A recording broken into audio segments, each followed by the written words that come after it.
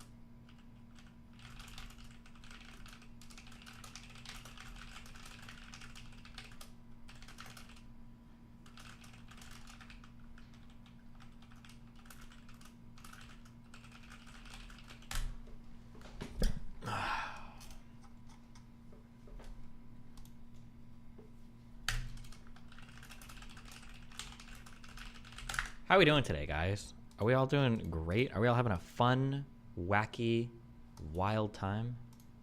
Because I know I am.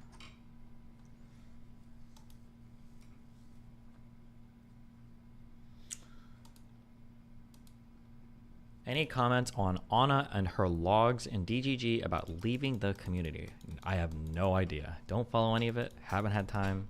What's the drama? Catch me up.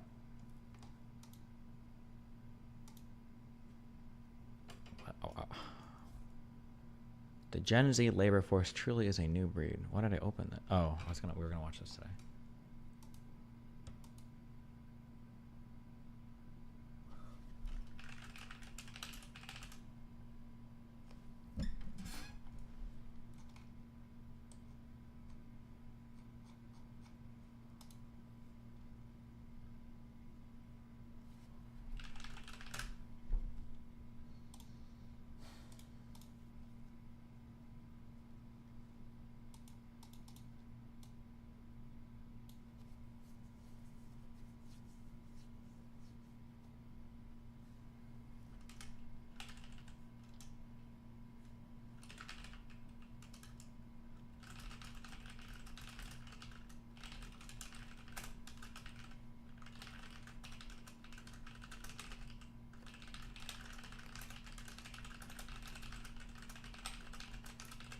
She was upset about some people calling her a clout chaser and some other weird comments in DGG. Oh, I can imagine. But she kind of like has jumped into the ring, like in his trial by firing herself, which is pretty harsh. I don't know. We'll see where she ends up, I guess.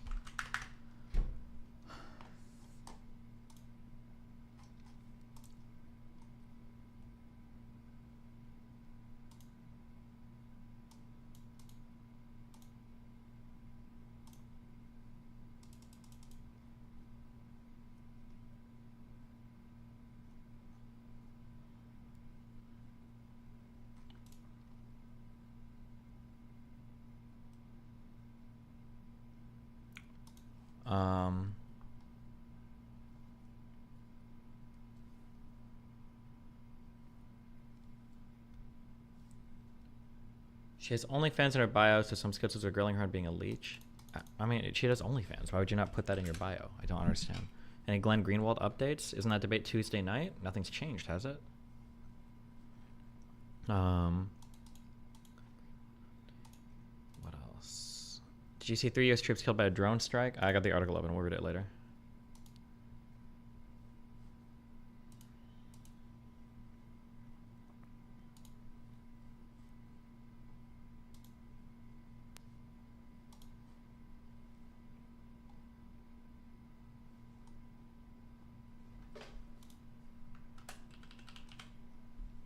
Who's responsible for Darius coming to canvassing? Darius is no longer coming to canvassing, okay? I talked to him. I've talked to everybody. Everything is solved, okay? You guys are way too much for me.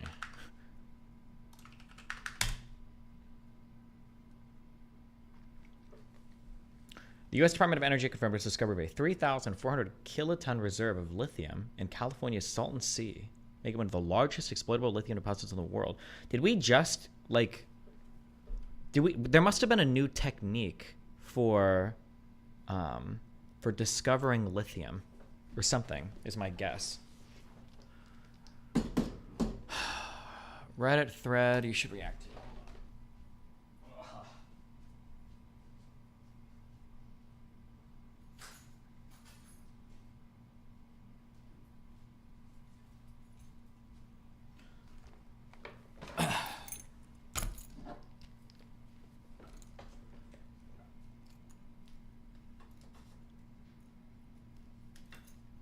Oh, Norway was phosphate, not lithium. Oh, never mind. Forget what I just said. Forget that.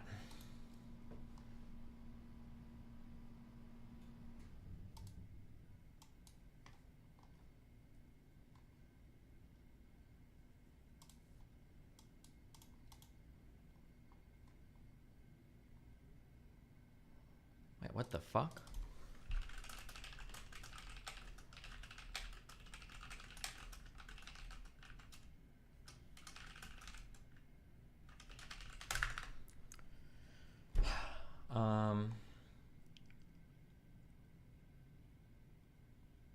Is that one of the new? Oh yeah, my Ralph Lauren polo sweatpants.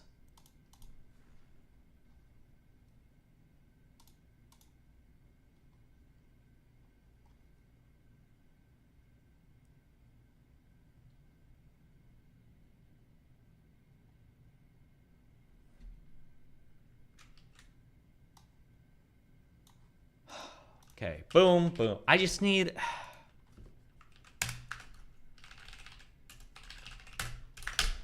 I just need to clone myself 20 times, okay? I need to clone myself 20 times because I can do all the work.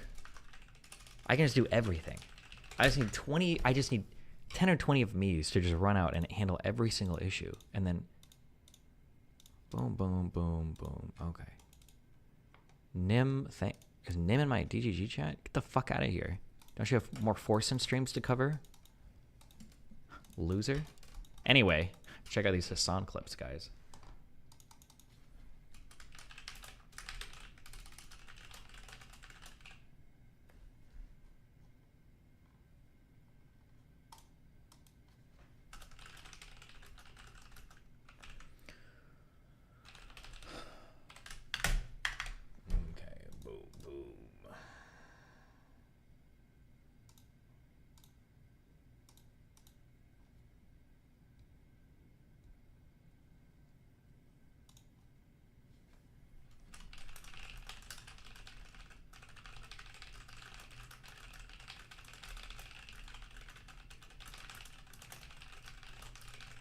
Why are we pepping in chat? Have you seen Multiplicity? No.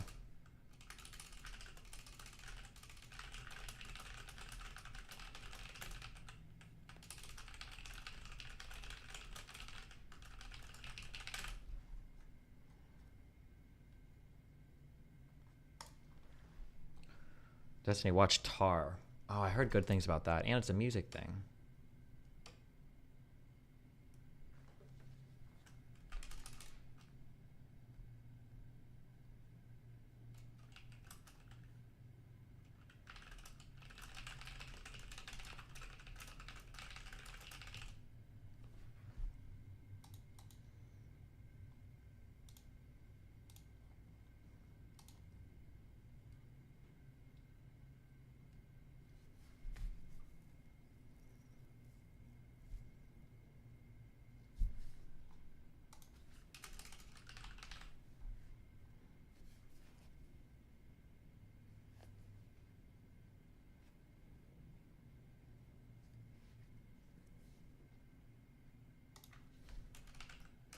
Hold on. Whoa, not done yet.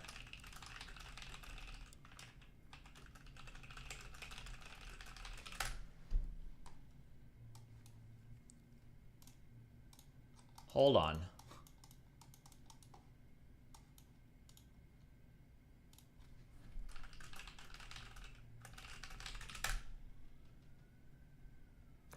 Maybe. One more. Hold on, we're gonna have one more.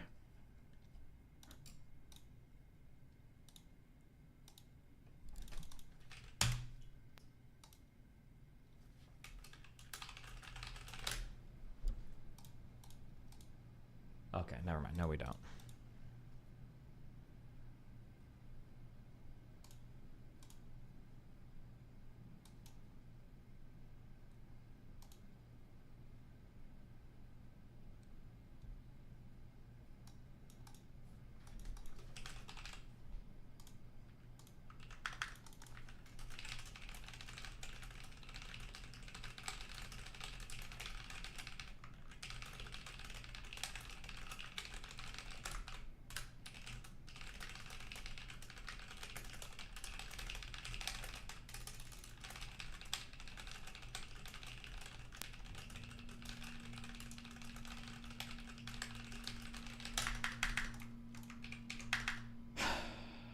Why did you unban can't close Vim? I don't believe I did I?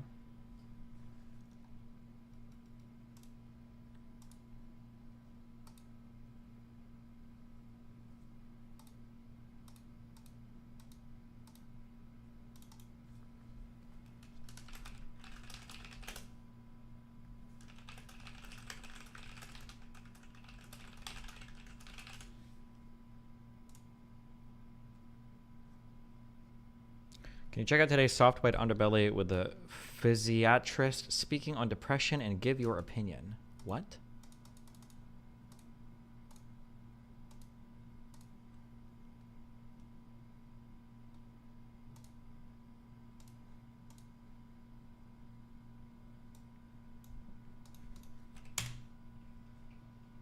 Hassan calls Macron a Nazi.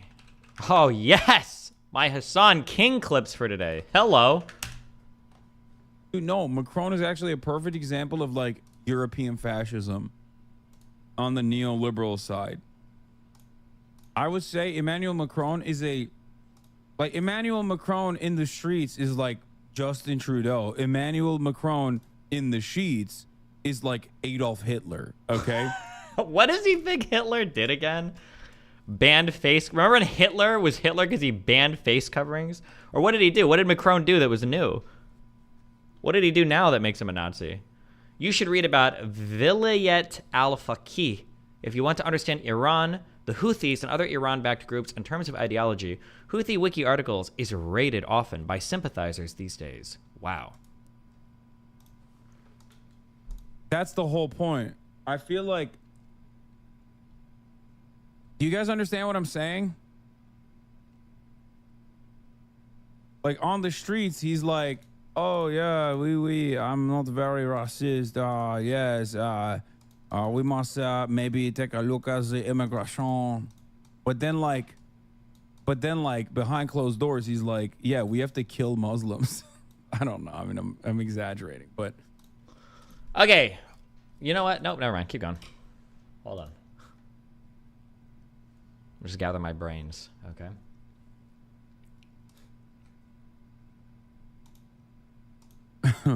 He's just like a disgusting little freak, but in public he really polites it up. They are protesting this by changing the campus's road names to Uyghur Martyrs Road, Free Hong Kong Road, Dalai Lama Road, for example. It's actually opening in 2024 because big Xi Jinping probably slid him a couple rare FIFA cards under the table or something. Watching a son watch a video, we don't have to do that.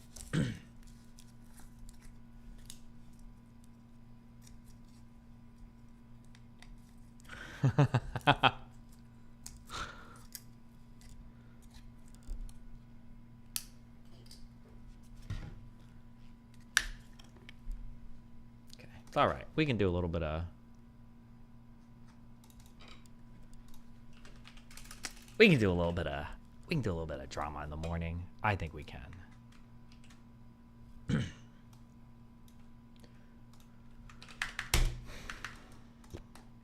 You read about the drastic drop in insulin price that happened in the U.S. at the start of 2024 due to the Medicare bill that Biden supported. $400 to $500 a box, down to $100 to $200 depending on the brand. I have not heard about that. If that's true, that's really cool, though.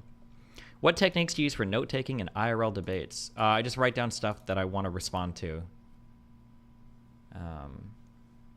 Yeah.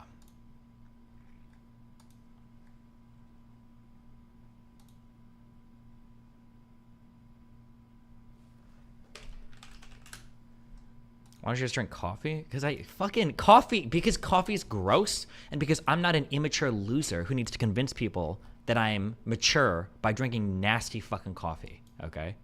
Nobody really likes coffee.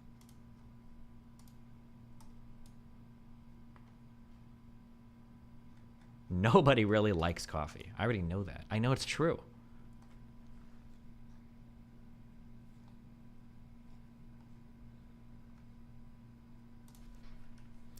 I mean, psychiatrist, does the orange one make you act in better faith? Pseudo rhetorical. Wait, I just don't know what you. Can you check out today's soft white underbelly with the Oh, is soft white underbelly? Is that a podcast? I'm sorry, that's why I didn't understand your message. Jesus. Okay, hold on. My bad.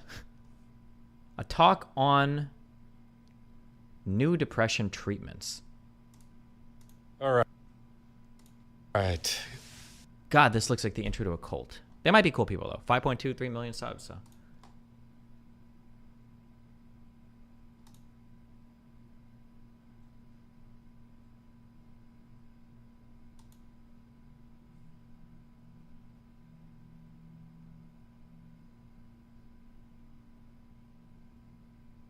Really wanted to reach out to you, having great momentum in my career. Would love to show you my latest song.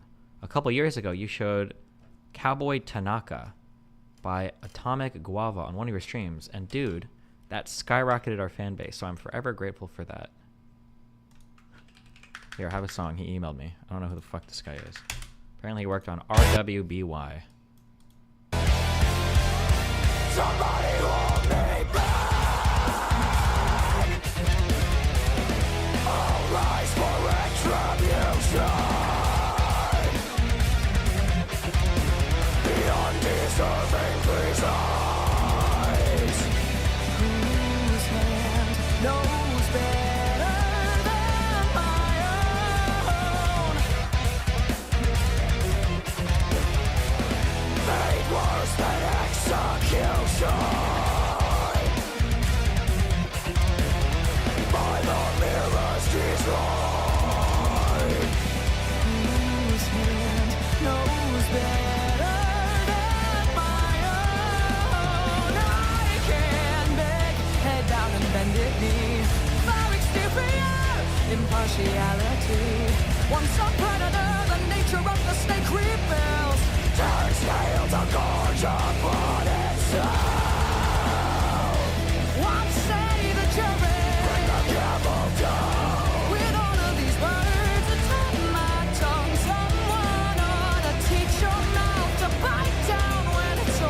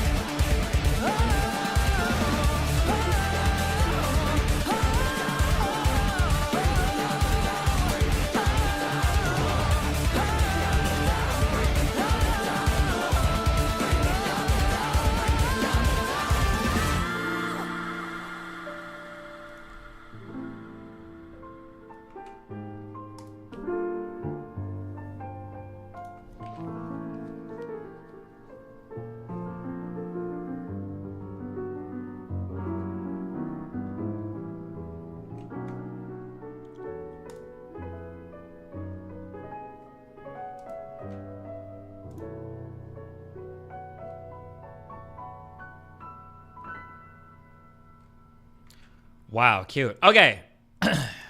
First things first. Okay. I don't even know how much of my community is invested in this versus just the side drama communities. And by that, I just mean Gistical and Kelly. Okay, so just as a heads up, all right? Darius came on the stream, and he asked me about going to the canvassing event, okay? I think I said, like, yes, or I said, like, yeah, as long as you're not going to fuck around or whatever.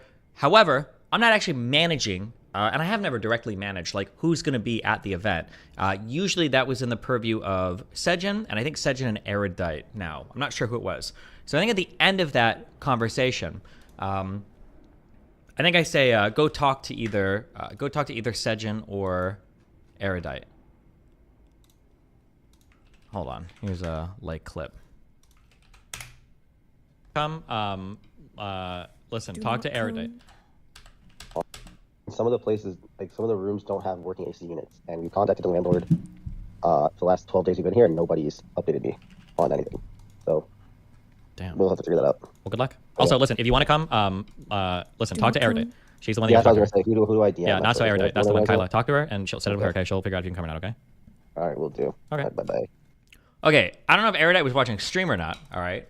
But I had a personal conversation with Erudite about Darius coming, and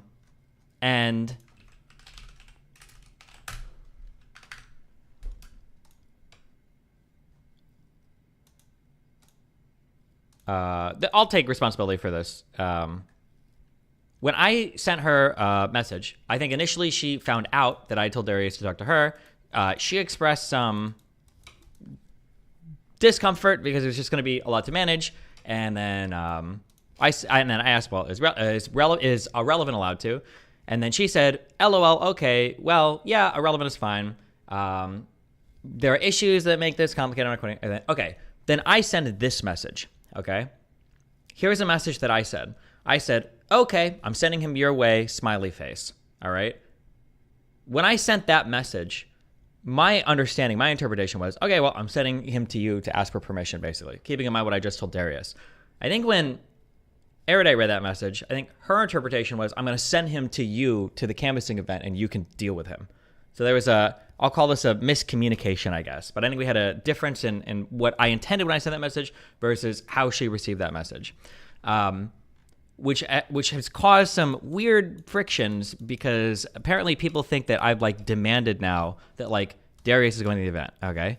Now there's a lot of dumb drama, people, worries, concerns, potential downsides, et cetera, et cetera, et cetera, going on in the background. Okay. So I have talked to Darius. I've said, hey, listen, it's not going to work. Have you at the event, at least for this event. There's just too much dumb shit in the background, too much potential downside. Like it's, boom. Okay. So, okay. That is taken care of. To be clear, I handled this on my own, okay, unilaterally, with no pressure from any other person, regardless of what they might say or might be telling other people or what other people might be saying, okay? Just as a heads up, because for some reason there are some people that think that they have either way more say than they actually do or way more control than they actually do, who also talk to other people that think that they do. And just to be clear, yeah, whatever I say on this is absolutely true. And if you hear other people say shit that contradicts what I'm saying, chances are they're lying, they don't have the full story, or they're dramatically exaggerating their own whatever fucking bullshit, okay? Just as a heads up so that everybody understands that. Jesus fucking Christ. My God. Okay.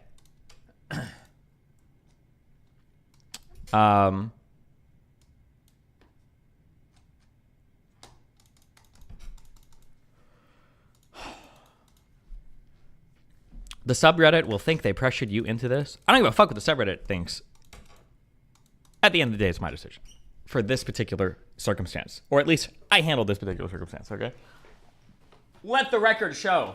That is my entry into this.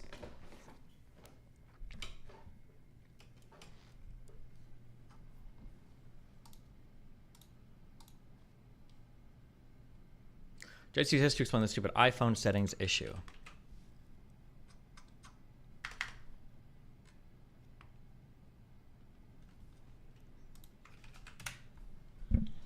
Works. Speaking of just taking longer to get things done on an iPhone, if I want to get into the settings to change my Wi-Fi, if I'm on a plane or something like that, or add new headphones, there's no easy way to get into the settings. Like with Android, if I just swipe down, instantly the settings are available, the little... Yes! Yes! My king!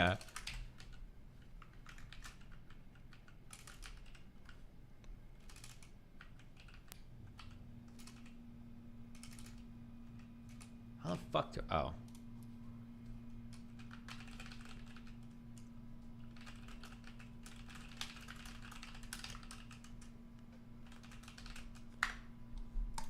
gear icon, and I can just jump into there to change Wi-Fi or Bluetooth. But with the iPhone, I have to actually swipe over, find the settings app, and then jump into it. Several more clicks to accomplish the same thing that happens almost instantly on Android. True! Again, How can you deny someone this bald? Look at him.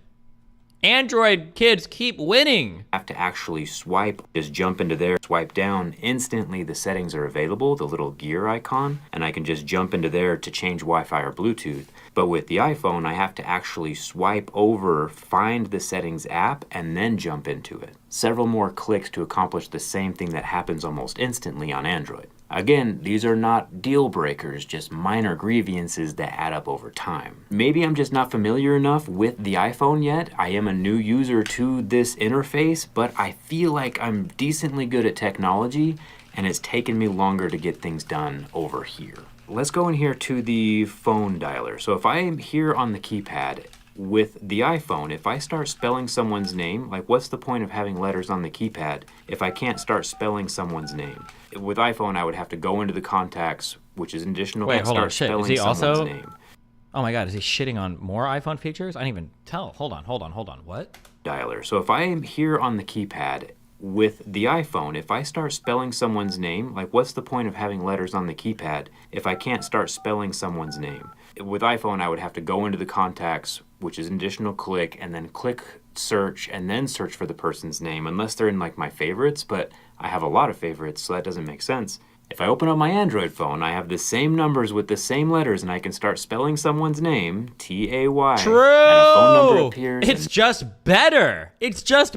Wait, he's talking about the picture right now. Oh, I know he's talking about this. You have notifications on the top left. Name appears, and everything is just instantly ready to go with just a few clicks. And my final minor inconvenience before we get into the deal breakers is, once again, taking longer to get things done. Let's say I want to write a message. Hello, it's me.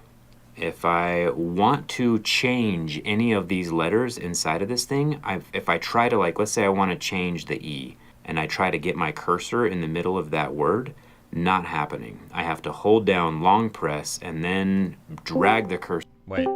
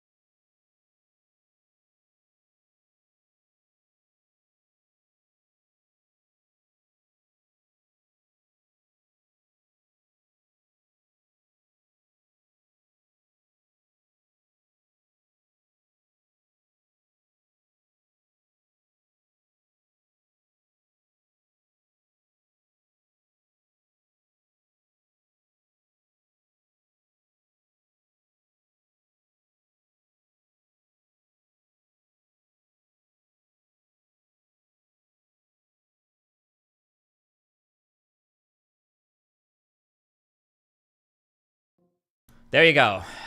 So if you're a tier 4 or a tier 5 sub, or if you're a subscriber on Kick, you just got all caught up with that. If you aren't subscribed, then you need to be in order to hear conversations like that. But thank you so much for being understanding, guys. Okay.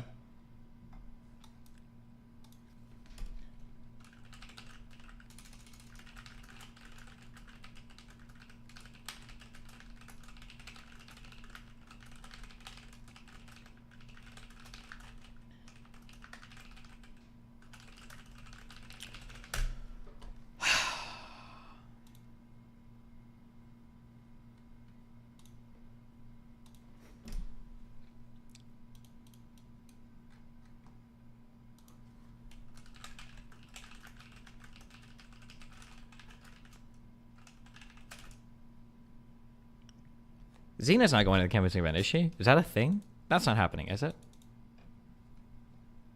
You are 35 and still engaged in the drama, reminiscing high school days. Cut off Darius, Xena, and other brainlets from the same camp.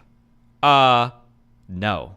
I think drama is awesome, and I'm proud to be a man-child, okay? Adults are boring. Why would I want to be a normal, boring loser? What, you want me to get a briefcase and a suit and take it to work with me every day? Fuck that.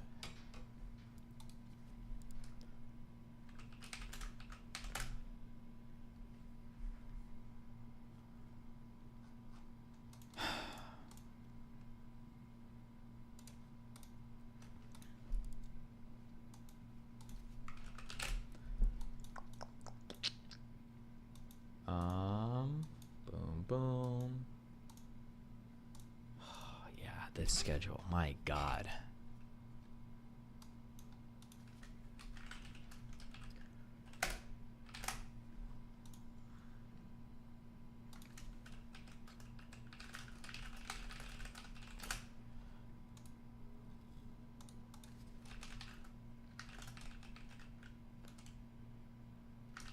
Okay.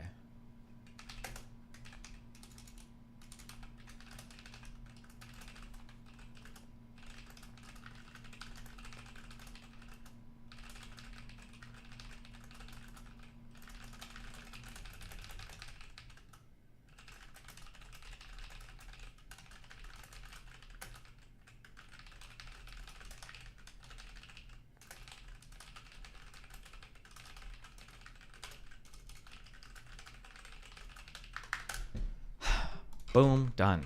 I am done. I am done. What is the streaming schedule looking like for the next month? Oh, it's not good. You're not going to like it. You're not going to like it. Edmund, thank you for the $20. And Tzuiz, thanks for the tier 2 sub. Next month is no streams. For the entire month. No streams. All of February.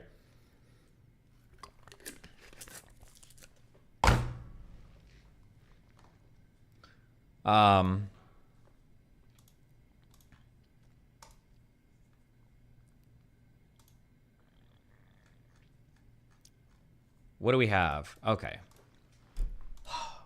On February 4th, I fly to Las Vegas. Eliminator, thanks for the 5 subs. On February 4th to the 5th, I'm going to be in Vegas because I'm doing the Iced Coffee Podcast Hour, Iced Coffee Hour Podcast, whatever the fuck that is.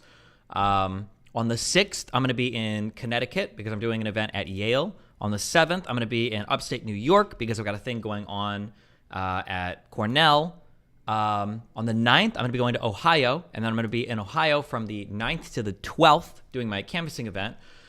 Then I should be back home from the 12th to the 15th, and then from the 16th to the 18th, I'm going to be in San Antonio for shooting with, I think, Donut Operator and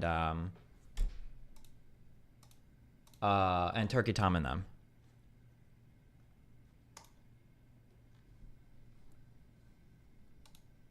Cornell is not upstate. Where's Ithaca? Does Ithaca not... I'm going to be honest. Anything that's not New York City, I just call upstate. Is Ithaca not upstate New York? Ithaca.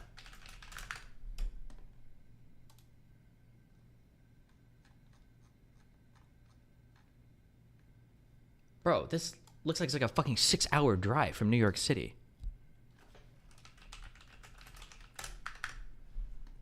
Four-hour drive.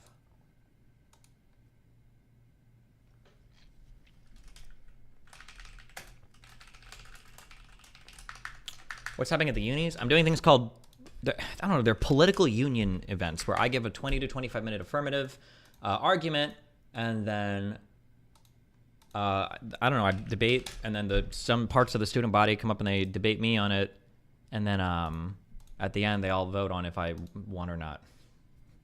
Does that make? I think it's like what Ben Shapiro did at. Didn't he actually do one of these at Yale? Did I say Ben Shapiro? Political union. Oh, he did one at Cambridge? Is it like this? Without further ado, can I announce Mr. Ben? Raising serum Allegheny, predation in the United States. Yes, I think it's going to basically be like this format. So it's going to be 15 to 20 minutes of me giving an affirmative defense of some topic, and then I think the student body comes up and they can grill me on it or some bullshit. Let's see. For Cornell, am I allowed to announce the topics ahead of time? Wait, do I even have a topic for this? Cornell, Yale. Okay, wait. For the Yale one, I don't. For the Cornell one, I think it's going to be about Trump and the J6 shit or something. No, this is the same fucking one. I'm a fucking idiot. Hold on.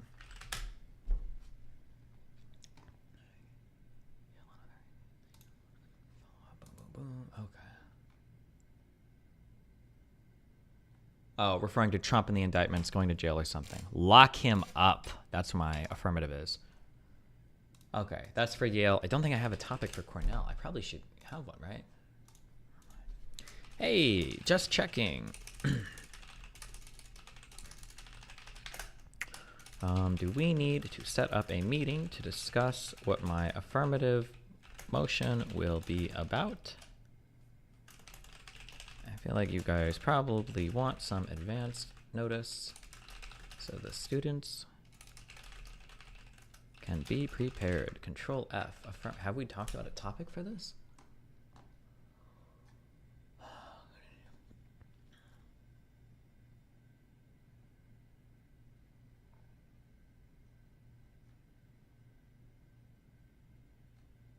No, we have not. Okay, send. Thanks for reminding me. Good job. Boom, boom, boom.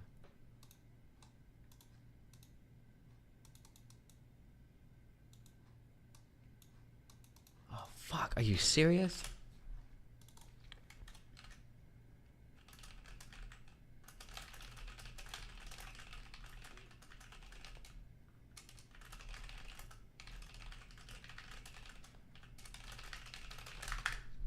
I just need to clone myself.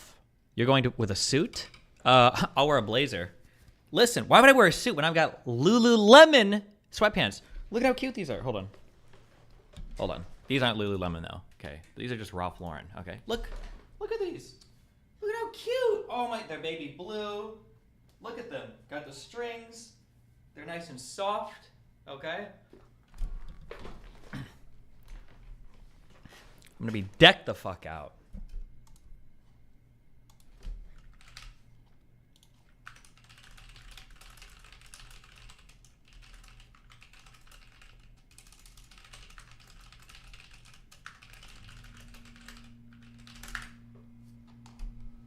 You legit look like a child with the brain of Einstein. That's how I hope to present myself, okay?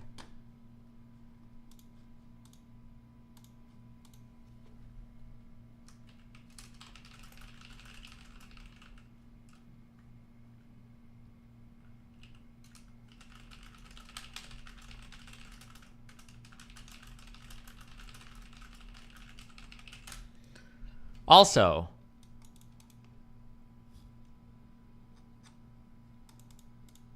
I don't know, are you getting paid for these uni events? No, I will request payment next time. I keep fucking up on that. I should have, but I see, because I'm still like, I have the poor brain. I've got the working poor brain, okay? I see the words Yale and Cornell, and I'm like, oh my God, prestigious. Like, yes, let's go. I should have said like, hey, because these guys are loaded. It's Cornell. You guys got to pay me at least 10K to do this. But I didn't. I fucked up. Yeah, I should have said, hey, but it's too late now. I agreed. I fucked up. You're right.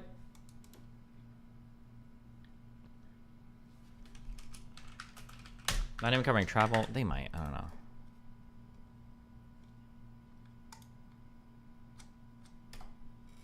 Devin said 100K. No shot. Did 100K is not, I don't think it's possible. I might be able to pull 20 to 50 depending on the budget of the school. But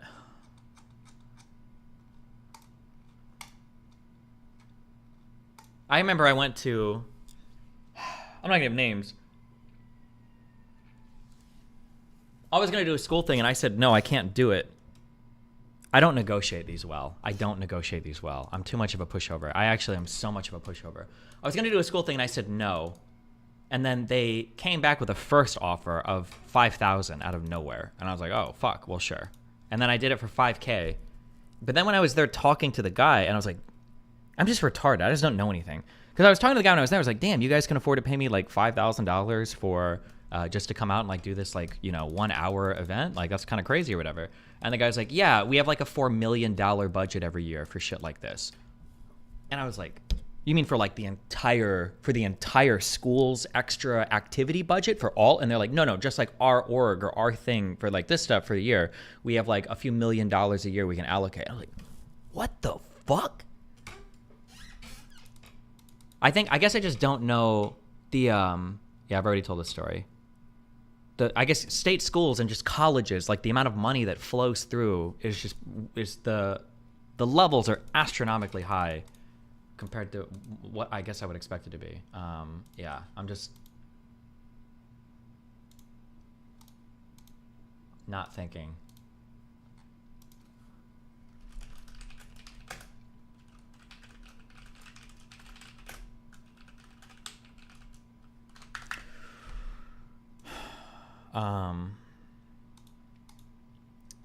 Fuck. Okay, and then also one more quick thing, okay?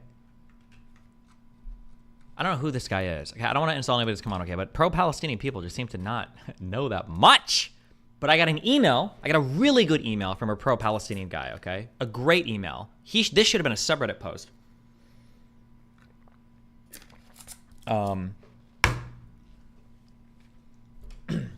His email was the most dishonest paragraph on Wikipedia. And he says, you often cite this paragraph in the Oslo Accords wiki. This is the most dishonest shit ever. The continued settlement expansion. While Perez had limited settlement construction at the request of the U.S. Secretary of State, Madeleine Albright, Netanyahu continued construction within existing Israeli settlements and put forward plans for the construction of a new neighborhood, Har Homa in East Jerusalem. However, he fell far short of the Shamir government's 91 to 92 levels and refrained from building new settlements, although the Oslo Agreement stipulated no such ban, construction of housing units. So before Oslo, we have 14,000 from 91 to 92, and then after Oslo, here is the construction. It's actually a little bit annoying because one of the things that I've given in the past as a piece of advice is whenever people pick like particular time frames or give you very specific stats, you should always be a little bit skeptical of that. So for instance, somebody says like, oh, women are more depressed now than ever. And you're like, well, how do you know that? Well, because women ages 24 to 32 and a half that are Hispanic actually report 2 times increased rate. And it's like, why the fuck is that so specific? Makes me think you're lying, right? Just like as a general thing, right? Now, I guess I was just looking at this because, oh, maybe it's before Oslo, and then this is after Oslo, so the years right before. But in my mind, I should have been thinking, like, I probably should have a larger time span for this. That would have been like a protective measure in my brain. Would have been good to know. But anyway, this guy sent me a picture of, let's see if I can find this. Construction starts in settlements by year, Israeli Central Bureau of Statistics.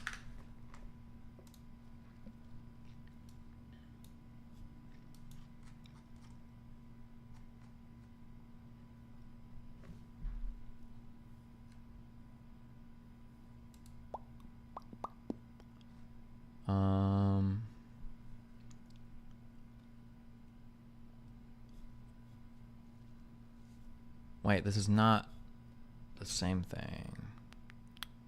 Okay, fuck. I don't know where his thing comes from 100%. I'm gonna assume he's not making it all at one sec.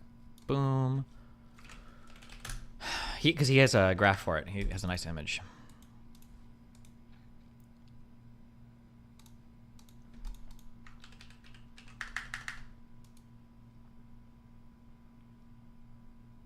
Destiny, while you were researching this, you said exactly, why are these years so specific? Oh, interesting. Oh, then I might have, maybe I did say that, but I didn't do further digging to it. Or I might have asked the stream team, we just couldn't find it. But anyway, he sent me this graph for this, right?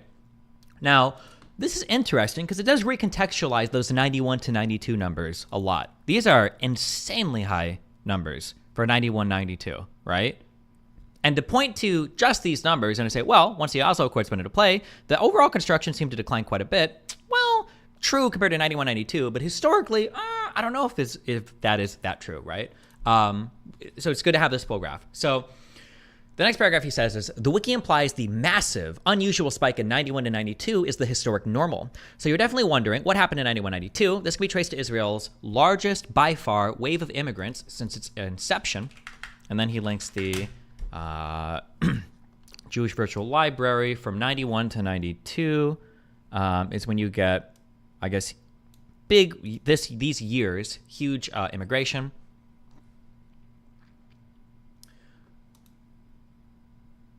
This happened because the Soviet Union, in its final years, lifted its ban on Jewish migration to Israel. Comparing 91 to 92 to 96 to 97 is insanely dishonest, and Bibi was PM from 96 to 99 as well. Also, the claim in the paragraph that Paris was pressured by Albright is just not true. The citation is completely irrelevant. I can't speak to that, but but there were no new settlements post-Oslo, right? Solely relying on the number of new settlements is a fundamentally flawed way of assessing whether settlement expansion is taking place. And then he lists 5 points. 1, Israel gets to arbitrarily define the difference between settlements and new neighborhoods. Here are some of the worst examples that I could find. And then he lists 5...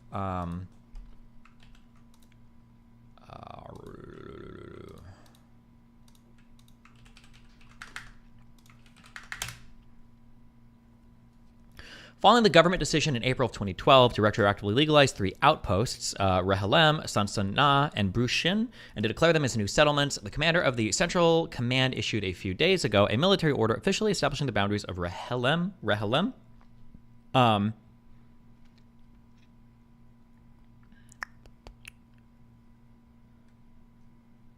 So here, this is, I guess, like, basically they're expanding this thing here.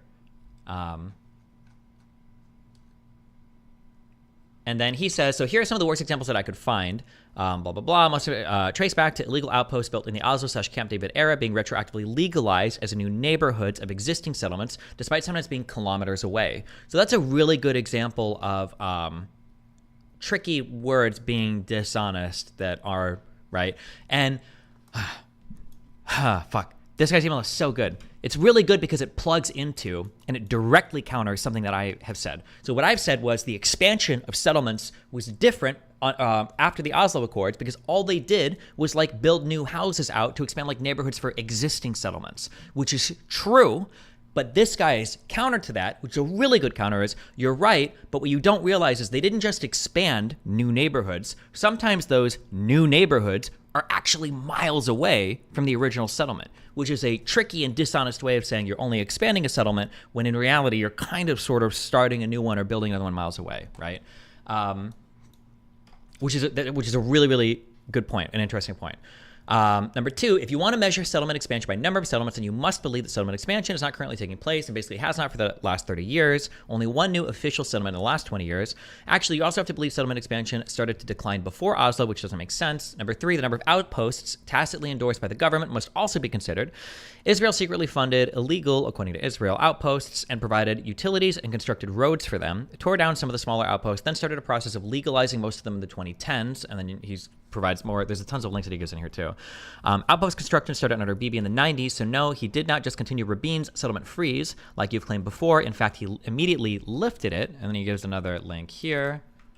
A good variety of sources too. Israel will allow settlers to build. This is from 96, so we're 3 years into Oslo here, right? The Likud government of Prime Minister Benjamin Netanyahu took one of its first specific steps today towards reversing the dovish policies of its predecessors, lifting a 4-year-old ban on the expansion of settlements in the West Bank and Gaza.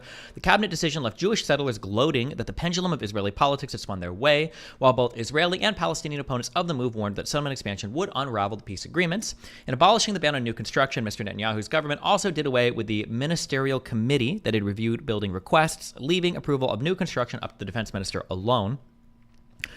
Yeah, so assuming he's not misquoting any of this. Note 2, Rabin's settlement freeze obviously excluded East Jerusalem, but it also excluded the Jordan Valley and Golan Heights, surprisingly, so it's less extensive or expensive than it appears. I think you meant to say extensive. Number 4, new official settlements are a bad look internationally, so there is strong incentive to keep them low. The Bush 41 admin based was putting real pressure on Israel in the early 90s to stop settlement expansion, but this pressure stopped later with the Clinton admin cringe, which only expressed disapproval.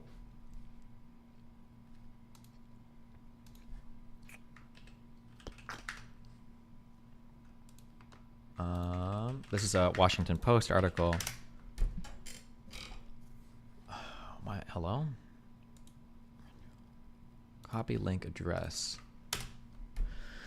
Baker bars Israeli loan aid unless settlements are halted.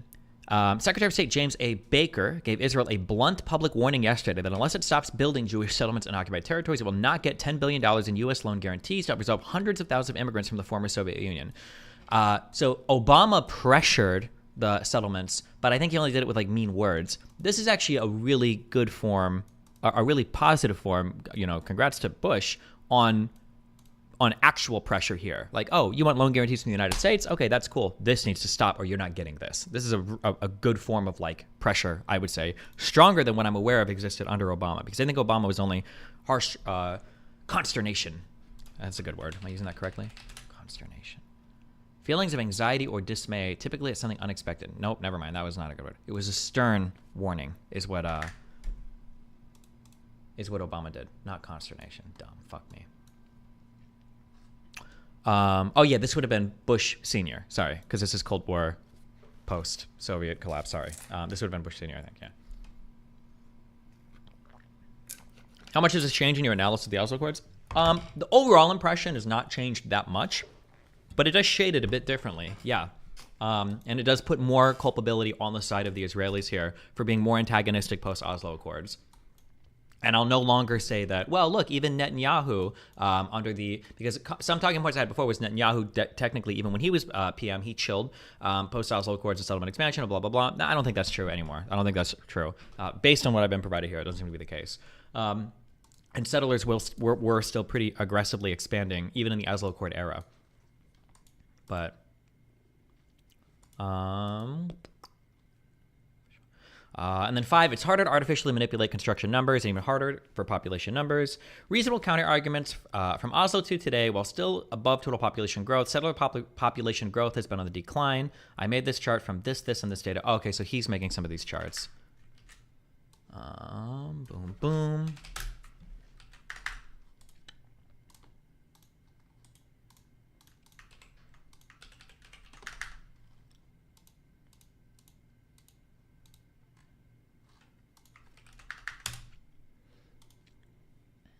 Settler growth versus total population growth versus new settlement constructions. So settler growth is percentage growth in population, and then population growth is down here, and then new construction starts as here.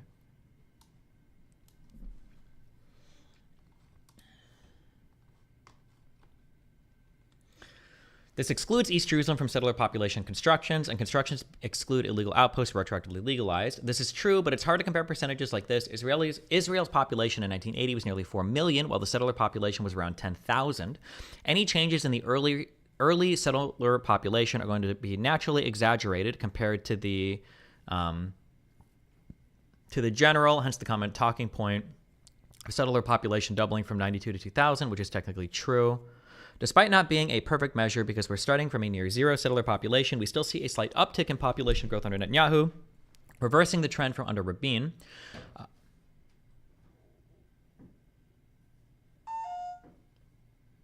So what is the best way of measuring settlement expansion? For starters, settlement expansion within settlements clearly and obviously increased under Netanyahu, particularly in 98 to 99. So you're wrong about that. But regarding expansion into the occupied territories, you have to look at not just the number of new settlements, not just settler population growth, and not just new construction starts, but a combination of everything, including outposts. What is this from? Experiment. You'll be okay. It's hot chocolate. But it could be hot chocolate made with water and not milk. It wasn't. I watched them do it. You watched them put milk? Yeah, What kind of milk was I it? gotta make sure they poison it correctly. Yeah, was it 2% or whole milk? Where the fuck would I know that? Oh, so you don't even know. You weren't really watching if you're not even paying attention to that. This could be soy milk. I'm already drinking a soy lint, okay? How much bigger can my boobs get? All right. Okay, but you have to include a combination of everything. So, 1, the number of official new settlements was the same for Rabin and Netanyahu. 2, population growth declined under Rabin and increased slightly for Netanyahu, despite downward pressure from the math. 3, settlement construction decreased under Rabin and increased under Netanyahu. And 4, most importantly, Netanyahu tacitly supported illegal outposts, which he later legalized. Under that view, in the Oslo years, settlement expansion into the occupied territories declined under Rabin and grew under Netanyahu. I'm not going to argue that Netanyahu wasn't pressured to follow through with Oslo II, as you've claimed, but you'd better find evidence of him doing so in good faith, because the wiki paragraph is not going to cut it. And the next section is, in one of your recent debates, you mentioned you could be persuaded one way or another on the question of whether we, the U.S., should put pressure on Israel to cut back on settlement expansion. Your argument was because there's no way for us to put pressure on terroristic Palestinians. It doesn't seem fair for us to put pressure on Israel or to reduce settlements. I believe the expectation you put on Palestinians to stop all violence is equally unfair. I recently was I would say that's not fair. I'm not saying they have to stop all violence, but like having a non-terrorist government, I think is an okay starting point. I recently was reading this book on Israel-Palestine, which does an excellent job articulating the Israeli, Palestinian, and broader Arab narratives. Here is part of the Palestinian narrative on the failure of Oslo, which I think directly applies to your expectation today. And the book that he's citing is this book. Arabs and Israelis, Conflict and Peacemaking in the Middle East. This book was written in... what is the date? Oh, 2022 was when it was published. And then his quote from the book is, Oslo was unfair to the Palestinians because it front-loaded benefits for the Israelis, for example, a permanent end to Palestinian violence, while back-loading benefits to Palestinians, postponing the resolution of all major issues of the conflict, including that of Palestinian independence and statehood. But meanwhile, Israel continued to build settlements in the occupied Palestinian territories, end quote. It's really hard to expect Palestinians to go into permanent status negotiations in good faith with facts changing on the ground, and it's equally hard to argue, as I think you would, that the facts weren't changing on the ground, from the tunnel incident to Har Homa to expansion of the Hebron settlement 1 week after WYE. I think these are examples of settlement expansions and neighborhood expansions and Western Wall Tunnel riots.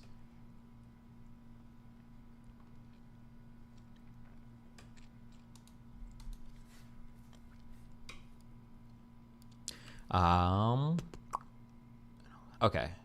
And all the other settlement / outpost expansions / outpost expansion discussed above, all under Netanyahu. I know a full settlement freeze was not technically a part of Oslo II, but the immediate unfreeze of construction and rise of outposts under Bibi did not go unnoticed and, in my view, violated the spirit of the interim agreement. And the next section is, I know what you're thinking, but for the last 20 years, Palestinians want to fight. Look at this poll, which shows 68% approval for armed struggle and 72% approval for October 7th. The great thing about the PCPSR is that they conduct polls every quarter dating back to 2000. So before October 7th, did Palestinians want to fight? When asked about the most effective means of ending the Israeli occupation and establishing a Palestinian state, here are the percentages of Palestinians that chose armed struggle. Other options were negotiations and peaceful popular resistance, sometimes among other options, but there was always the one violent option. So the in 2012, or I can just hold on 1 second.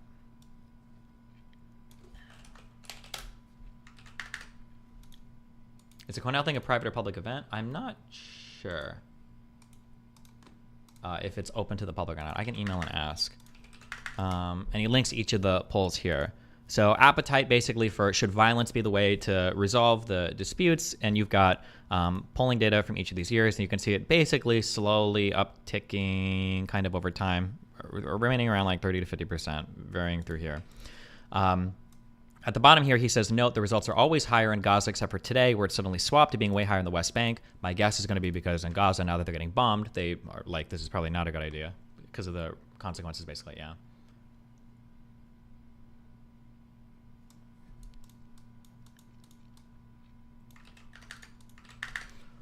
Before 2012, this exact question wasn't asked, but you can find some disturbing polling data from 2008 to 2009. Like 67% of people, or Palestinians, support attacks against Israeli civilians, compared to 40% in 2005 and 55% in 2006. Here's my simple hypothesis. Palestinians want to fight when there is fighting, bonus points for high civilian casualties, and over the last 10 years, during periods with no major fighting, most Palestinians did not want to fight.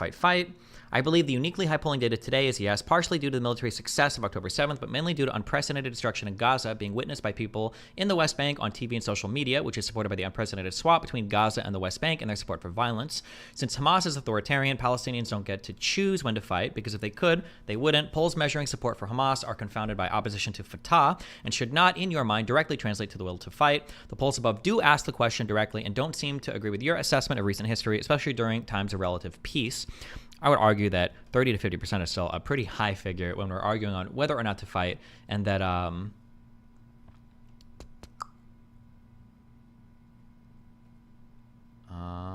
let's see, 33, 37, and 24.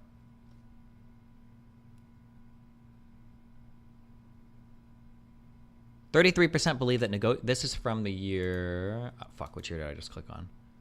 I don't remember, but this is so in this poll it says 33% believe negotiation is most effective, 37% think armed action is most effective, 24% think nonviolent popular resistance is the most effective. It's hard to know what those nonviolent people would support if it came to negotiation versus armed action, but regardless. Yeah. All I can ask you, don't say Palestinians always wanted to fight, and instead say some Palestinians wanted to fight in the last 10 years, the share of which has historically been lower than the number of Republicans who believe the 2020 election was stolen, smiley face. I don't know if this like dramatically alters the course of my thoughts on it, but it definitely does like fill out and shade some other parts of it. Yeah, these are really good counter arguments to some of the points that I brought up before. And there are some things that assuming everything in here is true, which I don't think any of it is like, seems to source ready things that I like wouldn't say anymore, for instance. So like that Netanyahu did actually pause or freeze or slow down construction significantly after the Oslo Accords. It doesn't seem to be the case. Yeah, somebody in chat said that it's so retarded that those are actually good pushbacks to things Destiny said in the past, yet no one has ever brought them up since none of these Muppets really. Yeah, the thing that's frustrating is that there are some good pushbacks to some things that I've said, but people just don't know them that much, which is really annoying. And it's not even that like the pushback makes me automatically wrong. It's just that there's an interesting conversation to be had there. Like for instance, one really pro-Zionist talking point over and over again. Here's two that are brought up around Gaza that people don't actually have good. They just aren't aware of it, right? One argument, and I might have even used these in debates just to see if the other person would push back, but I don't want to argue both sides. So one argument given is, well, in 2005, Israel pulled out the settlements from the Gaza Strip, and, they didn't get any peace from it, right? That desire, I believe Sharon himself has said, that desire to pull out settlements from the Gaza Strip, that was not a good faith showing from Israel to show that they can remove the settlements. That was we are trying to shore up our demographic majority in Israel proper, and we just don't want to fuck with the Gaza shit anymore. We're going to pull our people out. To their chagrin, they were like Israeli settlers outside their homes in the Gaza Strip, like trying to fight with soldiers, saying, "Don't take my shit down." And they're like, "Nah, fuck it. We're taking all the settlements down in the Gaza Strip." That was a unilateral move, though. That was not negotiated bilateral. We'll pull out our settlements. You give us this. We do that. Blah blah blah. That was just Israel saying, "Fuck you. We're pulling out our settlements. We want to shore up our demographic majorities in these areas where it's more important."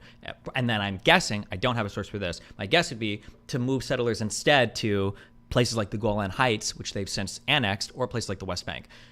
That would be a good counter argument to me or to anybody else bringing up, well, we pulled out the, Israel pulled out the settlements in 2005 in Gaza and they got, only fighting. Nobody seems to be aware of that. Nobody knows that. I don't know why. That's even listed in the wiki where Sharon has made those comments. A second argument that's brought up very commonly, I think I've used this one a few times, that nobody seems to know, is people talk about how, I think Wiki even brought this up. I didn't say anything. People talk about how in the Gaza Strip, they bring up in the Gaza Strip that Hamas basically couped and killed Fatah after they won their elections and everything. This is true. However, part of the rationale for this, and we did go over this on stream, was there were plans from the United States and Israel to arm Fatah to coup Hamas. And that's part of the reason why Hamas was like, we're killing all you motherfuckers. We won our elections. Get the fuck out of here. That's why they were throwing them off of buildings and killing them and shit. But nobody seems to be aware of any of it. So, and there's I'm sorry. What? I don't want to debate you today, but I want to ask, do you listen when we talk? Like when we Don't debate do these this, things. Lycan. Oh no, don't do this. No, I'm going to ask because during the again, like you said, it doesn't mean you're wrong, but during the conversation with Loanerbox, I brought up that first point, and during a later conversation, I brought up that second point, and you never remember it. I've heard you. You do might this have so not, many but it's times. because, but these are all I don't know where you got them from, but I discovered these on my own before hearing anybody else say them. Somebody linked me to documents relating. I'm 1,000,000% positive. You want to show me sources or whatever, or a clip of you talking about it beforehand, you can. But I was shocked when I found out that Hamas Fatah thing, and it was because people linked me declassified documents in the United States planning on an overthrow of Hamas via arming Fatah. I've never heard. Yeah, because someone pushed back on me when I brought it up and was like, we went over it. I went over it later on the stream with just Stalk. It was like one after a day or two after we had discussed it, and he brought it up, and so I went further into it with him. But I did bring it up to you regarding the Fatah. Okay, you can show me when, but I don't remember this. But also I can't believe you don't even believe me when I'm just coming in to tell you. It shows the distrust you have for me. I have distrust for anything if I don't see documents, but I distrust everybody. I have distrust Pisco, No, right? We I'm fought just for saying that I 5 brought days. it up. All I'm saying is that I brought it up. It is possible you brought it up, and because you didn't have a source for it, I just ignored it. That's possible too, sure. But like, yeah, I only go by what I can source. But I mean, I treat Pisco the exact same way. We argued for 3 days over the January 6th shit, and it wasn't until I saw the actual J6 committee, it's like, okay, now I believe this. I always need sources for everything because everybody says everything. I'm not even talking about the believing it. I'm just talking about you believing that I said it. That's it. Okay. I mean, So maybe I it don't wasn't remember, until you maybe, saw. but I just Because don't I'm remember. just, when you brought it up, it wasn't like, oh yeah, I think Lycan mentions this at one point. When you saw the document yourself, like none of that clicked for you? No. Because if I don't see a document, like a lot of people say a lot of random things about everything. But unless I see documents, then I'm like, oh, okay, shit. Wow, DJ Dreamy, thanks for the tier 5 subber. Have you ever heard of the Goldstone Report? Have you ever heard of the Turkleton Commission? Turkle Commission. I call him Turkleton. We're close friends. Yeah, what's that YK holiday that the Jewish people celebrate? Y2K? No, begins with the Y and a K. I just want to hear how you say it. Is it Yom Kippur? Close, Kippur. Okay. All right, that's all. Love you. Bye.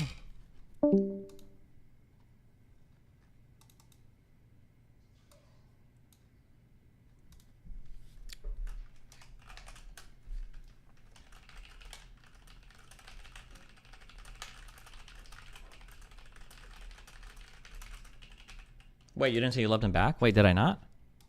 Oh, I love you, Lycan, if you're listening.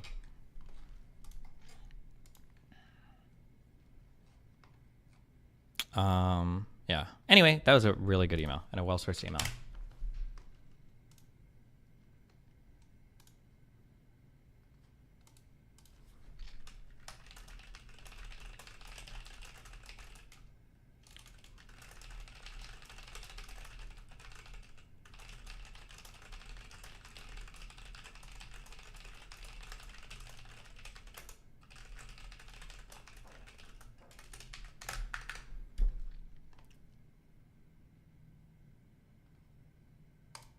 Can you expand more on the demographics argument you just made, please? Not much more. I would need to look up more. I'm extrapolating a little bit, but when Israel pulled the settlements out from the Gaza Strip,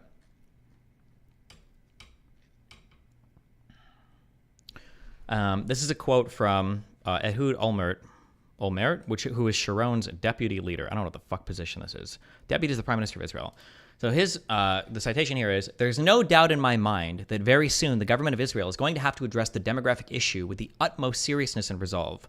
This issue, above all others, will dictate the solution that we must adopt. In the absence of a negotiated agreement, and I do not believe in the realistic prospect of an agreement, we need to implement a unilateral alternative. More and more Palestinians are uninterested in a negotiated two-state solution because they want to change the essence of the conflict from an Algerian paradigm to a South African one, from a struggle against occupation in their parlance to a struggle for one man, one vote. That is, of course, a much cleaner struggle, much more popular struggle, and ultimately a much more powerful one. For us, it would mean the end of the Jewish state. The parameters of a unilateral solution are to maximize the number of Jews, to minimize the number of Palestinians, not to withdraw to the 67 borders, and not to divide Jerusalem. 23 years ago, Moshe Dayan proposed unilateral autonomy. On the same wavelength, we have to espouse unilateral separation. It would inevitably preclude a dialogue with the Palestinians for at least 25 years.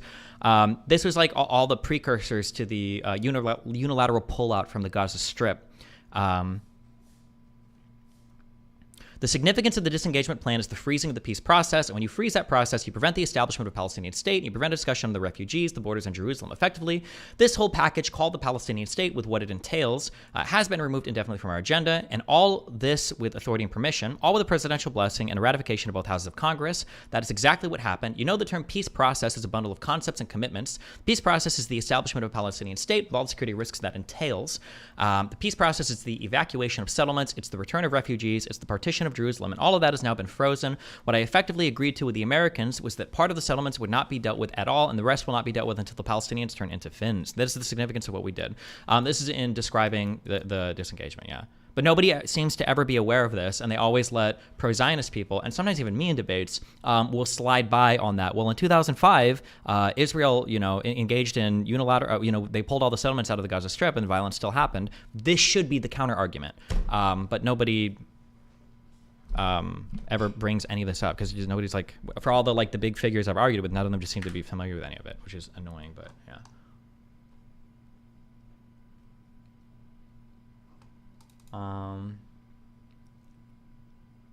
There's a former Israeli advisor to Rabin and Sharon who is a big proponent of that unilateral disengagement that I think you had a conversation with. Oh, well, tell him to email me. Oh, make sure to wish Eridette a happy birthday. All of this can be true, but that doesn't change that Palestinians elected an internationally recognized terrorist group to lead them. Sure. None of these things necessarily change the overall opinion, because your overall perspective should be built on a plethora of underlying arguments or premises. However,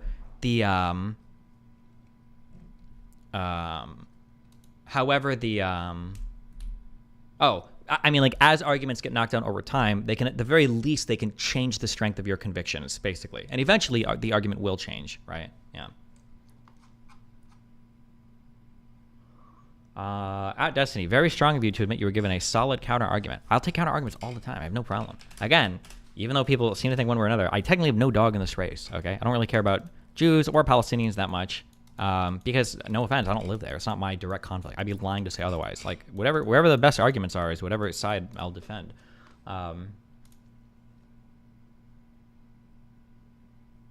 Just most of the pro-Palestinian, scholarly people or celebs or whatever the fuck I brought on to argue with are just fucking retarded. I'm too lazy to go to the VOD, but I found multiple instances of me bringing it up in chat. Of bringing what up in chat? Sharon left Gaza in 2005 because they want to increase the voting. Yeah, of course. But this is not something I discovered later. This is something we discovered during our research because it's literally listed right there in the wiki. But Destiny, the Gaza settlements were only 8,000 people. Do you really think they went through the insane trouble for demographics? I don't know 100%. I don't know all of the detailed fleshing out there. I'm not entirely sure, but I don't know. I just know that at the very least they stated that, and they had support in the Knesset for that and everything too. So,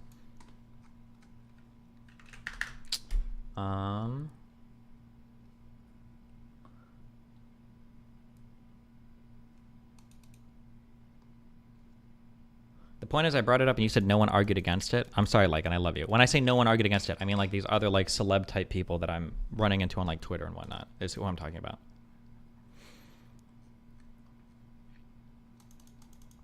Not my beloved cook, who I love and cherish. My co-host of The Late Game.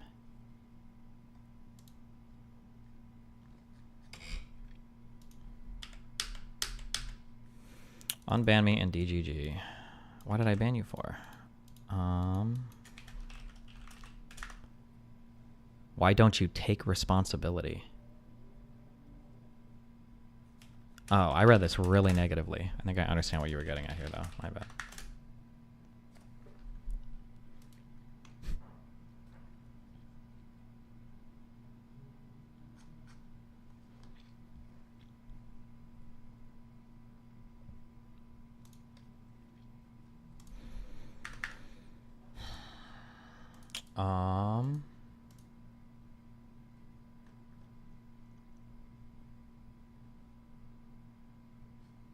Okay. We've got things open. We'll finish this today. What is this?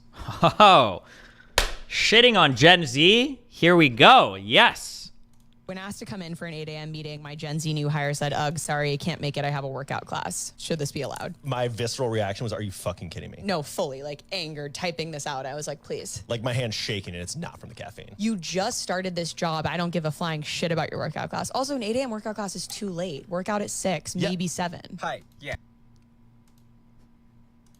Wait, oh no. Hold on. Wait. Are they scheduled to work at 8? Or are you asking them to come in early for a meeting? Because that significantly changes how I feel about this argument. If you're asking somebody to come in early, it either needs to be on the schedule really far in advance and like negotiated in advance. Fuck you. There are no real-time signaling for a job. Hold up. Wait. I don't actually. And actually, fuck the worker for saying he's got a workout scheduled. The Gen Zer guy saying, I've scheduled a workout, he shouldn't say that. He should say, actually, 8 a.m. is my 45-minute jerk session. I will sit in my bed and I will fucking come for 45 minutes straight because fuck you. Why the fuck would I come in early for a meeting if I have anything else that I want to do? Unless you were put this on the schedule really far in advance, or this is like part of like the job expectations. But shit about your work. Does this guy shit on the Gen Zer? Who is this? Hold on. I hate. I'm sorry. Also, you're assuming a whole lot there. I am assuming a whole lot. I'm sorry. Because I worked grave shift. And when you work grave shift, I don't know if it's like this everywhere else, but when you work grave shift, people have no concept of respect for time, okay? I would get home from school, if I'm lucky, at 1 or 2 p.m. I would immediately go to sleep, and then I would wake up at 9 p.m. to get ready for work, okay? Because I work from 10 to 6 or 10 to 8, depending how lazy Mary wanted to be in the mornings. I would get phone calls at 5 o'clock asking if I want to come in an hour too early. I'm fucking sleeping right now. I work grave shift. When the fuck do you think I sleep? The reality is I went to the office and I slept sometimes because fuck my job and fuck that shit. And I will sleep on the job if I can get away with it, okay? Hell yes, I will. You better fucking believe it. But regardless, okay, you don't know that because there are no cameras in the office, okay? Listen, yeah, I'm sorry. Hold on. Shh. Sorry. One of my few triggers, all right, is companies. Here's my two. Okay, sorry. We're going to be pro-labor today, all right? We're going to be anti-capitalist today, pro-union today. I don't know about union. Fuck unions, actually. Fuck them. I don't care about unions, okay? Please understand this, all right? Companies do not give a shit about you, okay?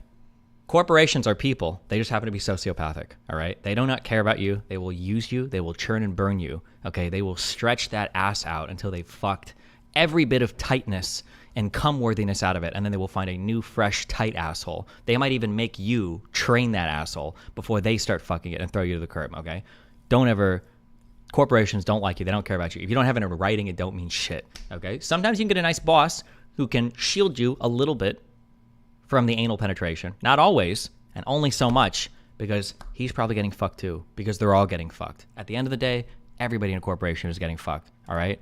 You don't owe these motherfuckers anything. You don't even owe them your 2 weeks. You know what? If you've got a new job in a totally different industry, all right, fuck a 2-week notice. You don't need it. They don't give you a 2-week notice when they fire you. Why the fuck do you need a 2-week notice to leave? That's not a law. You're not gonna get it. You're not getting arrested for that. All right? You say, you know what? You don't even tell me you leave. You can quit. It's called no call, no show. 3 days in a row. See ya. Don't actually do that. You don't want to destroy your reputation in an industry. You don't know if you need to go back to the job, but you don't know if you need to use them as a reference. So don't actually do that. Okay? But fuck companies. All right? Fuck companies. And if you want to call me in early, you better be paying me fucking 2.5 times, okay? Bullshit. And if I give you any excuse, what we used to do at the casino is we always used to say we were drinking, and that was it, you know? Leave work at 6, Pam, somebody calls you at like 9, it's like, hey, can you come back in for an hour? Sorry, already drunk. I can't work. I'm drunk. You want me to come in? You're at casino, Dram State. There's a lot of regulation. You really want me to come in while I'm drunk? You're really drunk at 9:30. Yeah, I drink, unfortunately, as soon as I leave work because I hate my life because I have to work this job for you. I hate myself. So the only way I can cope with the agony of my existence, knowing that I'm going to have to continue to work for you, is to get wasted immediately as soon as I walk out the fucking door. Sometimes I'll bring little mini shots of rum in my pocket and I'll get drunk before I even leave the fucking premises. Right after I clock out, all right, I'm intoxicated. Fuck you. I am drunk. Don't call me in early ever. Put it on the schedule. If you want me to come in, put it on the goddamn schedule. Fuck you. Sorry. Okay. God, I hate fucking. Fuck. Sorry. He's about to say some shit that's going to completely counteract everything. We actually hired this employee, and he agreed to all of these meetings in advance, and now he started to change his subject as soon as he got accused of sexual. It's going to be some crazy shit. Sorry. Hold on. Workout at 6, maybe 7. Hi, Natalie. So we can talk about this more later, but I'm gonna address this now. It was made very clear. Oh shit, never mind. Oh, he's the employee. Oh shit. During the interview process that the working hours for this position is between 9 to 5 p.m. Eastern time, and I am on Eastern time. I made that very clear. Oh, so this guy did fuck up because the hours were 9 to 5, and he said that he had to go to the gym at 8. He should have said he was jerking it. He should have said he was masturbating and then shitting into his girlfriend's mouth because that's what he likes to do from 8 to 8:45. And that the last time he checked on his paycheck, they weren't paying him from the hours from 8 to 9 a.m. So that's his time to do whatever the fuck he wants. HR because I have commitments outside of work. I go to the gym, I work out because I care about my health. Sure, I can make a sacrifice. Wait, also, hold on. I'm so sorry. Hold on. Okay, let me tone this down a lot. Okay, what I just said was half joking in terms of like you can do whatever. But seriously, this is in my opinion. I haven't worked in any corporate environment for 15, 20 years, whatever the fuck. So take everything I say with a grain of salt, okay? But in my opinion, if people are asking you to come in early or stay late, and it's not something that you've worked out in advance, and it seems to be in contradiction to the agreed upon schedule, I don't think you should say what you're doing.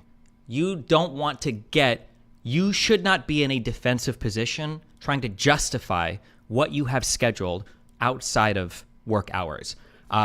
I was half joking about the cum thing, but the point that I'm making is you shouldn't have to say, I go to the gym, I work out, I want to stay healthy, blah, blah, blah. It doesn't matter what the fuck you do. You can smoke weed, you can get drunk, you can fly to Epstein's Island and visit some of the caged girls. You can do whatever the fuck you want. Don't ever get in the position of thinking you have to fight with a boss to justify what you do off the clock, right? Is it illegal? Am I going to get fired for this? Am I making the company look bad? Fuck you, fuck no, fuck off, okay? In my opinion. Don't ever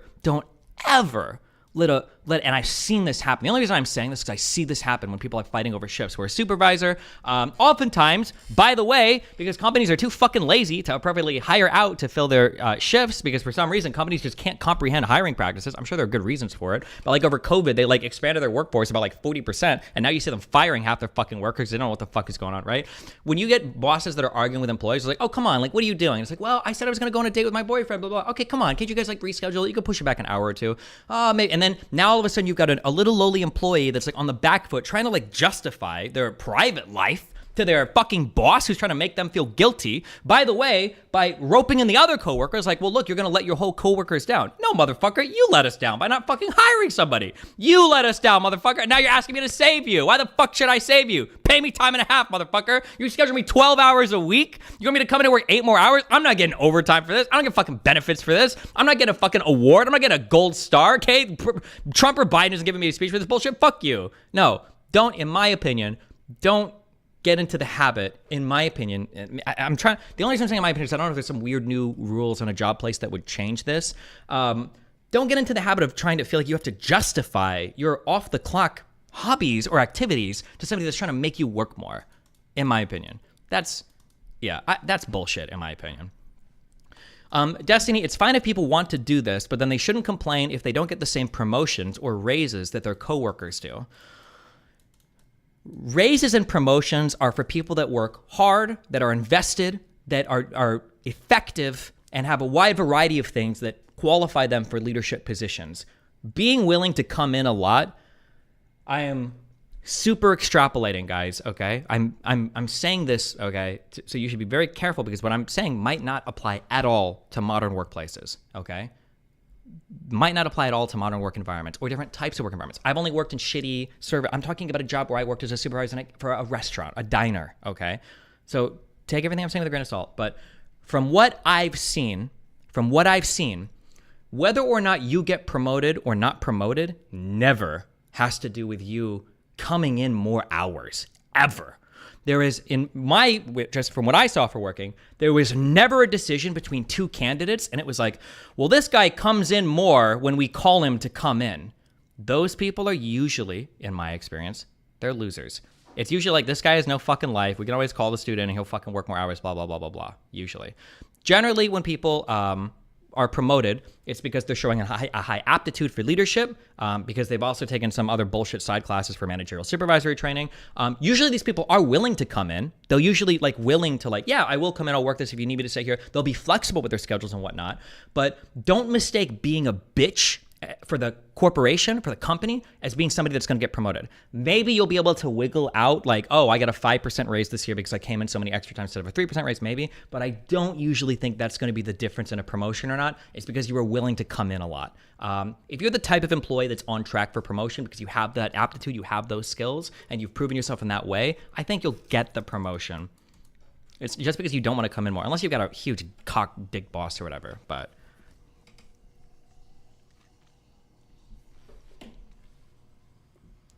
Rock'em Lock'em says, bro, it's 1 hour early.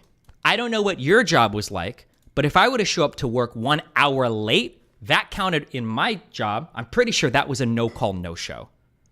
If you go to work 1 hour late, I think if you were late, I think it was an hour or more late. I think that was an automatic no-call, no-show, which in my job, if you did that, it was either once or twice you were fired. But sorry, let me let this guy explain his shit, sorry.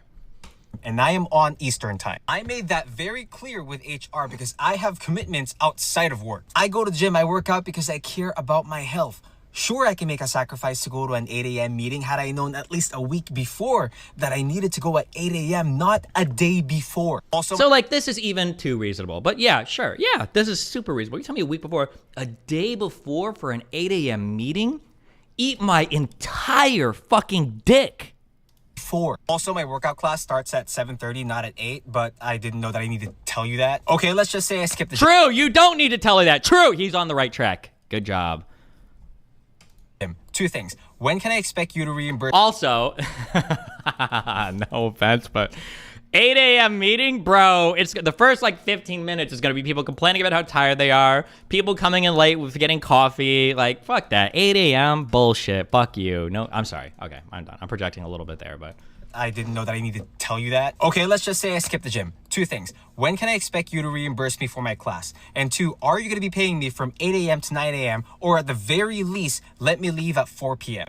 Okay, these are kind of okay questions to ask in advance, but in my opinion, my hourly rate is for what you're posting on the schedule. I say this, but I was such a pushover bitch at my job, okay? I'm the biggest bitch cuck in the world. Do as I say, not as I do, guys, okay? I'm a fucking pushover. I am a spineless fuck, okay? Remember, do as I say. I big dog it when I give you guys advice, and then I small dog it when I am cucking out to companies, okay? But, yeah, like, just getting paid from 8 to 9, they probably would pay you, but that's not enough. They're calling you in on a day's note, on 12 hours notice almost, 24 hours notice going to this meeting, okay?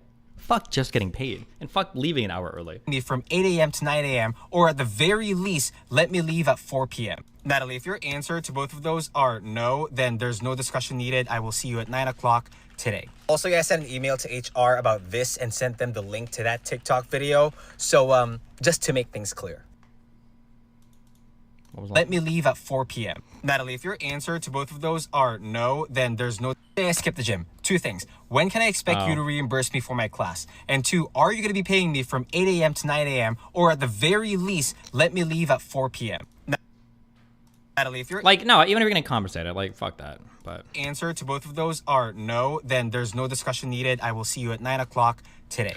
Destiny, you are wrong. Doing any of this shit will get you fucked. Thanks for clarifying. You didn't do any of this shit. LOL. Now it makes sense.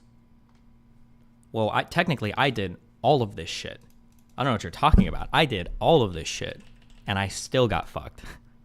I missed 1 day of work, I think, in the 2 or 3 years that I worked there, because my best friend killed himself, okay, in a highly dramatic fashion. And then I got promoted incredibly quickly, okay? I think I was the only black badge employee, meaning I was a minor, and I needed a fucking hand-holding adult to go onto the fucking carpeted floor, okay? I was a really good employee. And I came in early. That's why I quit school, because I was working 60-hour weeks. I did all of that shit, and I still got fired. How did he kill himself? He laid down on some train tracks and got ran over by a train. Also, I said... Giga Chad. Yep, being a cuck gets you places. Unlucky you got fired though. I mean, cucking out in some ways will get you places, but just like working a lot of hours, I don't think generally do it. Was he Indian? No, he was Mexican.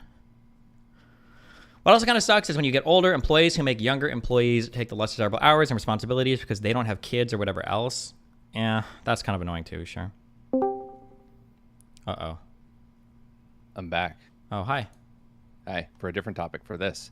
Uh-oh. If you're a 9-to-5 salaried position, unless your contract states your hours are to be button seat 9 to 5, that people will say we typically work 9 to 5. That's usually what someone would have said in a conversation during an interview. But to be called in and say, hey, we need you to come in at 8 for a meeting, that's not out of the ordinary. Sure. If you're salaried, I can probably believe that. Yeah. I don't think this guy was though, but if you're salaried, yeah. But if you're salaried and you're taking my advice, you're fucking retarded. Salaried people live by a whole different set of rules. Yes. Where there's an expectation of, from what I've seen in the past, anywhere from 40 to 55 hours a week of work that's going to be kind of awkwardly scheduled. You might have to fill in shifts. You might have awkward, like, yeah, sure. But if someone's being called in for a meeting. Now, granted, I'm making assumptions too here, right? That this isn't like some staff meeting for, I don't know, shift work or something like that, right? But if he's not doing shift work, if he's shift work, it's 9 to 5. But if he's not doing shift work, it's like, hey, we need you to come in. We have a meeting tomorrow at 8 with a client or something like that. That is completely normal. And no, you don't get to leave at 4 then. Sometimes if it's like, hey, I came in early, you can do that. But if there's still shit to do, yeah, you do stay till 5. Or you take your computer home and you finish work. Sure, but I mean, he made it sound like they told him, they gave him an expectation of hours, that the working hours for this position are 9 to 5 Eastern time, and that... And that's where trusting this person to be accurately giving that side of the story. And this is the person who was not mentioned by name and then sent it to HR. I'm sorry, HR doesn't give a shit. You are allowed to talk about your employees in a, like, you're allowed to say, like, I had this one employee who did X, Y, and Z. And if you don't drop their name, you're doing nothing illegal, and HR isn't going to fuck them for it. They might, they're not doing anything illegal, but I bet HR would fuck you. If you were yeah, go ahead. All you're going to get is like a, hey, don't talk about company business on the podcast. Yeah. Unless that's the fucking podcast is the business, maybe? I don't know. Well, I'm just, if you work for a company and it's easy to figure out like what that company is and you're talking disparagingly about employees, I bet HR would fuck you with the longest double-sided dragon dildo. They would come down really hard on that. Why the fuck are you talking about internal employee stuff, especially because if this escalated? Sorry, now I'm in corporate HR brain mode. Because for HR, what HR is always thinking is like, if this escalates, like, where does this come back to us? Like, how fucked are we? And what if they find out that there's some other weird, fucky, horrible shit, and now HR has lost all control of the situation because this fucking blabbermouth started talking about everything, so their wiggle room in the negotiating room is significantly decreased, and if lawsuits or whatever, for whatever reason, could become involved in the future, whoof, you don't want the fact that this retard was sanctioned on a public podcast? Yeah, not good, yeah. I agree with you if the circumstances were something other than a smart ass saying, I'm not coming in at 8, I have a workout to do. Like, I feel like the responsible thing... Yeah, but I feel like the responsible thing is to never talk about any of it. Well, right? no. The responsible thing is to just make a general complaint. Have you heard about these like Gen Zers that sometimes will skip meetings because of blah, blah, blah? Or if you want to talk about something from a prior job, I think you're probably safe there. But otherwise, because the problem is like I understand what you're saying now, but like because from what we can see, but like imagine there's the case where imagine there is a case. I'm just rolling with this, okay? Imagine there's a case where somebody else on the job called this guy like a racial slur, or he gets fired and he feels like there's like a racial motivation. And then imagine this guy goes and he talks to a bunch of other employees and he finds out from every other employee, hey, when we said that we had to work out, she actually said, oh, it was cool, don't worry about it. And he finds out, well, I'm the only one that you made a big stink about it to. And now you've got her public admission to making a big stink about it. Maybe she didn't actually text him that. Maybe they had a phone call. Now, the only piece of evidence showing that she actually pushed back on him is solidified, immortalized video on the internet. Now that's why I'm saying there's just like in unbelievably dumb ways, stuff like this can come back to bite you in the ass, which is why I think HR would look at a manager and say, what, you should never be talking about employee stuff like this ever on a public platform. So that's why like this is in certain circumstances, yes, you make yourself a huge liability. Your comment's a liability for the company, 1000%. But I'm saying if we're just talking about, some employee, giving some lip or being offended that you ask them to come in when they're salaried and they're shirking off meetings or saying things like, well, I have a workout. It's just on the lowest rung of possible exposure for the company. Potentially, but a company is going to take the same approach. They're going to say, don't do this ever. Don't ever do this. Yeah, sure. But that's not going to be fucking them with a 30-foot pole, right? That's going to be hey, you can't do this. but in the example, Sure, I don't you think she's gave, gonna get where like there's- fired immediately or something. Sure, Yeah. but I'm saying that no HR department would ever want any management on podcasts or anything like this. Like, yeah. Do we know, just because this person saw this podcast and whatnot, is this like the company? I have no Like- idea. This could all just be a giant fucking skit, or it could be fake. I'm watching it assuming it's real, but True. We don't know if that guy's actually employed. Yeah. That was it. I just, as far as like the 9 to 5 and the meeting thing, that's my biggest issue. It's like, if you're salaried, which it sounds like this person is, it sounds like someone said we usually work 9 to 5, like those are your hours. But in salaried work, it's never consistently that. yeah, I agree. Well, assuming that's your deal, yeah. Okay. All right. Bye. Bye.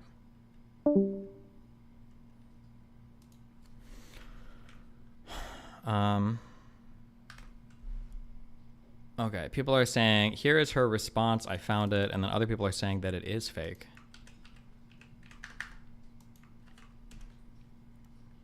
Okay, so the past 24 hours have been crazy, and I just want to clear some things up. That video This was just me doing a response saying, hypothetically. Wait, finish the original? We did finish the original. that I made was my genuine reaction to the situation in the form of a skit. I should have made that clear, and I'm sorry. But what I said is true and is what I would say if I were in that situation, which I have in the past, and back then I did not stand up for myself. Employers need to understand that we all have commitments outside of work. We have a life outside of work. When I'm at work, I'm going to do my job. Outside of work, I will focus on myself, my hobbies, my... That's true, but it depends on what your work agreement is, right? So it's kind of dumb if he's going to get indignant about this now when you don't actually know what the contract was, what the offer was, what the hours were for the employee, right?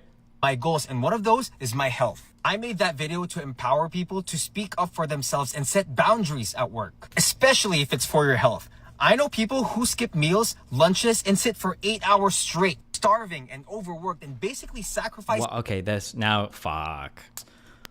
I had my Gen Z supportive sway moment today, but this guy is actually, he's not insightful. He's not intelligent. It's just more Gen Z brain rot. Never mind. He's just he's another Gen Z retard. I'm sorry. I tried, guys. I tried. Okay, I did. Lunches and sit for 8 hours straight, starving and overworked, and basically sacrificing their own well-being for their job. And it should not be like that 90% of the time. Employers should never feel entitled to their employees' time outside of regular working hours. And those that do, no one's ever going to want to work for you. What if the whole thing is a bit? Then what if you said, actually, me and the lady did a bit together? Also, an 8 a.m. workout class is too late. Workout at 6, maybe 7. Hi. Yeah, Natalie. So we can talk about this more later, but I'm going to address this now. It was made very clear during the We've a lot of heat and for this position. Hi everyone, I'm the person in that video. First things first, we made the decision to take down the video so it's no longer there. We got a lot of heat and rightfully so. It was getting vicious in the comments. We decided to take it down. To be clear, we fully deserve this heat. I do feel like... Oh, and she's cucking out completely. So was she in the wrong, or...? With many things on the internet, a little context helps. And I think what we didn't do is provide that context, and that is on us. First of all, I want to clarify. I went straight in. Someone in KickChat says, I said it's not always true. I work big law, and there is not a single person in the entire finance/big law/big accounting world that works 9 to 5 9. Okay, hold on. I can't believe I have to do this. Let me make 2 or 3 big qualifiers of what I'm saying. Number one, I'm only talking about the United States. I can't speak to your labor laws or exploitation or whatever in any other country. So I'm only speaking about the United States, number one. Number two, if you're earning like $250,000 a year or more, and you're like in an exceptional working circumstance, obviously nothing I'm saying is applying to you. I'm talking about, these are for my boys down in service and retail, okay?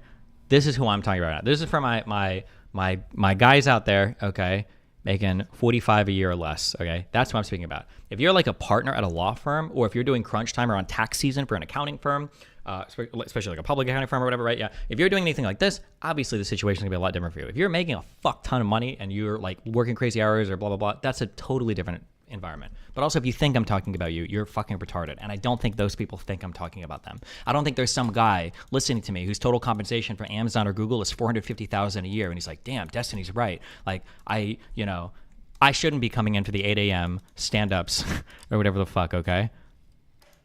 into reading. Also, I had a talk off stream with an efficiency coordinator, consultant, organizer, and I'm hiring for a Scrum Master, and we are going to be doing daily stand-ups on stream on DGG, and I need Cake and Jader and Forethought to all report every morning, and we're going to publicly have them talk about the projects they're working on, what they're doing.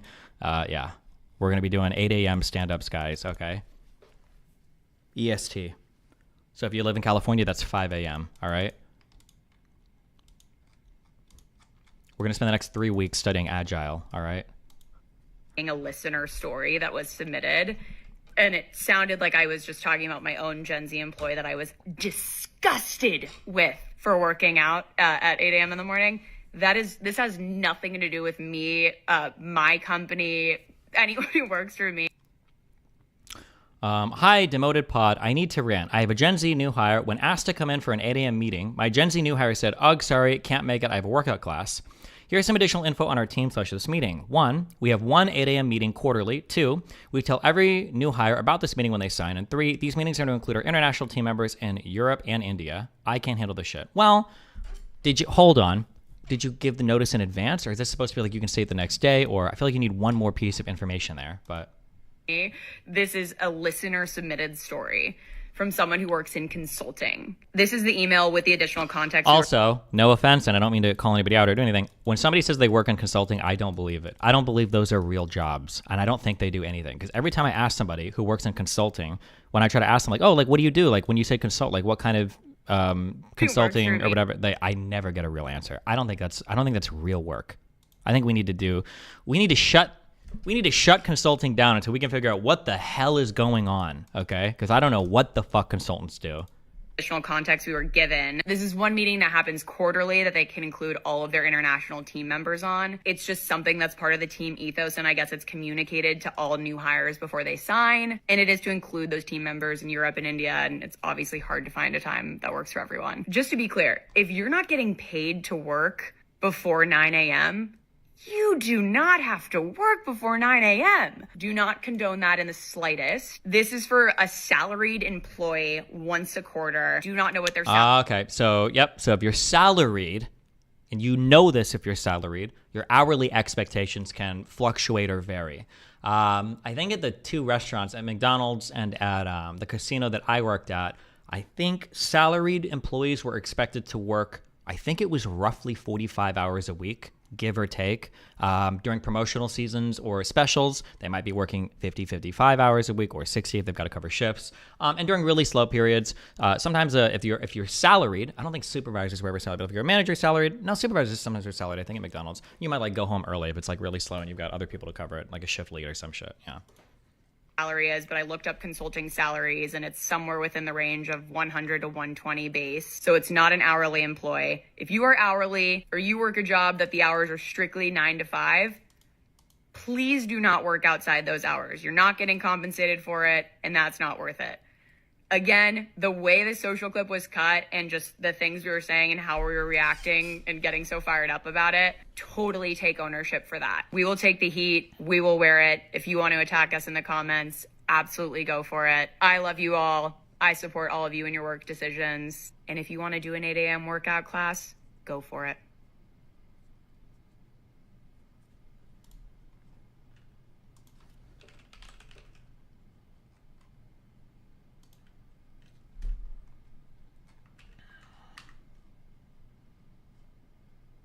He slayed you.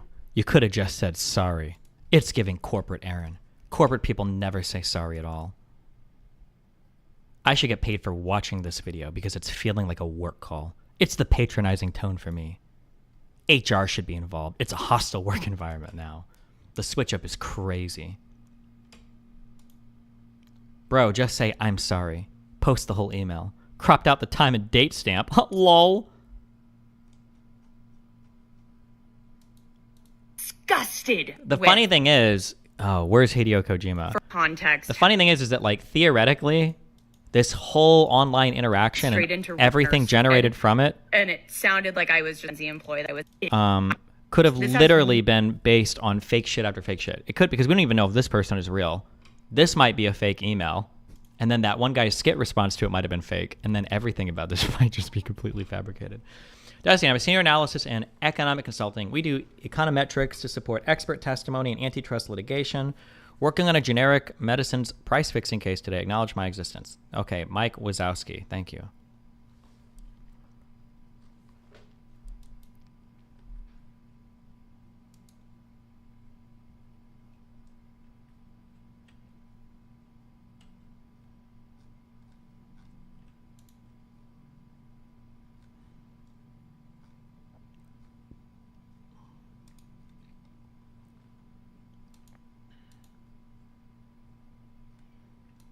BuzzFeed wrote a story on this. I don't care. Okay, don't care about this. Oh. Cursor where I Give me want. one more thing to complain about on the iPhone real quick. That's like 3 additional steps. Where if I was on Android, I can just take my cursor and tap anywhere and the cursor automatically goes into the word. So there's no long presses, there's no additional steps, it's just one click and done. I think you're kind of noticing a theme throughout all of this. I can get more done faster with Android than I can with iPhone so far. I know it sounds petty, but my phone is a tool. I use it a lot, and each of these little tiny clicks, these little gestures, these swipes, they all add up to additional time throughout the day, time I don't want to spend looking at my phone. Let me get into the deal breakers. There are 3 of these. We are going to watch this. Never mind, we're watching the rest of this. And they're the reason why I'm returning to Android and never looking back. We'll count backwards this time, starting with number 3. The iPhone does not have any fail-safes to compensate for my own incompetence. And let me explain. Last night when I got into bed at 1 a.m., I set my alarm for 8 a.m. the next morning. But in my tired state and my mind that wasn't quite functioning correctly, I accidentally set my alarm for 8. Oh, he's going to bring up how I think on the next screen it'll say your alarm is set to go off in how many hours? PM, which was actually 19 hours away, and I totally slept in. On Android, though, if I set my alarm at night, it throws up a little on-screen message saying, hey, you have 13 hours of sleep. Based and I would know instantly if I set my alarm for the wrong time without even having to think about it. I know I'm not going to sleep for 19 hours and something's wrong. It's a fail-safe, a safety factor, something that keeps me from messing up. The iPhone doesn't have it. The Android does with less clicks. Also, if I'm ever plugging in my Android phone, it kind of does the same thing with the charger. I can plug it into the bottom, turn off my phone, and then it tells me down at the bottom I have 27 minutes left until it's full. I'd rather get a really good screwdriver than a shitty multi-tool. Android is the multi-tool. iPhone is a high-quality screwdriver. You know what? That's actually more true than you realize because people that buy iPhones literally just use them as the world's most expensive texting device. It's literally all they use it for. So thank you for the comment. Just a little more tidbit, little piece of information that I enjoy having that the iPhone doesn't give me. Major deal breaker number 2 is Gmail. I feel like Apple is kind of throttling, Google services. It might be my imagination. There might be some rivalry going on, but the notifications and the way I can answer emails on iPhone isn't sufficient. And the camera, to be fair, in my opinion, there's no reason to pick one phone or another these days over the camera. Cameras are really good on all the Galaxy phones, on the Pixel phones, on the iPhones. Like, nobody's ever looking at a picture like, God, I just wish you'd taken this on an iPhone instead. Like, the quality on this 2024, 2023 smartphone is just not as good as the iPhone or the Galaxy. All the camera quality these days are really, really, really fine. What other reasons would you use a phone? What do you mean? How about for a technology that wasn't invented in fucking 1992? Okay, what are you talking about? Why would I buy a phone for SMS? I can get a 30-year phone that does that. With my Android phone, I can almost read the entire email from the text message. This is from one of my engineers over at my off-road wheelchair company. I can see the entire email, decide if I want to Off-road wheelchair company? Holy shit.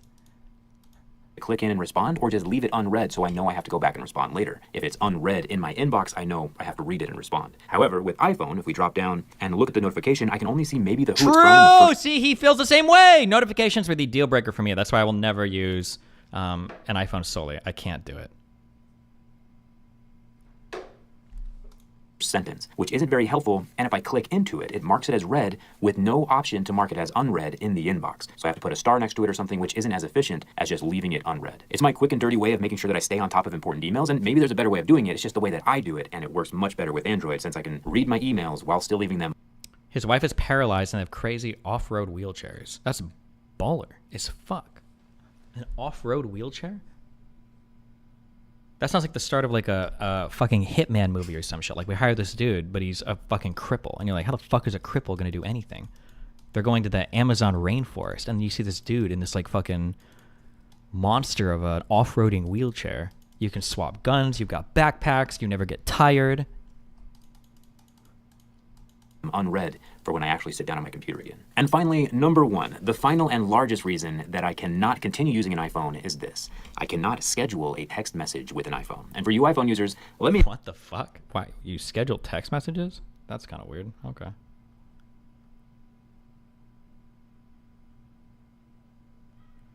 I don't even know you could do that, but all right. Explain what you're missing. Let's say it's late at night and I think of something... What do you do on your phone besides texting, calling, browsing Reddit, and TikTok? You're making it seem like phones are some professional devices? What do you mean? I manage emails, Discord messages, my server, whatever web bullshit you have to do. Any number of fucking like messaging apps. It might be Instagram, it might be Twitter, it might be TikTok. Depending on applications you use, you can schedule shit or interface with like your YouTube channel. I used to use an app before to schedule multi-releases on like different platforms for short form videos and shit. You can do a fuck ton of things professionally on your phone. Beyond just texting. You can stream on my phone. Yeah, you can also check like things like your Reddit, your like Twitter feed if you just want to read shit too. What do you mean, what else would you do with your phone? Read Wikipedia? I want to tell someone, but it's late at night and it's not socially acceptable to be calling or texting, I can schedule a text message to arrive the next morning when they're actually awake. And then I don't have to think about that message or that thought that I was going to tell them until the morning. It's already gone out of my head and I can use my brain cells because there's few of them for something else. And that scheduled text message will just sit in the thread until the phone sends it by itself when the time comes. It's like when I was building my bunker and I needed to text the excavator something about the job. It would be unprofessional of me to text them after hours when they're not getting paid, so I can schedule a text message to arrive when about the job until the out of my head and I can use my brain cells because there's few of them for something else. And that scheduled text message will just sit in the thread until the phone sends it by itself when the time comes. It's like when I was building my bunker and I needed to text the excavator something about the job. It would... I guess you could do that, but bro, if you don't want to get texts past 10 p.m., just put your phone on fucking silent mode. Be unprofessional of me to text them after hours when they're not getting paid, so I can schedule a text message to arrive when they're on the clock. Also, like I said earlier, I manufacture my own wheelchairs, and as a boss, I should not be texting people when they're not getting paid, so I can schedule my good ideas that I have in the afternoon or evening to arrive at my guys' phones in the morning, so one... Bro, what? Okay, now I'm going pro corporation side. Okay, listen, the whole reason why our employees have phones is so we can fucking pester them off the clock, okay? Hell yeah. Shoot messages to these motherfuckers and make them know exactly what's expected of them, okay? Communicate as much as possible, all right? These are the best times to communicate with your employees because now they're putting brain power and thought into the job and you don't even have to fucking pay them for it. Yes. And they're thinking about it. 2, they don't forget about it. And 3, so they're actually getting paid when they're thinking about work. Don't let your boss text you after hours. Scheduling text message is such an efficient life hack. It is unreal. And I cannot live my life without that feature. Plus, when... Destiny, do you see a future where the full-time 40-hour work week changes? I've always heard people used to work Monday through Saturday until Ford started letting employees off on Saturday. I feel like the 40-hour work week is like a vestige of the past, and we're just waiting for some company to be brave enough to break it. It's one of those things that like everybody thinks can't change, and everybody will make fun of people for trying to change it. But then like I feel like one company's going to change it, and then everybody's going to follow suit. We're just waiting for that brave new company to take the first step, right? It was the same thing with removing the headphone jack. Everybody made fun of Apple for it, and then everybody did it the next quarter. It was the same thing with charging API fees. Everybody made fun of Twitter for it. And then or Reddit for it, I think, and then everybody else started doing it, or making fun of Twitter for membership fees, and then everybody else started doing it. Like, I feel like usually people are, I think when people start making big changes, I think everybody else will follow suit, yeah, I think, but.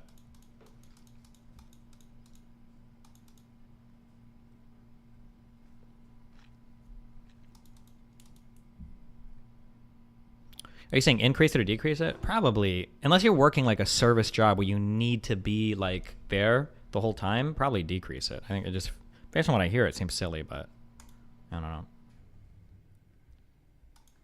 When people respond and text back, it's almost as if they text me first, which is always nice. When I was using this phone, I would schedule text messages every single day, and with the iPhone, I just can't even. My Android phone is a round-the-clock personal assistant. While my iPhone does work, it just takes more work to do the things that I want to do. So it's not worth it for me. Now, I have heard from people around me that if you delve deeper into Apple's ecosystem, you know, buy an iPad, buy a MacBook, and buy everything that, you know, Apple does a really good job of working together, but I'm not about to drop $5,000 on a laptop just to test that theory out. So I am switching back to Android, and I've been looking forward to it for a very long time. I gave iPhone a valid shot. I really did. After 13 years, seeing what they had, I decided, you know, it's just not for me. It probably works great for a lot of people, and that's okay. I'm switching for the first time to a folding Android phone, the Galaxy Flip 5 from Samsung. Honestly, I don't think it's going to survive my lifestyle. We have a little farm here at the house. I do construction. I'm around metal shavings a lot. I don't think a fragile center screen is going to live. I give it 5 months. Let me know what you think about this whole Android iPhone thing. What phone do you use? And do the things that bother me about the iPhone bother you? I'm curious. And maybe I was doing something wrong. I don't know. Let me know down in the comments. And thanks a ton for watching. I'll see you around.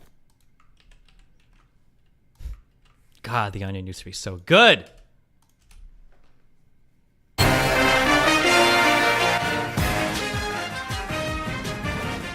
tech world is buzzing over Apple's latest must-have gadget, the MacBook Wheel, a revolutionary new laptop that does away with the keyboard. Tech Trends reporter Jeff Tate has more. Thanks, Andrea. Say goodbye to the keyboard and hello to the future of laptop computers. With the MacBook Wheel, Apple has replaced the traditional keyboard with a sleek, touch-sensitive click wheel. Apple CEO Steve Jobs introduced the product yesterday at the annual Mac Expo. Senior product innovator Brian Gilman says the MacBook Wheel will make typing a thing of the past. At Apple, our philosophy is create products that are simple to use, and nothing's more simple than a single giant button. Gilman showed me how the revolutionary new computer works. Just open the Intuitype alphabet menu here, scroll to the letter you need, see? And center click to select it. Then click again to capitalize, and repeat this process for each new letter. It couldn't be simpler. Huh.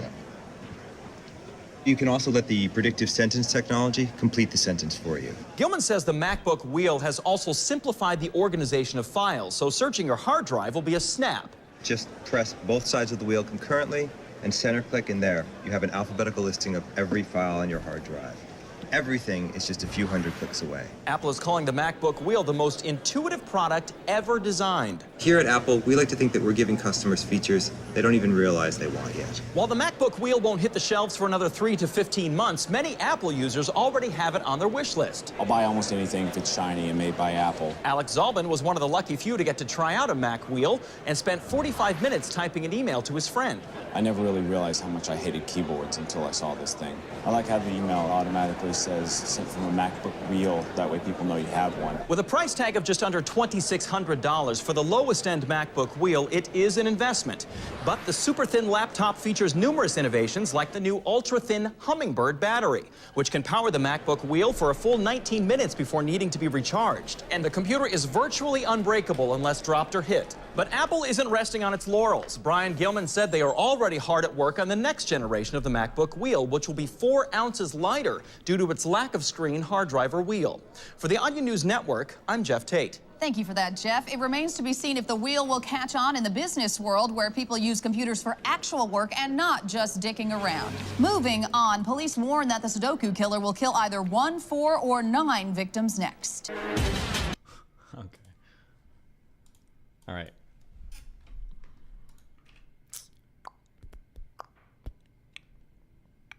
Ooh. Ooh, what is this?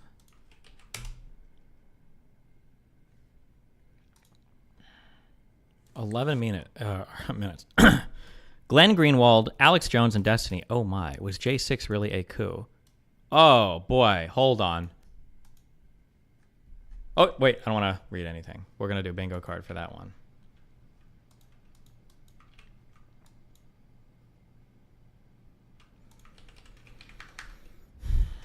What is this? Yes. Sorry, what's your opinion on the claim that saying if we go against Israel, it means that we are anti-Semitism? There's just no evidence for these claims about a rise of anti-Semitism in Europe, and we have to all renew our battle against anti-Semitism. It's just not true. The opinion polls are pretty clear. By far and away, the most accepted minority in all the Western countries. That's wild. This was 8 years ago, so 2015, 2 years after Syrian refugee crisis. I feel like Syrian refugee crisis, was driving up a lot of far-right parties. Isn't that what people were worried about with like the AfD for Germany and for that one crazy lady in France? Fuck, what was her name? Wait, was that it? Le Pen? Yeah, it was, yeah. But but against Muslims? Yeah, but I feel like whenever far-right people start to get more powerful, I feel like the Jews end up getting thrown in there as well, but... By far and away are Jews in any of the, in Europe and in the United States. And you can see it, for example, in the US, where the sign of acceptance, where you know what's called assimilation, has tipped. The Syrian crisis was after 2015 in Europe? Was it? I thought that all of the immigration shit and everything started around, like... I thought it was basically 2013 and onwards. When was the migrant crisis? Was it far after that? Syrian refugee crisis, Europe.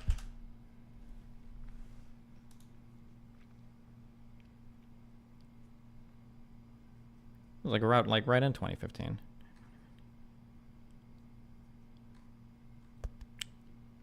In 2014, there were 252,000 irregular arrival, highest number since the Yugoslavia wars in 1992.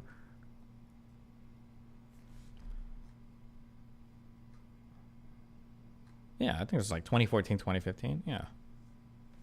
Fuck you. The sign is always intermarriage.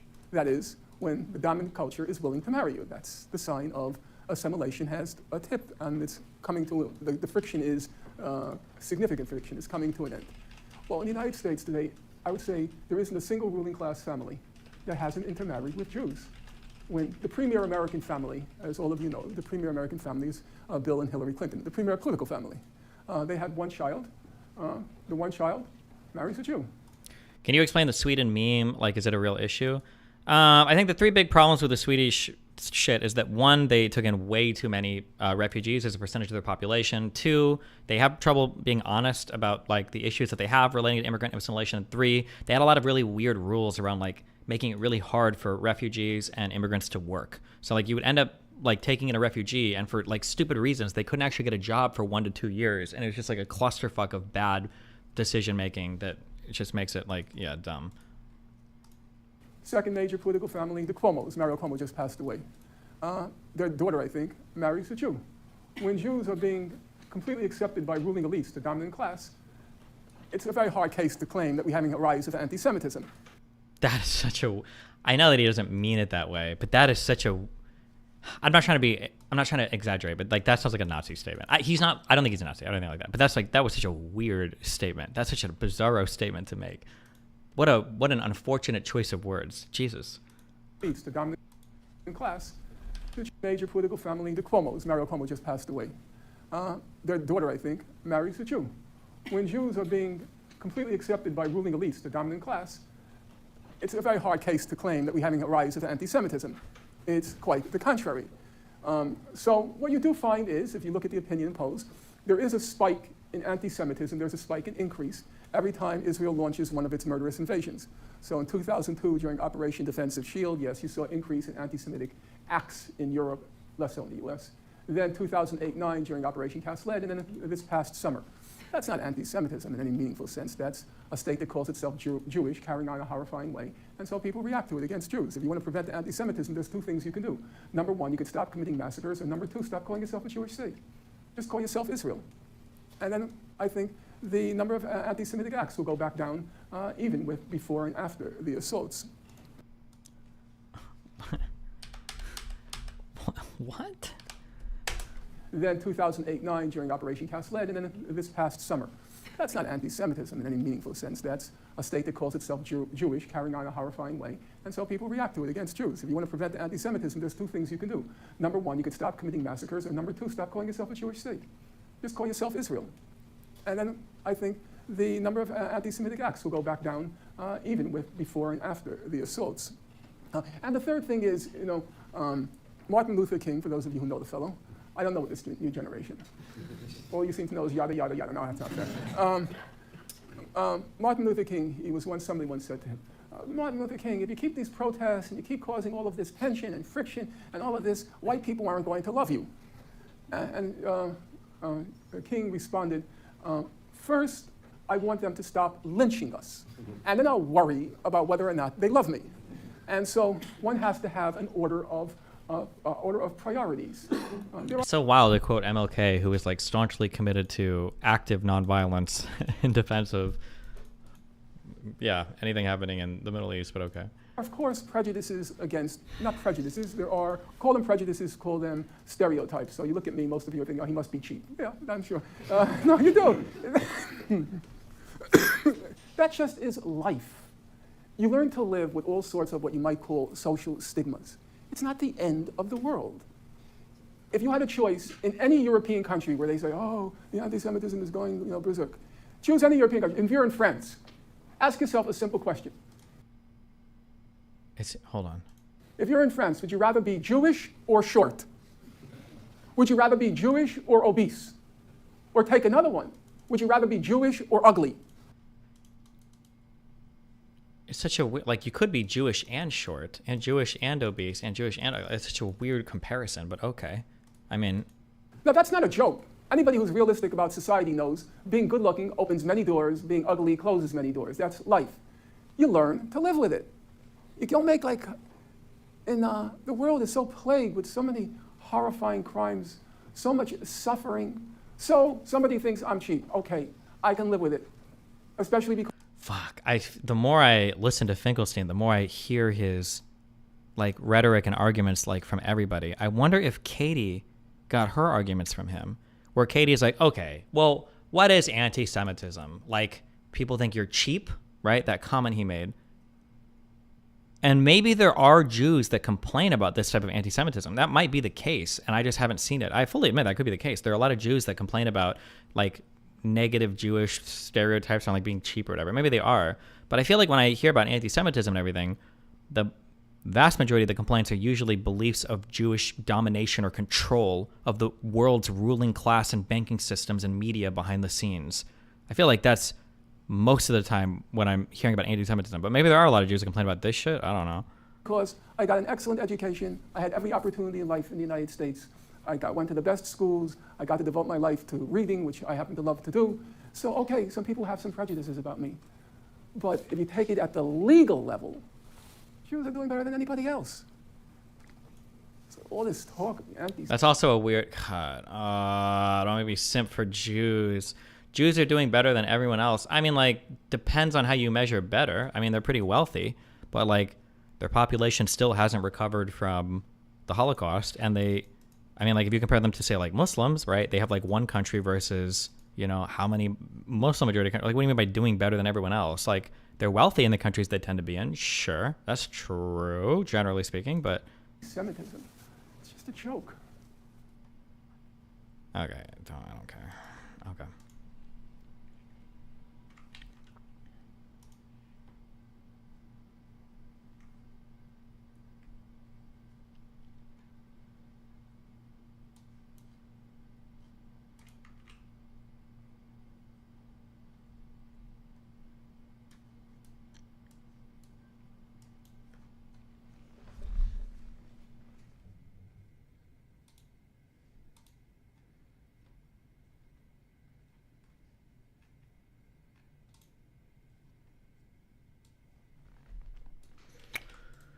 Ooh.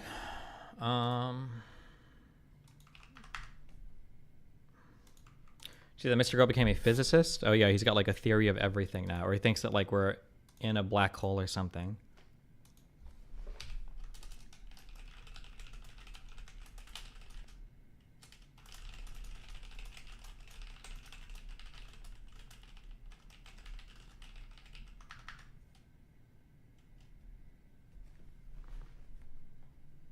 I thought that was a joke. Is it real? I don't know. I can't tell if anything is real. I think it's real.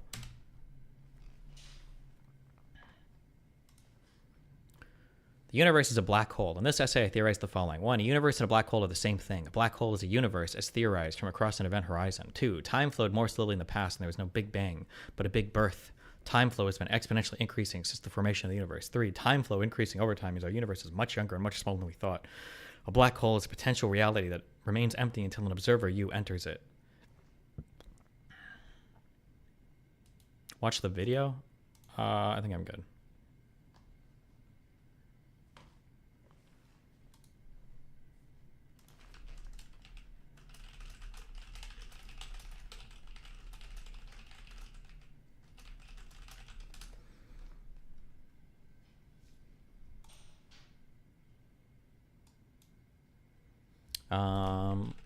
Lex is working on setting this 2v2 debate up. I guess we'll see what happens. But he says he wants me and Norm to be involved, so who knows. Oh, also, this comment is unhinged. You guys are getting an official verbal warning. The more I learn about the conflict, the more I hear pro-Palestine regards talking about it, retards talking about it, the more pro-Israel I'm becoming. Fuck Palestine and fuck everyone who supports this terrorist scum. They've squandered every single opportunity for peace and should be forcefully expelled from the region. Maybe go live in Iran. I'm sure they'll take you in. This is an unhinged comment. 23 upvotes, guys. Unhinged. Okay, take a break.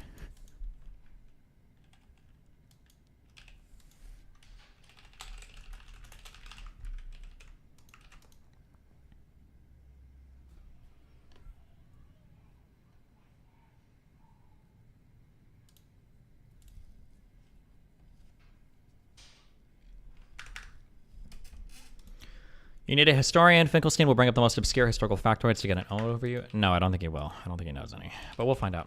We'll find out. Oh, my ally, my partner, though, will probably be a historian, I hope, I think.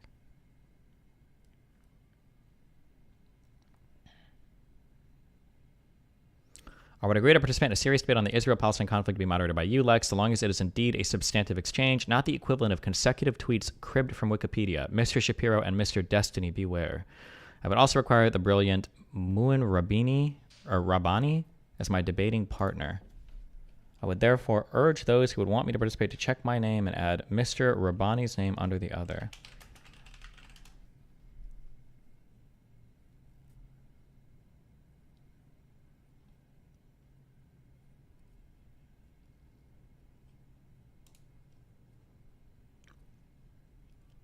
He's a senior fellow at the Institute for Palestine Studies.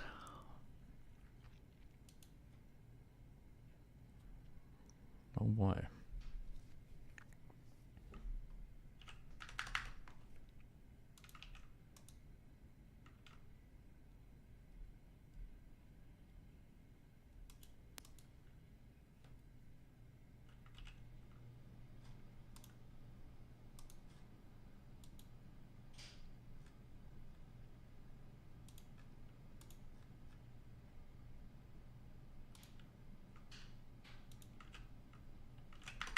Okay.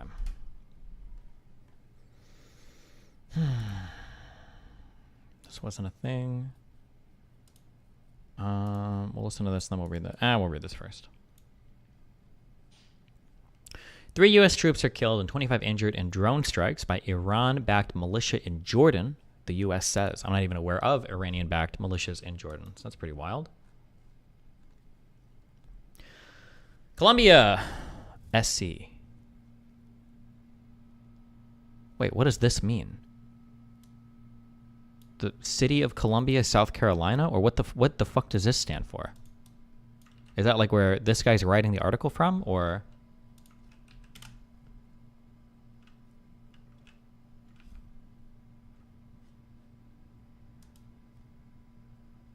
Yes, it's where he's writing the article from. You've never seen that done? I don't know. Have I? I feel like it's usually... Yeah. No, you're right. But why would you... APA format? Okay, interesting. Whatever. 3 American troops were killed. 25 were injured Sunday in a drone strike in northeast Jordan near the Syrian border. The U.S. military said President Joe Biden blamed Iran-backed militia. Oh, I'm sorry. They're going to be Iran-backed militias in Syria, not in Jordan. That's my guess, I think. The U.S. military said President Joe Biden blamed Iran-backed militias for the first U.S. fatalities after months of strikes by the groups against American forces across the Middle East amid the Israel-Hamas war. With an increasing the risk of military. This is a typo. I think, right? The shouldn't be in here. With an increasing risk of military escalation in the region, U.S. officials were working to conclusively identify the precise group responsible for the attack, but they have assessed that one of several Iranian-backed groups was behind it.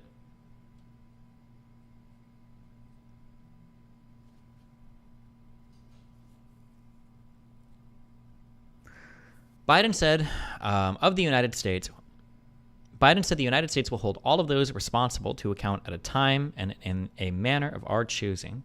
Iran-backed fighters in East Syria began evacuating their posts, fearing U.S. airstrikes, according to Omar Abu Layla, a Europe-based activist who heads the Deir Ezor 24 media outlet. He told the Associated Press that the areas are the strongholds of Mayadeen and Bukamal According to a U.S. official, the number of troops wounded in the attack by a one-way attack drone may grow. The official, who spoke on condition of anonymity to discuss details not made public, said a large drone struck the base, which 2 other American officials identified as an installation in Jordan known as Tower 22. It is along the Syrian border and is used largely by troops involved in the Advise and Assist mission for Jordanian forces. The small installation, which Jordan does not publicly disclose, includes U.S. engineering, aviation, logistics, and security troops. The U.S. military base at Al-Tanf in Syria is just 20 kilometers or 12 miles north of Tower 22. The Jordanian installation provides a critical logistical hub for U.S. forces in Syria, including those at Al-Tanf, which is near the intersection of the Iraq, Syria, and Jordan borders.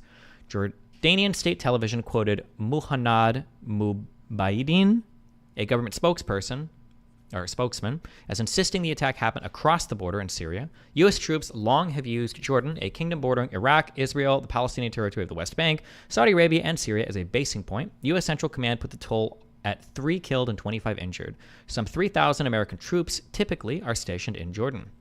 Since the war in Gaza began on October 7th, Iranian-backed militias have struck American military installations in Iraq more than 60 times, and in Syria more than 90 times, with a mix of drones, rockets, mortars, and ballistic missiles.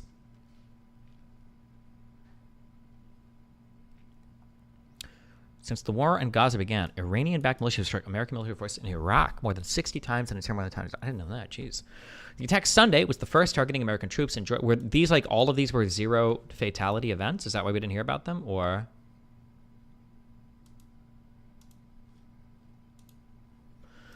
The attack Sunday was the first targeting American troops in Jordan during the Israel-Hamas war, and the first to and the first to result in the loss of American lives. Scores of U.S. personnel have been wounded, including some with traumatic brain injuries during the attacks. Oh, wait. Okay, so no fatalities, but lots of casualties. The militias have said that their strikes are in retaliation for Washington's support for Israel in the region in Gaza, and have also said they aim to push U.S. forces out of the region. The U.S. in recent months have struck targets in Iraq, Syria, and Yemen to respond to attacks on American forces in the region and to deter Iranian-backed Houthi rebels from continuing to threaten commercial shipping in the Red Sea. Biden, who was in Columbia, South Carolina on Sunday, was briefed by Defense Secretary Lloyd Austin, National Security Advisor Jake Sullivan, and Principal Deputy National Security Advisor John Feiner. White House Press Secretary Karine Jean-Pierre said, he was expected to meet again with his national security team later Sunday. The president called it a despicable and wholly unjust attack and said the service members were risking their own safety for the safety of their fellow Americans and our allies and partners with whom we stand in the fight against terrorism, and a fight we will not cease.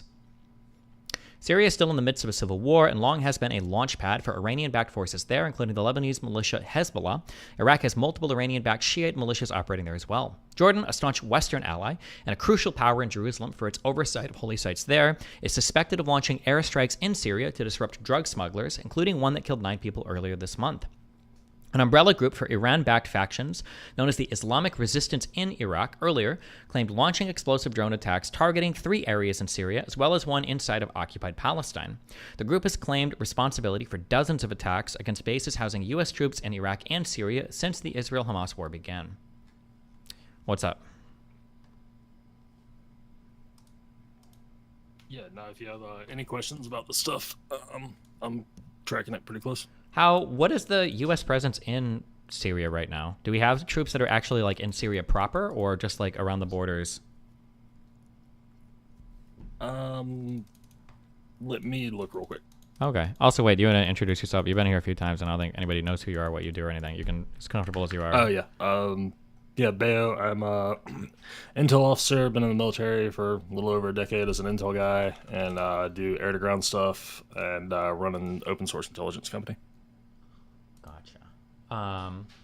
While you check that out real quick, let me grab a Red Bull. Hold on one sec, okay?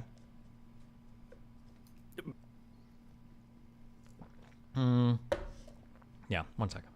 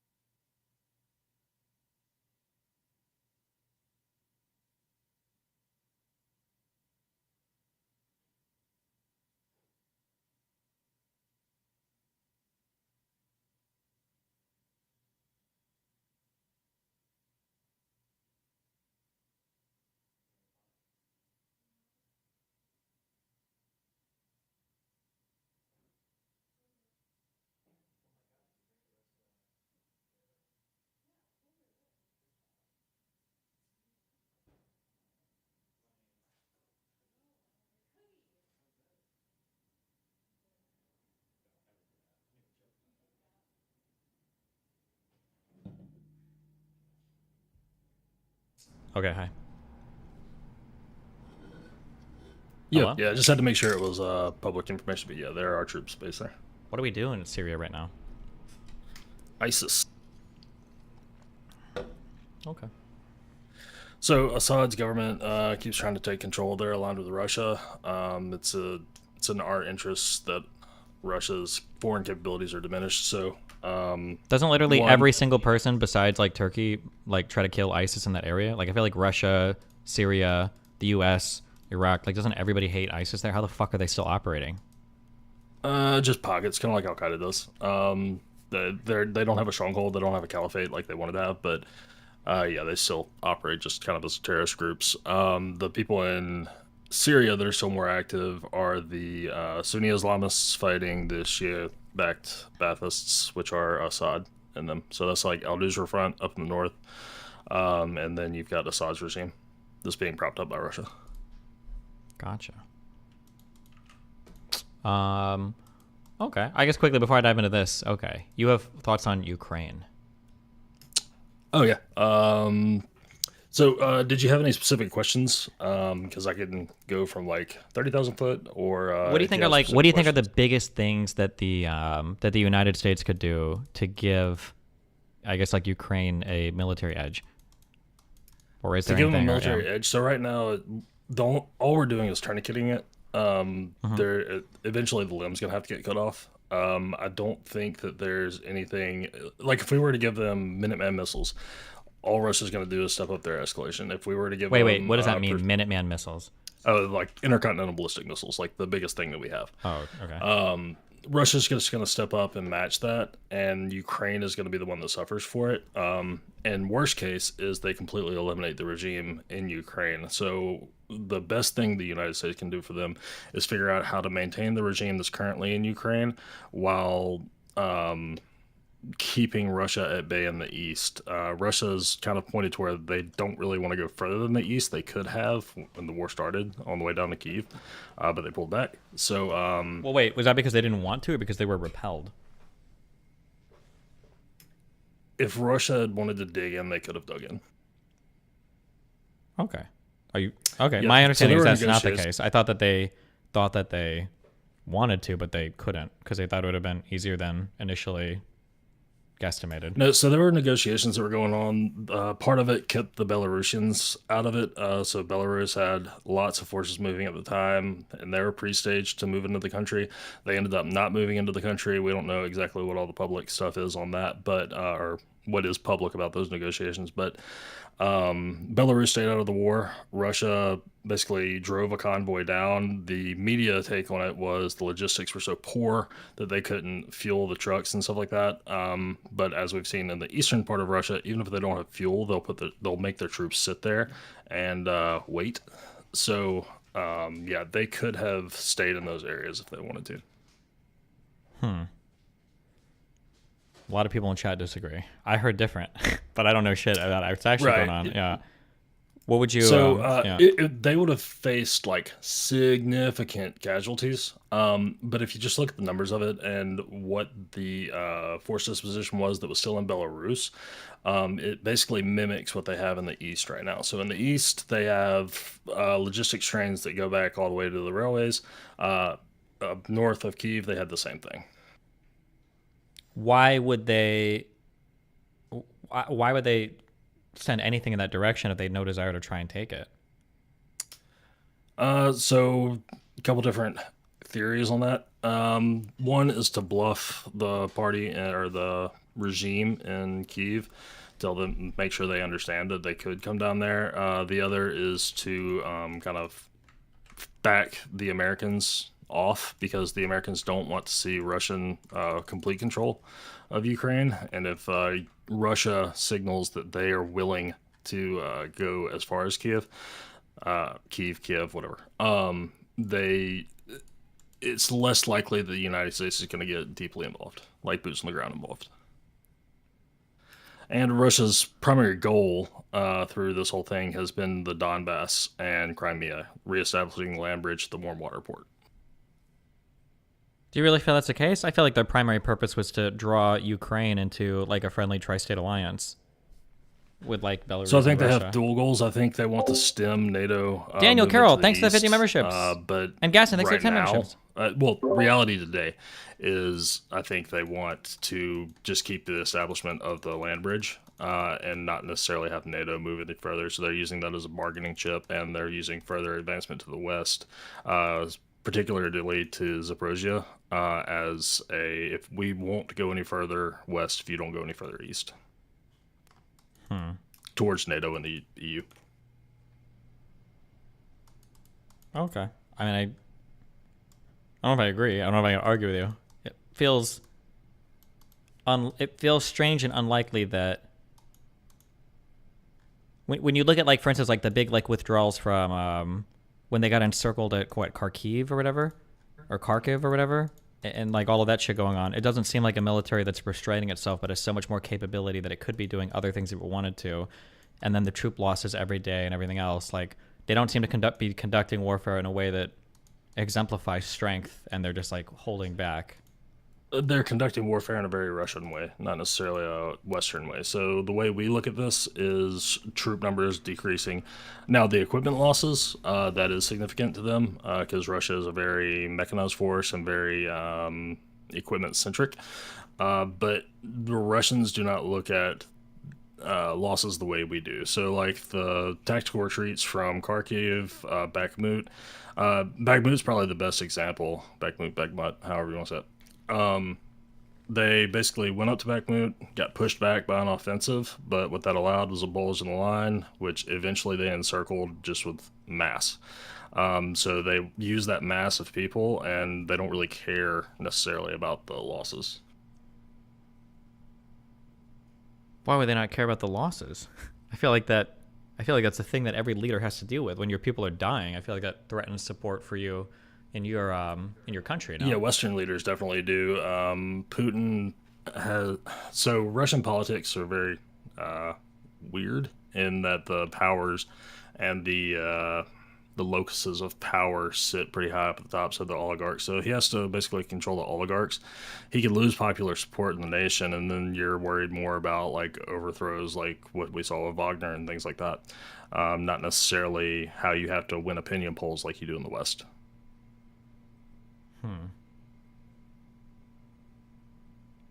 Yeah, Russian politics is a whole different big old bag of stuff.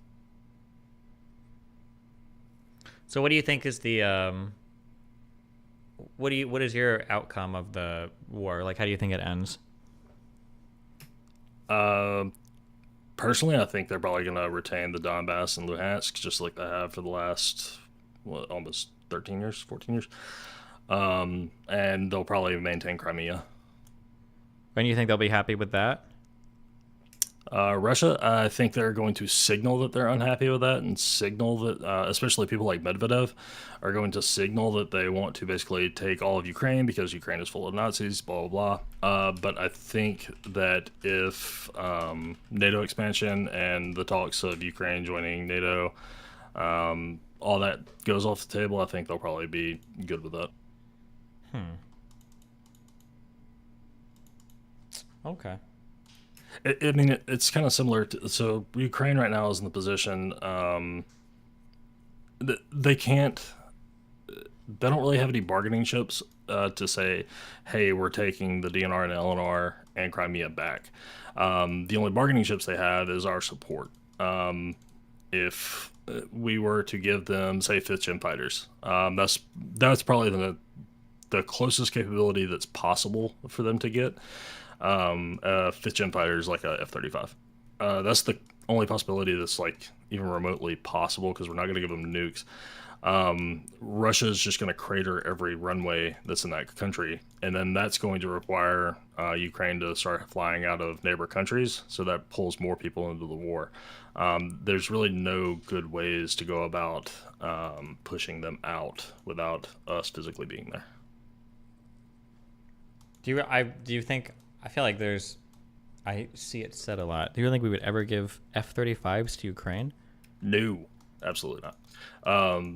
Even the ones that we have sold are nerfed versions, basically. But no, we would not give F-35s. I mean, we're not even giving them F-16s, which is a 4th Gen fighter. Yeah. And actually, I saw this get brought up the other day with the F-16s. So Mhm. they're supposed to be getting the F-16s, all that good stuff. Russia could, they could target the runways across the entirety of Ukraine, and there's a thought that Russia doesn't have the armament to keep hitting like as far in as Kyiv. But I looked at it, I think it was 4 days ago. There were strikes against Kyiv with ballistic missiles, so they have the capability to reach all of Ukraine, and they can, especially if they start massing attacks to overwhelm the Patriots and the Gepards and stuff like that that are the surface air systems that are there. Okay. Well, do you have? Are there any like broad analysis guys that you agree with in terms of like who have like write-ups of this stuff or whatever? I'm only asking because like everything you're telling me is in broad contrast to stuff I've heard before. But no. So Peter Zion, look at his stuff some. The whole routes into Russia thing has some validity based on my previous experience with the region. No, I don't really pay much attention to many of the mainstream. I feel like if you wanted to send a message in terms of like moving to, like for instance, for the first thing, in terms of invading Kyiv, like the videos of just like tanks driving down the street, getting like fucking like man padded or whatever the fuck, what do you call those shoulder mounted rocket launchers, like getting blown up and shit by Ukraine. I feel like this is, regardless of what we think about the Russian side of things, like I feel like internationally and for Ukraine, like it's so hard to do historical counterfactuals, but like this is a guess. This is a guess that I would have.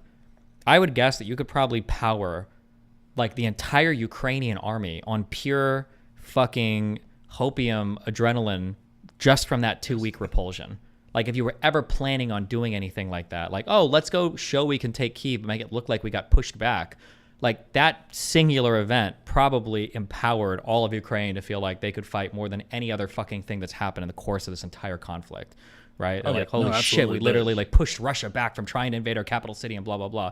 So any kind of like Russian strategy that would have involved what looked like an apparent and overt failure in capturing that city just seems, I can't imagine the justification for that. Like you're showing you can do it. It seems like you're showing you can't do it. That's what I would...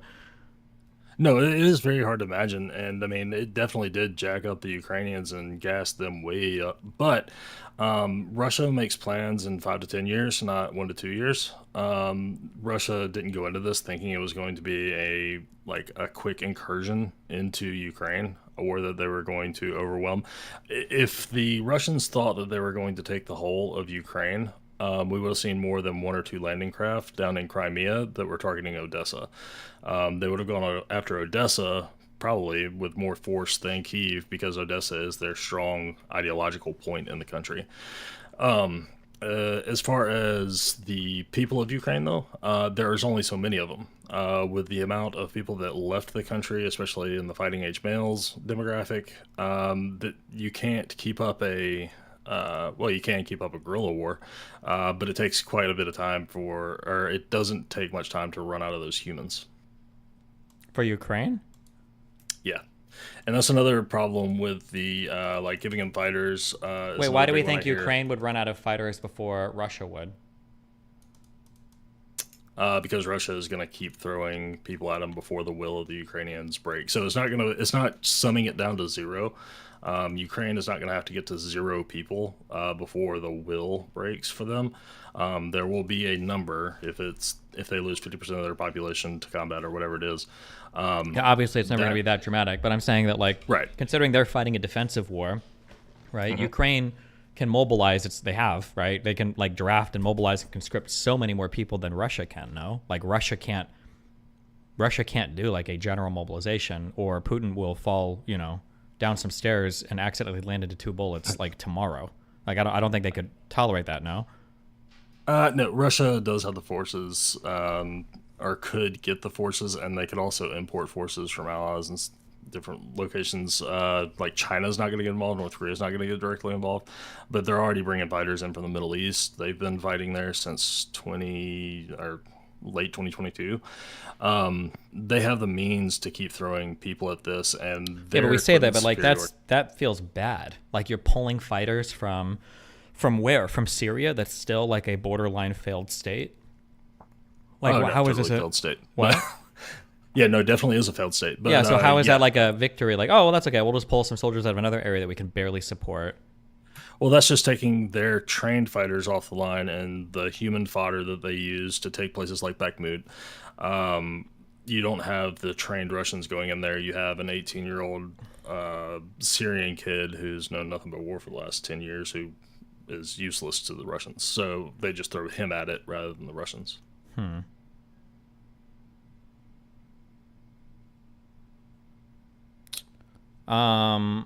So somebody said, what the fuck is this bullshit estimate? This is a ahistorical take as fuck. Russia has always had an unfathomable ability to throw troops at wars. It's the Russian tactic. This guy's 100% correct. I don't know if that's the case because I don't know Russian military history. But I would say that you are dead fucking wrong if you're comparing this to, I don't know if you would do this, but if you compare this to World War II, your analysis is failing in two crucial areas. One is that, not you, I'm talking about this fucking retard in Czech. A bunch of people keep bringing up World War II.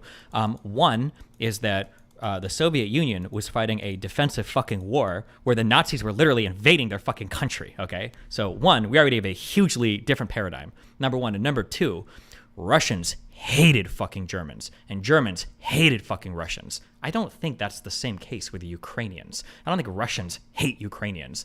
There might be some like political turmoil or whatever shit now, but like half the people killed in death camps were literally fucking Soviet prisoners of war in fucking Germany. And Russians were literally willing to burn their entire fucking cities to the ground when they were retreating because they didn't want Germans to have fucking anything, okay? They broke all their Game Boys, okay, before Germans marched to the cities. Like Soviets were willing to fight to the fucking death when it came to Germans. I don't think that it's the same comparison between Russians and Ukrainians today, where a lot of these people have shared fucking family, as opposed to like looking, well, look, in World War II, they lost so many troops. I don't think that's the same thing at all. But no, it's not. And there's a reason that the Ukrainian or the Russians try to frame the Ukrainians as Nazis. It's to kind of regain that ire that the Russians have for anti-Nazism.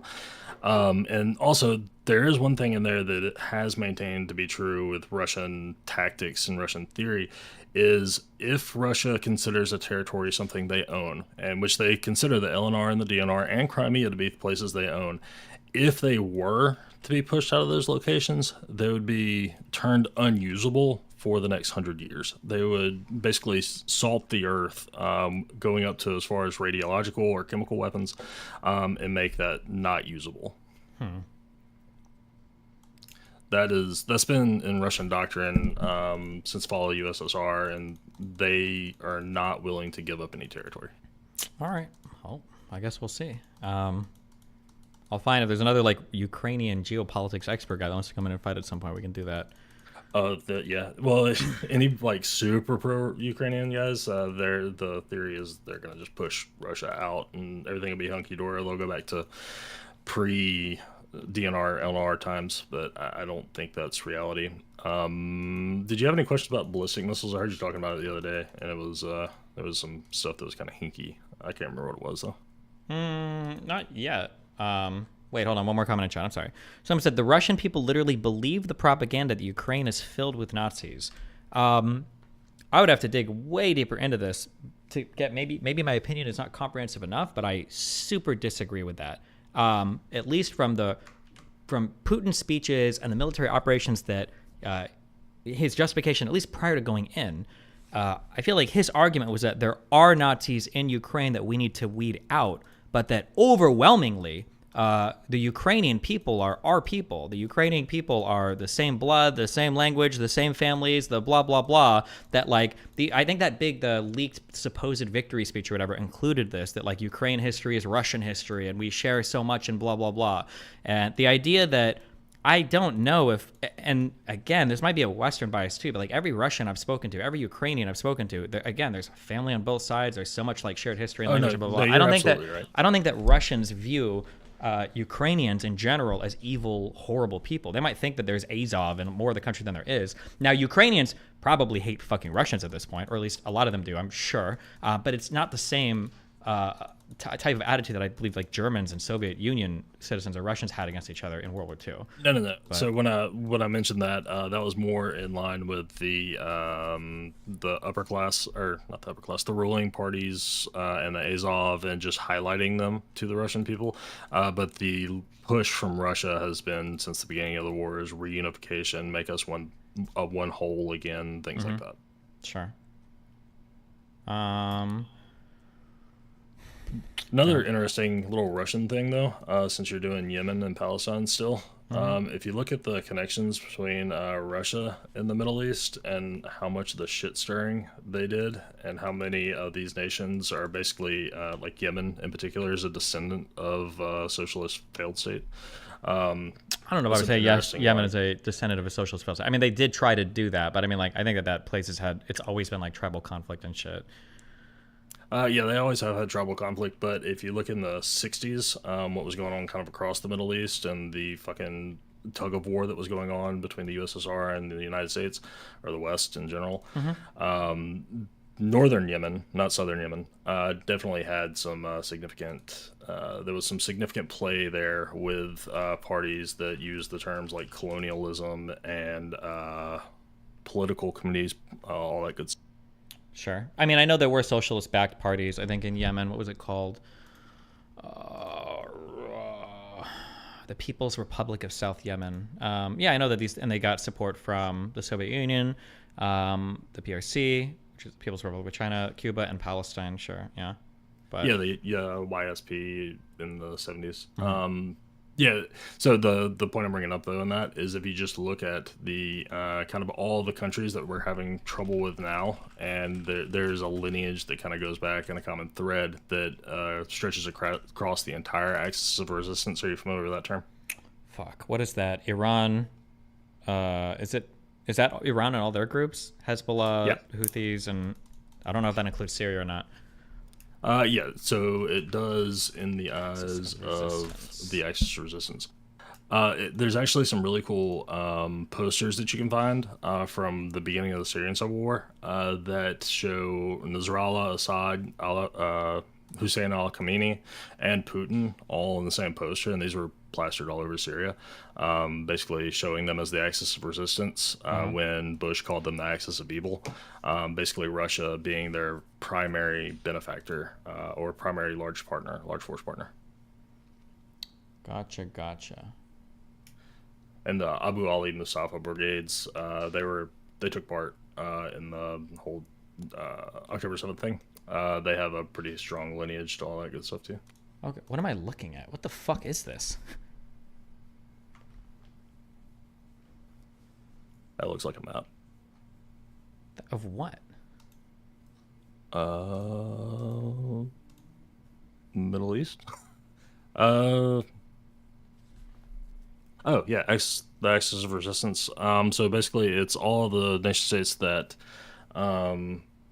Iran, basically the puppet states of Iran, and I think, does that have Afghanistan on there as well? Yeah, Afghanistan's not an Iranian puppet. But if you look at Iran, Palestine, Hezbollah, and Lebanon, so basically southern Lebanon, and the Houthis right now are the main ones that are operating. I just don't know what I'm looking at right now. I don't know what any of this is. I'm super confused. Hang on, let me go look at that map. Oh, it's a fanfic. Okay. Chinese superpower wiki. Is this a video game? Oh, because these aren't countries. This is not. Iraq is not this small. This is not Iran. I don't know what country this would be, or this. And there's 2 countries down here, not 3. Yeah, okay, but I think it's like a fucking. Okay, I don't know what the fuck this is. My wiki page doesn't have a map. Yeah, okay. All right. Well, anything else? I got 3 videos to watch. The only other thing, the Jordanian attack. Oh, sure. Khatib al-Hezbollah does operate out of Jordan. I saw you read the article a little bit more, but yeah, with our troops stationed in Jordan, Hezbollah's main goal has been for us to decolonialize Jordan, quote unquote, in line with their anti-Israeli stuff. So yeah, they've been operating there for a long time. Okay. All right. Well, oh, thanks for and only other thing. The Houthis. So there's a misconception I see a lot in chat, and I think there was a Reddit thread on it. Our strikes in Yemen are not new. People talking about like collateral damage and stuff like that. We've been actively fighting. That's been a GWAT thing, our global war on terrorism thing, since the Obama administration. So we've been conducting operations and strikes there for quite some time. It's nothing new. Cool. Sweet. You got any questions? All right, I'll let you know. Bye.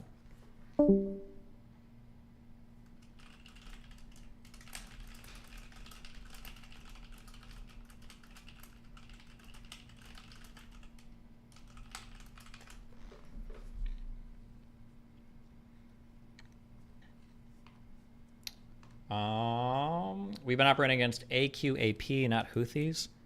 Is that actually true? Galactic Lib. Because I think that the Houthis basically completely eliminated Al-Qaeda in the Arabian Peninsula, right?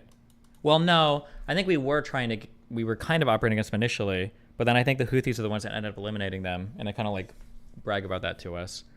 But we've been operating against, like, Yemen is just a clusterfuck. I don't know if there's any clear answers of who's operating against who in Yemen. It just seems like everything's kind of clusterfucky.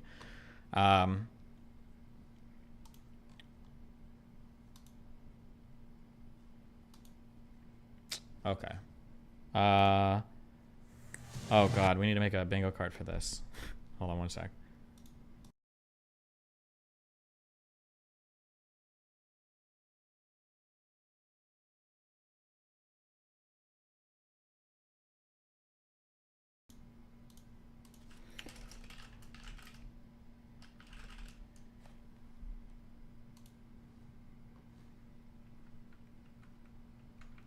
What do we got?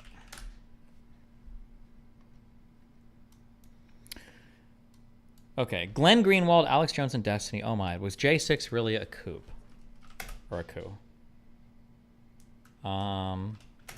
Let's see. We're gonna have J6 was barely a riot. I don't think she's gonna do the police escorted them in. I don't think she's gonna come down on BLM. We're gonna bring up Israel-Palestine, I think. Israel-Palestine is being diverted from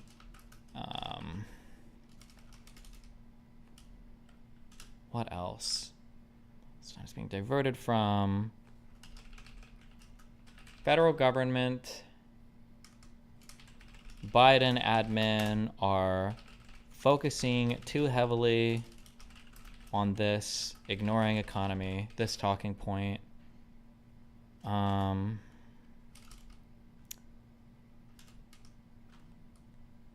Yeah, I don't know what else they're talking about, to be honest. I haven't seen Brianna Joy Gray really talk about J6 at all. I don't know what her talking points would be. I'll do these three guesses.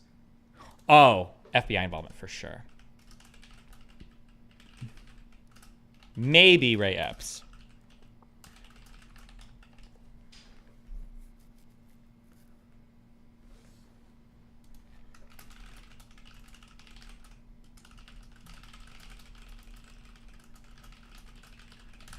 All right.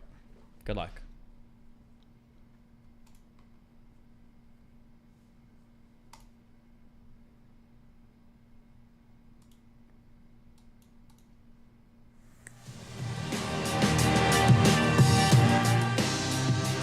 Oh, and anything. I get this as a free space.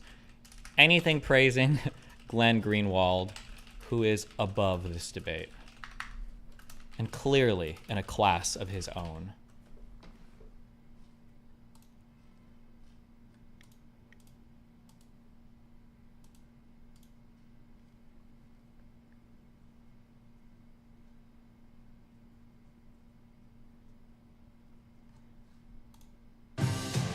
Friend of the show, Glenn Greenwald, recently joined a panel of other political commentators, including Destiny, Alex Jones, and the Krasenstein brothers, to discuss whether or not Trump's actions on January 6th rose to the level of a coup. Greenwald took the position that January 6th was not a coup. Here he is justifying that case. If you look at how other coups are perpetrated, and I think a lot of this is that if you're an American and you have this very soft history, you don't know what a coup is, you think that like what CNN tells you a coup is a coup. Usually the way coups work is the leader of the country or whoever is in charge. I like how he literally undermines his own explanation right here where he says, usually how coups work, usually. I like how he undermines his own definition right here. The military orders the military to seize control of the levers of power. Trump was the commander-in-chief on January 6th. The military was duty-bound to obey his orders. They had a right to disobey if they were illegal, but if this were a coup, why didn't Trump order the military to seize control of the power and turn over the election process to him? Why didn't he order the armed factions that form the law enforcement part of the military and the executive branch that serve under his command to do that as well? That's what happens in a coup. That didn't happen here because Trump wasn't trying to perpetrate a coup. Later in the panel, Greenwald got into an argument with with liberal streamer Destiny. Let's Thank you for correcting it. I'm not a lefty. Gross. take a look. If you want to talk about applying the same standard, would you have been okay in the year 2000 if Gore refused to certify the vote because he didn't like what was happening in Florida? A lot of Democrats did want him to do that. Can you answer that question? Glenn, answer the question. Yeah, and I would have actually, yes, a lot of Democrats were angry about that. I'm not asking if a lot of I'm asking you would be okay personally if he refused to certify the vote. I think there were two You won't answer the question. In 2016, would you have been okay if Biden... Because if you really believe that an election is stolen, as the Democrats claim they did, then it is kind of odd to say, we're just going to concede that and allow George Bush to march into power, even though we believe that he actually stole the election. Yes, that is kind of an You're justifying a coup. Please tell me I say that next. Please tell me the next words on my mouth was, okay, so you are justifying the coup then. You think they were justified. He actually stole the election. Please say I said that next. That is kind of an odd way to go about your... It's not all that all. We live in a democracy. Okay. Ed and Brian Krasenstein attempted to deflect comparisons between the Black Lives Matter riots and the attack on the Capitol. Let's watch. Well, who is this guy? Also, wait, where's the commentary on that? What do we think? I don't think that Black Lives Matter was an insurrection. I do think 1992 riots in L.A. was an insurrection. George Herbert Walker Bush. Black Lives Matter black. That made it not an insurrection. What did it lack? So it was a protest, and the violence was when the police clashed with the protesters. The violence was not against the government in order to stop the government from doing something.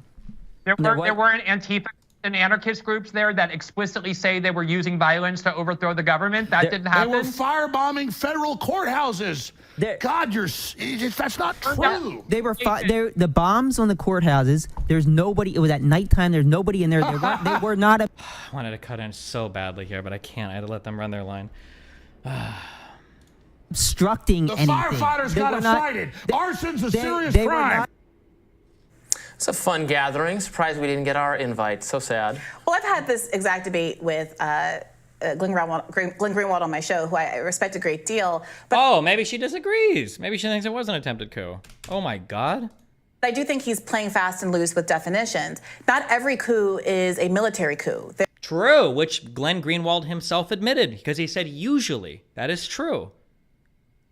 There is definitionally something called a soft coup, which is much closer to what's being described here. And I think that he's right that the focus on whatever skirmishes were happening outside of the Capitol on that given day were not the coup, any more so than, I guess the claim that's being made here is that protests in Los Angeles in the 90s somehow were tailored to overthrow the government. I think both claims are absurd. Yep. But what can be more accurately described as a coup, or Trump very clearly trying to hold on to power outside of what the democratic laws of this country would dictate, is him calling up several elected officials in several states and plotting with them, this is what's being alleged, to put together fake slates of electors that do not reflect what the people in the state did on voting day, but different, wrong, made-up, felonious results that were then sent to the Capitol, and Mike Pence was supposed to say there's ambiguity here. I'm going to certify the fake, I can't decide whether the fake slate or the real slate is the appropriate thing. So we're just going to pump this to Congress, who, because of the distribution of Congress, would have elected Trump.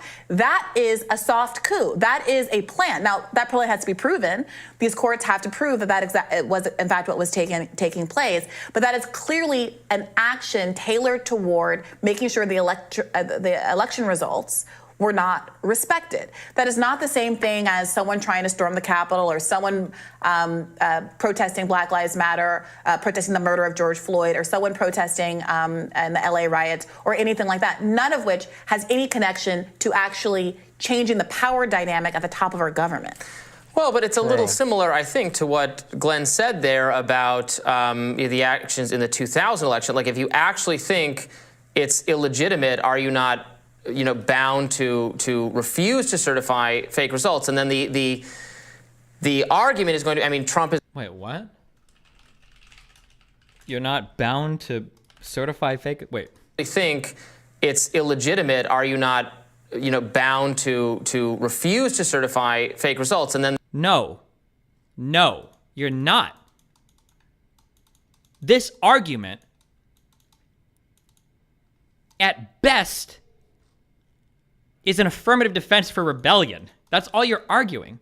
If you, it's like, imagine if some guy walks up to you and he holds a gun in your face and he threatens to kill you, and then you shoot and kill him, and then you go to court and you argue, well, I didn't kill him.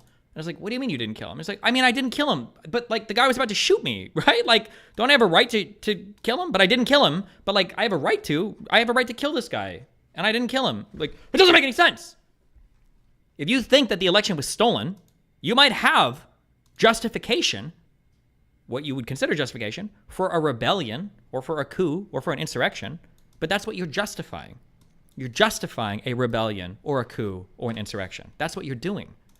Are you not, bound to refuse to certify fake results? And then the argument is going to, I mean, Trump is going to have to make this case, but say that, he sincerely believes, when he makes the call to Brad Raffensperger and other people, seriously thinking that votes in his favor have not been counted, and he's wrong about all of that. Is that even, I'm just curious, but in any of the Trump responses to any of these court cases, are they even making that argument? Are they even trying to make that argument? Does anybody know? I haven't read through the lawyer response. I don't know if I have time to read that much shit. But I don't even know if they're trying to run with these arguments. I feel like everything that I've heard about, so maybe that's what I haven't, I feel like everything I've heard about is basically saying, okay, well, hold on. We're immune from all criminal and civil liability, so fuck you. Like, that feels like the argument they're trying to run with. Not these, esoteric, well, the state of mind at the time, I thought it really, I don't know if anybody's using that besides media people. But maybe his lawyers are, and I just haven't seen that. I haven't seen those arguments. But that the actions he's taking were to rectify results that were illegal and, in fact, unfair to him. And then also, coup, look, you can call it a coup if you want. The language to disqualify Trump from the ballot is not coup, it's insurrection. Which, to be fair, if somebody wanted to come in with the strong argument that J6 isn't really accurately described as a coup, I think I would maybe agree with that. If they were to say, I think an insurrection more closely fits than coup. I was like, okay, sure. But if you were to call J6 in anything, insurrection cleanly fits. Arguably even more than a coup if we're ignoring all the elector shit, potentially. But so the idea that well, hold on, maybe it was, they have to argue insurrection, which also, by the way, I'm not even sure if they, because he's not being charged with insurrection. I don't even know if they necessarily even have to make that argument. The language to disqualify Trump from the ballot is not coup, it's insurrection. And I think an insurrection or rebellion, I think, but insurrection does, if you go by a dictionary definition, involve not just extra legal means of staying in power, but a kind of direction to a militia to use violence. Yeah. To hold, to delay the certification of the vote, territory, maybe in a federal building where lawmakers are meeting to certify said vote, a militia to use violence. Maybe when you're also having people making phone calls encouraging lawmakers to delay the vote while your rioters that you just gave a big speech to are down there trying to delay the vote, who are rioting and breaking into the federal building where the vote is being held in order to delay the vote. To hold territory and that kind of thing. Well, so that is not. The debate here is whether it's a coup, not an insurrection. Right. The word insurrection is used. But insurrection is the language in the right. In the the reason that's what I'm saying. That the reason the insurrection language is used is because they're trying to bar Trump from the ballot under the insurrection clause. But that's not the context of this debate. This debate is about the word coup and whether or not Trump did a coup. And Glenn pretending like every coup, or I shouldn't say pretending, but Glenn defining coup as necessarily violent in the way that you could potentially do with insurrection, I think is a sleight of hand. Moreover, and to be fair, I think Glenn knows this. And I think that's why he defaulted, because I think Glenn was accidentally a bit more honest than he intended to be in his opening, which is a coup usually involves the military, which is true. Coups usually do involve the direction of the military. Sometimes you don't have military support, and sometimes you don't need the military. Sometimes there are other ways to potentially coup a government through legislative changes, right? It's important to know that Trump's wrongdoing wasn't wanting to make sure that the votes were tallied. True. Why is she so prescient on this? Yes. Trump was trying to, this part of the process is not the appropriate part of the process to protest. Yes. Wasn't wanting to make sure that the votes were tallied. There were legal efforts by Trump's team all across the country to check and double check election results. The problem was that within, well before Inauguration Day, Trump's own experts. We have 5 prescience per stream. Okay. And I will use it inappropriately over and over again.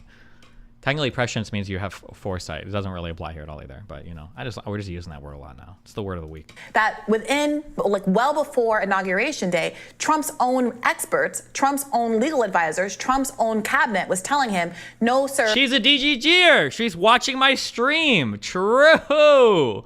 I stayed up for a whole fucking, 12 hours working on I never got to use any of this. What was it even for?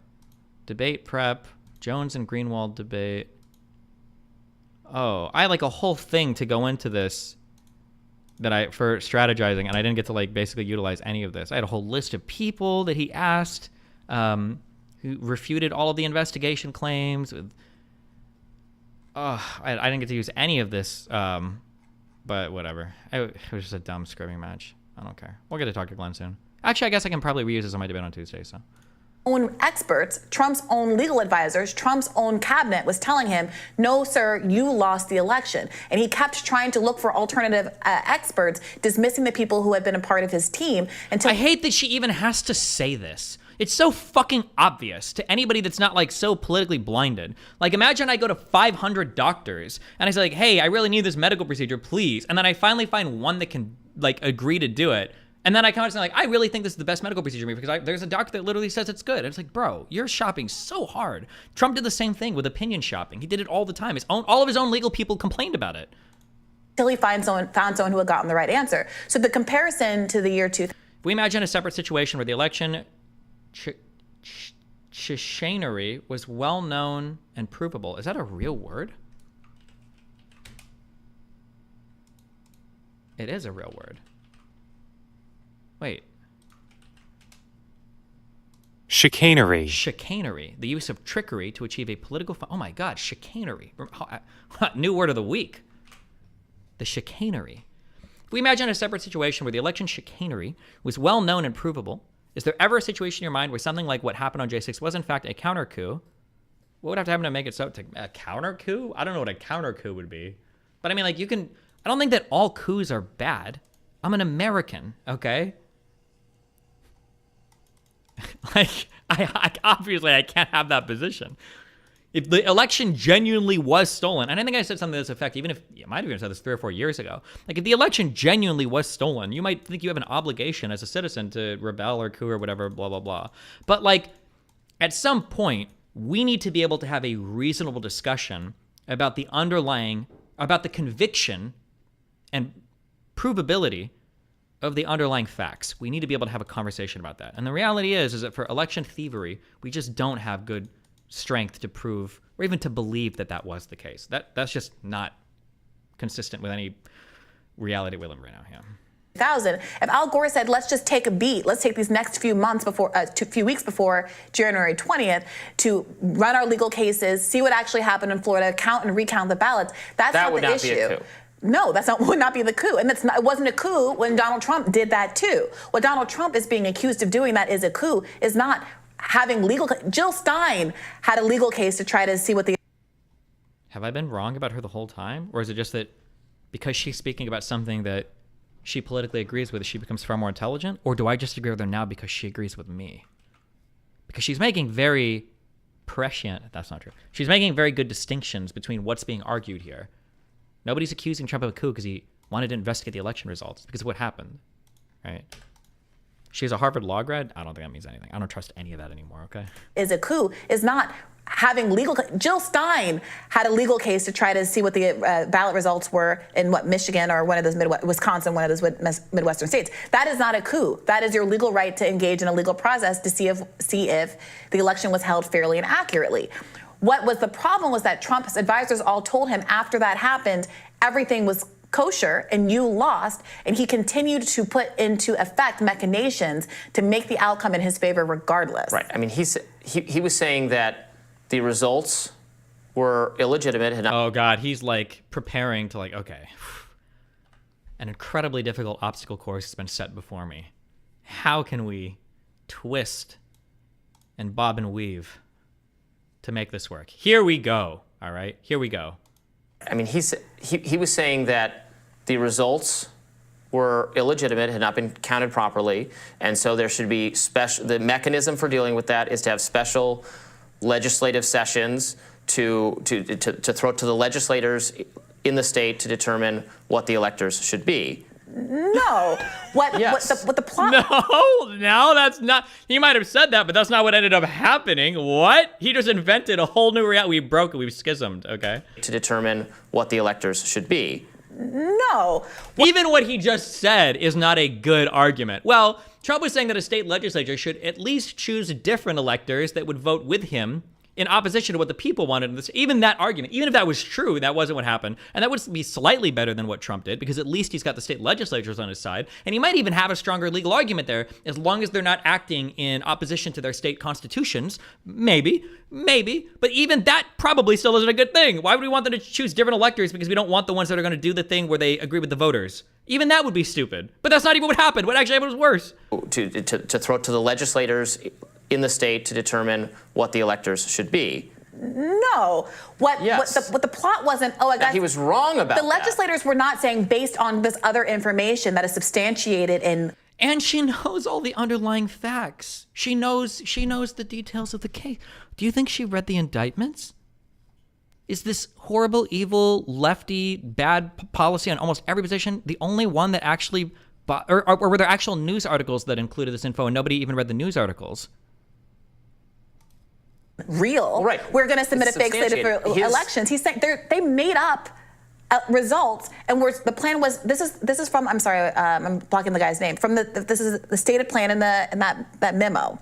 That the point was the ambiguity. The point was that you didn't have time in the fog of all of the confusion. Then Pence would declare, you guys haven't resolved your shit. I'm going to go ahead and ship it to the House, where the Republicans have a majority of the delegations. She knows the details of the plan. To not be able to challenge the fake state of electors, which was not based on anything. Yep.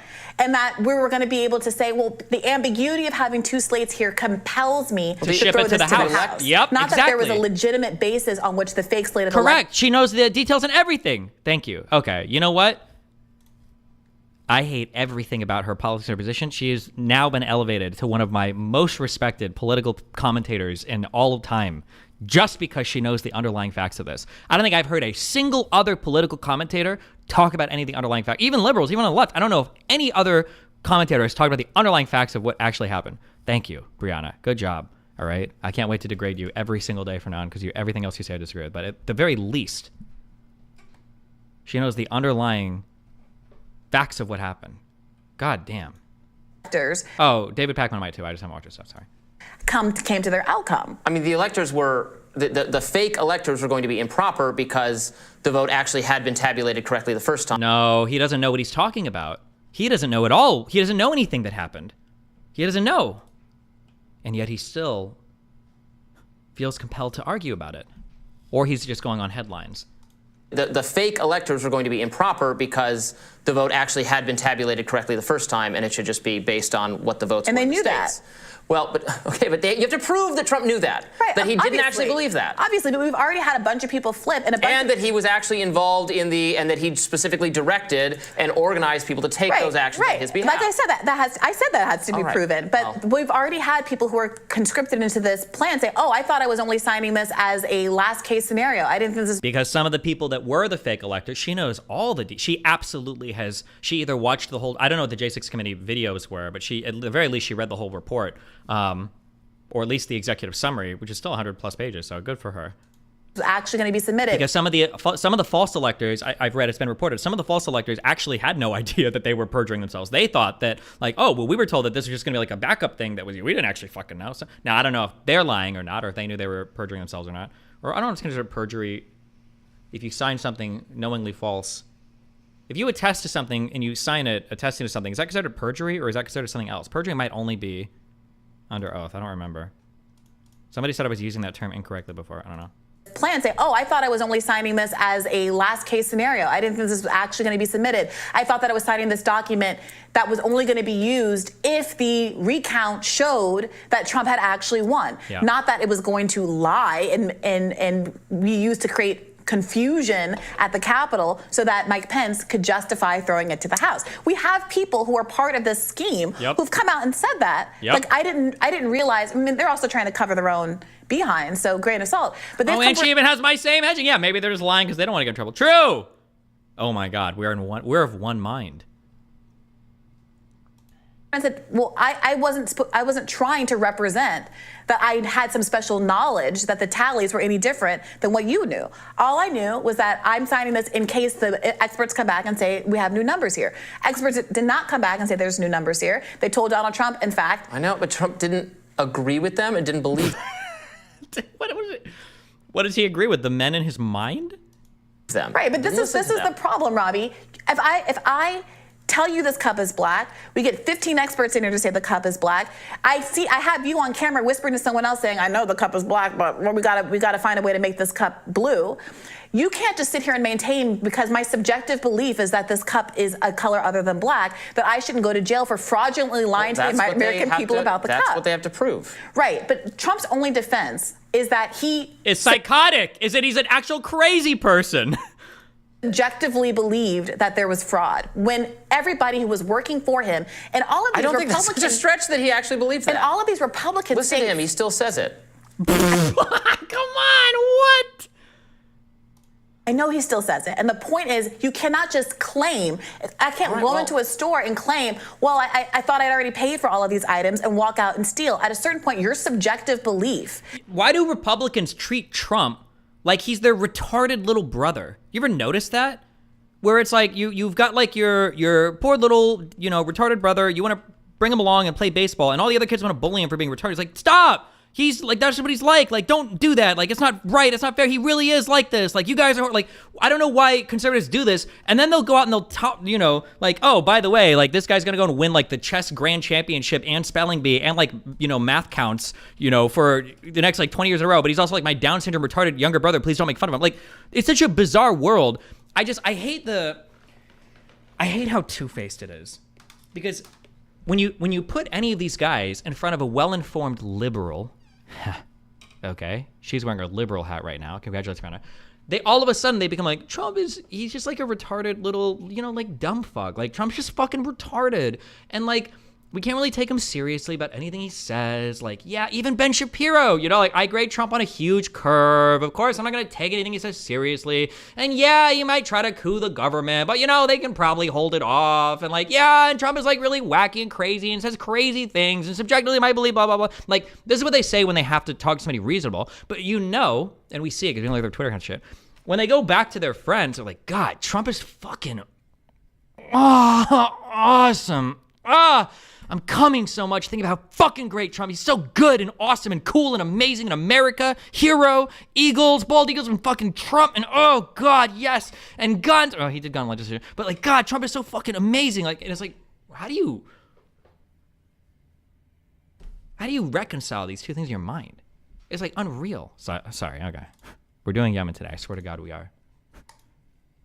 In the face of all of the evidence to the contrary, and some tacit acknowledgement that you know better, frankly, in some of these cases, in some of this reporting, is not enough to protect you. And so that is what the coup is. I agree with Glenn insofar as the people breaking into the Capitol were not the coup.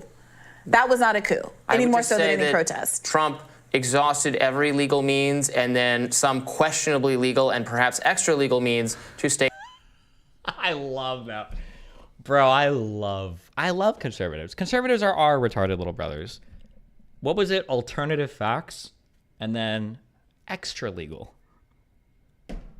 I would call this meta-legal, maybe, one might say. In power for which he's being prosecuted. Coup goes a little far for me, and insurrection goes very far, but we will see if the court agrees. More rising right after this.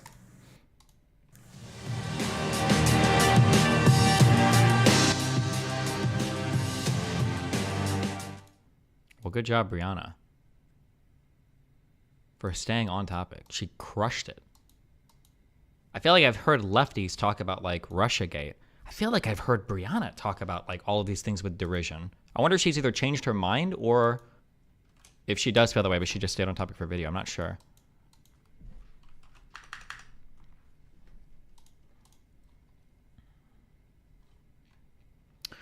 Does the anonymous nature necessary in voting going to increasingly polarize election results given the net bifurcates society and incentivizes conspiracy? Can we fix this without doxing voters, or does having the winners say "trust me, bro" to the loser?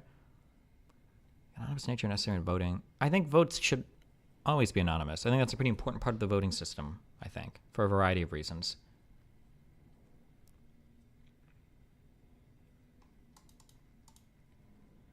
Maybe she's just spite-driven like you. True. Okay.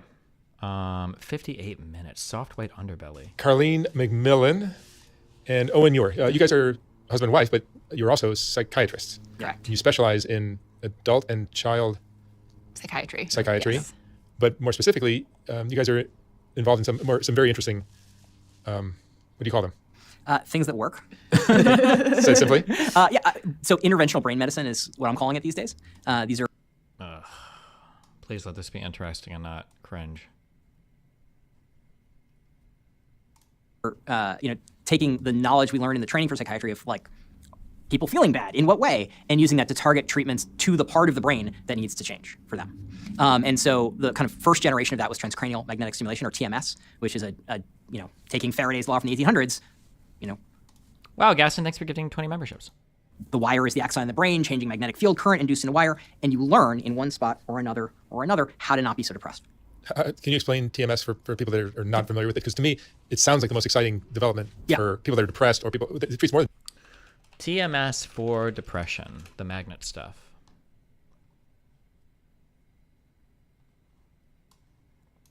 Transcranial magnetic stimulation, hope for stubborn depression. This is written back in 2020, so 3 years old. Depression is the leading cause of disability in the United States among people 15 to 44. Okay. Transcranial magnetic, I'll admit, I am super biased against anything relating to magnets and brains because I feel like I've heard so much bullshit in the past about it. So this is why I'm looking it up now. Transcranial magnetic stimulation, or TMS, is a non-invasive form of brain stimulation. TMS devices operate completely outside of the body and affect central nervous system activity by applying powerful magnetic fields to specific areas of the brain that we know are involved in depression. TMS doesn't require anesthesia and is generally exceptionally well tolerated as compared to the side effects often seen with medications and ECT. ECT is electroconvulsion therapy, electroconvulsive therapy, which is where you put the through people's brains. The most common side effect is headache during or after treatment. A rare but serious side effect is seizures, and TMS may not be appropriate for people at high risk of those, such as epilepsy, history of head injury. TMS work. Approximately 50 to 60% of people with depression who have tried and failed to receive benefits from medication experience a clinically meaningful response with TMS, but 1/3 of these individuals experience a full remission, meaning that their symptoms go away completely. If that's true, this is for treatment-resistant people. That's a pretty phenomenally huge impact, especially given the lack of side effects and the non-invasiveness of the treatment. It's important to acknowledge that these results, while encouraging, are not permanent. Like most other treatments for mood disorders, there is a high recurrence rate. However, most TMS patients feel better for many months after treatment stops, with the average length of response being a little more than a year. Some will opt to come back for subsequent months of treatment. For individuals who do not respond to TMS, ECT may still be effective as considering. Okay, interesting. Okay.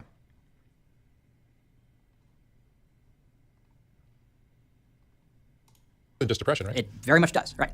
I did a video with a girl named Gwendolyn maybe 6 months ago from San Francisco who came down and she describes her depression as like just debilitating, like suicidal as a teenager. And she did TMS and she was the cheeriest young lady you would ever meet. Yeah. It can be very transformative. Not for everybody, but when it works, it's not No, so. but for how many people are taking SSRIs now? Yeah, I mean, there's new data that it looks like about 2/3 of folks that taking traditional oral antidepressants actually don't respond. So we're really going beyond what there's hugs and drugs of mental No, and health. all the crazy side effects from all those things. Yep, all the side effects. TMS doesn't have that because it's so targeted. And so we started in the 1980s figuring out, okay, you can take this magnet and you can create a response in the brain. Mark George at MUSC said, well, what happens if we take this response in the motor cortex and we move it to the front of the brain? And lo and behold, it seemed to do something. So there was a pattern of stimulation they used, and they did one treatment a day for 45 minutes because that's how long you could hold up the paddle with your own arm and have to duck it in a bucket of ice water to cool it off. And it was 5 days a week because that's how often the research lab was open. And then we just did that for about 20 years. Same thing. And we didn't change it. One session per day. One session takes per a while. day. It takes relatively a long time compared to what we do. And it worked well enough, but it wasn't great. And it's not kind of a revelation to 6 weeks later have your depression be over. That can happen just because that's what depression does. And the real change, I think, is bringing together both the knowledge of where to target in the brain, and that's been work based on basically 100 years of neuroscience, but fMRI, which is a movie of the brain. So golf swing, right? You can't tell what's wrong with your golf swing, which is a motion thing, by x-raying the club, right? It'll give you some information, but it's static, and it's a motion problem. Depression is a motion problem in the brain, and we can see that in a movie of the brain over time with functional magnetic resonance imaging. No radiation, but it tells us how the brain is talking to itself. We then take a magnetic stimulator, and everything we learn is based on what we call long-term potentiation. But a flashcard, you see it, and you look at it a day later, and you'll learn the thing if you look at it enough days in a row, but it'll take a while. You look at the flashcard every hour, and you'll learn it faster. TMS works the same way. And so, shocker, when we change that pattern, and we change the time between those stimulations, we were able to learn the lesson, which is get less depressed, or less obsessed, or less traumatized faster. And putting those things together, where in the brain, based on the movie, and how frequently and with what kind of spacing, we can get people to remission of their depression, or their obsession, or their suicidality more quickly than anything we've ever done in medicine, in psychiatry at least. These are rapid acting treatments. In some cases, there are people who remit in a day. There are some people who remit in like day 2 or 3. Day 2 or 3 is actually the average. And this is just the first thing that we've done this way. There's more coming. Yeah, just to be clear, so it's instead of 36 treatments over like 8 weeks, we're talking 50 treatments in 5 days, so 10 per day. It's really much more condensed. I use the flashcard thing. I like to say you don't go to the gym and do one sit-up, right? you do your reps, you do your circuit. That's what we're doing with the accelerated TMS. And once you've done the 5-day treatment, you're permanently fixed, or is it something you might have to go back one day? You might have to go back. Yeah. It really depends. And most of the treatments in psychiatry are like that, right? But Gwendolyn, the girl I mentioned earlier, who did TMS, she has not been back, and it's been years, and she's fine. Yeah, it really depends. So I think some people are able to come off their medications, others stay on. Some people end up doing a lot of therapy, and that kind of reinforces the changes that they're making in the brain. They're able to develop new habits, new ways of thinking, and they may not need it again. Other people have a type of mood disorder where, maybe it creeps in 6 months, maybe it's 6 years. So there is a variability.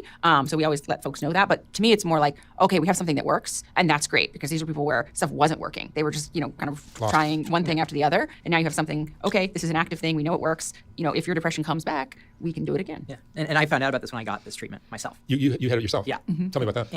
And so for me, it was the end of my general psychiatry residency. It was the spring. I think it may have been right after this last trip to LA, actually. I think you're right, because the time change was kind of rough going back to the East Coast. Yeah. So I have bipolar disorder, and that predisposes you to having mood episodes.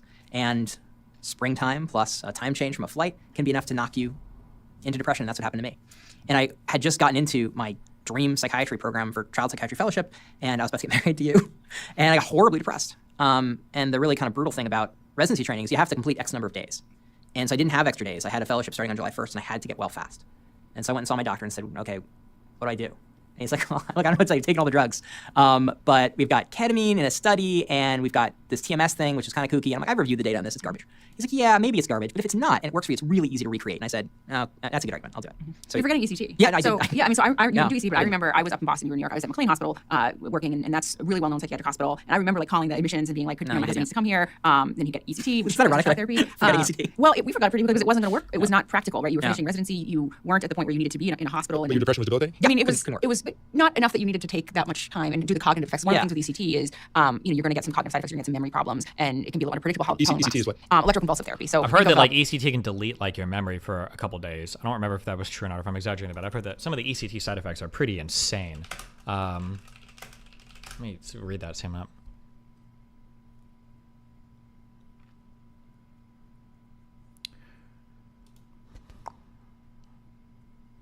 Cognitive adverse effects of electroconvulsive therapy limited to use. The most persistent adverse effect is retrograde amnesia. Shortly after ECT, most patients have gaps in their memory for events that occurred close in time to the course of ECT, but the amnesia may extend back several months or years. It usually improves during the first few months. Nonetheless, for many patients, recovery is incomplete with permanent amnesia for events that occurred close in time to the treatment. So you can like delete your memories, like with ECT if you're not. Yeah, it just happens as a side effect sometimes, which is kind of spooky. People have the image of one flew over the cuckoo's nest, shock therapy. It is still an extreme. Although, let's be real, if you've got like super hardcore depression, you're not making good memories anyway, so fuck it, wipe away. Effective treatment for depression, particularly psychotic depression.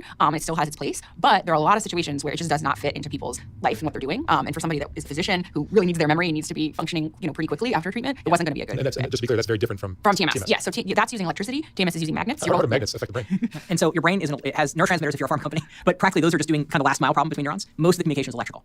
And so it's actually patterns of rhythms that are synchronizing or asynchronizing in the brain. It's like a band. Each kind of area of the brain is firing in a rhythm and syncing up with another section of the brain. And this is how the brain overcomes the energetic problem of trying to, when you see fish. This guy is definitely a musician. The fuck? Do you see that? Do you see how cute that was? Rhythms that are synchronizing or asynchronizing in the brain. It's like a band. Each kind of area of the brain is firing in a rhythm and syncing up with another section. 100%. This guy did. I'm gonna guess something jazzy. So find his background. Hold on. Well, what does he look like? I don't want to be mean to this guy. Kind of looks like a trombone player to me. He feels like a trombone player. Bipolar. Kind of like sitting here like, seems like a back row trombone kind of guy. That's my guess. Let's find out.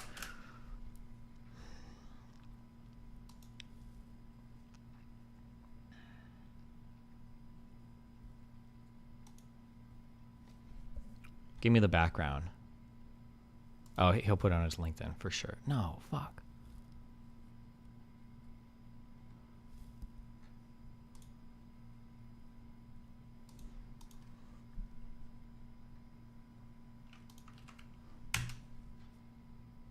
His Spotify page?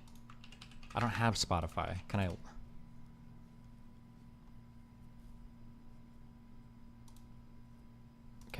Well, this, bro, I hate this dog shit fuck website, fuck app, fuck all of you. Why do you ever use Spotify over his YouTube music?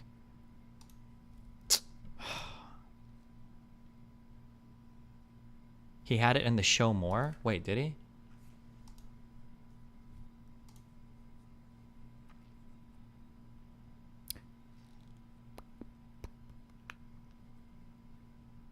He enjoys creating music and watching esoteric documentaries. Oh, shit.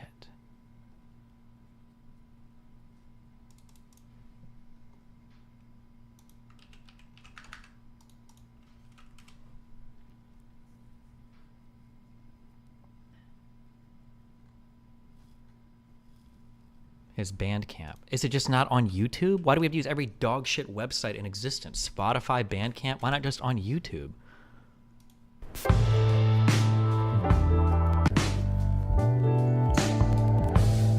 Ocean levels rising. God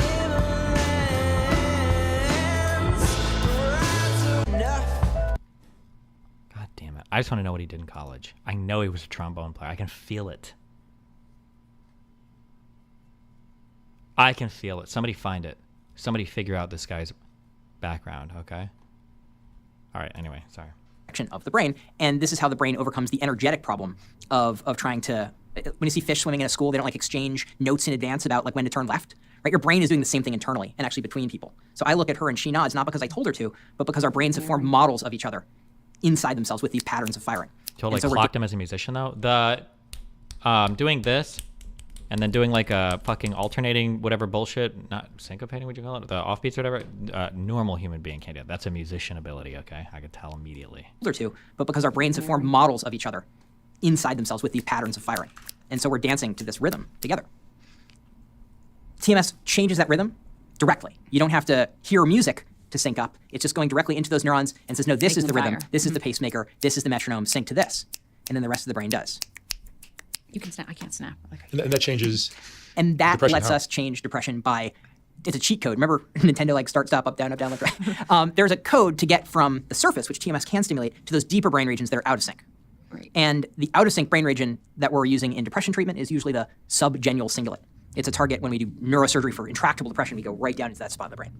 And there's a spot for everybody right here somewhere that you can see on that brain movie, the ideal spot for you, that is connected to that deep brain region. And you turn this on, and it turns that deep structure down, and that relieves depression. Because the pacemaker, which was basically out of tune with your experience, gets back in sync with what positive would be. Right. And it's saying neurons that fire together wire together. Right. So you're basically reinforcing these connections and telling the brain, hey, it's time to sort of start learning again. It's time to be active. And, how does depression happen in somebody, in a young person? question. How does it not happen Right. in this state? And that's actually, I think, the more remarkable question. We're all getting through the day, and most of us aren't crippled by depression when things can be really dark. And so I think that resilience as a midpoint that we've evolved to live with, that's really the remarkable thing on a day-to-day basis, that we can go through the world and be okay. And I think people will, just like if you're, trying to walk on a bumpy path and then it suddenly gets even, right? Your gait is going to change. And what I imagine happens is our kind of emotional gait gets out of whack, and now we're walking on a flat road as if it were a rocky shore. And that doesn't work well because it's not the right walk for the right context. And so I think of depression as an adaptation to the wrong environment. And the same could be said for worry, anxiety, and even trauma. I think trauma is the best example of that. You have a huge thing that could have killed you, and now you're ready to not die, even though that's not what's happening, maybe ever again in your life.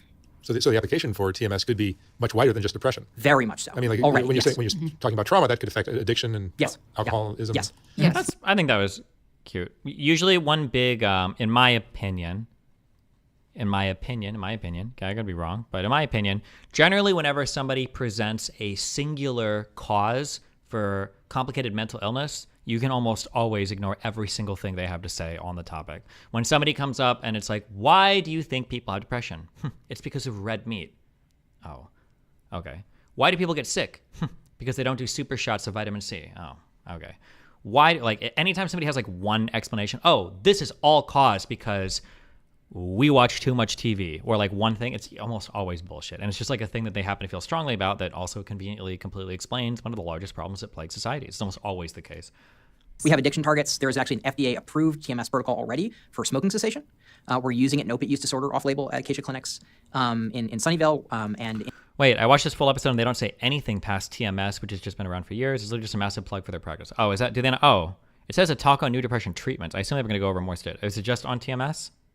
And actually, one of the early cases we published in Brooklyn was on a cocaine use disorder. Right. And this is actually kind of a good example of there's no current established like effective treatment for cocaine use disorder. You're in the woods. And a person came to me who was what is cocaine use disorder? Is that just addicted specifically to cocaine?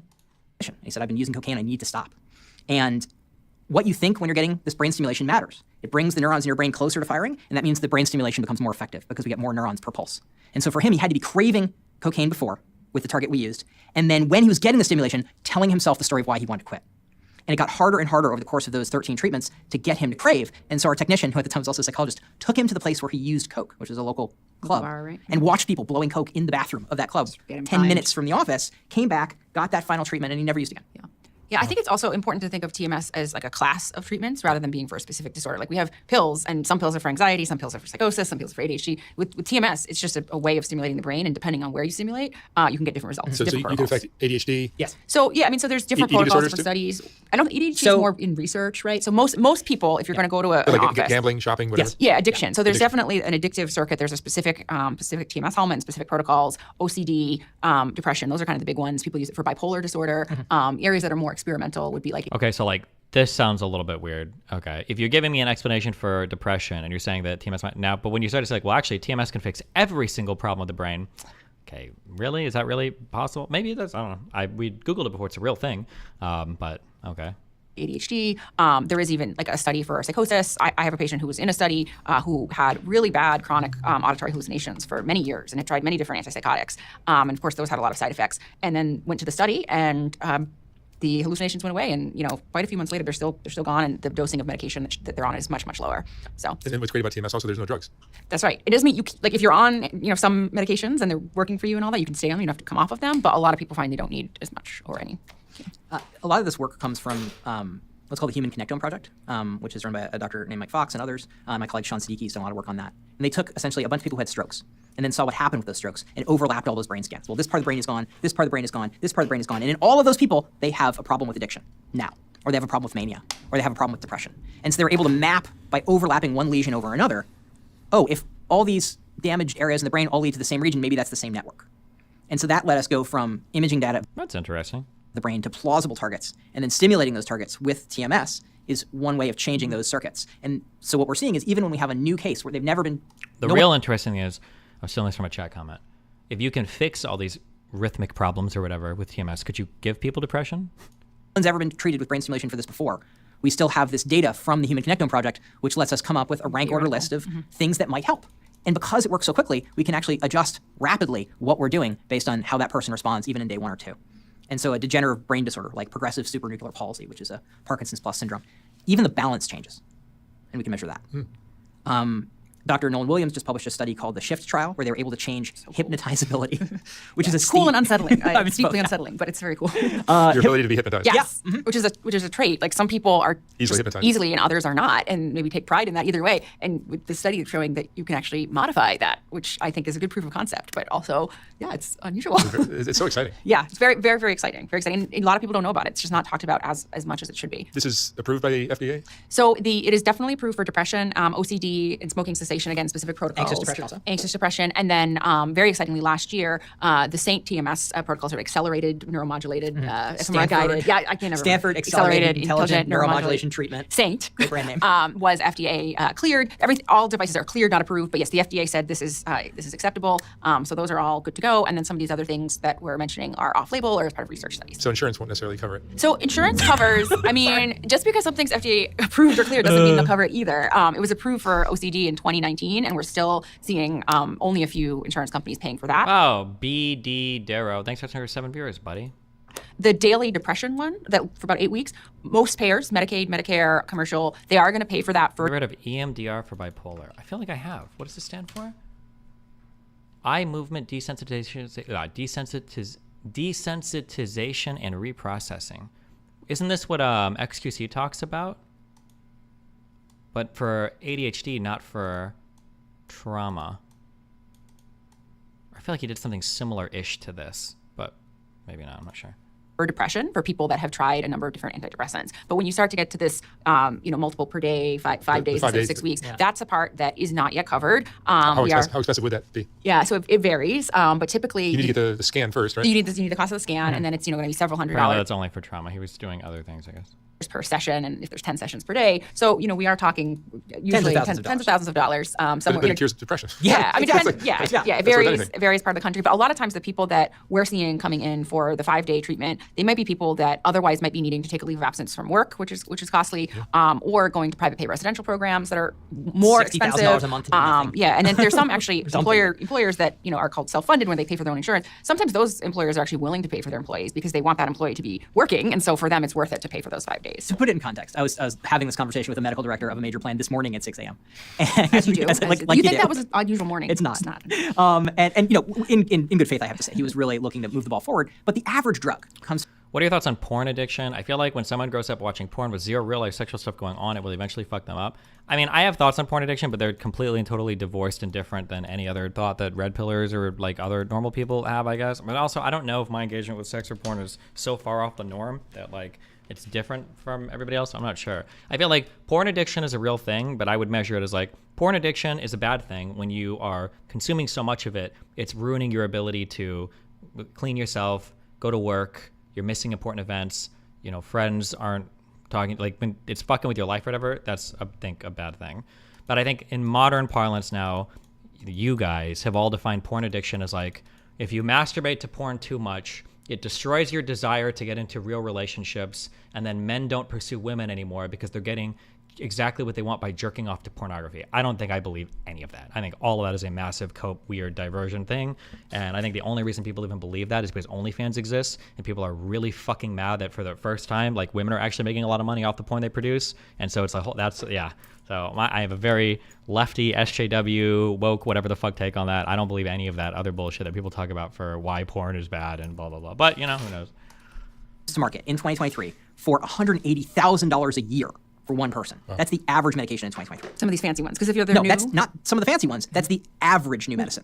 It's not the $2 million gene therapies. Yeah. That's literally the average. What's the average? $1,000 a year. That was an unusual morning. It's not. It's not. And you know, in good faith, I have to say, he was really looking. Well, yeah, like this, I can only imagine that I don't even know. I don't want to get into this because everything having to do with sex and relationships is so far off the norm that I get triggered because it's just Destiny, for real. Bro, you can't deny that people getting off on porn is going to demotivate them from pursuing relationships. Like, if that is the case for somebody, that thought process is so far away from any thought process that I can even imagine that I truly can't even engage with it. It would have to be in the most intellectualized, like, show me a study sense possible. I cannot imagine, like, how much of a pathetic, lonely fucking loser you have to be to jerk off to porn and think, like, like, I'm happy now. I don't think I even need to talk to a girl or be in a relationship or have somebody to hug or feel close to or romantic connection to or share my life with. I can't even imagine. I actually truly can't even imagine it. If anything, I would argue that you're like the Coomer at that point. If like the only thing you see women as are like portable cum deposits, maybe then, because when you jerk off, like, why? Well, you've already got your cum deposit. That's just I can't imagine. I truly can't even fathom the thought process for that. It's happening in Japan. I don't believe that is the case. I think that there are 50 million different toxic cultural aspects of Japan that you would point to before just pointing to porn. Looking to move the ball forward, but the average drug comes to market in 2023 for $180,000 a year for one person. Oh. That's the average medication in 2023. Some of these fancy ones, because if you're new, Fuck, I interrupted this again. for those 5 days. To put it in context, I was having this conversation with a medical director of a major plan this morning at 6 a.m. As you do. Like you think do. that was an unusual morning? It's not. It's not. And you know, in good faith, I have to say, he was really looking to move the ball forward. But the average drug comes to market in 2023 for $180,000 a year for one person. Oh. That's the average medication in 2023. Some of these fancy ones, because if you're No, new, that's not some of the fancy ones. That's the average new medicine. It's not the $2 million gene therapies. Yeah. That's literally the average drug. Yeah. Damn, yeah, undermining her. Oof. Uh-oh. But yeah, a lot of times if you think of a newer antidepressant or something like that, it could be between $1,000 and $2,000 a month. If you're on it for years. The hydrobromide salt of Wellbutrin, Aplenzin, right? So Wellbutrin is hydrochloride salt of bupropion. Well, they put bromine in there instead. So it's a different salt. And instead of $300 a month, it's $2,499 a month, right? There is just no limit on how insane drug prices can be. Yeah, but like they probably do that, but the last iteration of that now is probably a generic, which you can buy, which is going to be a lot cheaper than even the prior cost of it, right? I would imagine. Yet. And psychiatric hospitalization Very expensive. can be hundreds of thousands of dollars. In emergency room stays. So a lot of the costs of care are not just the medications, but the higher levels of care. And so hopefully, with TMS, people are able to minimize that and then either able to not be on some of those medications or be on less of them. When people get strokes, they know what to do, right? If you go to the hospital, everyone recognizes the signs of stroke. A heart attack, you don't fuck around with a heart attack. It's disabling and you'll die. The disability from severe depression, if you look at it just on, are you able to do stuff, is the same amount of disability as having Is there a generic Vyvanse now? I think so. Yes, there is. acute heart attack right now. We don't treat it like an acute heart And attack. we don't treat it like an acute heart attack. You know this will die. The disability from severe depression, if you look at it just on, are you able to do stuff, is the same amount of disability as having an acute heart attack right now. We don't treat it like an acute heart And attack. we don't treat it like an acute heart attack. You know if you're having an acute heart attack, you need help, you need it in a hospital, we're gonna do a bunch of things, and we're not gonna quibble about the cost because we need you to not die and not be disabled. But even if you have like a suicide attempt or something and you go into the hospital, there's no guarantee that the hospital is going to be helpful or be able to offer these treatments, right? So in fact, almost none of them do. Like only 1 out of 10 acute hospitals offer electroconvulsive therapy, which is that best treatment we've had that we mentioned. Most of them are giving you less options than you can get in the outpatient And not setting. TMS. And not TMS because there wasn't a payment model. This year, thanks in part to me being a pain in the neck to a lot of people and writing a bunch of articles about it, the first step towards changing that happened. So Vyvanse Adderall? Vyvanse is close to Adderall XR, kind of, but... So the Center for Medicare and Medicaid Services agreed that acute care psychiatry can start getting paid extra for new technologies like SANE under Medicare. And it's now everyone covered by Medicare, which isn't everybody, but it's a lot. Well, that hospital, if it has the right contract. I didn't realize this, but generics are not the same as drugs as the original either. A generic is supposed to be like 95% a match or whatever in terms of like total composition. And I think it's supposed to be completely a match in terms of active ingredient. There might be like a slightly different formulation or whatever, but for the most part, it should be like functionally the same. Which is 25% of hospitals now, can get paid more, just like it was an ICU. Right? And the reason we have cool things like left ventricular assist devices and extracorporeal membrane oxygen, all the miracles of modern medicine in an ICU setting, that's all there because they built a payment model to support it. And psychiatry didn't have that until this year. Yeah, this is a new world for psychiatry to be able to have these types of devices and interventions that are truly bringing us kind of to parity with the rest of fields of medicine. I think right now going into a psych hospital, you're not going to see this, but hopefully within the next couple years, maybe faster, you guys that will be something that people can have. If they need to be in a hospital setting, they'll be able to get it. Right now, most of it is outpatient or research. And just to explain it for people who lost track, yes. There's TMS, which is transcranial magnetic stimulation, and then there's SAINT, which is the 5-day speeded up 5-day treatment. Yeah. Both are not available in hospitals. But can you imagine an inpatient stay? If you're running an inpatient hospital, a 5-day treatment is going to be better than 8-week long-term thing. So the 8-week thing is never really going to be viable for the way that lengths of stays are these days. Yeah. So. And who wants to be depressed longer? Yeah, it's not. Once you know, you can't unsee it. Once you know something can work in 5 days, doing it over that 8 weeks is painful. Sometimes you have no choice because that's the only way it can be paid for, and that's really frustrating. But I think the future is going to be this more rapid acting method for sure. No, that's why I wanted to do this video, just to get this word out so that more people would learn about this. Yes. Oh, and when you went through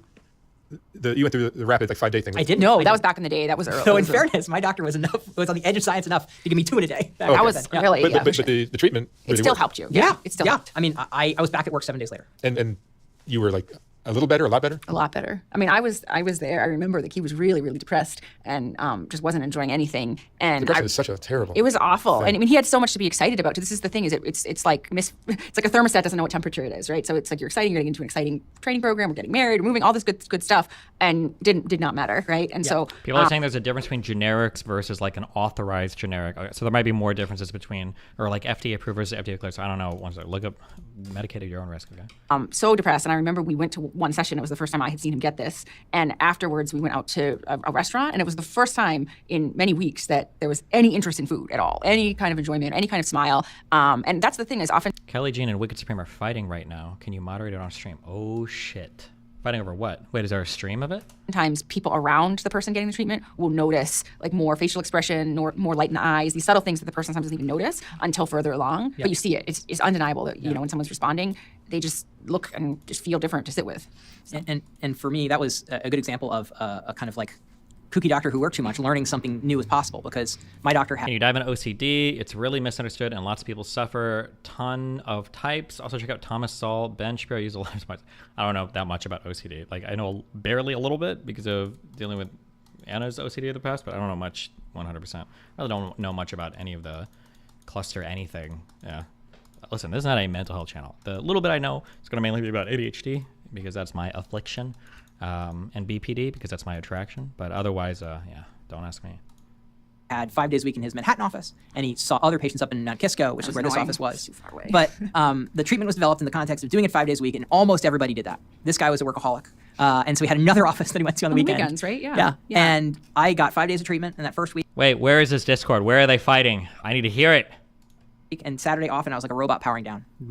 And she hadn't seen any of it, came and saw me, and I looked bad, and she's like, why don't I drive you to Mount Kisco? Yeah. And actually, I think he opened. It's like plugging the phone in and getting the juice again, and the phone Probably comes in to life, Justicles? right? I mean, I don't see it in Justicles. that's how it. And that's the other thing about Oh, it's just chat logs. Oh. TMS that's nice is that people, if they are able to work and go to school and things like that, they can do this, and they can just take a little time out of their day to do that once a day. Okay, this is boring. It's just basically an hour jerk off for this TMS stuff, which may or may not be good. I don't know. I Googled it. It's a real thing. But okay, let me finish this real quick. There were like 11 more minutes of this. And then the Yemen civil war. And then we're done, guys, with Yemen. Okay. Also, what is this? Who's at fault here? Have we watched this one before? Wait, does he slow down to turn left or something? Have we watched this? I feel like we have. Oh. I'm almost positive we watched this before. Wait, don't tell me what I said before. Let's see if I still agree with my old self. In the Shapiro debate, Israel topic, can you please sum benefits of Israel allyship with the U.S.? Benefits of the Israeli allyship with the U.S. I think in general the U.S. favors democratic regimes because they're easier on a macro level to operate with. I've heard this repeated before. Can somebody tell me if this is true or not? I've heard this repeated a lot, that two democratic nations have never gone to war with each other. Is that actually true, or is that just like a meme that liberals say?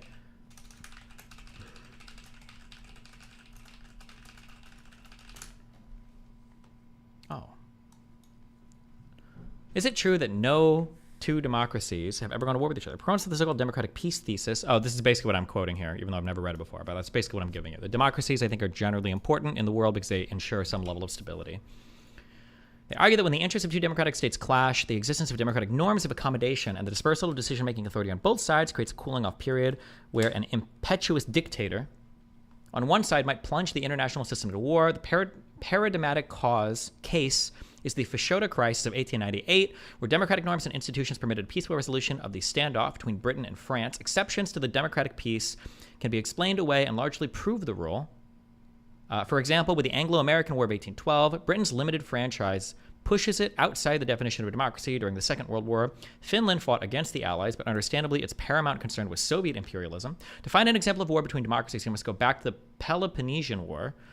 Athens' attack on Syracuse refutes the hypothesis, yet it is questionable whether the Athenians knew that Syracuse possessed a democratic polity, or whether the rule of democratic peace applies to ancient warlike republics. Skeptics raise four concerns. One, given that states generally fight with their neighbors, the fact that few democracies existed before 1945 presents few historical opportunities for democratic war. And two, because the rule holds between Occidental democracies does not mean the same will be true for non-Western states. While nominally democratic, the absence of liberal political cultures and the existence of more paternalistic systems of governments might render the thesis inapplicable. All eyes on India and Pakistan. And three, although democracies don't war with each other, they are statistically just as war-prone as other systems of government, which the democracies often feel almost a duty-bound to war against.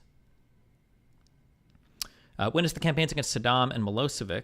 And four, states undergoing a difficult transition towards democracy and a market economy might in fact be more war-prone than average, as international ambitions create a diversion from domestic woes. The best book-length study is Bruce Russett, Grasping the Democratic Peace. Wow, Muffle, thanks for the 5 gifted subs. I'm going to be totally honest. Is Pakistan a democracy? I have no idea anything about the governmental workings of Pakistan.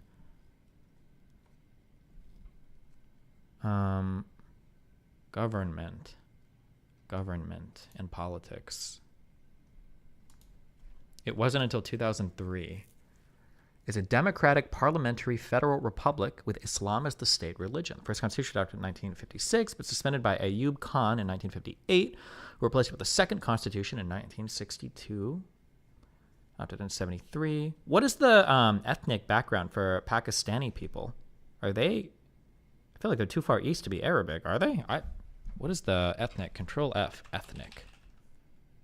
Ethnic groups, see below. They're Indian, multi-ethnic. Pakistan is a multicultural, multi-ethnic society, despite Urdu being Pakistan's lingua franca. Estimates of how many languages are spoken in the country range from 75 to 85. Damn. How many people live in Pakistan? Country's largest ethno-linguistic groups were Punjabis.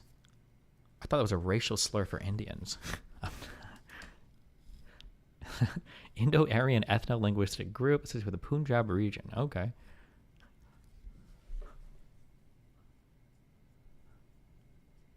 And the Pashtuns, Sindhis, Saraikis, I don't even fucking know, Muhajirs, and the Balaks. Hey, Pakistan used to be part of India, so they're considered. Okay. I'm just curious what the ethnic background was. I don't know, they're really far east, so I have no idea. Okay. But okay, thanks. It's Punjab, not Punjab. Punjab. Don't care. Okay.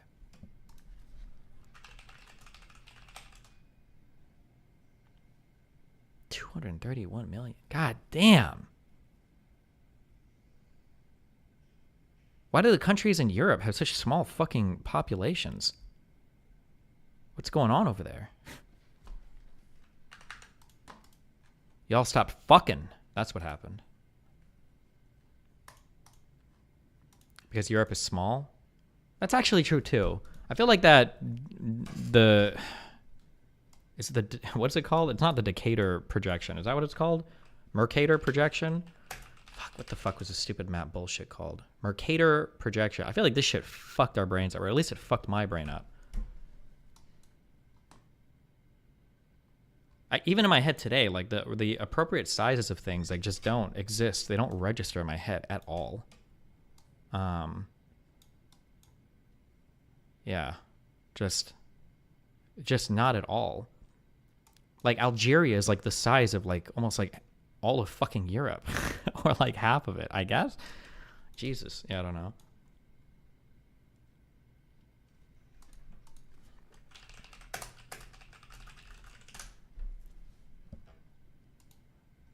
Isn't there like a website that shows the...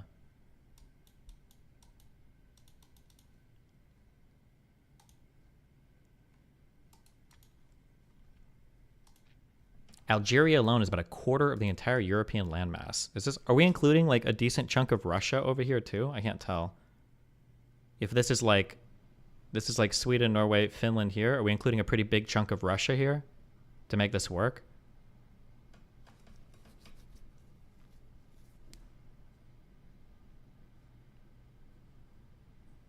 Up to the Earl normally?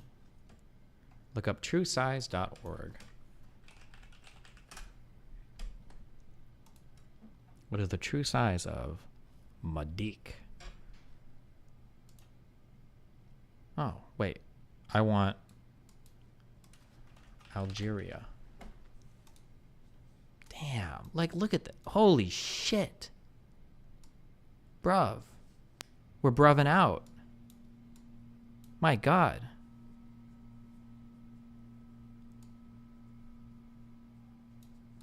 That's just wild.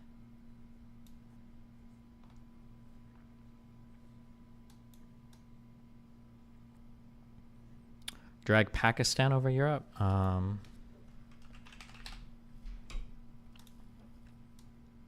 Oh yeah, geez.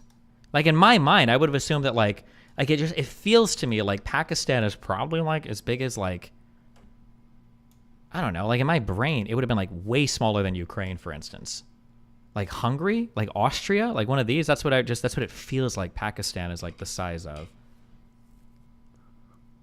But it's fucking massive.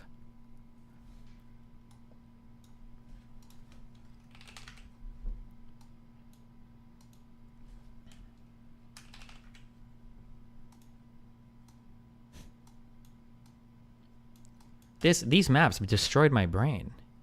They truly did. We shouldn't use these. Well, what should we use? I guess we're drawing on paper, huh? How do you project a 3D thing onto a 2D? This must be solved mathematically. I'm sure there's like better solutions for this. What's the name of the other map that people want to use? I feel like there was a name for a fucking God, was it the West Wing or was it before the West Wing?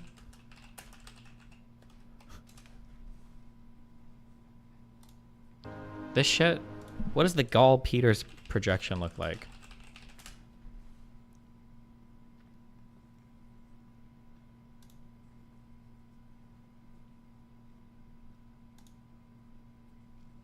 Looks like this.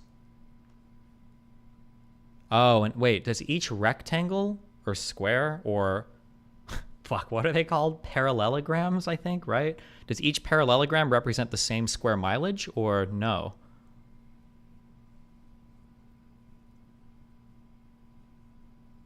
Parallelogram is thing with four. Does it have to be all 90-degree angles to be? Bro, I don't remember any math.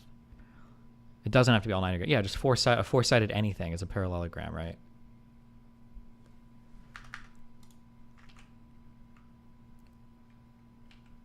Drag Russia over the US? It's not as big? Wait, no, you're fucking lying. Shut the fuck up. Russia is huge.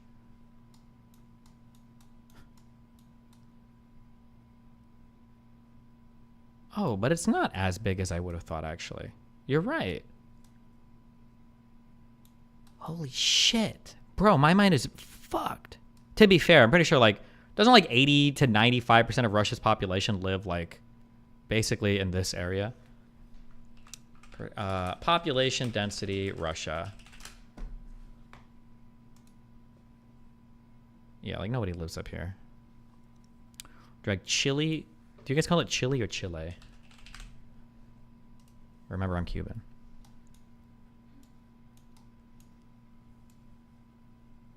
What, why? Why do I care? It's the same as Algeria? Oh. Okay, this episode. I'm gonna get copyright hit. I'm gonna have to pause it.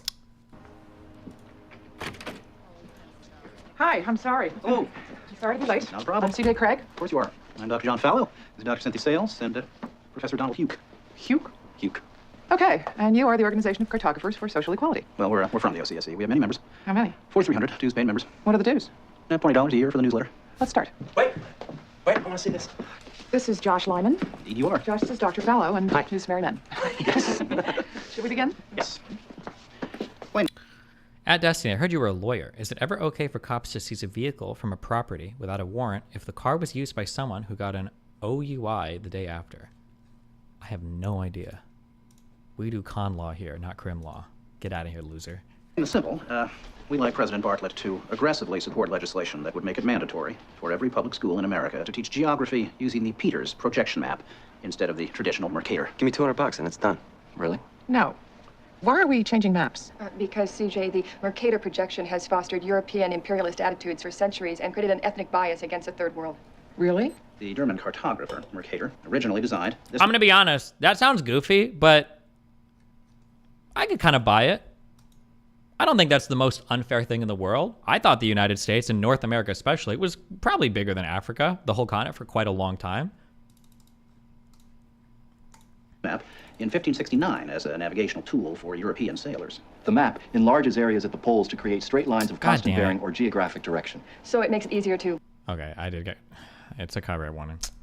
But it's funny. It's a funny thing. It's a good meme. They bring up the other projections.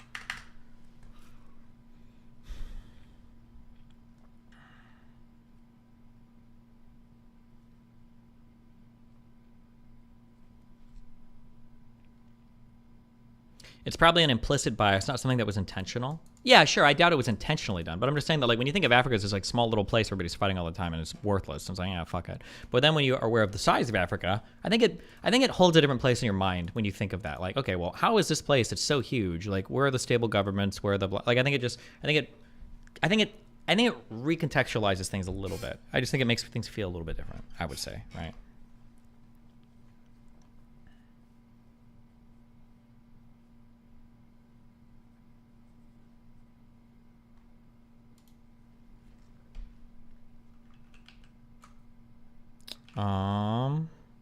Okay.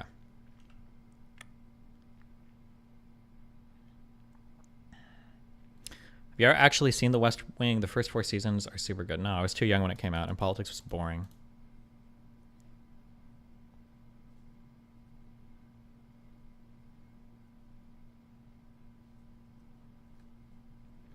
Remember when you talked about starting your own news org? Yeah, it's coming, okay? Right after that podcast, which is almost done. Oh, shit, okay. Who was at fault here? Hold on. How much you know about the history of Zimbabwe? Isn't that a map in Halo 2 for, like, the second mission?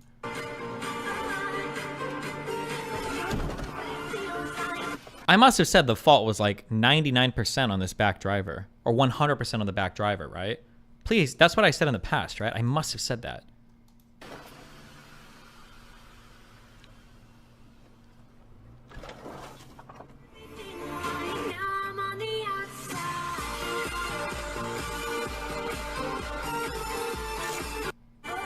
You did? Okay. Based.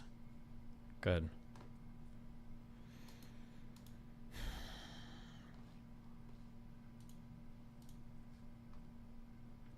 Are you going to TwitchCon 2024 in San Diego? Met you in 2022. It was a great experience.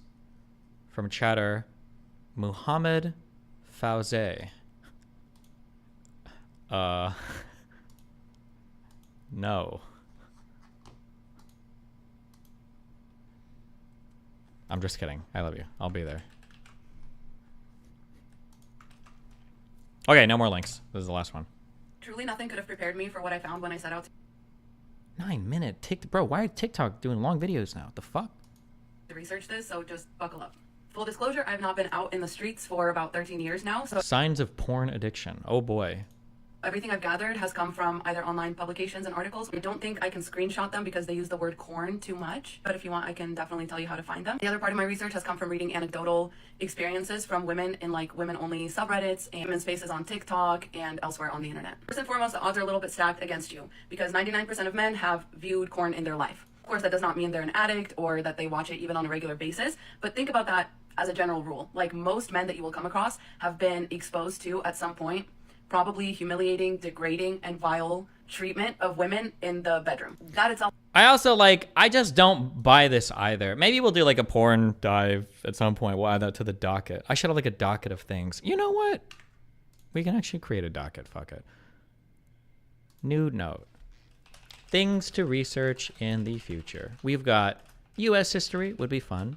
We've got Iranian history. We've got porn addiction. There. Oh, immigration and U.S. border issues. There you go. Okay. All things, right?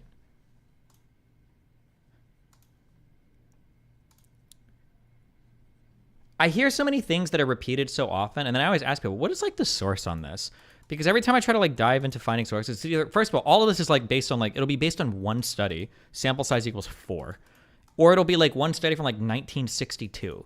Like, I hear things repeated so often, like 92% of porn is like violent or degrading. And I'm like, I watch a lot of porn, and it's pretty rare that I come across something that's actually like violent or degrading. But then I'll see something like, it'll say something like facial abuse counts as like degrading or violent. But then like the facial abuse will be like, if the woman like even slightly like gags on a dick or something, it'll be something like that. And I'm like, okay, maybe, but like we're stretching what these things mean now. I don't know. Like it just, yeah, I'm not sure. I don't know. I'm curious sometimes where these numbers come from. We're like, oh, like, yeah, it's 90. Yeah, that's one I hear repeated a ton. Yeah.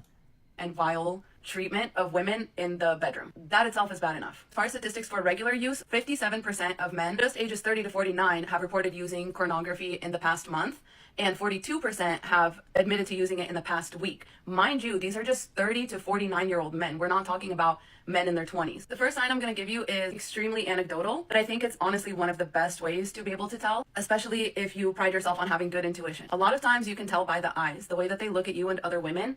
A lot of men who have go to a regular porn website right now and count how many videos are hardcore on the main page. Right, it's over 50%. Yeah, but even when you say hardcore, it depends on what you mean by that. Because those definitions, I feel like they change over time. Because like hardcore porn, when I think of like what's hardcore in old porn definitions means that you're seeing PIV. It means you're seeing dicks going into vaginas. That's considered, that, or at least when I was going, that was like hardcore. And then softcore will be, you don't actually ever see genitalia. You only see nipples, and then like there'll always be like a bush or a fake bush covering the lady's pubis. I don't know what the fuck you would call it. Hold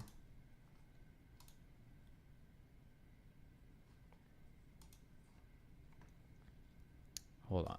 Okay. I don't know if Pornhub is like representative.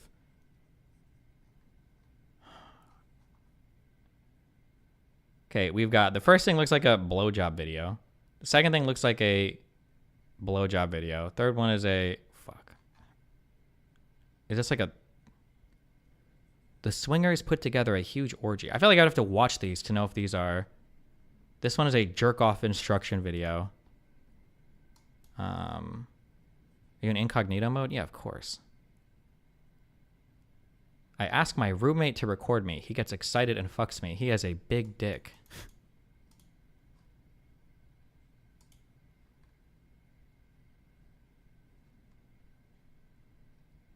I come in my stepsister every time I want.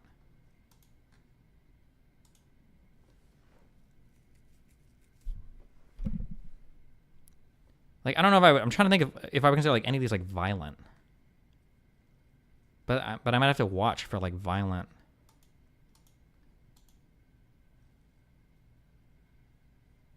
Titles are also clickbaity. Yeah. Runaway stepniece gets treated like a personal free use sex slave by her auntie and her husband. This one might be hardcore. Or like hardcore as in like involves some whatever bullshit. Hot anime girl is riding you until you impregnate her. Does that count as extreme squirt compilation? How did they make it happen? What is that question? What do you mean, how did they make it happen?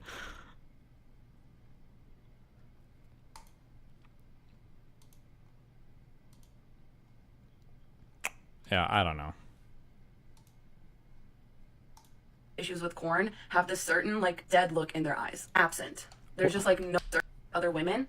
A lot of men who have issues with corn have this certain like dead look in their eyes, absent. There's just like nobody home, especially when they look at women. And it's typically because their brain has been so cornified that they can't perceive women as human beings or as like, I don't believe any of that. I don't believe it. I don't believe it. Something interesting to like engage with or engage in conversation with. They just see women as objects for pleasure. And therefore they don't have the same kind of curiosity. They don't have the same kind of, honestly, life in their eyes that men who are not obsessed with that stuff will tend to, you know, look at you. They'll tend to be curious. They'll tend to look around, like think of like a deer, you know, versus like, I don't know, fucking alligator or something. Yeah, so when we go back like 100 years before like widespread porn existed and women were degraded or not able to vote or were seen as actual objects, well, like what was the explanation back then? Like, It's another anecdotal one, but I think this first couple will honestly be the most helpful. But a lot of women lately report that even when they go to like kiss somebody at the end of a first date, a lot of men now just start choking them like right away. Like when kissing or making out, you have to remember that that is the same thing that somebody would do if they were trying to unalive you. And the fact that I wish I could get numbers on this. Like I said, I always feel like this is asked for women so much more, but that might be a selection bias. But like, what? They're trying to kill you? going into it with no consent, with the fact that it's happening so quickly, they're not even waiting to get into the bedroom and like, you know, tell you about preferences or anything like that. They just literally will start trying to cut your airways off. That is absolutely insane, and you need to safely get out of that situation as soon as you are able to. He has become so far separated from actual reality and is so far embedded into corn reality that he's too far gone. He's too far gone. And again, I don't even know like how much porn even includes choking. Is that like an ultra I feel like you have to kind of like search that out, maybe? Normal human relations. Next sign is he trying to get you into the bedroom right away? When you watch corn, there is really not a whole lot of downtime between when the people first meet and are introduced to each other to the point which they're engaging in relations with one another. And so someone, again, who has lost track of reality, someone who has seen this kind of risky behavior. Of course, it's not risky for the people engaging in it on video. They go through regular checks, use protection and stuff like that. But for most people, like that is inappropriate. Like, I just met you. We are absolutely not going to do the most physically vulnerable thing that one can do with a stranger. Immediately post like dinner or like first date coffee, like they're trying to come up. Like that is, please stop and think about how unhinged and unsafe that is. Especially as a woman, this person is probably bigger than you. This person is probably more aggressive than you in the bedroom. So you need to really vet people before you let them in to that vulnerable space, because that's a space where you can get hurt. That's a space where your boundaries can be easily disrespected, a space in which you are vulnerable and you can't really protect yourself when it comes down to it. So please just be very careful. I'm not trying to be, you know, negative or shame anybody. I'm just trying to make sure that you know how to protect yourself. If you are out with this person in public, please do not dismiss any sort of rude or overly intense staring at other women. Please don't be naive, because I know a lot of women are like, oh, it's okay if my man, you know, is staring, and I do it too, and I even tell him which ones to like look at. That's not normal. First of all, think about the women. Women don't like to be stared at or over, okay? We want to just exist. So if you want to be with a man who is okay with actively making other women uncomfortable, that's your prerogative. But I'm telling you that also probably means that he is a corn addict and that he thinks that women exist for his staring and for his pleasure and for his sick little imagination. You'll notice that it's really the only way or the only time that he even gives attention to women. Because once again, he doesn't see them as human beings. True. So if you want to end up with a man like this, that's fine. Just know what your lot is going to be in life. Because this is not going to stop, and this is the only way that he will ever validate you even. So you'll always find yourself in competition with these women. And you'll always know that he's probably thinking about somebody else when he's engaging in physical relations. True. Next, watch very carefully how he talks to you. Do not write anything off as weird or edgy humor if it feels actually disrespectful, or if it feels like he's trying to nag you. When a guy disrespects or negs you, that's a sign of porn. Is every single male behavior gonna be? Is every single like dumb behavior a sign of porn? Do not fall into the trap of trying to impress a man like that, because this is a man who's trying to set you up so that you need his validation. He's trying to push your emotional boundaries and the boundaries of how you view yourself and how you want to be respected, and he wants to see what he can get away with. Because a lot of times in corn, the women are very much disrespected and very much nagged, and these men will often not be able to help themselves, and they'll start making these comments towards and around you. That's when you need to run. You need to get out. Also, watch out for him trying to pit you against other women. You know, so if you show up to a date and he's like, oh, I love that you're dressed so modestly, not like these other sluts out here, run. If you show up wearing something a little more revealing and he is like making weird or unwelcome comments about that, instead of just, you know, giving a compliment and like moving on, just watch out, because there's something that he feels like he is owed with women, or something that he feels like women do in order to invite attention other than just exist. It just shows an unhealthy pattern of thinking towards women. God forbid things have escalated into the bedroom. One of the first things they'll God do is forbid. once again, they'll try to either cut off your airway. A lot of women report just men will just slap you in bed. No warning. Men will just spit on you in bed. No warning. No asking for consent. Nothing. They will take off protection and not tell you until later. Like you just These have aren't signs of porn. These are signs of like fucking insane guys. These are really crazy behaviors. I don't know why you blame this on porn though. to find out the hard way. Just trying all sorts of like slipping it into the wrong place. Like all of these are telltale signs because all of these things require consent and talking about it beforehand. Most of the time when you go to bed with someone, you are consenting to the start of that experience. And every step of the way from there should feel natural and should feel like co-regulatory. So not like somebody is just doing whatever they want and you just have to deal with it. You have a say in that too. Hope and pray. Have any girls talked to you about people randomly choking them during sex? I think I've heard, I think a couple have brought it up, but but again, there might be a huge selection bias here because now we're talking about like my personal people that I pursue might be way off the norm or way off of other types. Most of the complaints I hear is that usually the guys are too gentle. That's like overwhelmingly the complaint that I hear from women about other guys they've been with. But that, again, there's probably gonna be a huge selection because now you're just talking about women that I've like been intimate with. That's gonna be a huge selection bias because I prefer a certain type of person. So.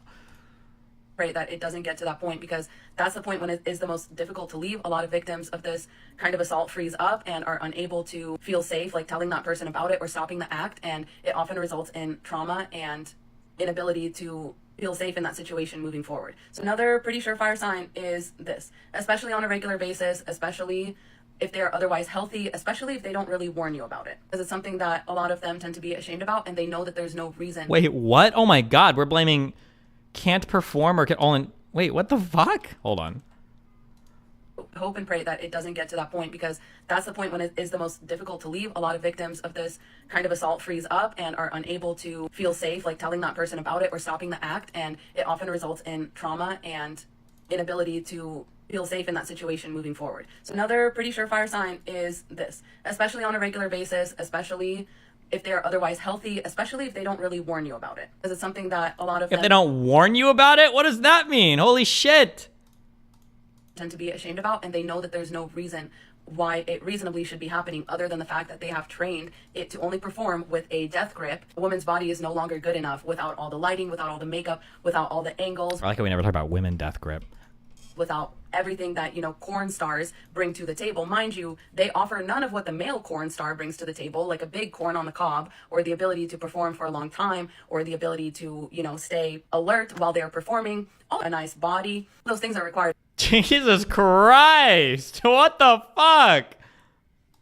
Of male corn stars. They don't bring any of that to the table. That they won't be able to perform unless you look like a corn star. And unless all the conditions of like a cornified experience are somehow met, which is very difficult to do without a whole team on set. This is very traumatizing to experience, being used as a means to an end, but it's another surefire way to be able to tell. So if none of these other things are happening, but you feel like your experience was not important, you feel like maybe they didn't try to look at you, they didn't try to engage with you, they kept their eyes closed, they were like physically there but emotionally like completely detached. They are having to think of corn instead of your body in order to finish, which is very traumatizing, very disturbing, and it is like, I think it's a form of abuse because you are actually being used. And like your pleasure is not concerning to this person, and therefore you're not getting anything out of it, and they are, which means it's at your expense. So that is an abuse of what is supposed to be an intimate act between two people, an intimate and most Can we read the comments on this? act. It's either going to be 100% soy queening her, or it's going to be like red pill guys and like women fighting to the death in the comment section. I feel like it depends on who linked it more to their audience. So they are not being vulnerable with you, and they are not letting you be vulnerable with them. They're using you as a means to an end. So if your pleasure is not cared for, if your boundaries are not cared for, if consent is not asked for, if they're not checking in with you throughout, they're using you as a means to an end. Last but not least, what's at the heart of all this is just emotional immaturity. It's the inability to cope with life as life presents itself to them. It's the need to escape. It's the need to have things go their way, even if it's not going their way. This is the reason for a lot of different types of addiction. This emotional immaturity. It's the inability to cope with and sit with your own feelings. It's the inability to process the things that happen to you without turning to some other form of a dopamine rush or escapism in order to avoid dealing with what you need to be dealing with. So this person typically won't take no for an answer. They'll typically say insensitive things and claim it was just a joke, or then gaslight you about it, or say that they didn't say it, or say that you misunderstood. Porn addiction is women's Jews. True. Actually true. The things and claim it was just a joke, or then gaslight you about it, or say that they didn't say it, or say that you misunderstood them. This will be someone that can't deal with rejection, that can't deal with boundaries. This will be someone who blames Can't deal with rejection. Must be addicted to porn. shortfalls on Somebody's never ran into paywalled porn before, I guess. other things, other people, other factors, someone who doesn't take responsibility for their own life, for how they spend their time, for what they do with themselves. They seem to just blame other people. All of that will point to, if not a corn addiction, then some other type of addiction in this person's life. And you will want to avoid them altogether, just based on that. This is for the people that's always saying, move your head, move your head. Here you go. You can screenshot it. Sorry about that. I love you. If you have any more, add them in the comments. And stay safe out there. Godspeed. Mwah. Wow. The dead eyes. Oh my god, yes. They look at you like a prey they are about to hunt. The dead eyes is so real. Dude, the dead eyes are so real. I'm getting flashbacks. I have heard this before. And it also came up in the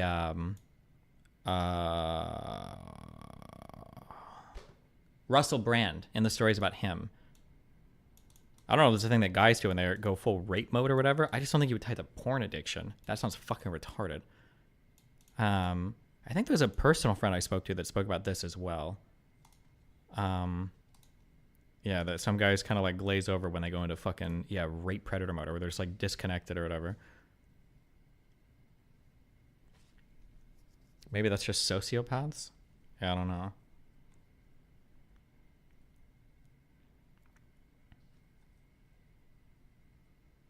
My coworker gave me the dead eyes. Okay.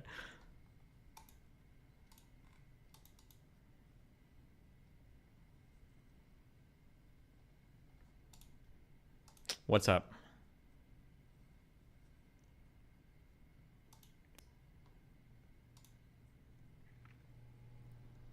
Axhole, hello. What's going on, man? Hey, what's up, buddy? I saw the tweet by Lex Friedman. I don't know if you've already talked about this, but was wondering what your thoughts were and if you're entertaining it. Yeah, if he wants to, I'll do it. Yeah, of course. He's trying to get partners, I think, for me and Norm right now. Oh, is it going to be you and Norm? Is that confirmed? I think me against Norm, I think is what he's shooting for. I think it's what he tweeted, yeah. Okay.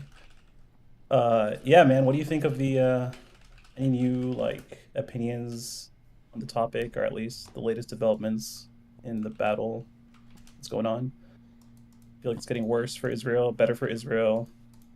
I feel like the deaths have stabilized per day. They weren't as crazy as they were, so probably okay-ish for Israel. I think the international pressure has cooled off a bit compared to where it was. It's my impression. Yeah, that's my general kind of impression right now. So do you feel like those that have said the ground invasion would be better than the air assault have been vindicated in terms of casualties? No, because the air assault happened prior to the ground invasion.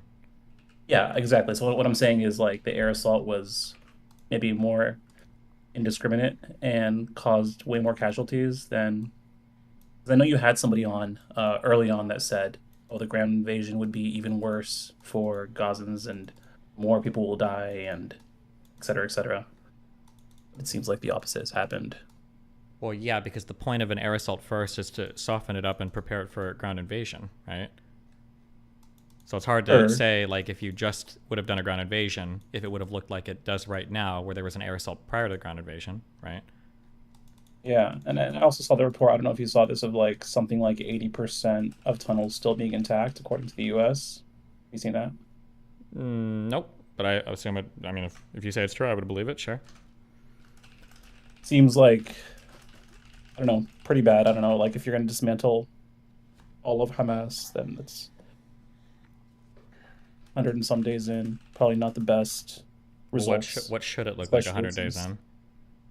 I mean, I would assume, according to, or from an Israeli standpoint, you'd probably want to have saved militarily, not through negotiations, a few hostages, which has been a failure in my opinion. I don't know if you think that's been a success. Or if you've bought into the whole, it's been the military pressure is what resulted in the release of any hostages, where it seems like it's been the opposite. It's been the same terms that Hamas had put out, which has been exchanged. How many hostages have been? I just Googled just to check. It looks like 105 to 110 hostages have been freed so far.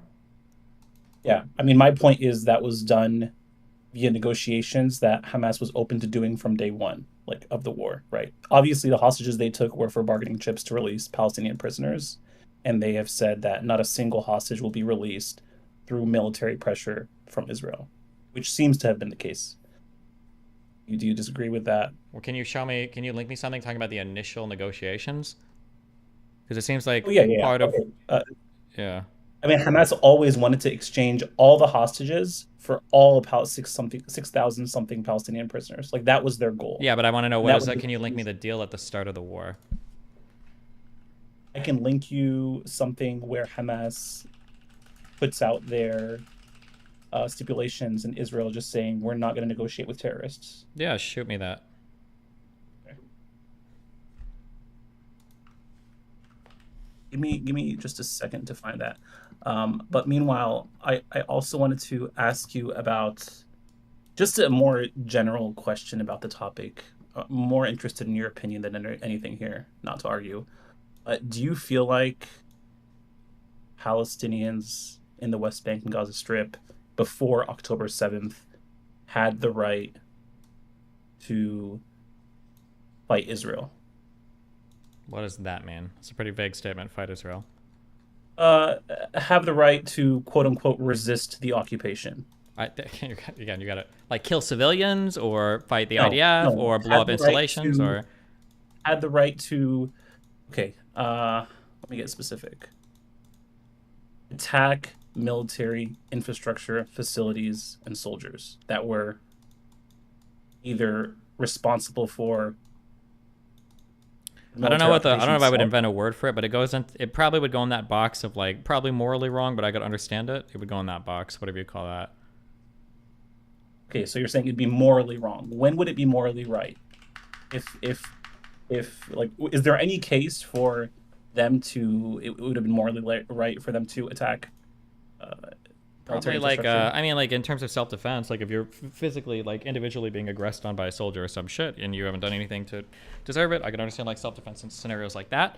But in terms of, like, blowing up military installations or attacking military people, if they're not directly confronting you, I don't know, they'd have to be, like, I don't know, either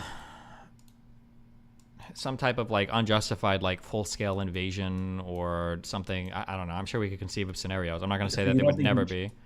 I'm going to kill myself. Do the people of Palestine and Gaza have a right to attack military targets from Israel? No. Not without, like, some other...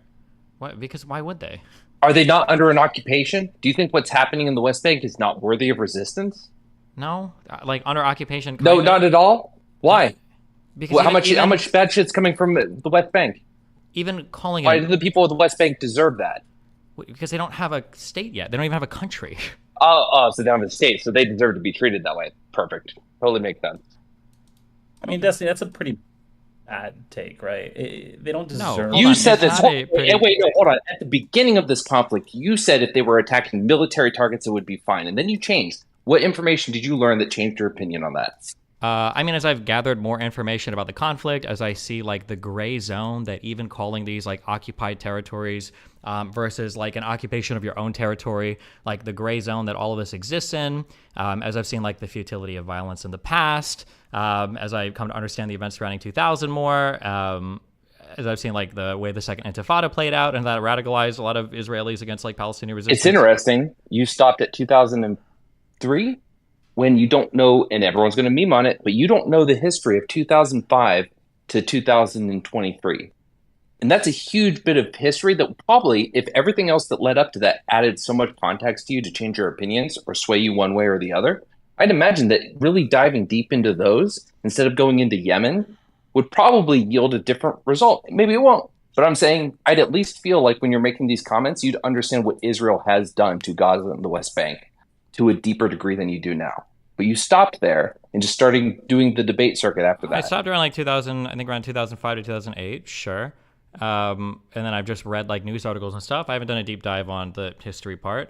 However, almost every single pro-Palestinian person that's told me to like explore deeper into a certain issue has left me coming away with worse and worse opinions about. Then do the it Palestinian yourself Authority. and go do the same thing you did with all the others. But until you understand what Israel has done to Gaza and the West Bank, it's frustrating to hear you say, yes, they have no reason to ever resist Israel. And we're talking military targets. We're not talking about civilian targets. That shit on 10/7 was bullshit. It was a fucking massacre. Like, how many times do you have to say that before it's like, but that said, do they not have the right to resist Israel?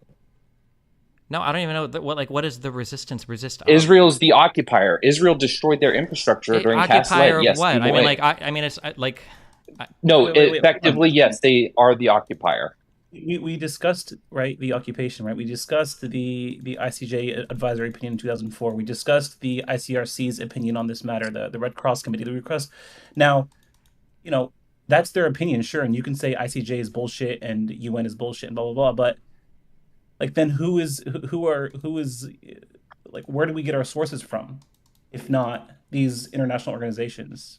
Sources first of all, just to be clear, not a single one of any of these sources agree with Palestinian attacks on Israel, even militarily. Hold on. Okay. That's not true. Okay, link me that. Hold on, link me that then. Find me that. Okay, you also still need to find me that first, because we've looked these up in the past. Because a lot of guys keep saying like you have a right to resist like invading army forces and stuff, and then you guys extrapolate that to say that like. Destiny, I'm going to give you it right now. I will link it to you right now. I'm going to show you a resolution from the UN because you said any of those. No, I'm not looking for a resolution. You just said any of those organizations, and UN was one of the organizations I just named. Yeah, but when we say like when you say organization, the ICJ is part of the UN, okay, which is going to be a better opinion than like a UN resolution. Wait, I don't understand. I named a bunch of international organizations, and I said they all agree there's a military occupation, and then I said. Some of those organizations also will say they have the right to armed struggle, which we went over in the other discussion we had, where they do have the right to armed struggle. And then you had mentioned, fairly so, that do they have the right to armed struggle during the initial invasion, randomly at any time? But then the paragraph that follows immediately explicitly calls out the Palestinian people in that context of armed struggle. Okay, link me. Yeah, link me. Yeah, I'll send you it. Just give me. You can talk to Lycan. I don't really have much else to say. It's just frustrating to hear like they don't have any right to resist. Like what? So should they have just, as soon as Israel invaded after 10/7, every Palestinian was to lay down their arms? Yep. Like what's the exact expectation? Yeah, and you retreat to the safe areas that Israel tells you to go to while Hamas is eliminated, and then you start over. I guess from there you go from there basically. Yeah. Does Israel have a history of taking precautions for civilians? Yep. Nope. Oh. That's where you research 2008 to 2023. What was the civilian to fighter death ratio in any of those other operations?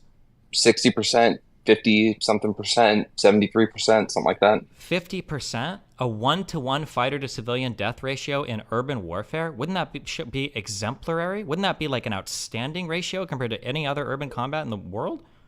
It's crazy that there's all these UN resolutions constantly against Israel. But no, that's just because they hate Jews, right? Wait.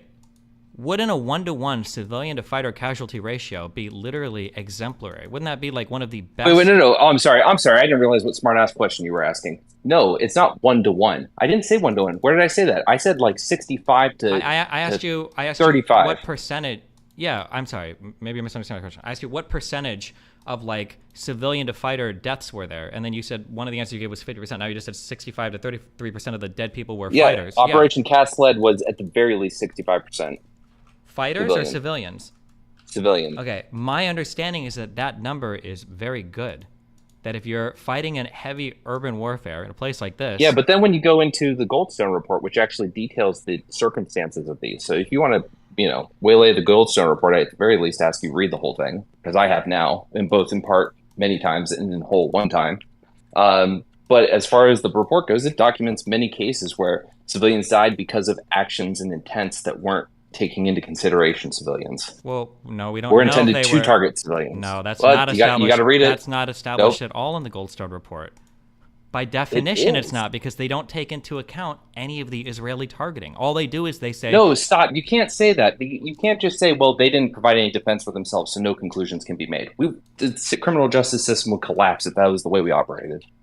Okay, I mean, wait, hold on, wait. Let me just ask a super quick question. Okay, so in the Goldstone report, when they say this house was blown up and there were civilians inside, how did they determine whether or not the intention was to kill civilians?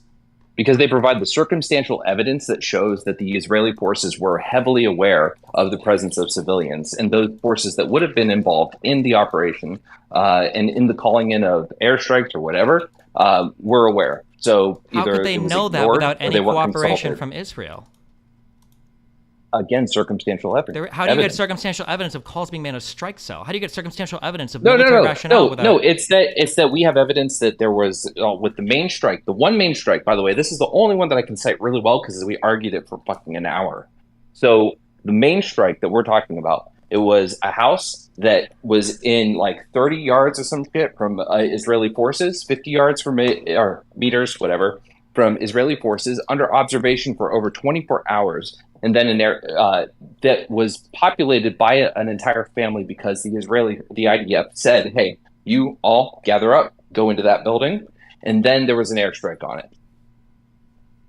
And none of the evidence was ever provided during the retraction. That was one of the key ones. That was the quote unquote retraction. Yeah, I'm aware. And that particular event was one of the key. Info came out and no info was actually provided. The Israeli government said, we want Goldstone to provide all the information he was provided that made him change his mind. And crazy, nothing came out, yet it still had the effect of completely whitewashing the report. Where was the request for him to share that information? Because I thought he literally talks about it. Doesn't he say that, like, when he was able to... he just says new information was provided, and that's it. That's all he says. I was able to look at some documents. Okay, gotcha. So just a quick, because you keep talking, okay? So one, the Goldstone report doesn't take into account anything from the Israeli side, which you need to establish whether or not civilians are being intentionally targeted. Just like in Afghanistan, I believe it was the case a year or 2 or 3 ago, where the United States blew up a hospital that I think was being inhabited by Doctors Without Borders, which is a horrible attack and it sucked or whatever. You could be on the ground, you could look at it, you could say, U.S. intelligence knew it, blah, blah, blah, blah, blah. That's not enough to say that the United States was intentionally targeting a hospital to kill medical personnel and civilians. You can't make that statement without knowing what was going on in the U.S. It could have been an intel failure. It could have been a failure of observation where they saw something they thought it was, I think for the Goldstone report, the later claim was that it looked like an RPG was being moved in, or it was a faulty image from a drone, I think they said. Any of these things could be the case. It would still be tragic and it would be horrible, but that's different than intentionally targeting and trying to kill civilians. You need access to Israeli intelligence. So wait, to be clear, so the United States could completely just, we're not going to participate in anything. We're not going to provide any information. And as long as we don't speak, plead the fifth on the international stage, we cannot be held accountable for anything. I didn't say you can't be held accountable for it. I'm just saying that you can't say that this is a... No, you can't say it's a war crime because you don't know our intention. Stop. You cannot. That's what you just said, Stephen. First of all, it can't be a war crime because the U.S. is not a signatory to the ICC, and if the Hague or whatever tried to take our people, we'd literally go to war with them. Oh my God! In the spirit of the fucking law, you're not even engaging with anything I'm saying. Okay. All I'm saying is that what you just said initially was correct. You can't say the United States intentionally targeted them. You can say it kind of looks like it, but you can't say that with any level of certainty. You can just say it looks pretty bad. That's the strongest statement that you can say. What level of certainty would we need? Because why wouldn't your argument also apply for Hamas? Right? Hamas didn't. Help third-party organizations and give their evidence for what happened on October 7th. We don't care about what Hamas said, right? We just call it a massacre and genocide. We don't know what their goals were. Do you have a list that Hamas had put out saying that we want to kill as many civilians as we can? Don't their spokespeople literally explicitly say it? Wasn't that one spokesguy saying that they explicitly want millions of October 7th, so they'll do it over and over again? No, hold on. So you're going to use that quote, right? That's almost exactly to what the defense minister says about what they're going to do to Gaza. Yeah, right? but then I'll look at the difference in behavior afterward. What was their official release? Stop. Why do you keep trying to... Hold on. Stop trying to do the quote thing. I've already told you that I don't go by just single quotes. We can look at the quotes, but then we have to look at action afterwards. What is the action of Hamas? They've been firing rockets actually indiscriminately. By definition, they're not even targetable. They've been firing rockets for 20 years into Israel. That's what they do. And then when they break through the fence and they go and they fight, they're not like trying to pick military targets. They go to a fucking festival. How do you know? How do I know what? How do you know that they're not trying to pick military targets? I don't think they've ever publicly even given... Hold on. For this event, for October Hey, half 7th, this call needs to leave, or I'm not staying here. Okay, like, wait, I'm not hold going to on. do a dog Axel, pile when I don't have hold a on, computer hold in front of me. Axel, the super easy thing right here, okay? I'm just curious. Can you show me a single statement by anybody representative of Hamas saying we don't try to target civilians? Go read through their 12-page report. Absolutely. Go look at it. It came out like a week ago where they say what their goals were, why they did what they did, and that civilian casualties were never intentional. That's what they said. Wait. What is this 12-page report written by Hamas? Yes. It came out like a week ago. I don't know if you missed it, but Hamas offers explanation or something like that, or their side. Which I'm not saying I agree with their interpretation, but yeah, they have what Wait, can I keep asking for any source on any of this. Nobody's linked me anything. Okay, first of all, I already sent you the source for the armed struggle, that Palestinians have the right to armed struggle. And right now I'm going to send you the Hamas's official explanation. This was an explanation that came out fairly recently. That was after a lot of bombardment and some unrest. There's also been are you really taking that to be evidence that they didn't intentionally target civilians during? Well, I would just be curious. I'd be curious to at least see that. I'd be surprised if that's literally what he asked for. Intercepted documents. I mean, I can pull that up, but there's been intercepted documents effectively just ordering a massacre. Not to mention their outcome in terms of relative risk. Did someone mention civilian casualty ratio here, by the way? Oh, yeah, like I'm bringing it up a lot. Yeah. Ratio. I'm just using. Wait. All right, we have to talk about that because anyone talking about civilian casualty ratio? I said I'm not doing Stop. Avi, forethought, do not want to talk to either of you if I don't have a computer in front of me. And I don't really know if I really want to talk yet about the fucking proportionality thing yet. Because it doesn't have to be you. I could do it for the room. I can explain to the room why anyone mentioning civilian casualty ratios at this point doesn't know what the hell they're talking about in terms of measuring discrimination, in terms of measuring adherence to distinction, and should be discounted. Even the guy who emailed Steven, the military guy that everyone said is dunking on Lycan, who ended up talking to me privately, and him and I don't disagree too much, so I don't know what interpretation y'all got from it. But even he said, when it comes to discrimination or indiscrimination, it comes down to intent. Yeah, it does. No kidding. Of course, it comes down to. It doesn't come down to the numbers. What are you even saying? Of course it doesn't come down to numbers. No fucking shit. That's why it's a metric and not an analytic equivalence relation. You can use outcomes to make an inference about intent. No shit. Of course. The point is just that the civilian casualty ratio fails as a metric to make that inference a lot worse than relative risk. That's the point. Relative risk, there's a very strong inference you can make, especially when there's orders of magnitude difference, that civilian casualty ratio simply fails at. And if you look at October 7th, the relative risk falls right in the line of classical genocides or contested genocides, whereas that's not the case with Israel. What do you know about, and here come the meme comments, what do you know about CAS-led versus Operation Protective Edge? CAS-led and Operation Protective Edge in terms of their civilian casualty ratios and in terms of their relative risk. If you look at the relative risk for CAS-led comes out to a relative risk. And by the way, this is also Oh no, just to be clear, I'm asking on the whole, not just about those numbers. I'm asking, what do you know about the operations themselves from both the IDF and from the Hamas side? In terms of what? I'm aware of the Goldstone report, which I can go into, and I can go into my issues with that. I can go into the studies that the Goldstone report commented on, which looks like they didn't even read them. Do you know why the Goldstone report says or why IDF tactics changed for Protective Edge versus CAS-led? I don't know that offhand. No. It was because of the Goldstone report, and the Goldstone report highlighted the methodology. No, I understand. But regardless, again, that's just going to take a secondhand backseat to what the actual outcomes are in the way they're operating. So actually, by the way, CAS-led, my view on CAS-led is it was actually better than Protective Edge, slightly. So I don't actually think they improved. I actually have the opposite view. I actually think Israel actually did a little bit worse in Protective Edge in terms of their relative risk and adhering to the principle of discernment.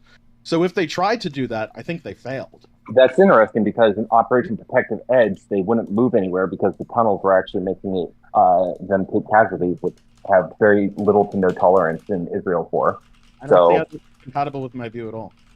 Because I don't understand how you arrive at that conclusion. They didn't do better. They literally did not kill as many civilians. They did not do as much civilian infrastructure That's not destruction. what I mean by doing better. That's not what I mean by doing better. It's not the total amount of civilians you kill.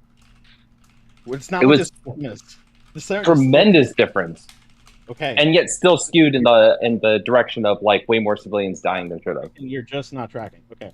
You can my view of when I say doing better, just to be clear, okay, let's disambiguate it. I'm not talking about killing less civilians. I'm talking about adhering to the principle of discernment. You can kill more civilians. You can kill 10 times as many civilians while adhering better to the principle of discernment, depending on how many militants there are. It's your ability to differentiate militant from civilian, the risk that gets conferred on a militant compared to a civilian. That's what I'm talking about. So I don't want to hear anything about, oh, but they killed less civilians. Yeah, no shit, they killed less civilians. That's not what I'm talking about. I'm talking about... to be clear, both were bad, first of all. When I say bad or good, I'm not going to use bad or good anymore. I'm just going to say the adherence to the principle of discernment was worse on Protective Edge than it was Cast Lead. Can you dive in depth into that? I can go into that if you'd like. And by the way, that's assuming all of the friendly numbers from the UN. That's assuming all of the police force, by the way, that they took an issue with. They were killing Cast Lead. That's assuming all of them were civilians, by the way. Even though the study that the Goldstone report dismissed, which basically they misquoted the methodology, they basically didn't look like they didn't even read it. The Orient study, which not only documented the membership of Hamas and Al-Qassam brigades of a huge amount of the police forces, and they didn't just assume they were Al-Qassam because they were Hamas, like the Goldstone report alleged. That was not the methodology at all. They actually mentioned specific events where the police forces were dying while taking up arms, engaging in combat with the IDF, and I assumed they were all civilians anyway. And even if you give all those Steelman assumptions, which decrease the performance and discernment for Cast Lead, you still get a better value than Protective Edge. And I didn't even do any of those assumptions for Protective Edge. I give Steelman after Steelman, and Cast Lead still came out better. And I'm happy to go through all those details and all of the ridiculous claims of the Goldstone report about that study, by the way. I'm happy to as well. So I think that's a good idea to do. Unless it's all on Twitter, I'll get it all from there. We can go over it, and then we can do a 5-hour deep dive. I'll send you the Orient study. It shouldn't even take 2 hours. It shouldn't take 5 hours. I'll send you the author of the study. Listen, I've done enough of these conversations, and it's going to turn into source counter source very quickly. And so I'm just saying I'll put aside 5 hours for it. No, I'll send you the source and the counter source. I'm aware of all of it. I've read it. I've read all this. Look, if you already have all your counter sources to Goldstone and you want to send those over, I'm happy to review so that we can. Counter source. I've read the Orient study. I've read the Goldstone report counter source to the Orient study. There is no counter to that study. It just, if you look at, except what's written by Dershowitz, which is really like a joke. Dershowitz gave a very weak rebuttal, and if he actually so did the United States Congress. Yeah, so did the United States Congress. Because you know why? Because neither Dershowitz nor the United States Congress actually read the Orient study because it's in Hebrew. Either it's because it's in Hebrew or they just didn't get it translated and didn't take the time to look at it. But anyone who did take the time to look at it, they would have lambasted the Goldstone report for just making shit up about the study they basically didn't read. Because they claimed that they assumed that Al-Qassam membership was based on Hamas membership, when it clearly absolutely wasn't. They just pulled that out of their ass. In fact, the author of the study even follows me on Twitter. That's not what he did at all. Anyone who reads the methodology of that study, that is absolutely a fabrication of the study. The Goldstone report just made that up. And their second criticism of the study, which is claiming the claiming bias, which is that, oh, well, maybe they really weren't terrorists because Al-Qassam, even though they were listed as terrorists on the Al-Qassam website, what that was really just because they were claiming them, and then... Wait, I'm sorry, do you really think those are the most egregious claims against Israel by the Goldstone report? When you literally fabricate claims about a study that you didn't read, that Israel's providing, I mean, that's pretty fucking bad. That's called... I'm talking about incidents of civilian deaths that were documented in the Goldstone report. That's what I'm talking about. This is the point of contention. Because if what they say on that study goes through, they're not civilian deaths. They're militants. Every single one. There is not a single account of civilian death in that report. You're not trying. I'm saying that the Goldstone report jacked up the civilian deaths in Cast-Led by essentially classifying all. And by the way, this was done not just by Goldstone Report, but Salem did this as well. They classified all of the police forces, the Palestinian police forces, as non-militants, as civilians, and that's a huge point of contention. Now, what Israel did was they sent a study. They said, okay, fine, we'll collaborate. Here's this Orient study. And they detail every single name of every police officer and all the details around, many cases, the details around their death. Many times they were involved in directly participating in active fire with the IDF, if not planting explosive, if not in engineering suicide bombs, if not launching rockets. And all of that was ignored by the Goldstone Report. And you know what they said in response? And said, oh, they just assume they're Al-Qassam because they're Hamas, and there's a claiming bias because they're claiming them as martyrs, and they weren't really martyrs. They weren't really their martyrs. That's what what I remember from the report. I remember the report explicitly saying about the Orient study specifically. About the Orient study? No, I don't remember that. The Orient study. That's what this is about. We're talking about the Orient study because the Goldstone Report does call out Hamas. I almost said Hassan. Does call out Hamas explicitly. Does say there were rockets or war crimes, and does say they need to cease. I'm not talking. We're not talking about that. Let's focus on track. What we're talking about is the distinction between whether the police force in Cast-Led were civilian deaths or militant deaths. That's what we're talking about. I count them as militant deaths. So okay, well they don't. They count them. Goldstone Report and the UN and all the human NGO, Human Rights Watch and B'Tselem. I think technically, they would be considered civilian deaths. What if someone bombed the United States? Like I don't think our police force would be counted. They're civilian deaths, and I don't even disagree with that necessarily. I don't say police forces should be automatically assumed. I think I actually overall even agree with the Goldstone Report and UN on that standard, and that's the same standard when I calculated October 7th, by the way. I applied that to Cast-Led, I applied that to October 7th. The problem is, so the standard is on an individual basis, on an individual level, you assume the police force are civilians unless you have evidence on an individual level that they are participating or taking up arms as a militant. Then they're a militant. That's fine. I don't have a problem with that standard. The problem I have is that the Orient study met that standard. The Orient study was provided, and they saw it. They saw that individual names of the police force, and they were detailed. There was detailed documentation of them taking up arms and launching rockets and blowing themselves up or participating in active fire with the IDF, and they didn't address any of those things. They made two criticisms of the study. One was a fabrication. The other one was a reasonable bias, but still didn't address the individual levels, and they calculated all civilians anyway. That's egregious. It's a joke. All right, well, you and I will schedule a time. We'll get down on this bad boy. Send me all the stuff you need. I do want to make a point about why civilian casualty. I want to explain to everyone why civilian casualty ratio is a joke compared to relative risk in terms of measuring discernment. All right. Imagine the three following scenarios. Scenario number, let's just say you have a strategy of being as indiscriminate as possible. Okay, you're just going to throw bombs on cities randomly. You're going to randomly bomb. We all agree that's indiscriminate. That's maximally indiscriminate, right? We all agree on that strategy. You're going to randomly throw bombs at a city you're sieging. Yep. Okay, cool. So let's say that the city has a militant to civilian population of 50-50, right? You kill everyone. You randomly bomb the city, you kill everyone. What's your civilian casualty ratio? It's 1-to-1, right? Yep. You killed everyone. Okay. Now let's say the city has a civilian to militant population of 90% to 10%. What's your civilian casualty ratio now? 9-to-1, right? Yep. Now let's say you have a city with 10% civilians and 90% militants. What's your civilian casualty ratio now? 0.1, right? Yep. In one case, you look great. In another case, you look terrible. In another case, you look so-so. But what was your strategy the entire time? to be as maximally indiscriminate as possible. So the point is that when I run these analytics, comparing relative risk to civilian casualty ratio isn't actually tracking with what we mean by discernment. The adherence to the principle of discernment doesn't track with discrimination, because you can get a wildly different civilian casualty ratio with the same exact strategy, with no change in your strategy. You could intend to be as maximally indiscriminate as possible and literally just kill everyone and look really good, really bad, or so-so, depending on the relative proportions of how many militants and how many civilians you have in a population. That's why it doesn't work.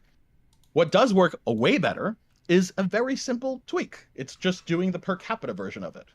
So instead of civilian casualty ratio, it's militants killed divided by militant population over civilians killed divided by civilian population. Your percentage of militants killed divided by your percentage of civilians killed. So let's go back to those 3 cases again. If you kill everyone, being maximally indiscriminate, 50-50 population, what's your relative risk? Well, it's 1, because civilians killed divided by civilian population is just going to come out to 1. Militants killed divided by militant population is going to come out to 1 anyway. If in the second case, where it's 90-10, also 1, because the percentages are also 100% of each.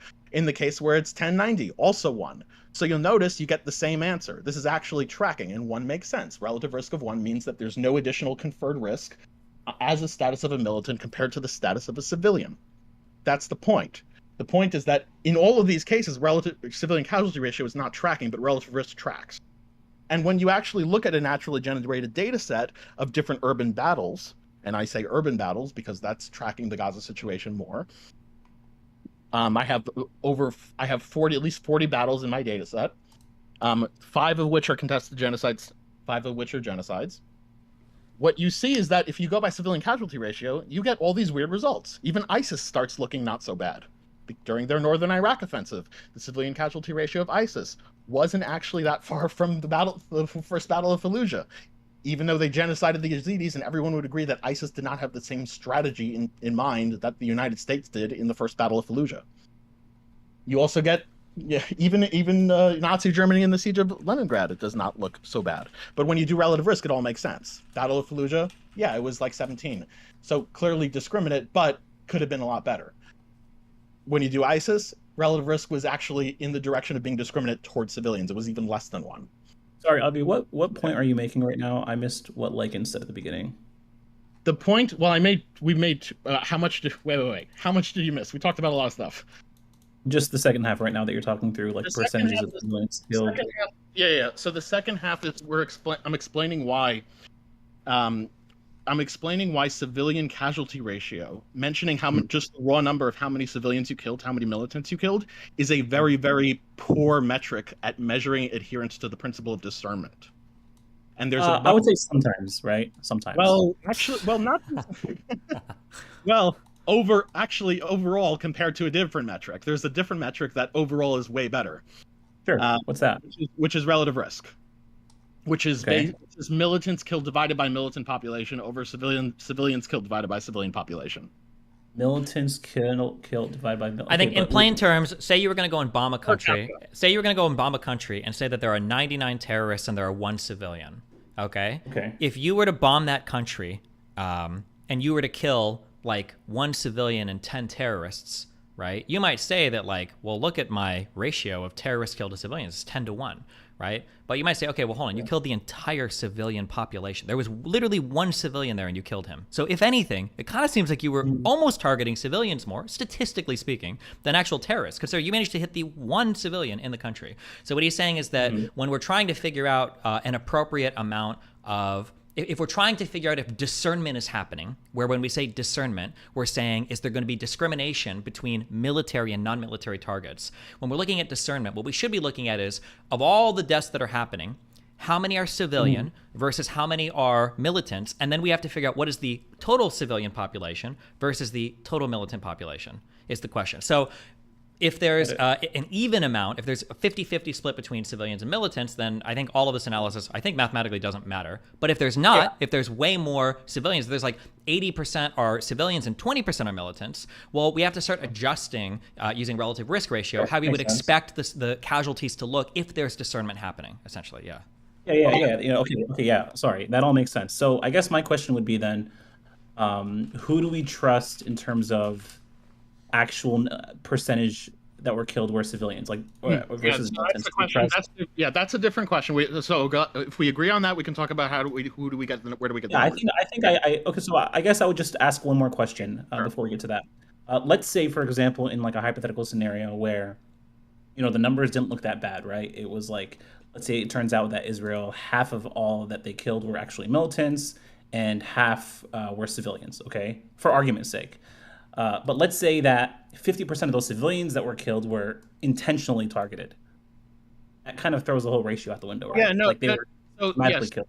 Yeah, so it's not, the ratio doesn't like, so look, there's no analytical equivalence relation in any metric. There's no metric I can give you that can say with absolute 100% certainty that, you know, an event within them didn't occur. You're just saying And that you overall can't just make an assumption based on, you know, 50% dying doesn't necessarily, like there's more. The problem, what his analysis is trying to do is he's using a crude and arguably inappropriate analysis, but that's because it's a counter to the other crude and inappropriate, more inappropriate analyses of the justification of indiscriminate targeting. So the answer is usually... That's what I was trying to get at. What is the justification that was just said where you're responding with this analysis? The justification is they're clearly indiscriminately targeting civilians because this many civilians have died, and this many are militants and this many are civilians. That's always the justification given. There's never a qualitative analysis of, well, is there actual indiscriminate targeting going on? It's usually just raw numbers. And if you want to make just a raw number argument, then Avi is arguing, well, there's actually a statistical method we can use to approach this to figure out if this is actually happening. Except we never, ever measure discrimination based on that. Well, no. Hold on. Wait. You don't measure discrimination on that. Hold on. Wait. No. Before what you say, because you've made this argument against me before, and you've said that I'm coming at this conclusion with nothing. No. Based on my military experience, based on my understanding of warfare, and based on my understanding of the number of bombs lobbed and the areas attacked, and the fact that you can see a measurable satellite footprint of all the damage done to civilian infrastructure, yes, from that, you can arrive to the conclusion, still waiting for a further affirmation, that indiscriminate bombing has taken place based on the number of people dying, the number of bombs being dropped, and the number of people confirmed to be women and children. Yeah, every single thing you just said is completely wrong, and there will not be a single military person that backs what you're saying up there. All of that is wrong. None of that is determinative for if discrimination is happening properly or not, because civilian casualties. Yes.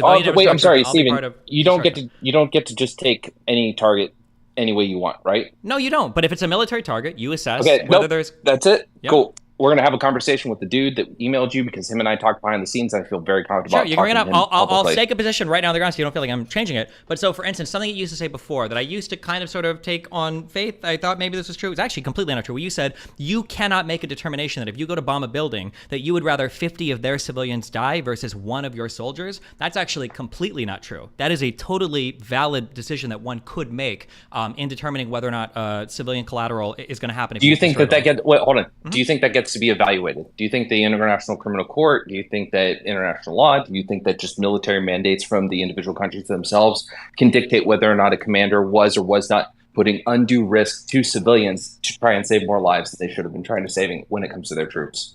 Well, what you're asking me is if there's review for that. So I know that countries themselves conduct these operations, and countries themselves might have an internal review if they want to like take something to court or whatever. As far as do international communities get a review of this? I mean, that's a really complicated question, and it depends on who's subjecting themselves to whose authority.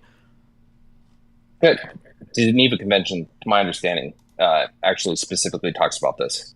That's fine, but I'm pretty sure most of the Geneva Convention stuff has been incorporated under the, the Hague stuff, which is under the ICC, which it might, but I mean, you might be a signer of the Geneva Convention, but not a signatory of anything related to ICJ, right? Like America's not, like you just said, America's not beholden to the ICJ, but America is beholden to the Geneva Convention, right? I'm not fully sure. I don't believe so. I think most of that got incorporated under the ICC stuff, and I don't think the United States is a signator at all to the ICC, the International Criminal Courts. Now, we're not going to use chemical warfare and everything, because for a variety of reasons, but I believe most of these are under the what protocol that's, I think, incorporated within the ICC, I think, and I don't believe... are you talking about the Rome statute? Am I talking about the what? You might be. You might be. Oh yeah, the Rome Statute. Isn't all of that now incorporated under the International Criminal Courts? It might be, but I want to ask you about the spirit of the law, and I want to ask you what you think is morally right, because that's what I care about most. I will lean on, like any good debater, I will lean on what is fact when I have to, but I also want to go on what's morally right. So I'm asking you, do you think that is the purpose of combatants to take the brunt of combat and to take on death and to protect civilians, both enemy and domestic, where reasonable? No. No? Okay. You and I have a differing opinion there. Okay. I think that if it's 50 of the civilians that are going to die versus 10 of your men, 20 of your men, it's your 10 and 20 men that you put at risk over those 50 civilians. Okay. Yeah. All right. Well, let me just say one thing about the relative risk metric that was said here. So it's not obviously it's not an analytic equivalence relation. When you look at metrics, that they're proxies, and nothing is going to track perfectly. However, you can get to really, really good tracking, especially on the order at the extreme levels. So on like really orders of magnitude, if you have a relative risk that shows like 0.0001, which is basically like your overall like incredibly targeting civilians, yeah, that's going to be like just over your overall strategy in that war. Even if there were like individual elements where you were targeting militants, the overall picture, the overall performance in terms of the adherence to discernment is going to be targeting civilians. The reverse is also true with very high relative risk numbers. If your relative risk is 10, 20, 30, 50, it's going to be yes, it's possible that there were individual instances of targeting civilians, but that's not what the question is asking. That's not the answer. That's not the question that we're answering. The question we're answering is your overall performance. Your overall performance was not targeting civilians. Your overall performance was, in fact, very much the other way. It's just the way the math works out. And the higher you go in terms of orders of magnitude on that scale, on the relative risk metric, the more some it edge becomes. cases, Avi. I'm Some sorry? edge cases. There's still some edge. We right? know this. Yes, there are outliers to any No, correlates. but I'm saying even if we're just looking at raw numbers, right? Let's say Israel, somebody argues that is indiscriminately bombing civilians, right? Well, then the question is, reason why- then we have to disambiguate the claim. What does that mean? Does that mean the Let me just continue for a second. Let me just continue. Let's say there's 2 million civilians, and let's say only 30,000 militants, right? And let's say somebody says, oh, it's 50-50, so clearly Israel's not indiscriminately bombing because there was such a small percentage of militants, and they managed to target all of them. But we also have to consider that those militants are likely seeking out those the Israeli soldiers and tanks and stuff. They're going towards the combat. So it's not going to be you can't just look at each human being there as equal in proportionality, because one is escaping and trying to get away from, and the other is going towards the military. Yeah, so I they're not. have adjustments for this. Yep. So I have designated when possible I granulate it, so for example when civilians, now Gaza is a special case because like unfortunately just internal displacement doesn't technically remove you from the battle zone. But first off, so let me just say shit, hold on, wait, I'm sorry, fuck. Before Avi says, okay, I don't think that's a good faith rejection. So as Avi already said, I'm sure that he's willing to, I would hope so, he's willing to apply a lot of granularity to the analysis. For instance, in the United States, if there were 1,000 soldiers and 99 million civilians, but all 1,000 soldiers lived in Iowa, and you started bombing like places in New York or whatever, you managed to kill a soldier, they're like, oh look, the ratio is still good. Everybody would say, okay, well, this analysis is inappropriate here. We need to be more granular or more precise for the area. However, this argument of like militants are seeking out tanks and blah, blah, blah, this was not the argument we didn't roll out the indiscriminate bombing of civilians because they were militants running towards tanks. It had to do with the aerial bombing campaign of the Gaza Strip. No. And you can apply this to bombing itself, which is, it wouldn't be like civilians are seeking out militants seeking out the IDF. Like even when it was just a bombing campaign. Let me just clarify my point just a bit. So what I was saying is, let's say, just so it's very clear for everybody, 30,000 militants, 2 million civilians. Let's say, random number, 1,000 militants were killed, 1,000 civilians were killed. And I think most people will conclude this bombing was not indiscriminate if you look at the proportionality and the ratios of deaths, right? Are you following me so far? What I'm saying is, let's say 990 of those militants were killed in direct confrontation, seeking out combat with the IDF, where only 10 militants were killed during the aerial campaign, right? Then you can say bombing was actually indiscriminate because we don't know exactly how those deaths happened. Yeah. I'm following. Yeah. So we can. Yeah. So yes. So technically, yes, we can dream up. So first of all, I mean, in terms of like whether that's tracking with anything that happened in Gaza, the answer is no. You can look at the relative risks even when they were before the invasion, when they were just doing the bombing campaign, and you can look at relative risks even in other wars, like in Lebanon, when the overwhelming majority were.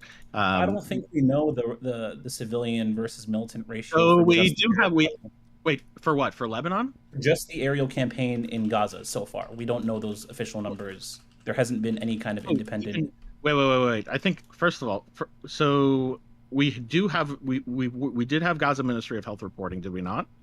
Not civilian versus militants. They didn't tell us. I'm talking civilian versus militants. Okay. Because the health ministry doesn't distinguish between. No, I know that. I'm familiar, but we do have an NGO that has been reporting pretty early into the campaign, and they did discriminate between civilians and militants, and it's a pro-Palestinian NGO, and even then, even using their numbers, it's good. It's like it's not anything close to what you're talking about. And again, the point here is that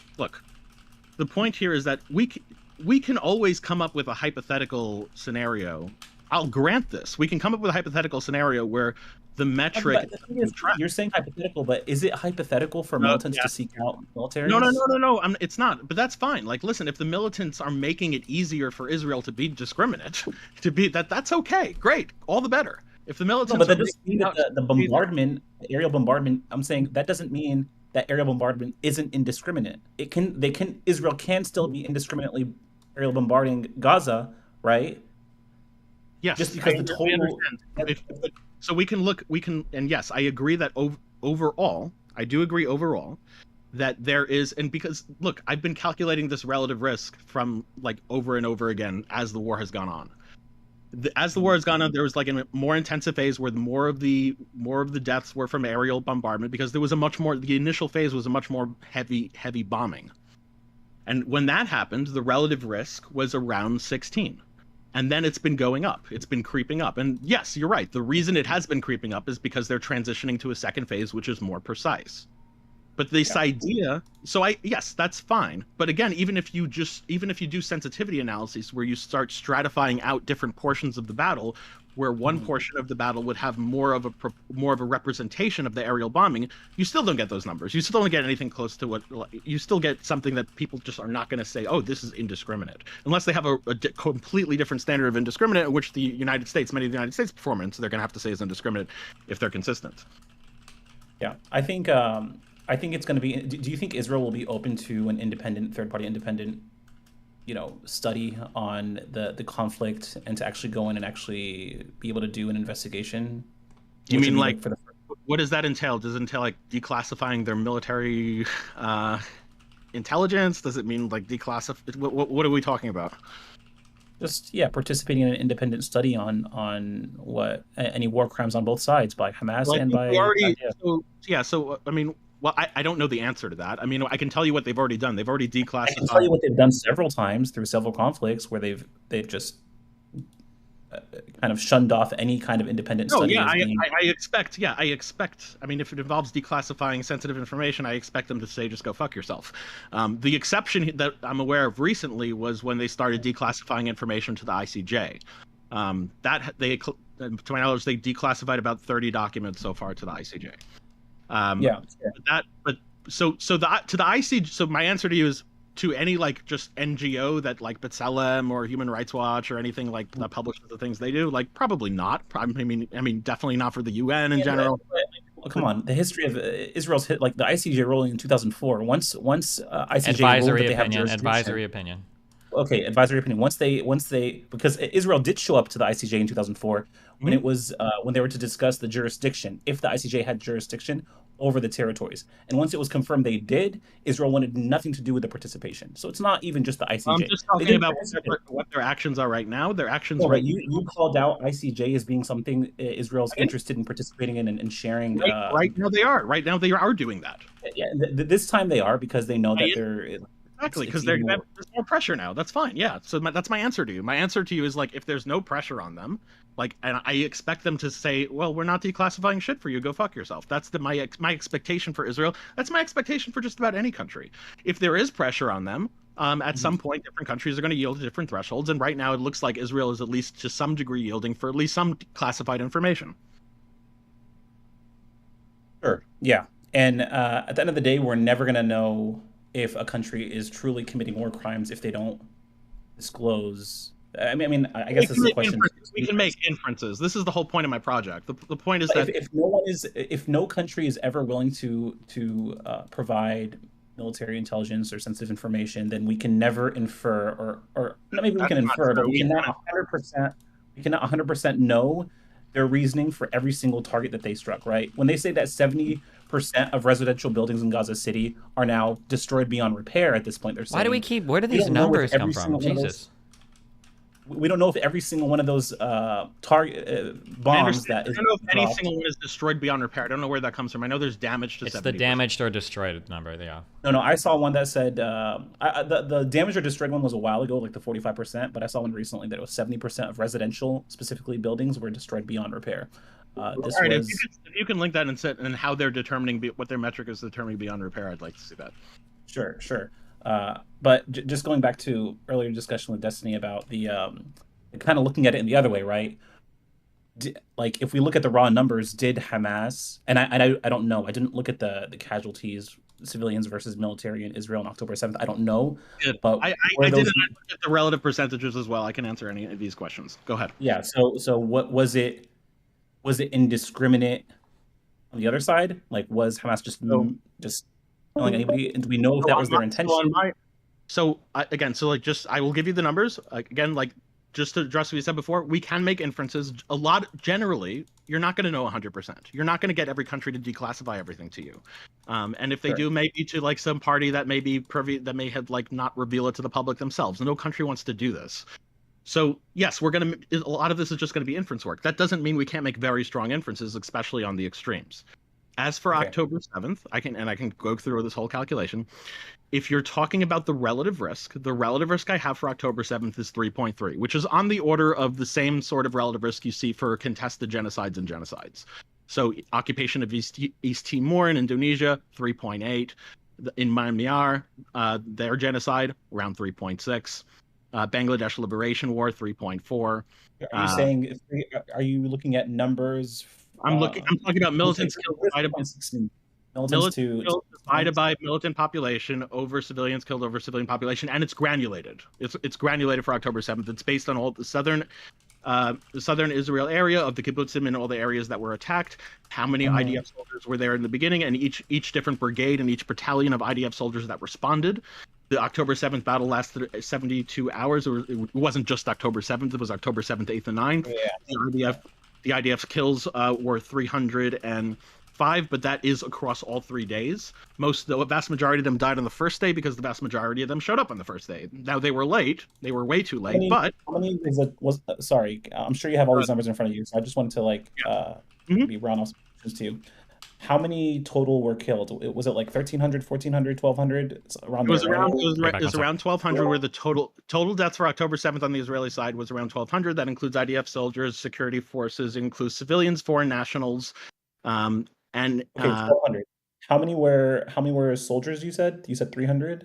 IDF soldiers 305, and that includes reservists, by the way. Does that include like reservists? Police, security, anyone who had a gun that could have potentially been shooting back. No, wait. Does not include police. Remember with Kasled, the whole thing with Kasled was that the pro-Palestinian side wanted the standard. I don't know anything about Kasled. I haven't done research on it. Right. So no, but it's important. It's important. So like in Kasled, the Israelis targeted Palestinian police forces, and it was saying they called them civilians. And yes, there was a huge point of contention in Kasled whether they were civilians or whether they should be classified as militants. And the way the UN came out on that in the Goldstone report was that unless you have, on an individual basis, the assumption is that police forces are civilians and they are not militants, unless you can show that they took up arms. Okay, the reason why the two scenarios are different, and you can tell me if you feel like I'm being bad faith. I feel like one side can, let's say a police headquarters in Gaza. It's just bombed by a airstrike, right? Versus, let's say, a police headquarters in Israel is like confronting those that are entering Israel. On the holiday where almost everyone was off duty? I don't know. Is that what happened? I don't know. Were they all off duty? Was there no police on duty? I have no idea. It was Simchat Torah, so it was the high holiday it was one of the major holidays in Judaism. A whole bunch of the forces, even a whole bunch of the IDF forces were off duty. They were celebrating, and so and there's multiple different reports. We don't know the exact proportion off. Some say maybe like half plus. Some say the majority were off duty. But the point is that you're saying all of these civilians that you're saying that died on October 7th, every single one was not an off-duty IDF soldier. So wait, hold on. So I'll break it. I'll tabulate it right now. Look, Sure. Okay. So for the for the Israeli civilians, so there's Israeli citizens that were 600. So that was 695. Let me write this 600. down to follow. Yeah. Okay, so Yeah. 695. 695 were Israeli citizens, and they were Okay. not members of security forces at all. Or Then the there were, idea. They were just regular they citizens. were not. Okay. Yeah, they were not police. They were not IDF. 695 were Israeli citizens. Got it. Then there's foreign national workers. A lot of these were Thai workers that were killed. Okay. They are also considered civilian, or at least non-combatants. Those were I would 70. agree civilians. Let's just put them all under civilians. Yeah, fine. Those were 71. Okay. Then there are hostages that were killed in captivity, which do not include the 3 hostages killed by IDF friendly fire. Okay, but how do we know they were killed? We have no idea. We cannot Well, infer. Hamas claims they have bodies of them. So, and Okay, but didn't they also claim that IDF bombs were what killed them? we can all. Well, yes, that's this. We can all say that they're lying, but it goes both ways. So I don't think it's. Sure, we can split the difference if you want, but or we can not even include them. The inference is still going to go through. It's not going to like this portion of the relative risk. We could even assume they were all killed by the IDF if you want. That's fine. The inference still. No, we don't need to assume that. We just don't know. We just TBD. We don't know. Right? And then there's police force. The police forces killed were 58. Police force 58. Got it. Yeah. And you said IDF was 370 IDF something? was 305. IDF soldiers killed, including reservists, were 305. Okay, let me just read it back to you and make sure I have it right. You said 695 Israeli civilians, 71 foreign nationals, 58 police force, and 305. 58. You said 58? Yeah, 58. 58 police force and 305. So if we were to add, let me just do the math quickly. So if we take the police force and the IDF soldiers killed, divided by the total killed, what percentage is that of potential resistance from Israel? Wait. You're classifying all the police forces as militants now? So I can do that for not militants. I'm saying anyone who could potentially have been resisting. Sure. Armed resistance. Okay. Right. Sure. So then in Palestine picks up a gun, they're gonna just call him a militant, right? Obviously, because you're fighting them in one way or another. This is I'm fine doing the analysis this way. I just want to let you know this is deviating from the way the United Nations recommended doing it. But that's fine. It's deviating from even the pro-Palestinian side. Like the pro-Palestinian side would not accept this standard for their own side. But we just talked about how we can do it. I'm happy to do it, but I'm just letting you know. Wait, I have to caveat. If a police force, like, think about it, right?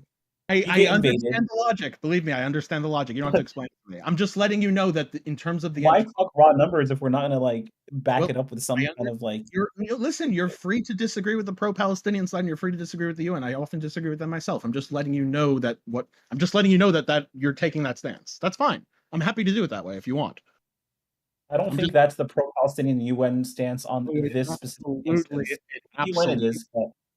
In the UN, absolutely, and that this was a huge issue in Cast-Led. That was a huge fight between. October 7th, I'm saying this is for the conflict of October 7th. Maybe the UN saw the police as civilians. They were saying the police officers were the majority were off duty. That's the claim. Sure. Okay. So let's just go with whatever numbers you have to make it easier. I don't want you to like recalculate things. Well, the numbers I can recalculate it any way you want, and it's not going to make a difference to the inference. But the numbers, what I did was I took the UN standard. I said, okay, since unless we have individual evidence on the individual level, which I do on Cast-Led, but I assumed they were civilians anyway. So I was really charitable to the Palestinian side for Cast-Led. But in terms of this, I considered on the high holidays they were off duty. Majority, that was the claim. At least the majority of the police officers were off duty. And and I don't have individual evidence on individual level they took up arms, so 58 were classified as civilians. So the total, and then the hostages were 38 that were killed in captivity.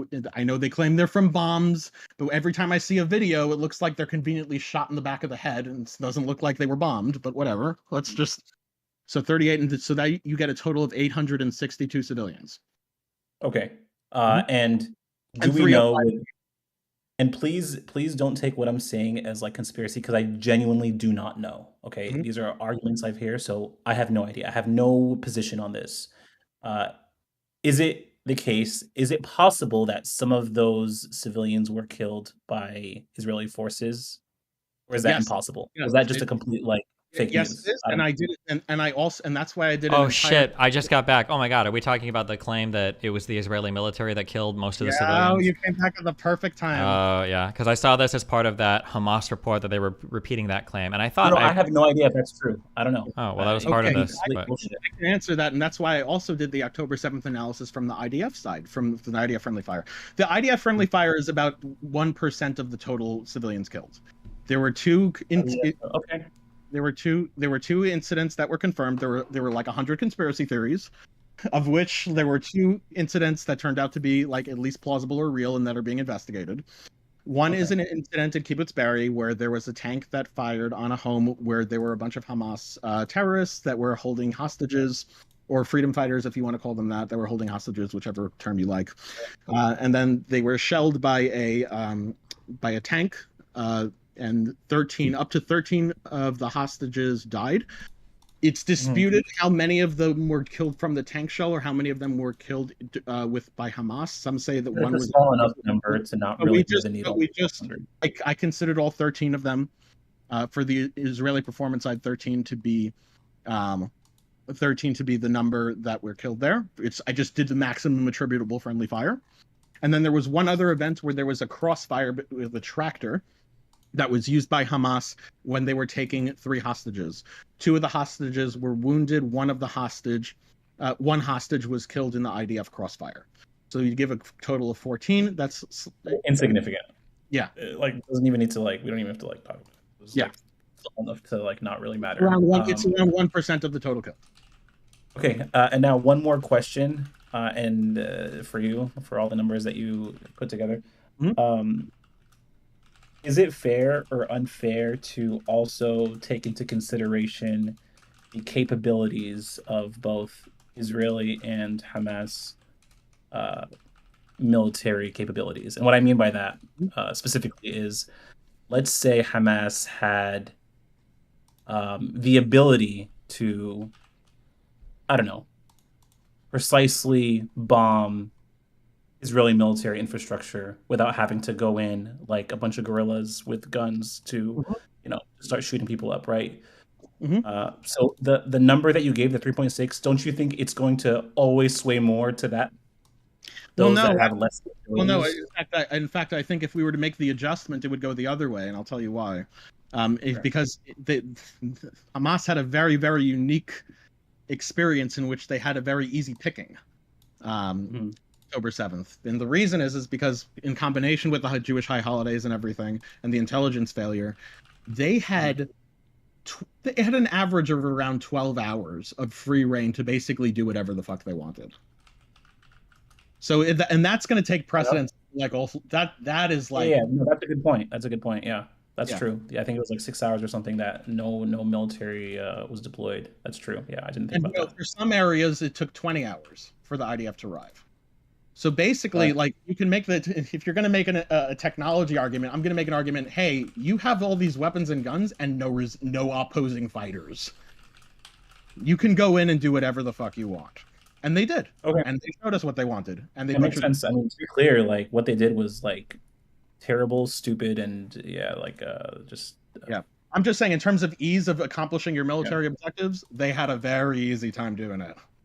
They had a great opportunity, and they did it. Yeah. Okay. I guess my question back to Destiny about the if he believe. I guess my wait. Okay, I have 2 quick questions. Before... So you linked me this United Nations thing on the question of Palestine. Where in here do you feel like it said that Palestinians can violently resist the Israeli occupation or whatever? Where do you feel that that was stated in here? Control F. Armed struggle.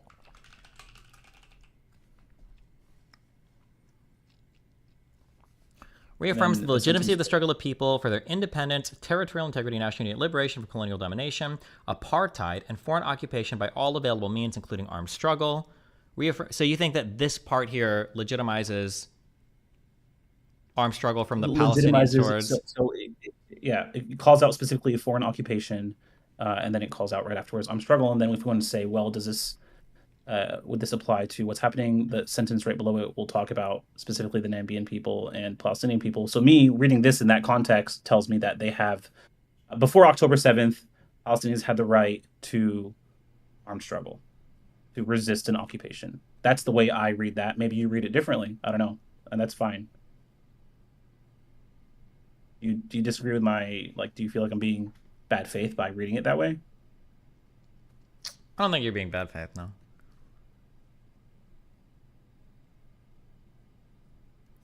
Again, I don't think this calls for targeting civilians. That's, like, obviously not. It doesn't justify that at all. And I think the UN even went as far as, I don't know if it was the UN, but there was some organization that called out, like, hey, even settlers in the West Bank still can't be targeted. Those aren't military objectives.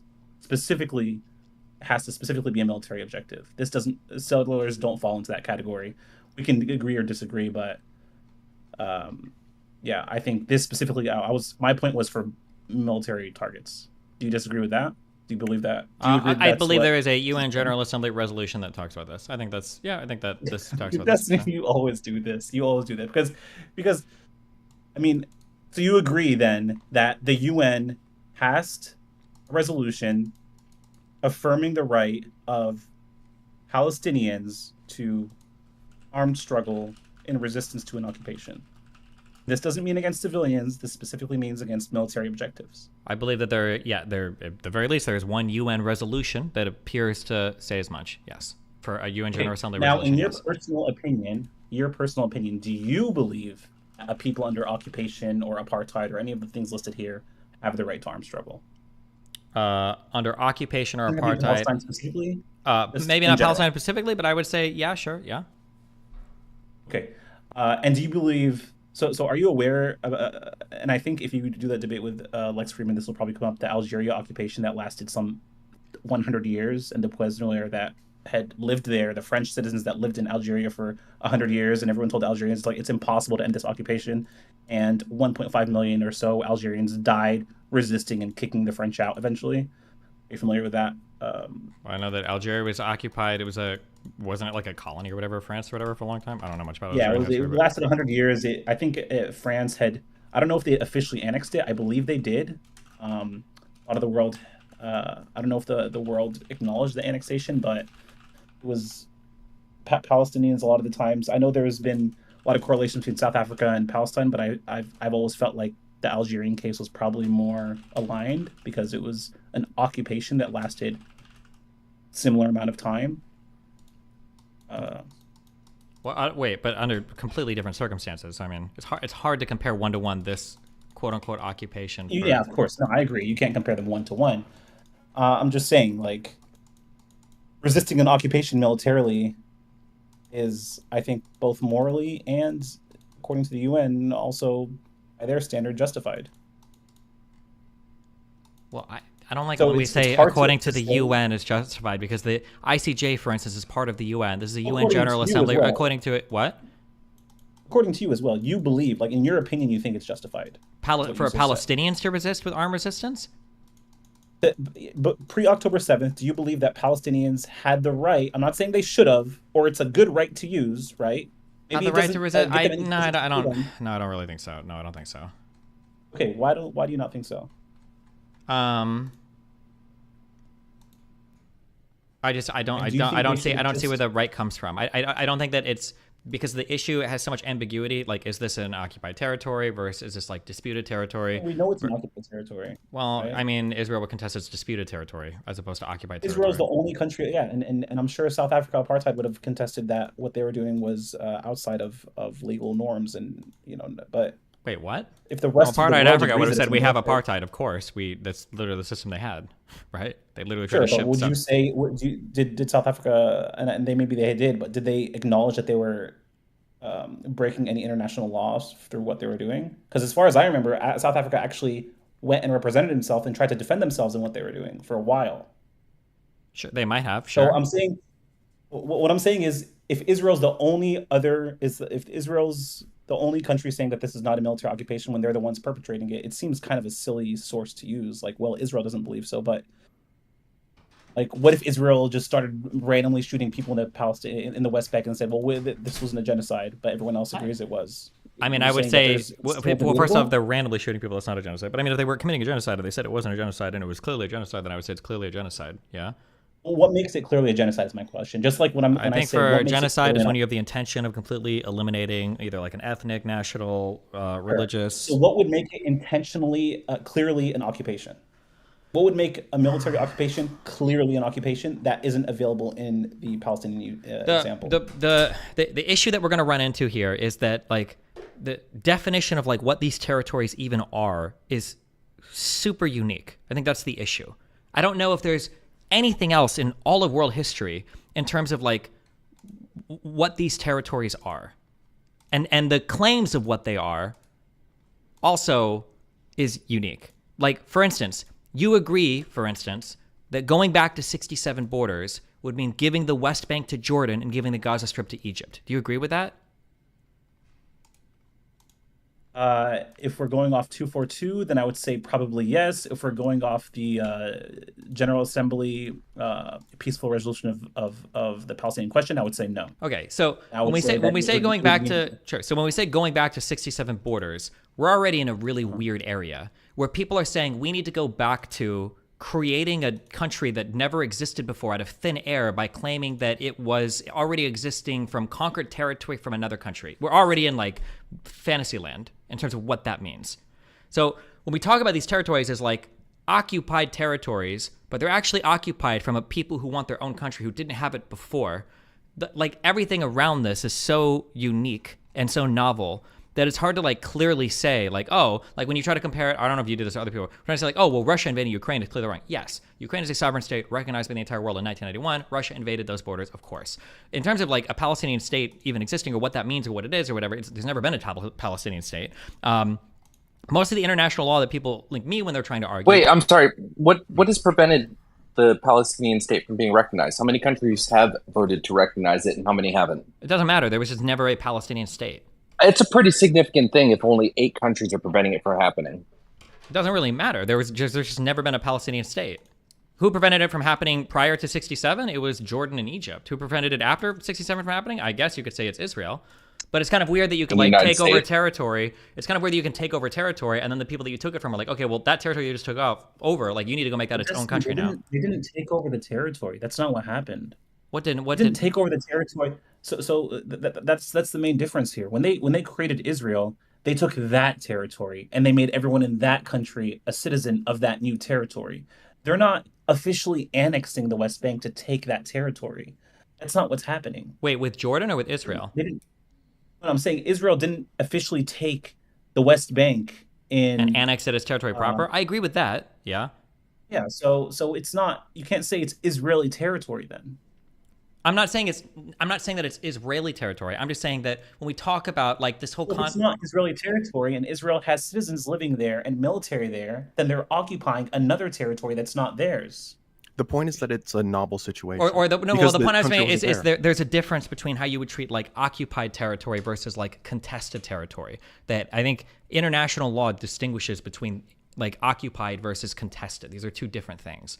I don't know where the international legal consensus is around if it's occupied versus. No. It's that same ICJ advisory opinion specifically said that those are occupied Palestinian territories. That's what they said. I don't know if you're talking about the advisory opinion in 2004. I'm pretty sure. Yes, that's exactly what they said. East Jerusalem, West Bank, and Gaza Strip are occupied Palestinian territories. Word for word. Yeah, they said that. But that wasn't what they were determining in that particular advisory opinion. They were trying to determine whether or not the construction of the... Why would the ICJ say that? Wait, hold on. Before that advisory opinion ever happened, there was a discussion on whether they had jurisdiction to, again... Correct. ...occupied Palestinian territories. Yeah. That was the topic.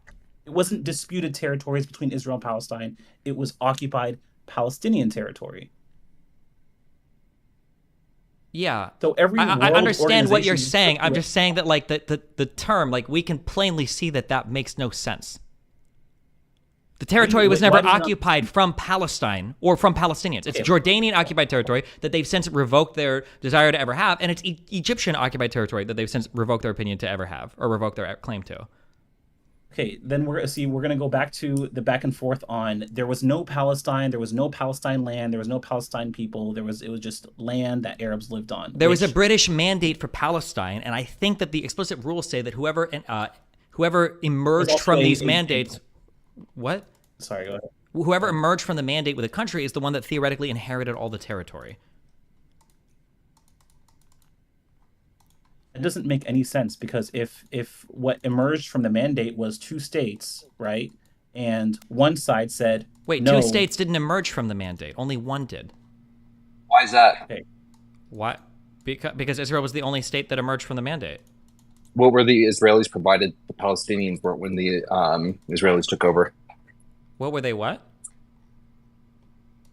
Sorry, I asked that as a gotcha. I'll just say it straightforward. The Israelis were provided certain infrastructure things that made it easier for them to do what they did to make land arable, to make their country succeed, and to get recognition of statehood. The Palestinians were not given that. Palestine was Despite- also a state. Wait, well, I don't understand. Hold on. Even if I grant all of that, it doesn't matter. It doesn't change the point. I don't know if I would necessarily agree with that, but even if I do, the point is that only one state emerged from the British mandate, and that singular state was the state of Israel.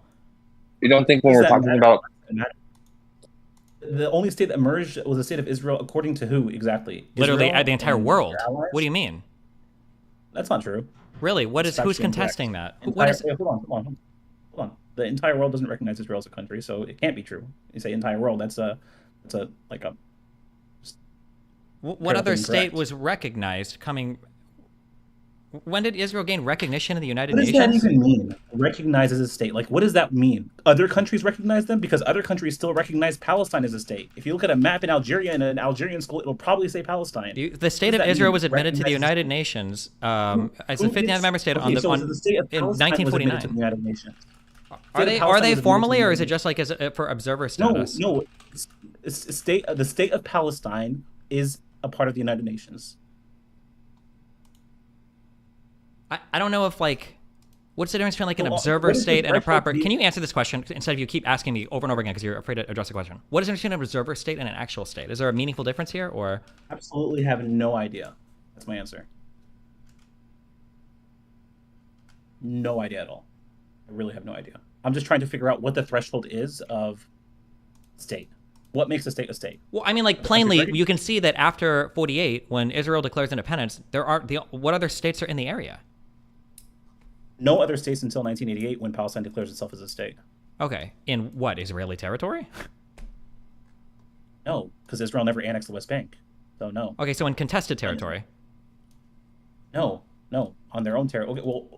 Okay, hold on. What makes a territory contested? Because according to Palestinians, Israel proper is contested. Going back to what is a state? Like, what defines a state? Is it recognition by other countries? Is it recognition by a specific organization? Or is it self-recognition? What makes a state a state? I guess if I'm looking at from 48, after the British mandate expires, there's one nation that emerges in that territory that, regardless of any other recognition or anything else, there's one nation that emerges with with a government and a body of people. Nobody else emerges in that territory besides Israel. According to Israel, or according to everybody? UN? What else No, but we emerges? need- No, answer that if we're question. gonna I'm sorry, engage with this. Who else emerges from that area? Jordan and Egypt. They're They're not newly emerging acquired as new states. Those are bordering states.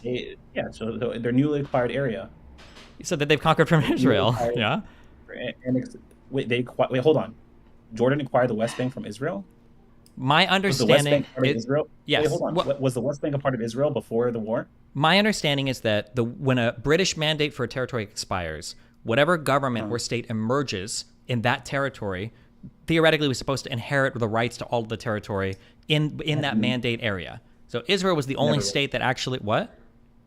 I've never read that. You're saying that you're saying that it says that once the British mandate over, any one state that emerges takes the entire land. Yeah, that was the whole point. I thought that was the whole point of the mandatory system, was that a government would No, emerge. the mandatory system, according to the British, and again, they made a lot of promises, was to eventually give a state to the inhabitants of the land and give them independence. Well, yeah, but you can't give a state to inhabitants of a land. There has to be a body or somebody that inherits it, which is like some form of government, right? So what body gave Israel the state?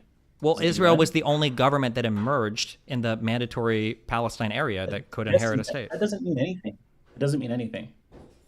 What do you mean it doesn't mean anything? You're just what I'm asking you is, what is the definition of a state? Then you said that Jordan. Well, I mean, before we even get into formal formal definition of state, I mean, just when we look at after the 48, I mean, there's only literally, I don't even think you're contesting this. There's only one state that emerges. No, I'm saying that there's one new state and there's two states that have taken additional land, but all of the land that was taken from Egypt, Jordan, and Israel was all at one time the state of Palestine under the British Mandate. And before that, the province of Jerusalem under the Ottoman Empire for 500 years. That's what I'm saying. Okay, but we don't care about anything before 48 because we're talking about after 48. Oh, thank you. Nobody. 20. Oh, sorry. I thought you were talking to me. Thank you for what? So after 48, do we agree on this fact that there's only one state there that emerged from the mandatory period, like after 48? I think that's fair enough to say, unless, well, here's the thing, like, I would consider the West Bank a part of the mandatory, So would I, yes. So that became part of Jordan, right? Yeah. So 3 states emerged. That's why I say 3 states emerged. Wait, no. Hold on. 3 states didn't emerge. Jordan was an already existing state that had their territory, and Egypt was one state emerged and 2 states expanded into these borders. Yes, but only one new state emerged from mandatory Palestine, which was not Israel. into Israel's borders, right? Not into. Well, no, the mandatory Palestine, I think, arguably, or I think according to the mandate system, was supposed to completely go to whatever country emerged after the mandate expired. Yeah, do you have a source on that? I'd love to see a source on that. Here, we can. I mean, I've never heard that. That'd be very interesting. Well, hold on, wait. Okay, hold on, wait. I'm going to link you, but before I do this, what do you think the mandate system was for? What do you think the purpose was? I told you what I thought the British mandate system was for. What was it for? As far from what I read, I believe it was to eventually give post World War I, give the land to the inhabitants of land, give them independence. Stop. Hold on. Nothing you're saying. You're being too vague. What was the mandate system explicitly supposed? It's not give the land to the people. That doesn't make any sense. The mandate system was drawing borders for new countries, and after some period of time, it was going to hand off control of those countries or in the mandatory period to whatever body seemed capable of ruling at the time. That's what the mandates were for. Okay. I am not aware of it being for any body that seemed capable. Like, where does that come from? Where are you getting that from? Okay, here we can read about the mandates if you want. I don't think this is even that's just what the mandate was for. The reason why they didn't just do nothing is because they didn't want the countries to all be warring with each other. The whole point of the mandates was, here, you guys, we're gonna like kind of support you for a little bit, and then if a government emerges, or hopefully you guys can run your shit, we're gonna hand this territory over to you, and we're gonna leave. I agree with what you're saying. Yeah, but I agree with that. I'm not saying that but I'm saying that they said that to the inhabitants of the land at the time. Well, I mean, when you say inhabitants of the land, I think it was supposed to be for emerging governments. There was no person in Palestine to speak to that ran this land. It was all like subsistence farmers and family tribes and stuff. There's not like a person that were like, oh, here, you can have like we're gonna give this to the best tribe or something. No, I don't think that's true. I think there was a in the early 1900s, even before the British Mandate, there was a like coalition of leaders that represented like Palestine, and they called themselves Palestinians and were nationalistic and wanted their own state. Wait, prior to 1948? No, that's not true. Dude, no, forget 1948. Prior to freaking the Balfour Declaration. They called themselves Palestinians. They didn't. No, that's cringe. Okay, so hold on this point, because I can prove this with 0% ambiguity. Okay, go for it. If I can give you a newspaper, right, that came out in an edition from 1911, where the people called themselves Palestinians, the newspaper was titled called Palestine. Okay, it was based out of Jaffa or Tel Aviv. If I can show you them referring to themselves as Palestinians, talking about these things, would you then say, oh, okay, there was a Palestine, and they did refer to themselves as Palestinians? There might be like some people that call themselves, but not like a national people that inhabit even a certain territory. There might be some people that like were in Jaffa that were like, oh yeah, like we are I don't even know if we're Palestinians. I'm not sure. Show me the paper and read the quote. I'd have to see the context of this. Sure. But like they didn't have like a currency, they didn't have a state, they didn't have a government, they didn't have like an organization among themselves, they didn't have like none of that. Destiny, this is a time when people are still trying to like get countries. Of course, they didn't have a state, like an official quote unquote state. I don't even think they saw themselves as like a stated people. No, there was nationalistic movements in Palestine as early as the 1800s, like against the Ottoman Turks. Okay, I'm not aware of any of that. That's why the Arabs were so like open to working with the British to revolt against the Ottoman Turks. I don't even know. I don't think that was even true. I think it was some. Arabs revolted against the Yeah, I Turks. think that there were some Arab royal families that were open to it because they thought they could gain more afterwards. But all the Arabs still fought on the sides of the Ottoman Empire during World War I. It's not like they all didn't. My understanding is that there were cleavages between Syrians, which bled over into Palestine, and they were against Turkish people at the time of World War I under the Ottoman Empire. I don't recall anything of Palestine specifically within the Ottoman Empire being its own independent anything. There was a province, right? It was under the Ottoman Empire. There was a province of Jerusalem, province of El-Quds, which started at. Wait, link me the. I want to say that newspaper. I'm Nazareth. curious because this would be interesting. I don't think I've ever read anything like this before. You're gonna hate me for this, but it's in Arabic, so That's okay. I'm gonna have to figure Click out a Google way to Translate. That's fine. Just link it to me. Okay.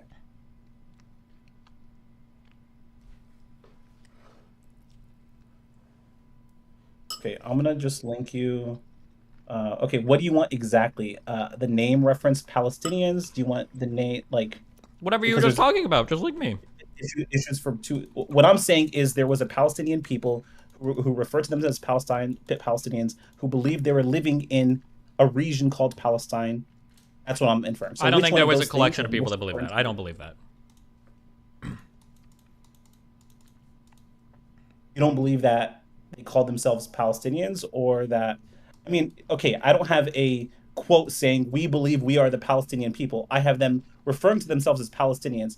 Palestinians suffering from so-and-so in Nablus. Palestinians going through this and this. It's literally a newspaper, so it's not going to be talking about like. Actually, wait. There may be something that I think would suffice with what you're asking for. Are you talking about Palestine newspaper from 1911? Yeah, started in 1911, got discontinued in 1967.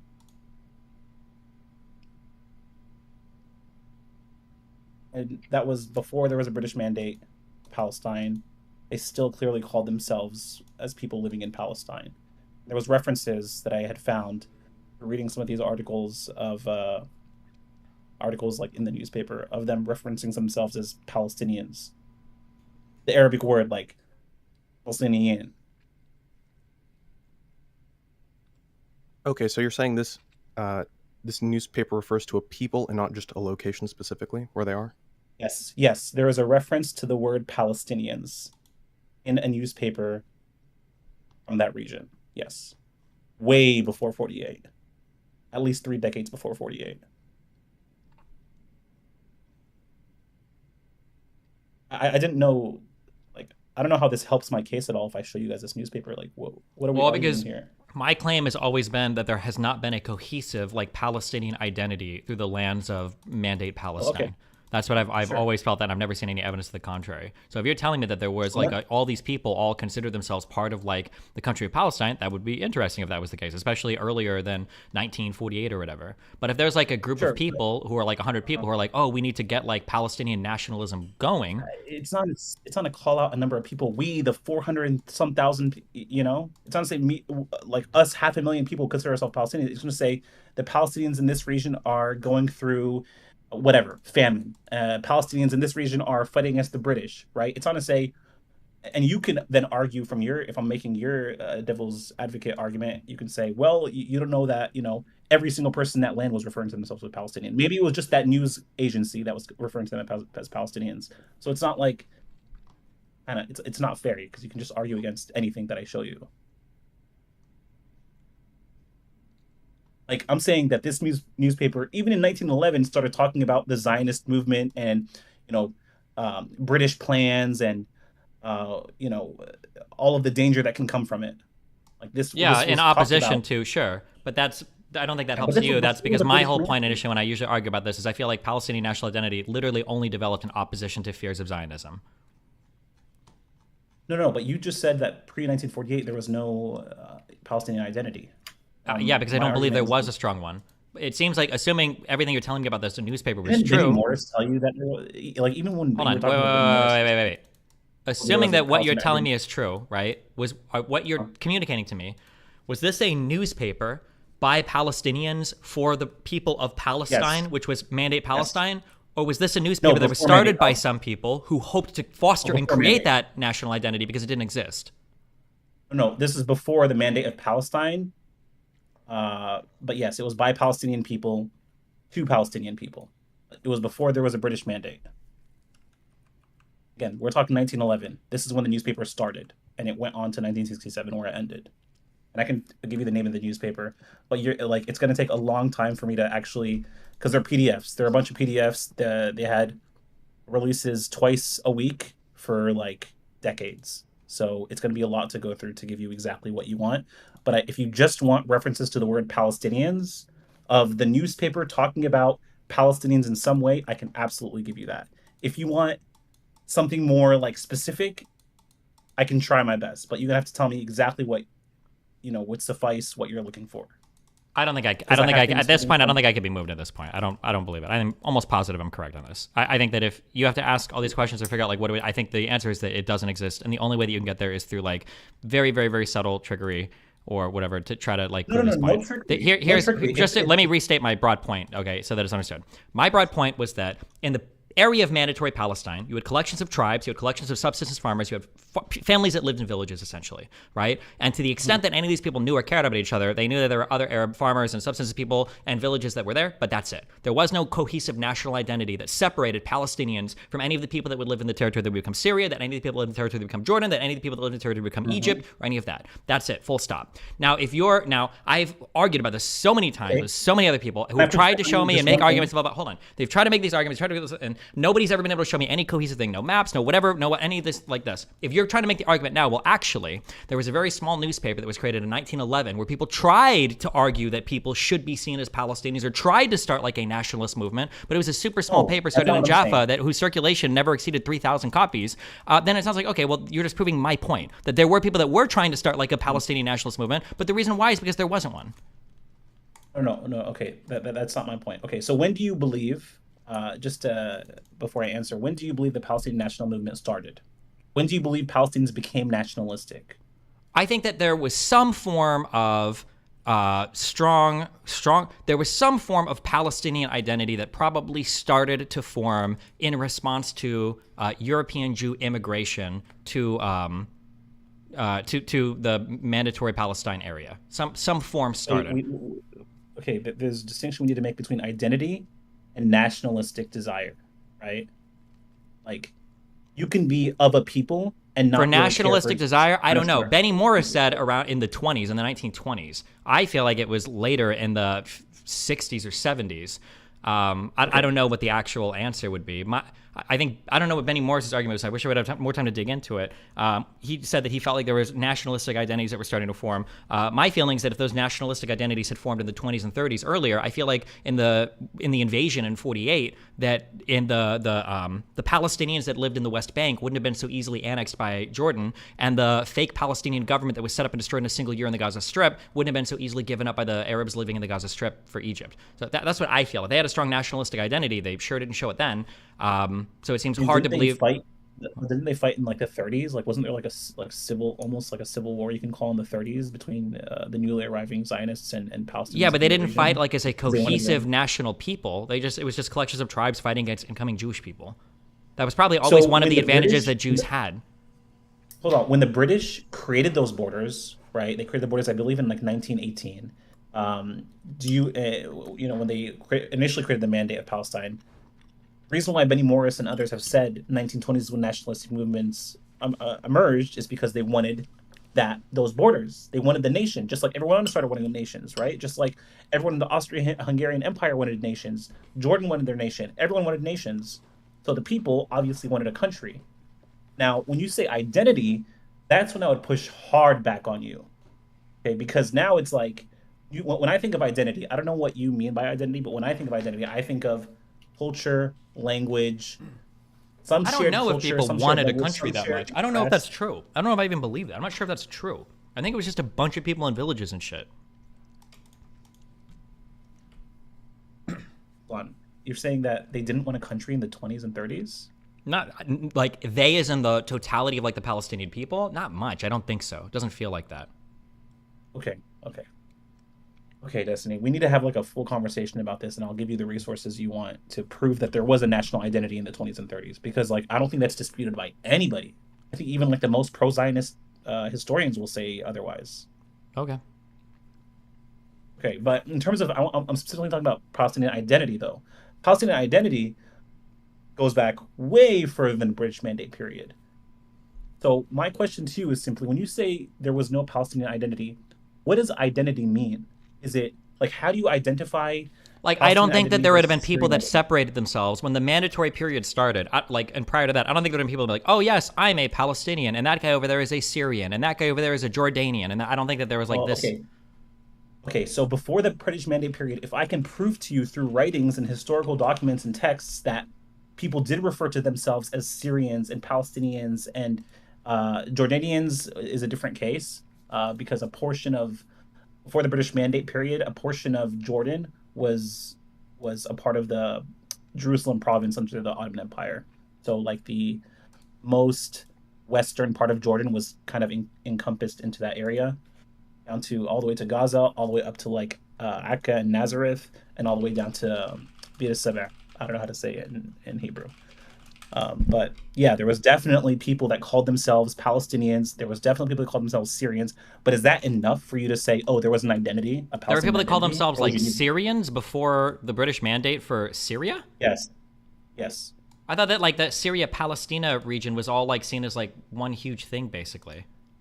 No. There was a province, a Jerusalem province. There was a Damascus province in Ottoman Empire, in the Ottoman. In the early 1800s, there was actually within historic Palestine an attempt to coup or resist against the Ottoman Turks. There was definitely a people. Now, were they nationalistic all the time? No. Didn't always want a nation state. That clearly emerged in the 20s and 30s. And even in the late teens, 1910s, but in terms of identity, that is 100%. There was always a Palestinian identity. So there's a phrase in Arabic that you can read throughout books that were written late. Even in English, I can show you books that reference, Syrian people, Palestinian people, the people of Palestine. Right, the people of Jerusalem, whatever. Not people of Jerusalem, because then that goes back to just being that one city. But yeah, there's definitely Palestinian identity. And I would argue even more so that identity, it's not just referencing yourself as Palestinian. Like, if I'm from California, I'm not going to call myself Californian, right? I'm going to call myself American. But if Russia ever came and took over America and took half the country and took North California, I may start identifying myself even more so as Californian, if I wanted my own country. But in terms of identity, we're talking about culture, we're talking about accent, we're talking about food, we're talking about attire, we're talking about none customs. of this. I don't think any of that thing existed that was shared between like the Palestinian people. No, in terms of what modern day borders are, there might be a group of people like, oh yeah, we're like Palestinians, but like that might have extended like into Egypt, through modern day Israel and Palestine, up through Syria, up through, but no like distinction. That's a very good distinction, yeah, because you're right. How does that make any sense if those borders weren't created until the British Mandate came? No, right? stop. Careful. Don't say that, because that's my whole point. Your point is that there was a distinct group of people that lived here, and now you're saying, well, you can't say. Your point. What? I'm clarifying your point, but before I give you my rebuttal. So obviously you can't say. So what I'm saying is, cities and villages that were looked at as cities of Palestine were Gaza. Yeah, I'm gonna write this on a stream, and then you can do this, and then because I could be wrong. Listen, I knew a whole bunch of like pre-1940s history. I did a bit, but not a whole bunch. Okay, so maybe I'm wrong. I'll just give you my feeling here, and then you can go and find information to the contrary. Okay, this is my feeling. Okay, let me draw my picture perfect maps because I'm so good at memorizing fucking maps and everything. Okay, all right. Here are like the distinction between. Do you agree with my distinction between nationalism and identity, though? Like, do we agree that there is some distinction there between nationalism and identity? Yeah, like when you say, like not every. I don't know. I don't even know if because it gets kind of weird when we're talking about places that aren't nations yet. But this is my feeling. Okay, ready? Okay, you got a country here. Okay, today, modern day, we've got Israel. Okay, we've got Egypt. We've got Jordan, we've got Syria, we've got, I don't remember Iraq has a border here, I don't know. Lebanon. Iraq, Turkey. Lebanon, and Turkey, okay? This is the feeling that I have, okay? And I don't know much Ottoman history, so I could be wrong, okay? Here's like the feeling that I have, okay? So for the Ottoman Empire, you've got like the Turks, okay? Turks have a very strong identity in terms of who they are, and they feel very strongly about who they are, okay? Turkish people run the Ottoman Empire, and they're so ass-mad about all their shit that after the mandatory period and stuff, they literally have a full-on revolution, and they're like, well, this is our fucking country, suck my fucking dick, this is my country. We feel very strongly as Turkish people about who we are. So it felt like Turkish people had a very strong identity for who they were, what their culture was, and they were going to genocide people around them and get people fuck off if they didn't agree, okay? I feel that way for Turkish people. It feels like Egyptians, there was the, what is it called? The Kadavaret? I don't know what the fuck it was called. During the Ottoman Empire, it felt like Egyptians and the people in Egypt also had a strong, distinct national identity. Yeah, that Egyptians were like, yes, we are Egyptians, okay? Now, aside from Egyptians and aside from Turkish people, when it comes to like all of this kind of land in here, it feels like you kind of like, there were a couple of like royal families, I think the Hashemites, I think in Jordan, and when you go down to the Gulf, there might be more here. But it felt like there's all this smattering of people here. We're just kind of like Arabs that were in the Ottoman Empire. So let me just add one point of contention, right? So first there was Bilad al-Sham. Bilad al-Sham means like the Levant. So that will include modern day Syria, Palestine, Jordan, I think Lebanon, it was like and this. what you call. Yeah, it's like the Levant, I think. Yeah, Bilad al-Sham. So the Arabs there were like a different category, just like when you think of the Gulf states, right? Oman, UAE, like all those other people. So, and then there's North Africa. So those are the three main sections of the Arab world. Now, my question to you is, well, I want to know what the threshold is, so I know what to exactly look for. Now, if I can find for you references to first Palestinians, right, for the mandatory, or the people of Palestine, not the people of, and references to people of Syria or Syrians. Yeah, this is what I'm looking for. What I would be interested in. How early would you need this? Would you need this in like the 1800s or just any time in like before before like the collapse of the Ottoman Empire? Okay, what 1918? I don't know if I Fair enough. But like before that, if you can show me that there's like a strong distinction between like, hold on, we're like Lebanese types of Palestinians. We're not like the Palestinian Palestinians. Or, oh, we're Syrians. We're up here from the land of Syria. Oh, we're Jordanians, right? I don't believe that's how this worked. I think it was like, we're part of this royal family. We might live here, or we live, we are in the area around Jerusalem or Damascus. We live around here. But I don't think you've got these strong. I think even when you look at all the genetic profiling, like all these people like run the gamut around here as being like a relatively mixed people. That's my impression. Yeah. Okay, so are we arguing identity or nationalism? I'm arguing identity that would lead to nationalism. Well, some people of certain identities don't really care to have a nation, right? Okay, there may be but some desire, and you may be right that maybe when the British Mandate started, there was more desire to become a nation, but maybe maybe at certain pockets of time during the Ottoman period, there was desire to become a nation. But what I'm going to try to prove to you is identity. I don't think there was a distinct identity. Yeah. You know what my strongest argument in favor of that is? Sure. I'm curious. I could be wrong. Maybe I'm going to say something dumb. I don't know this. You know, after the British Mandate for all of these Middle Eastern countries, did any of these borders ever change? Ever? After the British Mandate? Yeah. No.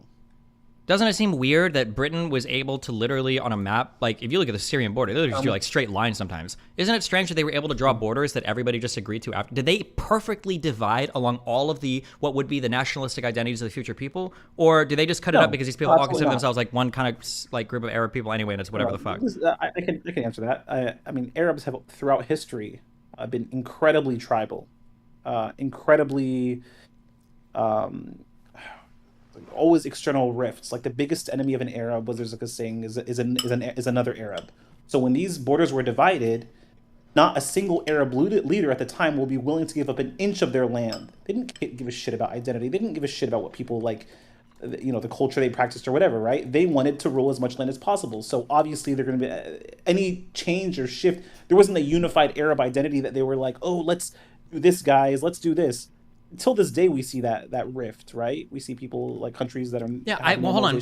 I agree. There wasn't a unified Arab identity, but the identity. That's why the borders haven't changed, because no Arab country no Arab leader is gonna want to give up any inch of And their because sovereign there wasn't a territory. unified Arab identity, they were just like groups of tribes and families and shit.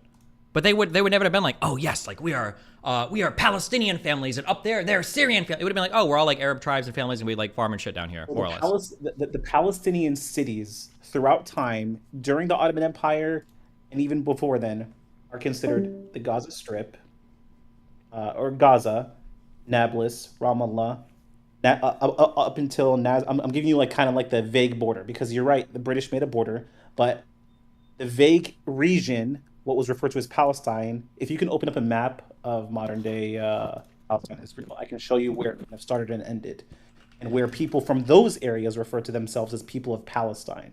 So we're talking about the same thing, because you're right that how can they refer to themselves as people of Palestine if the Palestine borders didn't exist? So I want to explain to you what I'm referencing. So if you open up a map, you start from Nazareth and you go down to, I believe in English it's like Beersheba or something. Going all the way down to Aqaba wasn't considered a part of Palestine. Map. Okay, click it, zoom in. So I'm gonna say as high up as Nazareth and Akka to the left. Like. Okay, I got Jericho, Nablus. Where do you want to go?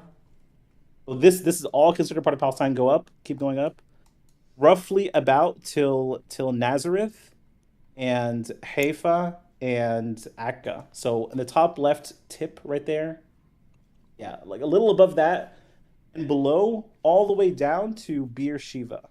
Steven, I have the map he's looking for. It's in the chat. Okay.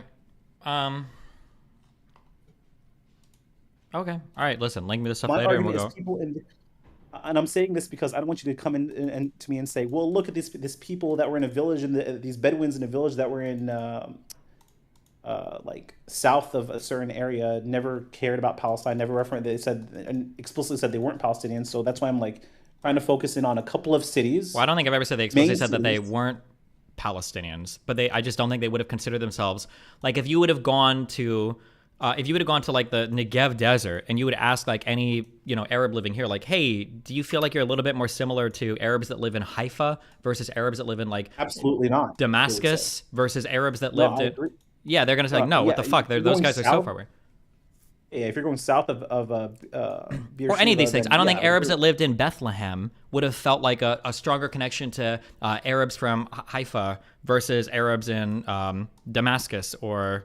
Yeah, that's where I disagree completely. Okay, I'd be curious to say that, I guess. Yeah, that's my disagreement. So I'm gonna prove to you and bring you evidence for a Palestinian identity, not a nationalism, an identity. There was people that practiced the same things that were different explicitly from Syrians, Lebanese, and Jordanians, the people living there. Okay. Okay, I'd be curious to see it.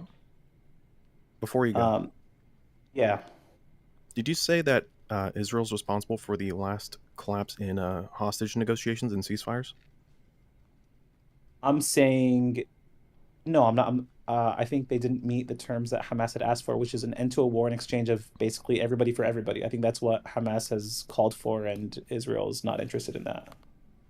Okay. I don't know what their last round was about. I haven't read into if there was a last round. I think the most recent round I read about was Israel offering a 2-month ceasefire for an exchange of hostages, but I don't think. Okay, so yeah, just to be clear, the last ceasefire was between Israel and Hamas for hostage exchanges. Hamas refused to turn over women and children that they promised that they would, and then they started violating the ceasefire. That's why there isn't a ceasefire anymore. What was the terms of the first ceasefire? It was basically Hamas handed over a list of groups that they could account for and provide, and then Israel got to pick certain groups that they wanted back, specific families if they wanted to get specific. How many days was the ceasefire? Because as far as I understand, the ceasefire was supposed to last like 5 days, and the other days were optional, right? No, it was extended as long as they kept releasing hostages, and I believe that for every 2 hostages that were released, they would extend it. Extended. Yes. Did Hamas ever breach the initial ceasefire before the extension? I don't think either side breached it. I think it got to a point where Hamas probably realized, okay, we're going to give up all of our hostages, and Israel's going to just fucking destroy us. I'm not saying that they should or shouldn't. That's just what I'm thinking, being logical. So after the initial ceasefire, they didn't want to extend anymore. I would agree with that 100%. No, it's not about an extension. It's that they promised to release a certain group of hostages in association with their negotiations, and then they refused to release those hostages. Again, I think the and then they also negotiations. fired while things were negotiating. Like they killed some Jews at a stop in Jerusalem, and then they started firing rockets. So yes, I'm curious how this is in any way Israel's fault that there isn't a ceasefire. I mean, there's not a ceasefire because Israel doesn't want a ceasefire, right? No, they want a ceasefire. They will do a ceasefire in exchange for They hostages. want a permanent ceasefire? They will absolutely do a permanent ceasefire. They've, I believe, in part of their negotiations, I believe in negotiations with their 2-month promise, they will let certain members of Hamas just go. But that's So- word of mouth from intelligence negotiations. I won't like bet money on that. Yeah. So Israel doesn't want a ceasefire until quote unquote the complete dismantlement of Hamas, which obviously the other side, whether or not we agree with or disagree with them, are not going to be okay with, right? You're saying, okay, so we need to either get killed or expelled from where we've lived our whole lives. Yeah, no deal, right? That's what they're going to say. But No, I believe the deal is you release hostages, we will stop bombing you, and you will get trucks of aid, and you will be allowed to leave. Probably yeah, but to not. Iran. There was never an offer for a permanent ceasefire. And if you have one, please send it over. I'd What do you love to mean see permanent ceasefire? Why would they? No one has ever offered permanent ceasefire from either side. Well, that's what Hamas wants. Hamas says Hamas does permanent not want a ceasefire. permanent ceasefire. They want to destroy Israel. Wait, hold on. Didn't they ask for a permanent ceasefire? They do not want a permanent ceasefire. Where does Hamas According ask to for a permanent ceasefire?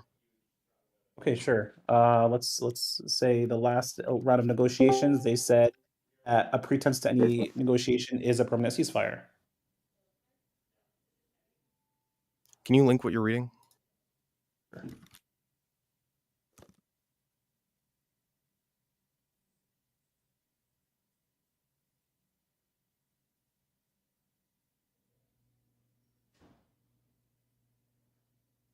This is an article I just pulled out. Hostage talks continue as Israel rejects Hamas demand for full IDF withdrawal and a permanent ceasefire. I'm gonna link it to you right now.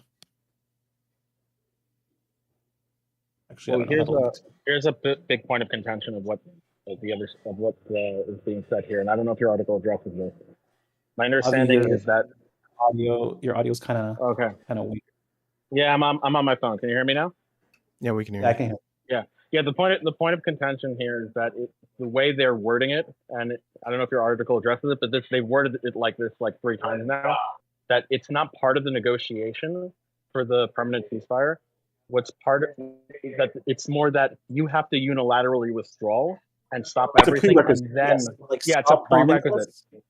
Yes. I agree. Yeah. But that the issue with that is that it's non-binding. So like that's not how negotiations work. Like it's just the problem with that is just like they're basically saying, hey, you need to give up all your leverage before you come to the negotiating table, and then we'll negotiate. No. In the negotiations, the gaps are that Israel is not it does not want to compromise to a permanent ceasefire. This is during these negotiations. They don't want to have a permanent ceasefire. This isn't addressing what I said.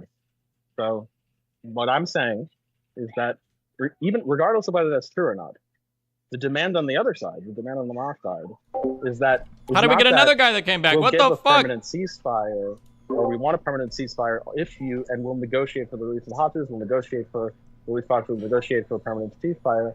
They're saying we're not going to negotiate for any of that, and we're not going to come to the negotiating table for any of that until you first give a non-binding withdrawal.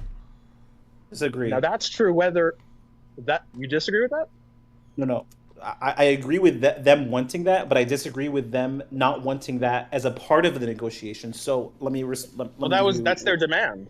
But as far as I know, that was their demand. 3 times they. What their demand is Israeli withdrawal and permanent ceasefire and a full exchange of hostages. That is their demands. No, I understand. Yeah, but wait. But that's not addressing what I'm saying. So what I'm saying is that yes, that is their demand in the sense that's what they want. But the way they're negotiating that is a little bit different. The way they're negotiating that is not, hey, we're coming to the negotiating table and we're going to say, okay, we'll agree to a permanent ceasefire if we release we exchange the hostages, and then. Why, if this was considered Arab land, did they not bother to change any of the names from their original Hebrew? I don't know if that's true or not, but I know that once the Jews took over the land, I think they did change a lot of the names from other Arab cities. So And do that out. Now, if that's not mentioned, that's dishonest. So if I were to concede that that's what they're saying, do you think Israel would agree to any negotiation that included a full ceasefire if it wasn't a prerequisite? Let's say it wasn't. So yes. The answer is yes. There are some, but it's not going to be the type of ones that the other side will like. So the permanent ceasefires that they would agree to, that their other side are not going to like, are going to be an exchange of all the hostages in an agreement that ends up with Israel back of all of its hostages, and Hamas basically loses control of, and there's some sort of PLO leadership or something, or Hamas gets expelled or something like that.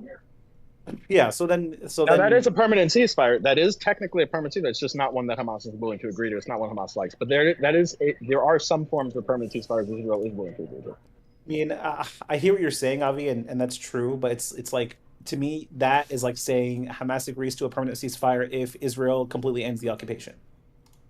Like, yeah, they're offering a ceasefire, but it's a proposition that we know the other side is it's a hard line that they would never accept. So it's not a real offer. Like, well, I don't know. I mean, here's the thing: the difference is there's a little bit of a difference in terms of how much give the one side has to give the other when one side's getting their ass kicked. Generally, it's the side with the power that has more leverage here, which is why Israel's not going to give up their leverage. I mean, that's how negotiations work. Yeah, I mean, do you see this? How do you see this actually playing out, though? Do you think that Israel will eventually dismantle all Hamas capabilities and rescue all the hostages? Because I feel like that is the biggest, it is like the lowest likelihood of happening. Yes. So I think I agree. The conjunction of those things are going to be the lowest likelihood of happening. I think the former is much more likely to happen than the latter. To the latter thing, no, I don't think they're going to accomplish that. If they continue, I think the former is feasible, and there are several metrics that have been using to track that. I agree. Yeah, eventually the former has to be reasonable if you have enough military funding and capabilities. Yeah, definitely. Yeah, but I think that's their primary goal. Yeah, it's at the expense of the secondary goal, but that's always been. I mean, they're pretty clear about that. That is their primary goal, and the hostages are the secondary goal. They've been super clear about that. I don't. Well, at least when they had the PR freedom to do so. I mean, I'm pretty sure that is their thing. Oh, I don't know about any. I know it doesn't look. I know it doesn't look. I mean, I know it's initiates pro. I mean, look. Anytime you say something like that, it's going to initiate protests, outrage, etc. But the idea is just that, like, hey, unless we've been through enough of this, we've had Gilad Shalit, we've had these other, we just do this again, then they're just the ones we release are just going to kidnap more at some point, maybe down the line, and then we're going to repeat this whole cycle. Their primary goal, like an MRI machine. What is going on? I know. I'm getting a haircut. I'm sorry. Jesus. You want to come back in like 15 minutes? No, yeah, it's fine. I can come back. I just heard something I wanted to quickly correct in the negotiation, because I think it's important to mention that. Gotcha. Yeah. I mean, again, I think the only way that Israel can ever destroy Hamas, you know what, I would go as far as saying is they really can't, because the remaining Hamas members can always just go back and be regular civilians and be on the hush-hush until Israel leaves and then like revitalize themselves. So I feel like it's almost an impossible goal, one. And two, if they were to do it, it's going to be at the expense of all the hostages. Hey, the first thing is really stupid. I mean, of course. I mean, look, it doesn't require you to kill all the members. No. Wait, we did this with ISIS. You could say everything about ISIS that you just said. Yeah, exactly. But it's going to be sure. Yeah, but we did degrade them, and of course, it doesn't require to kill all of them to make them non-relevant anymore. Yeah, but the difference is they're going to still remain in that region, whereas in ISIS they lost the sovereignty to those areas that they controlled, right? And if you depose them and then you put in a rival group like Fatah, and then you have them controlled, they're going to be irrelevant, even if there are a few members left. Yeah, maybe. But again, it's going to be at the expense of the hostages. Which is not their primary goal. Maybe privately, but publicly they seem to really trying to show the people of Israel that they are going to rescue all the hostages, and that's their goal. Of course, I expect that to be the PR talking point, but no, that's not their primary goal. Yeah. But given the 2-month offer that they made recently, it does seem like they are starting to reconsider their primary goal, or they're feeling a lot of pressure internally to, save hostages. Because, they've been saying all this time that all this military pressure is going to result in released hostages, and it just has never done so. Well, we don't know that it hasn't done so because we don't know the motivation for the first ceasefire. But to the point is, like, yes, they're willing to sacrifice military advantage because they have such an advantage already for a temporary ceasefire to get hostages. Of course, they're willing to do that, but not at the full expense of the primary goal. That's why they're not going to be willing to do it for an end of the war in any way that doesn't involve deposition going to come out. Does your barber have anything to say on this? I don't know. We can ask my barber his opinion. What do you think about all this? God, he must hate his life. What do you think? What do you think about this situation? Oh no, he wasn't even paying attention. It's okay. Probably for the best. Anyway, yeah. So okay, I love you guys. It's been fun. I need to read other shit now. Okay. Later. Be careful. See ya. Jesus Christ. Anyway, let's finish this video from yesterday real quick. 10 minutes left, and then we're done. Utterly, blatantly political. What about Jack Smith and the documents? What it is that's a potential claim, but compared to what Hillary Clinton did in real time when she was in office, I would say he did commit some kind of an offense there. I think John would agree. But sir. Yes, the R makes all the difference. Because if you then look at the appointments clause of the Constitution, it says that all people who are appointed as officers have to be appointed by. Wait, whoa, how the fuck did we just go back in time in this? Fuck, what were we at? We were at like 42 or something, or? Yeah. Okay. It is clear, case after case after case after case, we're now up to, I think the latest count I read was 91 indictments, and I'm talking about cases other than those that we just discussed before the Supreme Court.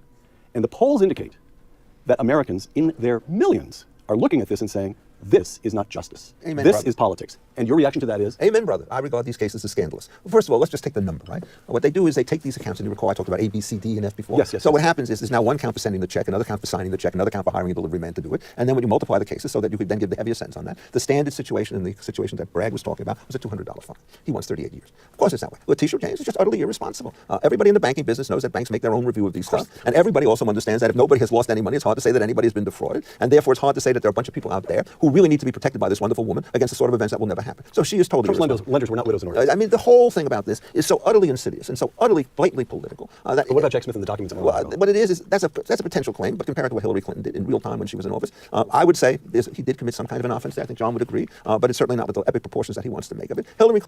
Oh yeah, what are we gonna do about Hillary Clinton? Clinton, you will recall just answered it. She had a live server that everybody could poach upon, and she was let go with a hand. She did not know that it was criminal. First of all, that's wrong on fact, and secondly, irrelevant in law. And so she's getting the free pass. He's getting the extra treatment. None of the facts, none of the underlying facts here are correct. None of the underlying facts here are correct. I don't think he's aware of this at all. He's literally a Twitter or headline reader on this, but okay. People can figure out the disparate nature. Wow, I just heard a phrase I wish I'd known when I was raising my kids. What? Wrong on fact and irrelevant in law. John? That's pretty good. Which is actually funny. Wrong on fact and irrelevant in law is actually exactly applies to what he's saying. He's wrong on the fact that Hillary knew that there was classified material on that server. And then he's irrelevant in law in that he apparently doesn't know any of the legal proceedings relating to any of this or what Trump is accused of, right? It's because Trump's not even being charged with the same thing that Hillary is. Trump is being charged with obstruction of justice, right? And then retention of documents, which is different than the charge that Hillary was being charged with too. So he's wrong on the facts of the Hillary thing, and he's incorrect even in the legal comparison, but okay.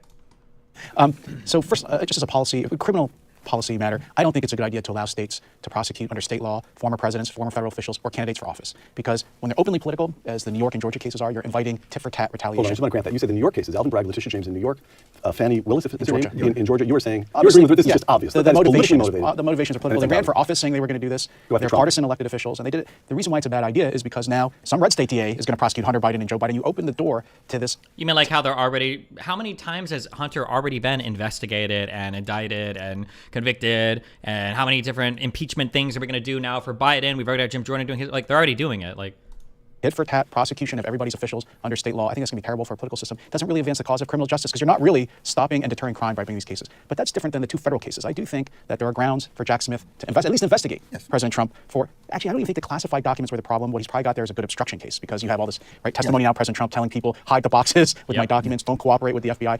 In fact, if Jack Smith really wanted to get a conviction before the election, he should just pursue the obstruction of justice charges of Mar-a-Lago over classified documents. But he was right to bring those charges? Is that a correct use of prosecutorial discretion? Prudentially, no. Wait, is that Jack Smith's case? Mar-a-Lago indictments Trump.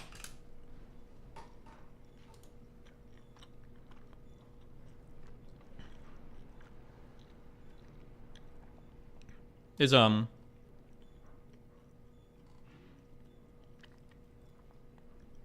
who's the federal prosecutor that's handling that case? It's Jack Smith as well? Okay, gotcha. Legally, it's permissible. Yeah, legally, I think legally, Richard's right. I think he did commit a crime by refusing to cooperate with the FBI, by keeping those documents, although the state of mind is important. But should the Justice Department... But you got Hillary Clinton, what Hillary Clinton did in the background, and then you also got Joe Biden, where classified documents turn up 4 different places, yes, his exactly. car, his Corvette. And it's a precedent search warrants to find others. So that's always a question of prosecution, is there are people committing crimes, which ones do you select out to prosecute in court? And I think Richard, he makes a good point. Maybe we shouldn't be going around prosecuting former presidents, former secretaries of state for mishandling classified documents, although we have, right? General Petraeus was prosecuted. Yes, but that was a very different kind of situation. Okay, so you have teed up here the last question, and this is a question that I'm going to struggle a little bit trying to put it, because you both have legal minds, to put it mildly, and you're not going to want to listen to a big floppy open-ended question. You want some definition. We have been for a whole hour already. Peter, we love you. Of course we're going to take floppy questions. Okay, all right. So just a few months before he died at the age of 100, Henry Kissinger gave an interview to the Wall Street Journal, and he said this about the state of this country today, quote, "There's no element of pride and direction and purpose left," close quote. You've both been talking, first of all, Richard's the one who's been talking about history, but I know you're a classical scholar with you both have a vivid sense of history. And in one way or another, what we've been talking about here is the shock to American norms. Trump is the one who's most often accused of it in the press, and Lord knows that Trump does violate one norm after another. But the notion that that the legal system should be used against him in a blatantly political way, as you agree, it has been in New York and Georgia at least, if not also in Mar-a-Lago, that Jack Smith, in asking the Supreme Court to hear a case immediately so it could be sped up and introduced into the middle of the political process, there are norms being violated one after the other on both sides here. Now, it feels to me, I mean, you read from Caesar on, and you get the Roman Republic, there's the feeling that the shock that one norm after another is being violated, and they end up in civil war, and it feels as though we've got a serious problem here. Yeah. And the question is, can the pieces be put back together? Not with the current cast of characters. Look, think of who was running for president in 1920. You know, you get Herbert Hoover was considered running for president. He was the most distinguished public servant of his era, unless it was Charles Evans Hughes, who was at the same time, or Wilson. These are brilliant, well-read men who are gentlemanly in personal conduct. William Howard Taft, Theodore Roosevelt, even Franklin Roosevelt was compared. These were all giants compared to the riffraff that we have running for presidents today. And in part it's because of the primary system, which has the parties pick people who are extreme within the general public, but median to the party. And so you get very weak candidates running very bad situations, because distinguished people will not want to go through this kind of ordeal. And so we were saddled with an unspeakable number of mediocrities, even in the Senate and the House, relative to what it was 50 years ago. Real decline. John may be more optimistic than I am, but this could be a death cycle. No, I'm it's a death spiral, but we can revert. But Richard, you named one cause, and it's a fixable cause, and it's the primary system. Yes. That didn't exist before about the 1970s. It is also a bunch of woke education and so forth. Well, okay, now you're opening. I mean, but that's a worsening of culture with social media, all of that stuff. But I mean, John wants to be optimistic, and he should have the last word. Yes, no, we always try to end on an upbeat, Richard. That's why you're always next to last. No, this is the death gasp, not of the Republic, but of your terrible baby boom generation that's ruined the country. And Joe Biden and Donald Trump are the very last fingertips of the baby boomers trying to hold on to power, and they are, in order to do it, upsetting lots of norms. But I'm actually optimistic in the sense I think our institutions, despite these outrageous efforts by both of them, our institutions are still responding well. Look at what we're arguing about today. We argued about an effort to stop the electoral count vote on January 6th. We've argued about the misuse of that failed, and we've argued about the misuse of prosecutorial power. But our institutions have handled it. We're not changing our basic rules of democracy, the basic constitutional system. We have responded, and we're still having elections. This is all, to me, just like second order fighting over the rules. But the basic outlines of our political and legal system are still intact, and I think they're going to be after this election. I actually think my hope is after this next election, the baby boomers, Biden and Trump, will leave the stage, and you'll have a new, younger generation of people who I think actually take the Constitution a little more seriously, and take the law more seriously. What is the average age of Gen X right now? 44 to 59. You'll have Tom Cotton. And there are some millennials who are 43 years old. A 43-year-old person be a millennial? Bullshit.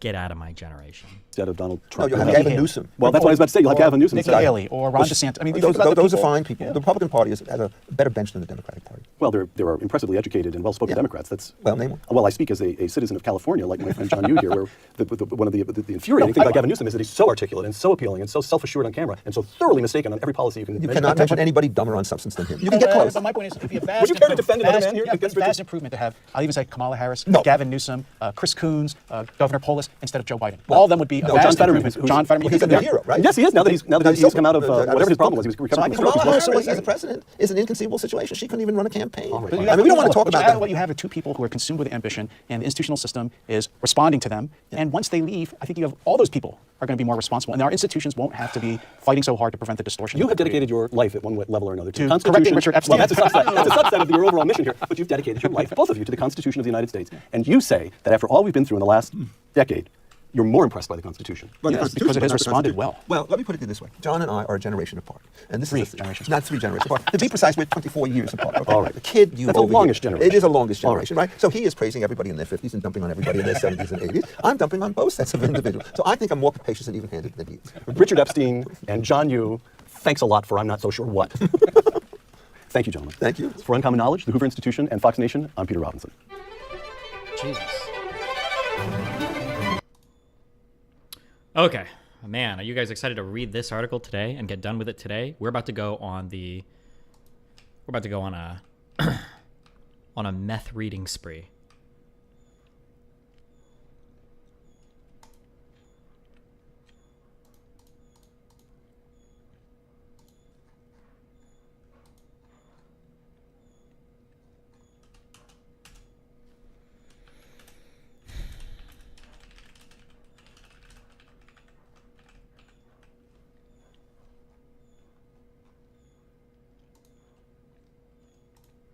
Wait, what the fuck?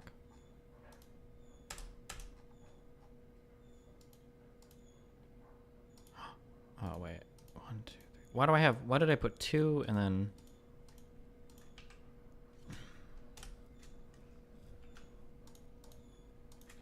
There we go.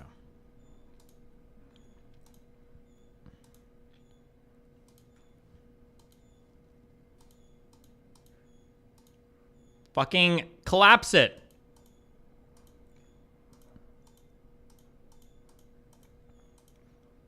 Oh, I see.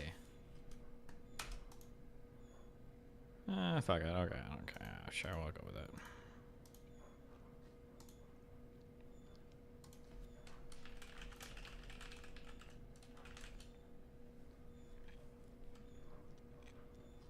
Did you set up a swing in your apartment?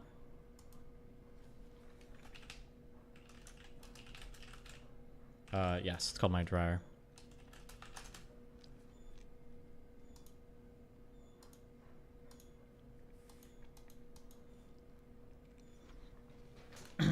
All right. Channel, I think we can read this whole article in 1 hour. I believe in ourselves, okay?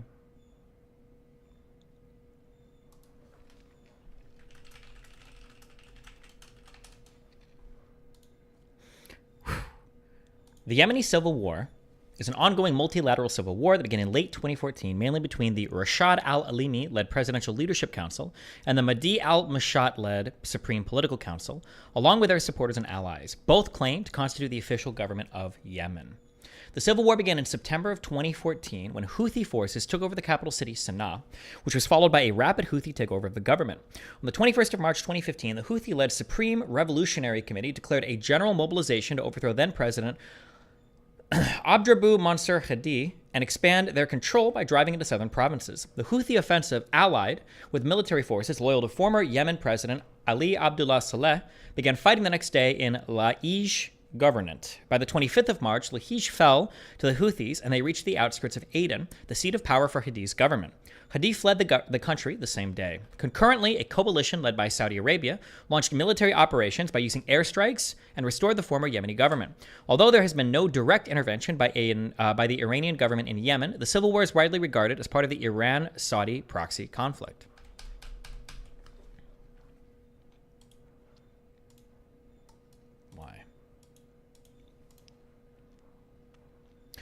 Houthi insurgents currently control the capital Sana'a and all of the former North Yemen, except eastern Marib Governorate. After the formation of the Southern Transitional Council and the subsequent capture of Aden by the STC forces in 2018, the pro-Republican forces became fractured, with regular clashes between pro-Hadi forces backed by Saudi Arabia and Southern separatist forces backed by the United Arab Emirates. Al-Qaeda in the Arabian Peninsula and the Islamic State have also carried out attacks against both factions, with AQAP controlling swaths of territory in the hinterlands and along stretches of the coast. The UN brokered a 2-month nationwide truce on the 2nd of April 2022 between Yemen's warring parties, which allowed fuel imports into Houthi-held areas and some flights to operate from Sana'a International Airport to Jordan and Egypt.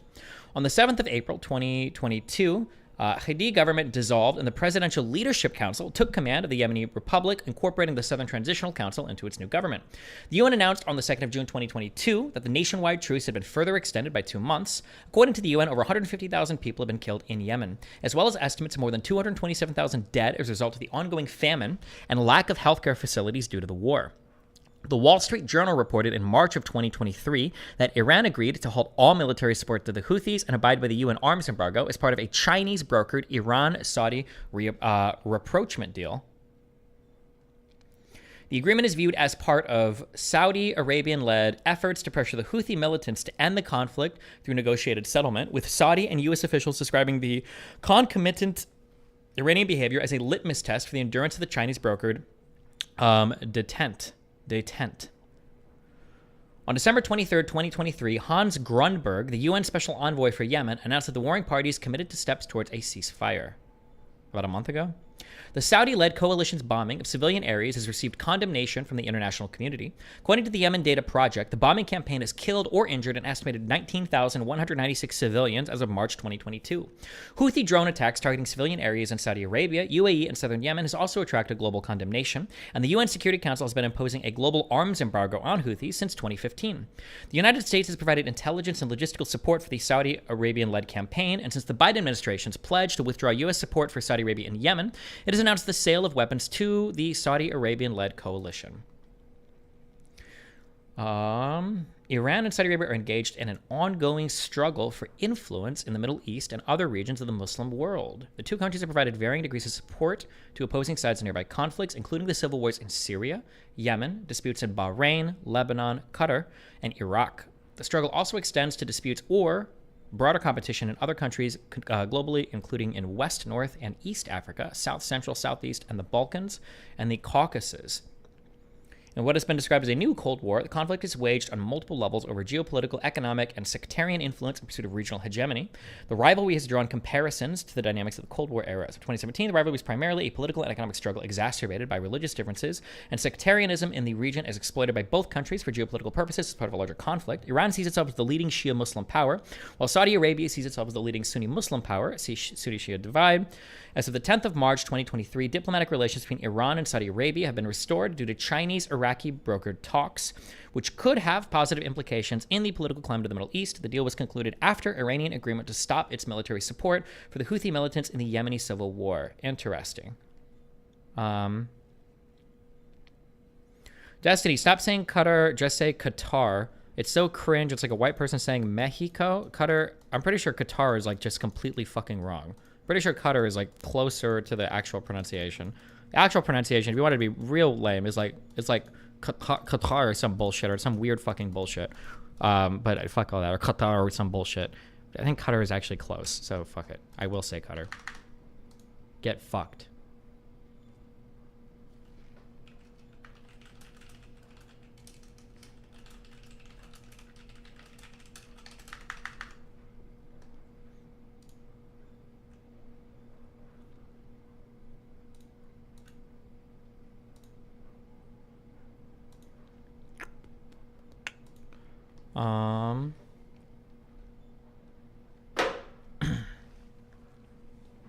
Are you gonna call Germany Deutschland from now on? How is it comparable? Qatar is easily pronounceable in English. I'm sorry, am I supposed to call it also like Iraq? And the Taliban?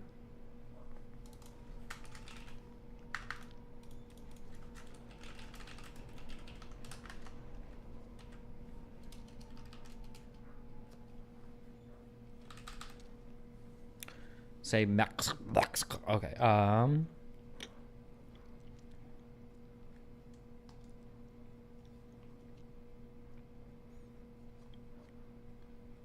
Okay. Damn. Right, we won't worry about this.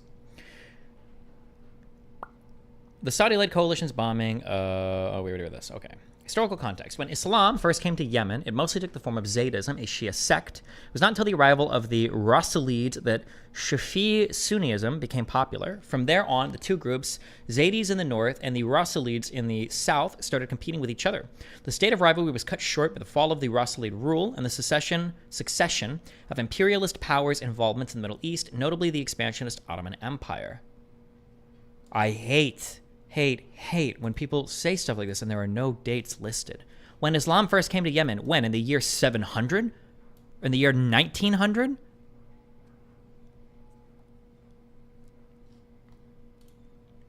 Fucking annoying. The defeat of the Ottomans in the First World War eventually gave way to the first unification, although not complete, of Yemen. We read this. This was possible during the Hamid al-Din dynasty under Imam Yahya and his sons of rule. The unification also meant the establishment of a hierarchy within which Zaydis had authoritative power over Sunnis. As a consequence, the difference in status became instituted and normalized. The Hamid al-Din dynasty faced the Zaydis' discontent due to a non-conformity to Zaydi traditions, thus coming to an end with the overthrow of Imam Yahya's grandson, Imam Badr. This Imam Yahya guy, is this the one that did like that came out with the fucking scimitar and killed the opposing dude? Am I getting that right?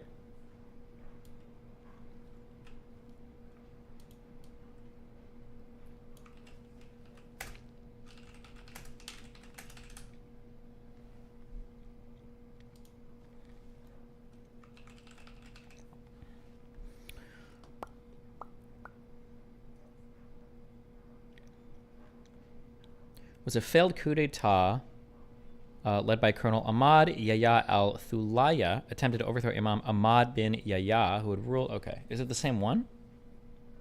The Demon Mask. I remember the Demon Mask. Imam Badr. Yeah, Badr, because Badr was his son, right? Yes. And he was the one who would go on to kind of get, I think, backstabbed by the Soviet colonel guy. Yeah, okay. What followed was a civil war opposing Republicans to Royalists. Helen Lackner explains that such a division was not ideological, it was based on past feuds. Nonetheless, external powers like Saudi Arabia intervened for ideological motives, as the latter sought to maintain the monarchy system which it adhered to itself. Despite Saudi Arabia's original intentions, in 1970, the Republican form was retained. While these developments took place in the north, liberation movements against British presence broke out, amounting to the creation of a socialist state, hence Soviet Union ally in the southern Arabian region. It was named the People's Democratic Republic of Yemen.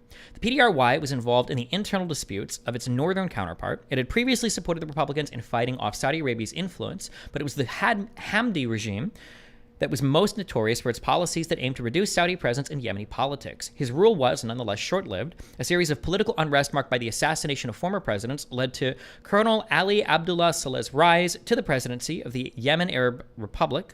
Saleh's rule lasted for 33 years. The major event that marked his regime was the unification of Yemen in 1990. His attempt was not entirely successful, as the civil war broke out in 94. However, he was able to come out of it victorious. Subsequently, the Republic of Yemen became constitutionally established. Saleh tried to maintain his position through constitutional amendments, hoping for his son to take over, but strong opposition and protests pressured him out of office. Meanwhile, the group Friends of Yemen was created, initially to stop al-Qaeda on the Arabian Peninsula, after evidence pointed of it as the main perpetrator behind multiple attacks on U.S. military bases and equipment. The Friends of Yemen group became more involved in Yemen during the Arab Spring, following suit the Gulf Cooperational Council and the United Nations recommendation to put the management of Yemen's crisis in the hands of global actors.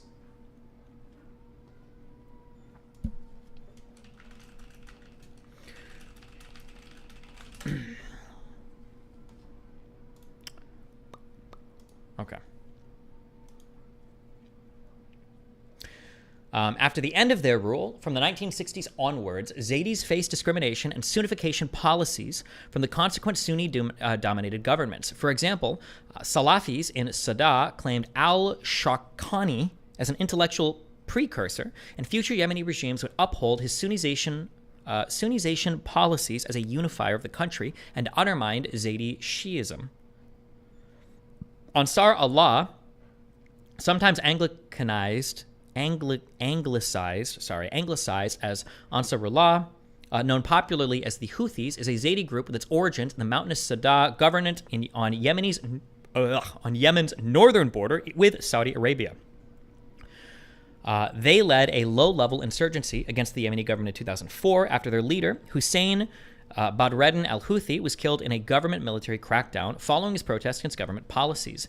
The intensity of the conflict waxed and waned over the course of the 2000s, with multiple peace agreements being negotiated and later disregarded. The Houthi insurgency heated up in 2009, briefly drawing neighboring Saudi Arabia to the side of the Yemeni government, but cooled the following year after a ceasefire was signed.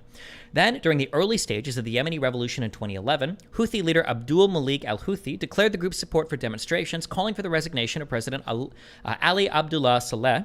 Later that year, as Saleh prepared to leave office, the Houthis laid siege to the Salafi-majority village of Damaj in northern Yemen, a step towards attaining virtual autonomy for Sadr. The Houthis boycotted a single-candidate election in early 2012, meant to give Abdrabbu Mansur Hadi a 2-year term of office.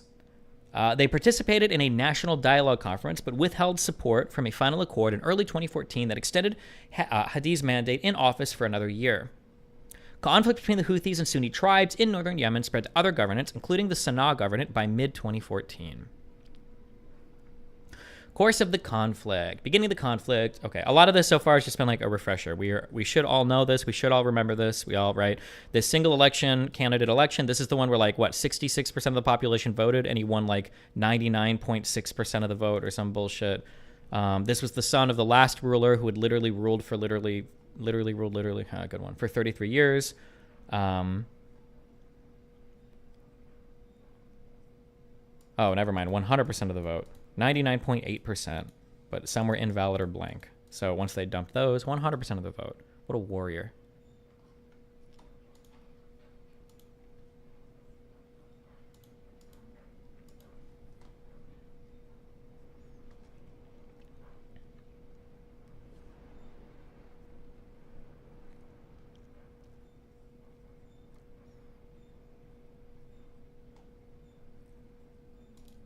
Oh, everybody congratulated him, though. Everybody was kind of behind him, I guess.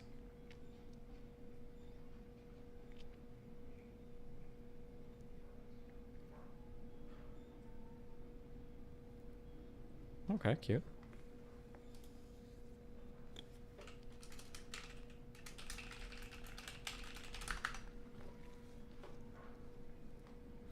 Course of the conflict. After several weeks of street protests against the Hadi administration, which made cuts to fuel subsidies that were unpopular with the group, the Houthis fought the Yemen army forces under the command of General Ali. Okay, so when Ali is at the front, it's pronounced Ali. When it's at the end, it's Ali, right? So it would be Ali Muhammad, or it would be Muhammad Ali, right? That's the difference. When it's at the front, it's Ali, I think. Fought the Yemen army forces under the command of General Ali Mohsen al-Ammar, in a battle that lasted only a few days. No, it's the same anyway. Wait, is it? Somebody told me that. Am I being lied to? Fuck you guys. Why would it be pronounced differently? I don't know. Somebody told me that when it's in the front, it's pronounced differently. You got trolled? Where are my Hebrew or Arabic? Sorry, where are my Arabic speakers at?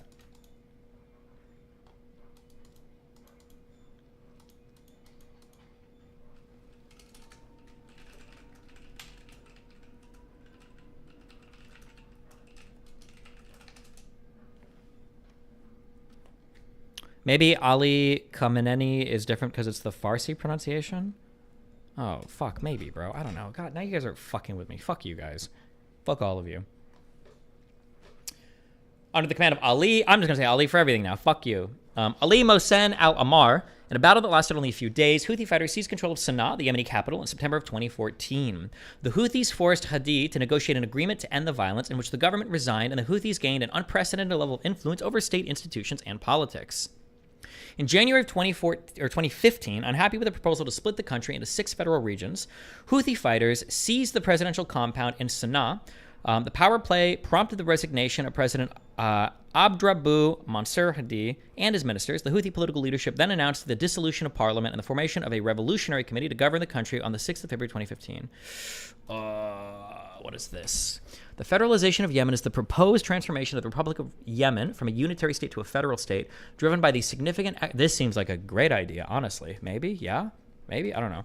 Driven by the significant economic, religious, political, and historical differences between the northern and southern parts of the country, federalization has been a common and controversial proposal to resolve regionalist tensions since the unification of the country in 1990. In 1962, the British Aden Protectorate was transformed into the Federation of South Arabia, which initially contained 15 states. The country became South Yemen, a unitary state, in 1967.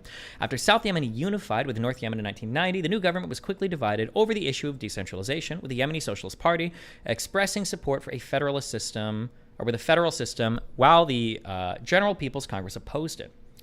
While an agreement was eventually reached to decentralize the country, it was largely abandoned following the outbreak of a civil war in 1994. Decentralization continued to find popularity among members of the Yemeni opposition. Hadi plan. Okay, what was the Hadi plan? The 2013 to 2014 National Dialogue Conference concluded that Yemen would adopt federalism in an attempt to resolve the political crisis that began with the Yemeni Revolution in 2011. Under the federal system, Yemen's full name would become the Federal Republic of Yemen. A committee organized by Yemeni President Abdrabbu Mansur Hadi determined that Yemen would be split into 6 federal regions: Azal, Sabah, Tihama, Aden, Janad, and Hadramaut. Who cares? They don't even exist. Blah, blah, blah, blah. Would have been the northern provinces, whereas Aden and blah, blah, would have been the southern. Sana'a, the capital, was to become a federal city and would not have been part of any region. Aden, the former capital of South Yemen, would have been part of the Aden region, but would have had a special legislative and executive powers. Each region was to be further divided into states, which would have taken the place of Yemen's existing governance. The conclusions of the conference formed the basis of a new constitution, which was to be put to a referendum in 2015. The plan for a 6-stage federation received international praise, but was denounced by many within Yemen. The Southern movement suspected that the division of the South into 2 regions was an attempt to turn Southern secessionists against each other. They preferred a 2-region division between the North and the South. The Zaydi elites in the Azal region would have been left with almost no natural resources, whereas the sparsely populated Sabah and Hadramaut regions would have received nearly all of the country's natural resources. Meanwhile, the Houthis were outraged that the plan would have landlocked their home government of Sadr.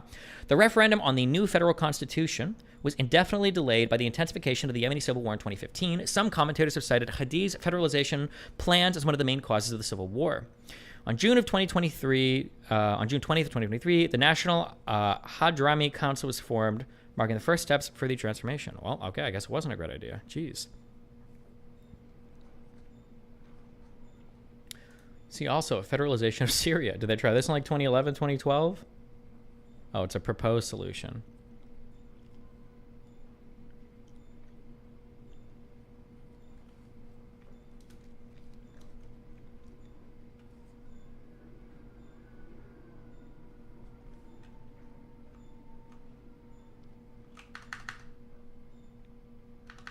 Okay.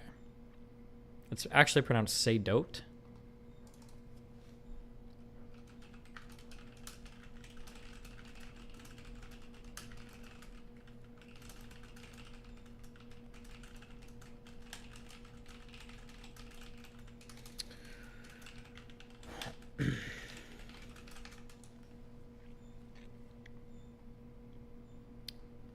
Total War. Warhammer 3 is the perfect strategy game for veterans and newcomers. Why does my Nightbot still have all these ads in my fucking YouTube chat? Stop. How do I change this?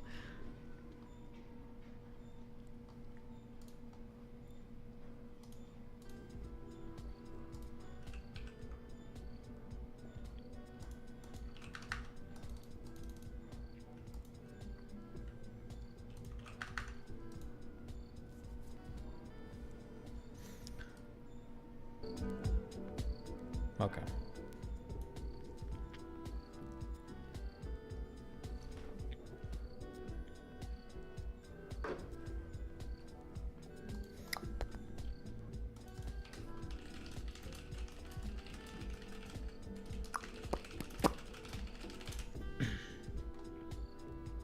Sorry, hold on.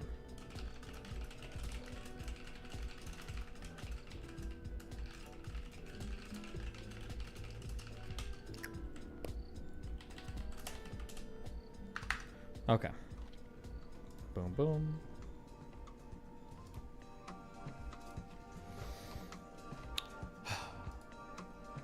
What should I take? Bro, I gave up on notes for this shit. In 2015, nah, I don't fuck it. Fuck this. Yemen Civil Wars, blah, blah, blah. No one cares, okay? I have different ideas for how I'm going to organize notes for history stuff in the future. I know how, okay? I know how to do it.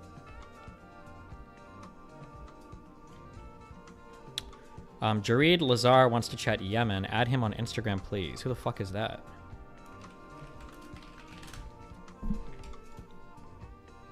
I'm a Twitch streamer.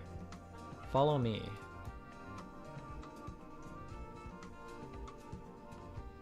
Wait, is it? Oh. It's fucking Summit 1G. Fuck you. Jared. Okay.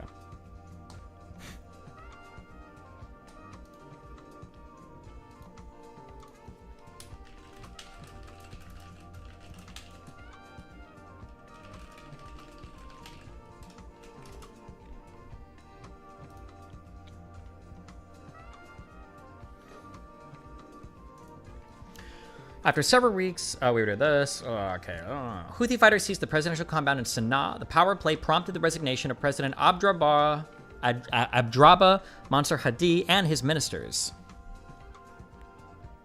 The Houthi political leadership then announced the dissolution of parliament, the formation of a revolutionary committee to govern the country on the 6th of February 2015. On the 21st of February, 1 month after Houthi militants confined Hadi to his residence in Sana'a, he slipped out of the capital and he traveled to Aden. In a televised address from his hometown, he declared that the Houthi takeover was illegitimate and indicated that he remained the constitutional president of Yemen. His predecessor as president, Ali Abdullah Saleh, who had been widely suspected of aiding the Houthis during their takeover of Sana'a the previous year, publicly denounced Hadi and called on him to go to exile. Damn. Wait, this was his father, right?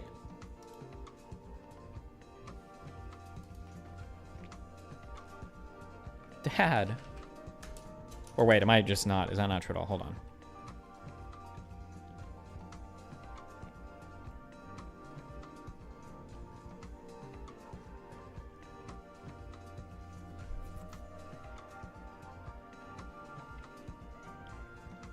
Wait, no, wait. Why did I think these people were...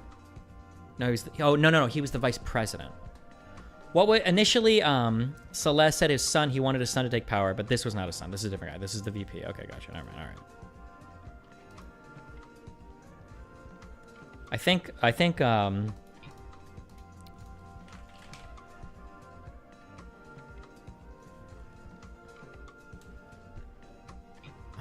why is he not up here? Hello? Saleh?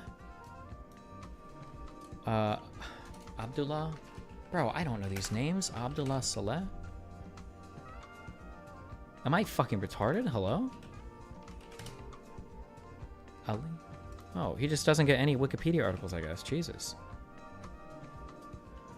Saleh was notorious for nepotism. Yeah, I thought he was going to say he was going to make his son like president after his like 33-year fucking term.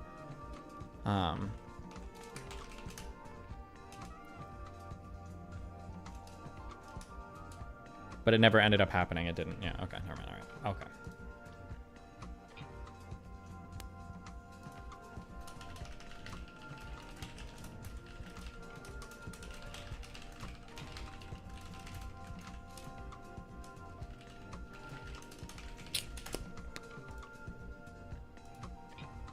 Okay. Still ice cold though. Damn. On March 19th, 2015, the troops loyal to Hadi clashed with those who refused to recognize his authority in the Battle of Aden Airport. The forces under General Abdul Hafez al-Sakaf were defeated, and al-Sakaf fled towards Sana'a. In apparent retaliation for the routing of al-Sakaf, warplanes reportedly flown by Houthi pilots bombed Hadi's compound in Aden. After the 20th of March 2015, Sana'a mosque bombings, in a televised speech, Abdul Malik al-Houthi, the leader of the Houthis, said his group's decision to mobilize for war was imperative under current circumstances, and that al-Qaeda in the Arabian Peninsula and its affiliates, among whom he counts Hadi, would be targeted as opposed to southern Yemen and its citizens. President Hadi declared Aden to be Yemen's temporary capital, while Sana'a remained under Houthi control. Also the same day, as the mosque bombings, al-Qaeda militants captured the provincial capital of Lahij, al-Houthi district, after killing about 20 soldiers before being driven out several hours later. Hadi reiterated in a speech on the 21st of March 2015 that he was the legitimate president of Yemen and declared, "We will restore security to the country and hoist the flag of Yemen in Sana'a instead of the Iranian flag." He also declared Aden to be Yemen's economic and temporary capital due to the Houthi occupation of Sana'a, which he pledged would be retaken. In Sana'a, the Houthi Revolutionary Committee appointed Major General Hussein Kayran as Yemen's new defense minister and placed him in overall command of the military offensive.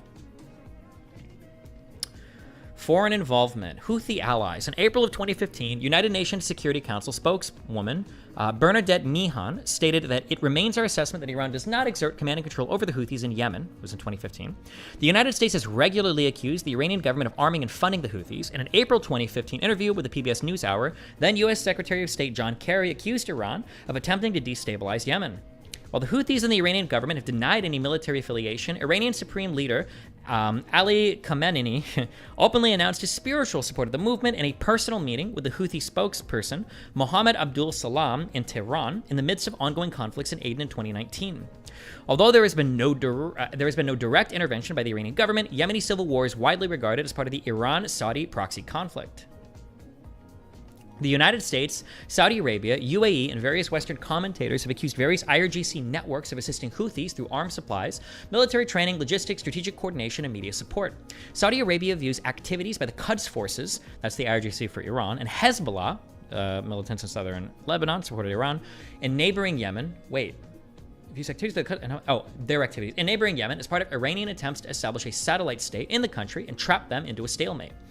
Western commentators have argued that the Iranian policy in Yemen has been hinged on developing bases for ballistic missiles targeting GCC countries, establishing naval dominance in the strategic Bab al-Mandeb Strait by advancing aerial denial capabilities and weapons trafficking, in addition to the intensification of Iranian cyber warfare. However, this characterization has been disputed by various analysts and academics who assert that Houthis are independent of Iran. According to Professor Stephen Zunes, the majority of Houthi arms supplies primarily originate from the black market, and Houthis obtain most of their weapons from non-Iranian sources. On August 7th, 2018, IRGC commander Nasser Shabani was quoted by the Fars news agency, the semi-official news agency of the Iranian government. What does semi-official mean? Iranian government is saying, "We, the IRGC, told Yemenis, Houthi rebels, to strike 2 Saudi oil tankers, and they did it." The Wall Street Journal reported in March of 2023 that the Iranian government agreed to halt all military support to Houthis and abide by the UN arms embargo as part of a Chinese-brokered Iran-Saudi rapprochement deal. The Eritrean government has also been accused of funneling Iranian money to the Houthis, as well as offering medical care for injured Houthi fighters. However, it is called the allegations groundless and said that the outbreak of open hostilities that it views the Yemeni crisis as an internal matter. According to a secret United Nations document, North Korea has aided the Houthis by selling weapons. Here's like a question, okay? Are there like active ships that are just constantly deployed in the Red Sea to monitor like these countries? Like, how hard would it be if you were in Eritrea? How hard would it be to just ship something over here to like the Houthis and not have it get caught? Like, who patrols this? Or like, is this all of this water patrol? I feel like it would be really easy. Is that not true? Or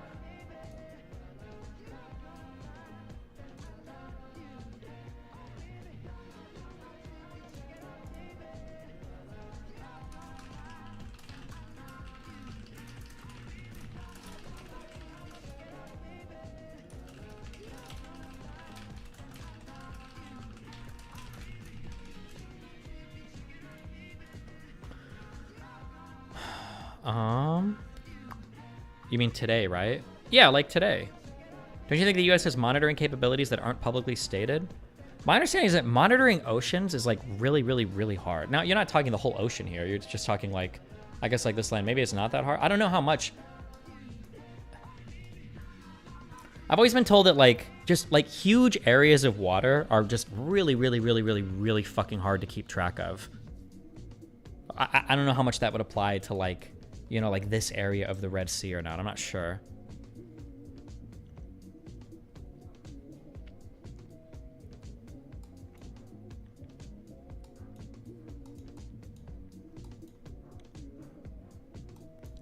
Like how big is like the Red Sea compared to like the Great Lakes? I truly have no idea. Like in terms of like the widest points, like what are you looking at in terms of different size? I'm not sure. That's true, but it's one of the most active trading lanes in the world, no? Yeah, I guess, maybe, yeah.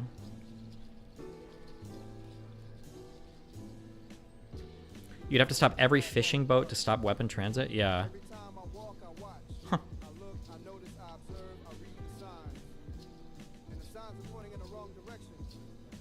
Since theoretically you only really need to track the sea off the coast of Yemen, you don't need to look at the whole area. Yeah, that's kind of true too, I guess. Yeah, I don't know. The Yemeni government, meanwhile, has enjoyed significant international backing. When we say Yemeni government on Wikipedia, I think we're generally talking about the, not the Houthi government.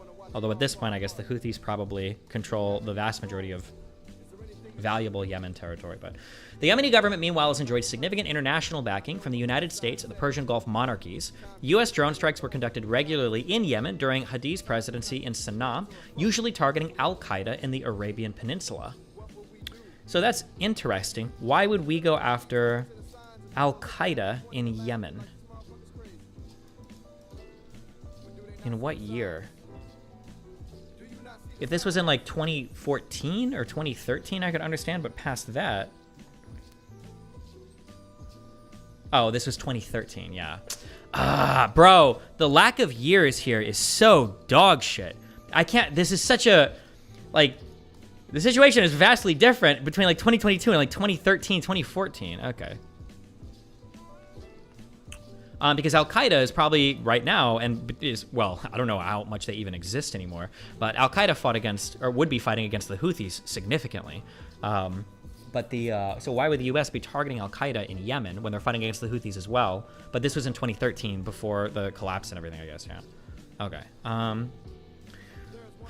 These articles are really, really, really, really, really poorly written. I would give like all the Wikipedia articles on Yemen, I would give like a 3 out of 10. This would be a case where I imagine, man, I guess we'll find out when we read future stuff.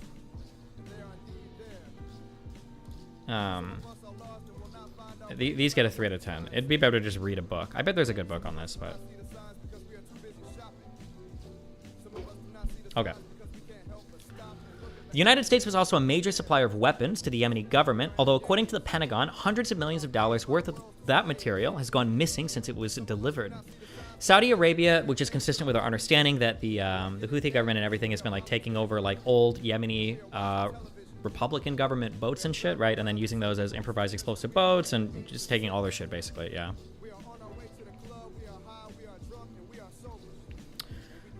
Saudi Arabia provided financial aid to Yemen until late 2014, when it suspended it amid the Houthi takeover of Sana'a and increasing influence over the Yemeni government. According to Amnesty International, the United Kingdom also supplied weaponry used by Saudi-led coalition to strike targets in Yemen. Amnesty International also says the US-based Raytheon company supplied a laser-guided bomb that killed 6 civilians on the 20th of June, 2019. In May of 2019, State Secretary Mike Pompeo announced an emergency to push through $8.1 billion of arms sale to Gulf allies like Saudi Arabia, the United Arab Emirates, and Jordan, citing Iranian activity in the Middle East. Despite widespread congressional opposition, an August 2020 report by the Office of Inspector General detailed that Pompeo complied with the legal prerequisites to do so. The report, however, also noted that the possible threat to the lives of the civilians caught in the crossfire was not assessed properly at the time of the emergency. The State Department was also accused in the report of violating the threshold of the Arms Export Control Act while approving arms sales to Gulf states. Saudi-led intervention in Yemen.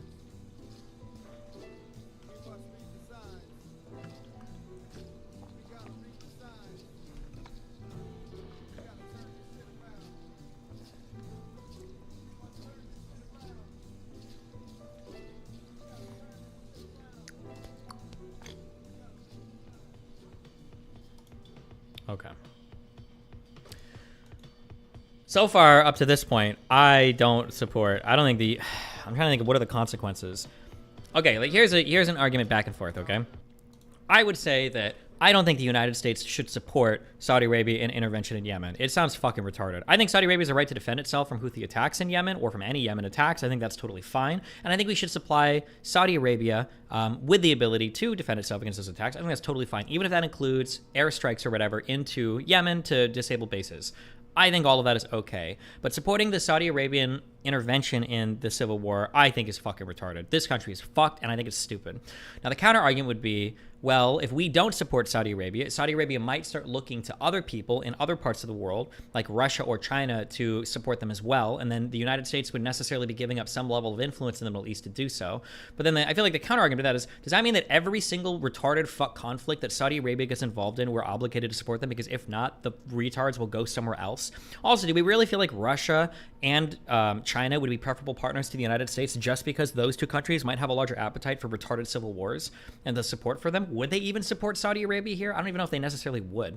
I don't know where the United States support for this intervention comes from. Maybe I would have to look more into the exact coalition. Maybe I need to see more about like what does the Saudi intervention look like? Like what are the strikes? How many civilians have been killed?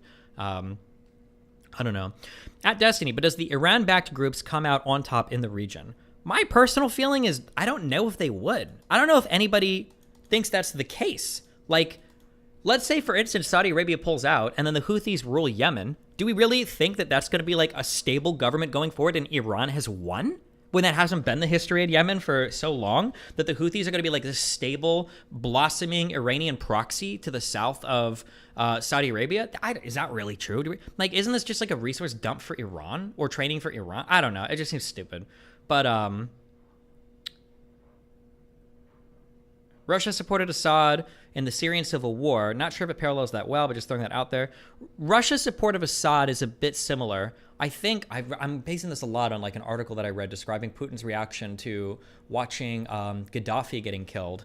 That Putin would never, ever, ever let another ally fall in the Middle East like that to any kind of U.S. or NATO intervention ever again. And that people in the Middle East and allies to Russia viewed Putin very disfavorably after Gaddafi was killed. And the access to the port in Syria is strategically important for Russia. That's one of the only warm water ports I think they have access to.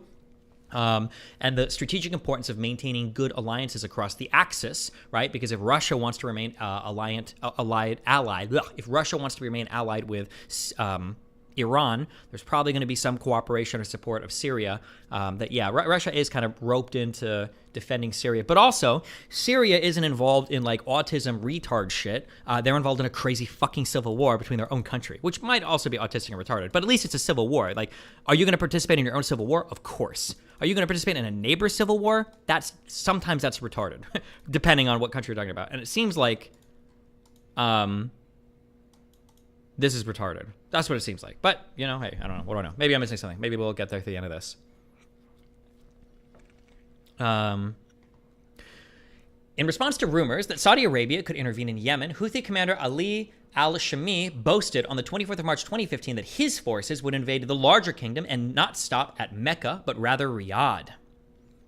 The following evening, answering a request by Yemen's internationally recognized government, Saudi Arabia began a military intervention alongside 8 other Arab states and with the logistical support of the United States against the Houthis, bombing positions throughout Sana'a. In a joint statement, the nations of the Gulf Cooperation Council, with the exception of Oman, said that they decided to intervene against the Houthis in Yemen at the request of Hadi's government. King Salman of Saudi Arabia declared the Royal Saudi Air Force to be in full control of Yemeni airspace within hours of the operation beginning. The airstrikes were aimed at hindering the Houthis' advance towards Hadi's stronghold in southern Yemen. Al Jazeera reported that Mohammed... Hold on, I don't even agree with this. One second. The Saudi intervention is only bad because they failed. Otherwise, everybody wins from exterminating the Houthis' destiny. I don't agree with that. Let's say that you exterminate the Houthis, but then what? You get another person like what? Saleh, who also reigned over a country that had like widespread, I'm pretty sure there was still widespread famine. I know there was massive amounts of corruption and huge, disproportionate of wealth, and that there were fucked parts of Yemen under Saleh who refused to give up power, who ran that country for 33 years. You think that was good? Was it favorable to...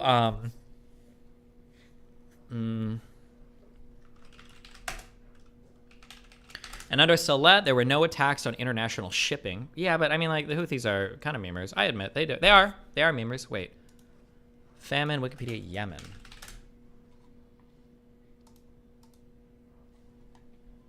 I wonder if there were... What was the food situation like prior to the Houthis? Actually, I'm curious. I don't know if we read anything about that. Yes, but Houthis actively direct attacks against America, as we are seeing today. A shitty dictatorship would be preferable to now. I mean, yeah, but we're looking for stability at least, right? This might be all from 2014 onwards. Maybe it was a little better under Saleh, I guess. I don't know.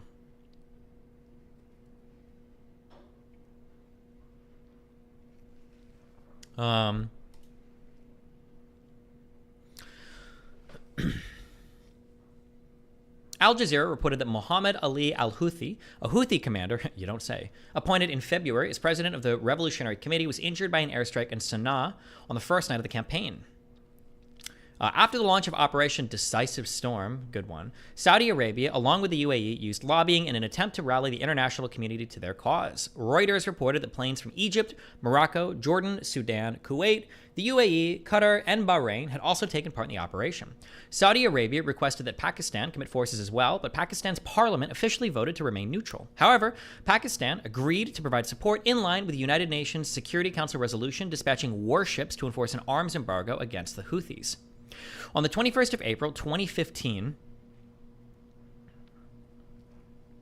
the bombing campaign was officially declared over, with Saudi officials saying that they would begin Operation Restoring Hope as a combination of political, diplomatic, and military efforts to end the war.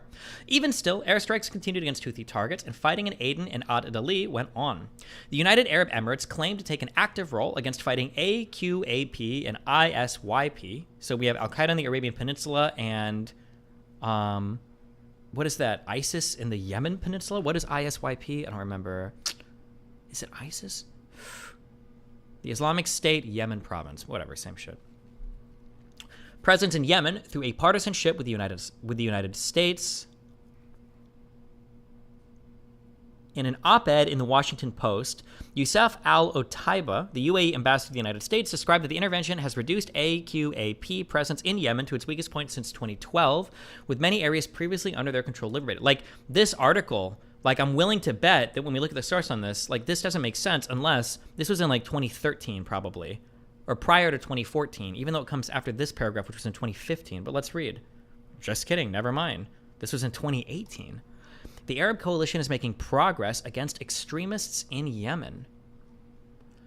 Last month, this is in the Washington Post, it was confirmed that Al-Qaeda master bomb maker Ibrahim al-Asiri was killed by an airstrike in Yemen. Al-Asiri was the plotter of attacks against international U.S. targets, including the 2009 plot of the underwater bomber tried to take on a U.S. airliner, according to former... Blah, blah, blah. This is the latest success in Yemen against Al-Qaeda in the Arabian Peninsula by a closely coordinated attack. Why? But why are we even bombing these people? It's so weird. There's like so many different... Oh, it was literally written by this guy. Based, true. The ambassador claimed that more than 2,000 militants have been removed from the battlefield, with their controlled areas now having improved security, and he better delivered humanitarian and development assistance, such as to the port city of Mukalla and other liberated areas. Mukalla?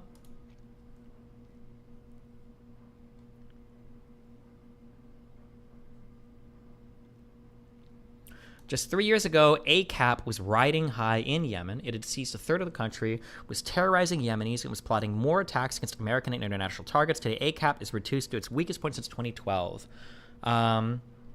Map of Yemen in 2015. Do you think I can find this?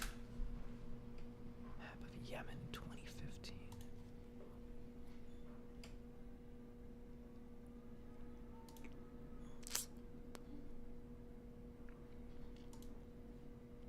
Oh, August of 2015. What does this look like?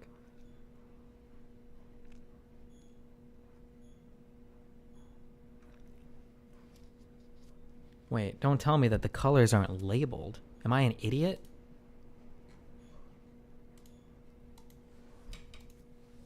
Who...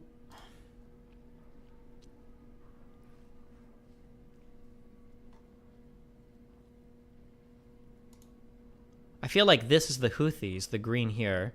I feel like the red is the Yemeni government. And then what? Is black contested or Al-Qaeda?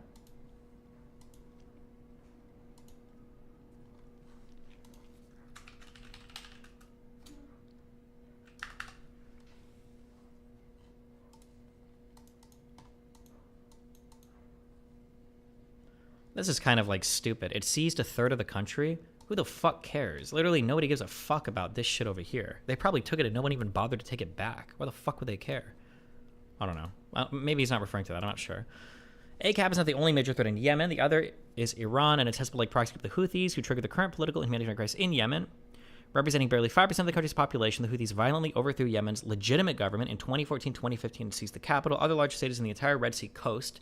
The first line of their adopted call to arms is death to America. This is pretty one-sided, but okay. Iran is providing the Houthis some of the most sophisticated weaponry and know-how ever obtained by a non-state actor. As documented in detail by the United Nations, the U.S., and independent experts, the Houthis' arsenals includes anti-ship missiles, remote guided...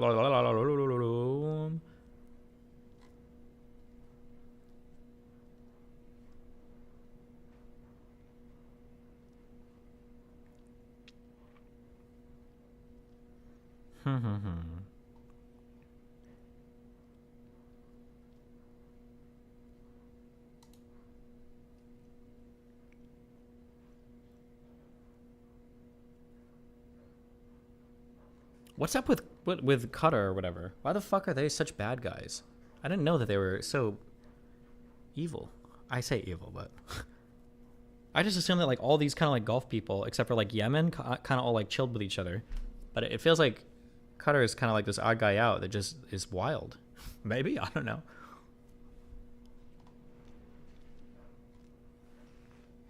What the fuck? Did I just hear something? Oh.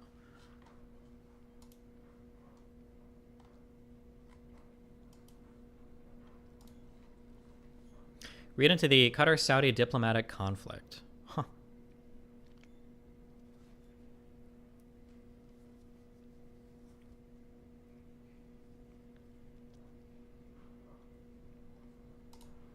Okay, this is cringe. I don't care about this article. This guy is cringe. Who is this guy? The UAE's the UAE ambassador to the United States. Okay. An AP investigation outlined that the military coalition in Yemen actively reduced ACAP in Yemen without military intervention. Instead, by offering them deals and even actively recruiting them in the coalition because they're considered exceptional fighters. The UAE Brigadier General Musalam al-Rashidi responded to the accusations by stating that al-Qaeda cannot be reasoned with and cited that they killed many of his soldiers. The UAE military stated that accusations of allowing ACAP to leave with cash contradict their primary objective of depriving ACAP of its financial strength. The notion of the coalition recruiting or paying ACAP has been thoroughly denied by the United States Pentagon, with Colonel Robert Manning, spokesperson of the Pentagon, calling the news source patently false. The governor of Hadramaut, Faraj al-Bassani. Wait. People are saying Qatar and the UAE only care about money and toe the Saudi line most times. The Saudis are the only peninsulars with real geopolitical ambitions, and the Yemanis are mostly neutral ground for all Emir countries. Why doesn't Saudi Arabia just go and take over Qatar then and make it part of Saudi Arabia? Fuck that royal family and then take all their money. Boom.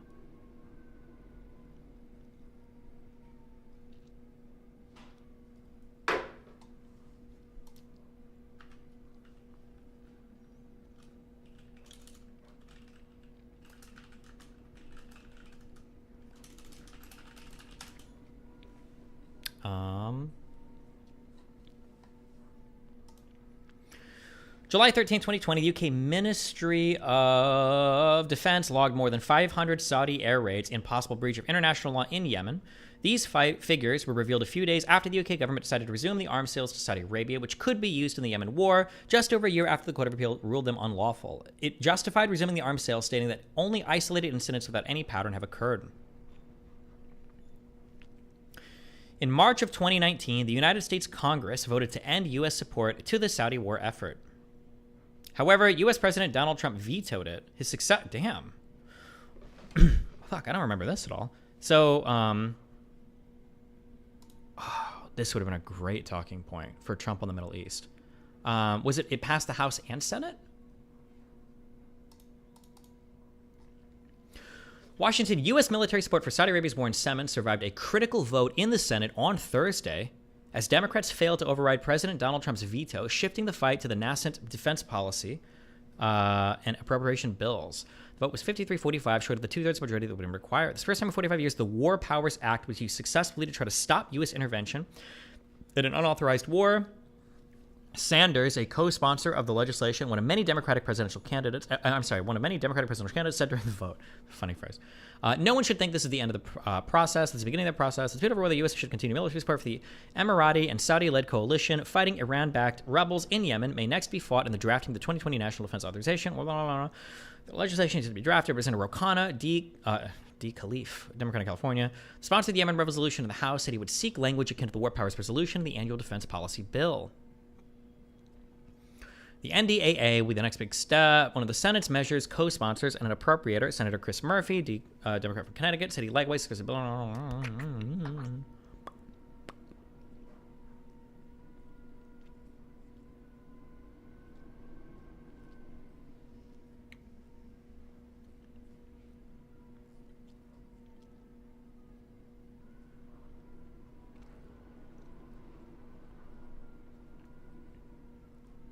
When you talk about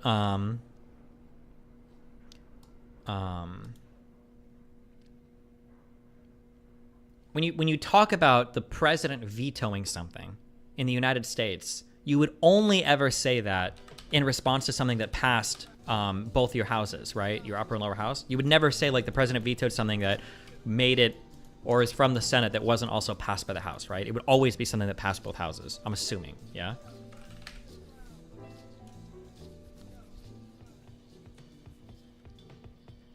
That would be my assumption. You would never, yeah, that's the only, okay, interesting.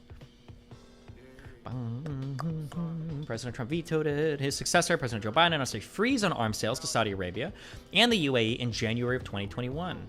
He also declared that he would end American support for the Saudi coalition. On the 4th of February 2021, Biden announced an end to the U.S. support for the Saudi-led operations in Yemen. Good, nice. Okay, good. I think that's good. I agree with that. That seems like a good idea, I think, right? This seems like a retarded fuck intervention or conflict to support either side in.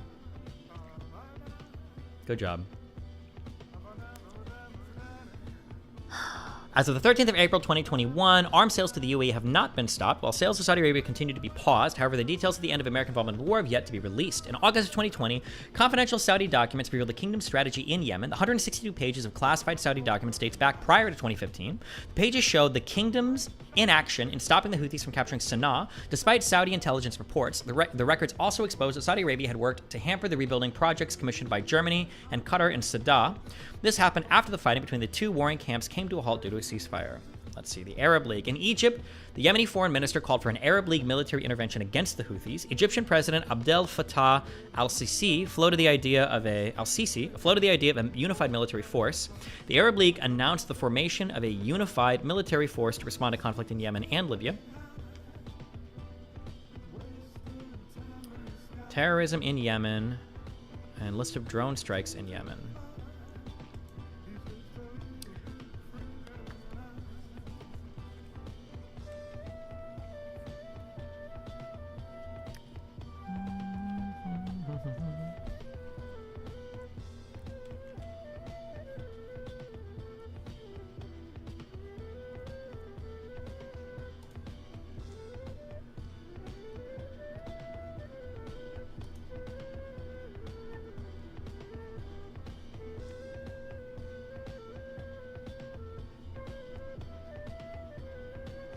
Jesus.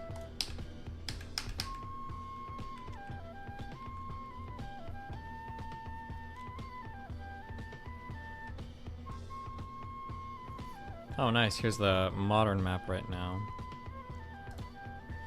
For Yemeni civil war. This is Al-Qaeda control, the little white stuff here. Cringe. Bro, English.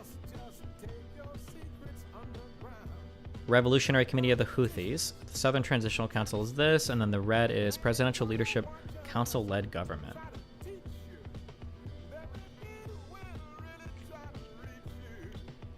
Iran seems much more capable than Saudis at this war stuff. Are they? I'm actually not too sure if that's true. What are like the Iranian war things? They had their huge war with Iraq, which was fucking catastrophic. Although to be fair, Iraq had a decent military. I feel like Iran is like a big CIA. Like it feels like they're really good at like supporting like proxies and doing like sneaky stuff like that. But I don't know if they're good at like fighting conventional war, or at least I'm not aware of that, if that history exists. Yeah.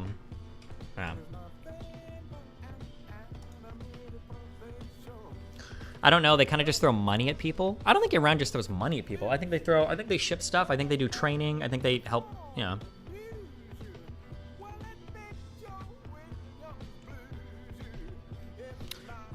Iran smacked Iraq in a war when they had just had an Islamic revolution and lost American support. Would you say they smacked them?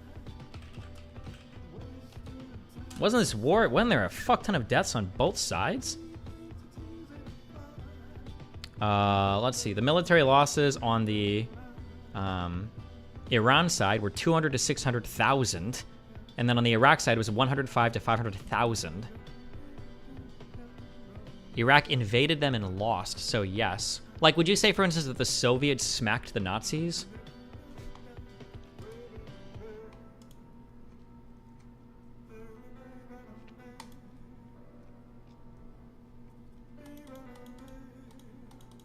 They were winning until Reagan gave more support. Maybe, I don't know. I mean, eventually, yeah. Okay. I guess when I think of smacked, when somebody says that, in my mind, I'm thinking of it like you tried to fight us and we just fucking crushed you.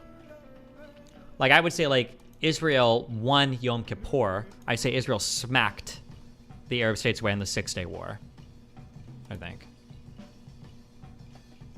Destiny in 1945, yeah, you would say. Okay. Interesting. Maybe we just use the terms differently.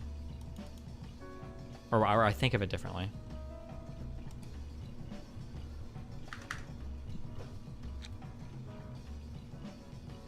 Iran literally had to use child soldiers? What, in Iraq wasn't? Is that... Were they above it? When did Saddam Hussein come into power?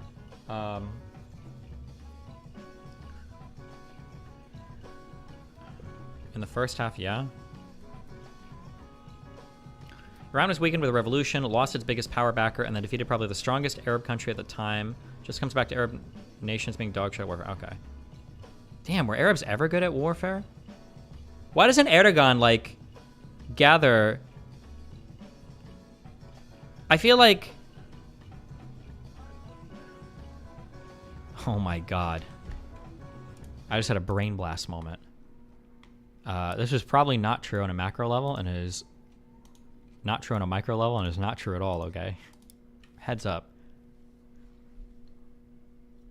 I understand now why Arabs think Jews run the Western world. Arabs think that Jews run the entire fucking world and coordinate it all, because there's no way that this many people can do so well, because the only way the Ottoman Empire worked and all the Arabs in the Ottoman Empire thrived is because the Turks ran the Ottoman Empire. That's the answer. It's in their history. What the Arabs need is another strong Turkish leader to unite all of them again under a caliphate and fight the West. That's what's happening. I understand the whole Middle East history now. For 1,000 years. It all makes sense now. I'm just kidding. Okay. Anyway. Drone strikes in Yemen. Don't care. Boom, boom, boom. Not true. There were more Turks than Arabs. It was like, wasn't like 55%, 45%. There were a lot of Arabs in the Ottoman Empire, I think. Okay. Right? It probably depends on the time period you look at too, but...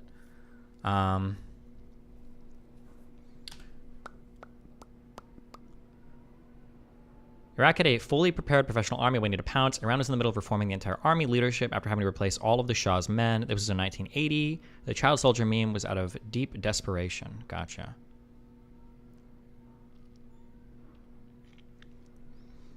Since the mid-2000s, the United States has been carrying out targeted killings of al-Qaeda militants in Yemen, although the U.S. government generally does not confirm involvement in specific attacks conducted by unmanned aerial vehicles as a matter of policy. 18 minutes. Can we finish this in 18 minutes? The Bureau of Investigative Journalism documented 415 strikes in Pakistan and Yemen by 2015 since the September 11th attacks. What is the Bureau of Investigative Journalism? Typically, with TBIJ, or the Bureau, is a non-profit news org based in London. Cringe, but actually cool. Okay. Sorry, they're not cringe. I don't know why. 415 strikes in Pakistan and Yemen by 2015 since the 9/11 attacks, and according to the organization's estimates, between 423 and 962 deaths are believed to have been civilians. However, Michael Morell, former deputy director of the CIA, affirmed that the numbers were significantly lower. During the civil war in Yemen, drone strikes have continued, targeting suspected leaders of al-Qaeda in the Arabian Peninsula, Ibrahim al-Rubaysh and Nasser bin Ali al-Ansi. Bro, get it. Come on.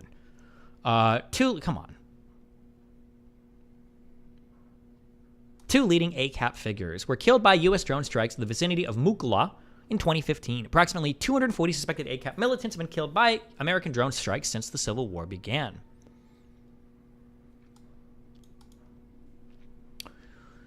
On 2013, Radhaya al-Mutawakel and Abdel Rashid al-Faqih, directors of Muatana, published a joint report with Open Society Foundations titled Death by Drone, detailing evidence of civilian casualties and damage to civilian objects in 9 U.S. drone strikes.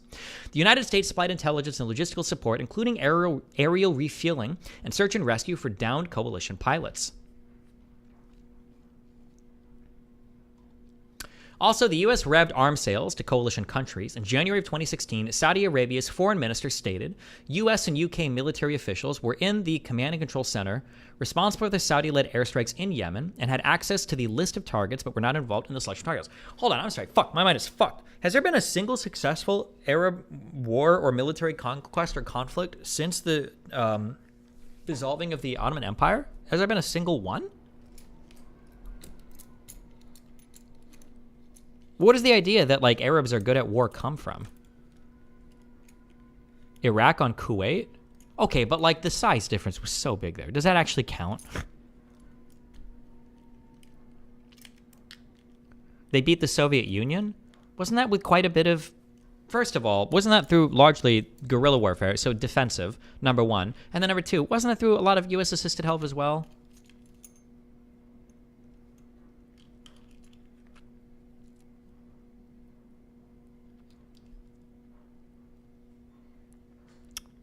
Afghanistan is not Arab.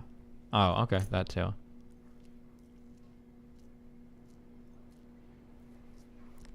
I guess this comes from like 500 years ago or hundreds and hundreds of years ago during like the Crusades and shit, huh?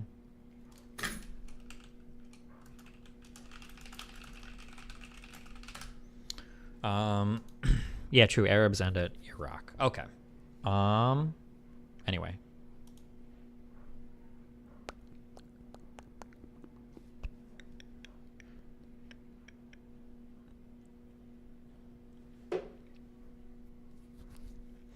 Why Arabs lose wars. Bro, this is a long fucking bullshit. Don't care.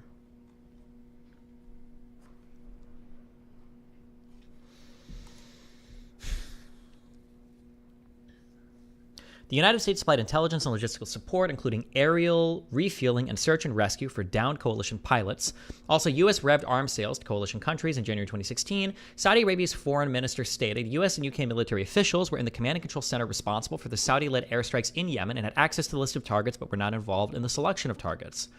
The Islamic State has proclaimed several provinces in Yemen and has urged its adherents to wage war against the Houthi movement as well as against Zaydis in general. ISIS militants have conducted bombing attacks in various parts of the country, particularly against mosques in Sana'a.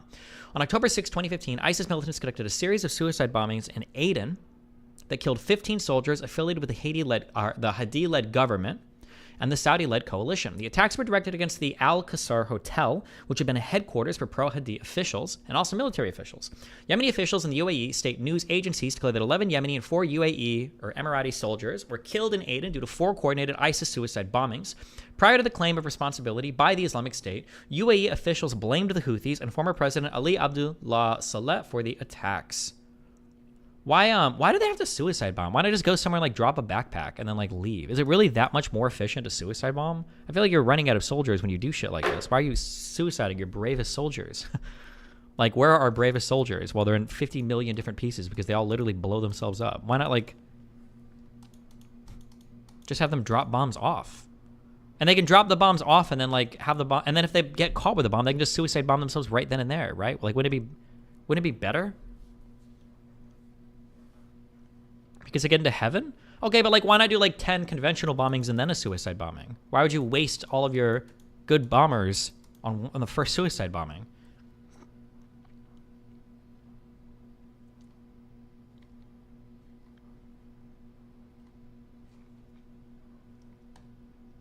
Humanitarian situation. How are we halfway done? Oh, fuck. Can we do this?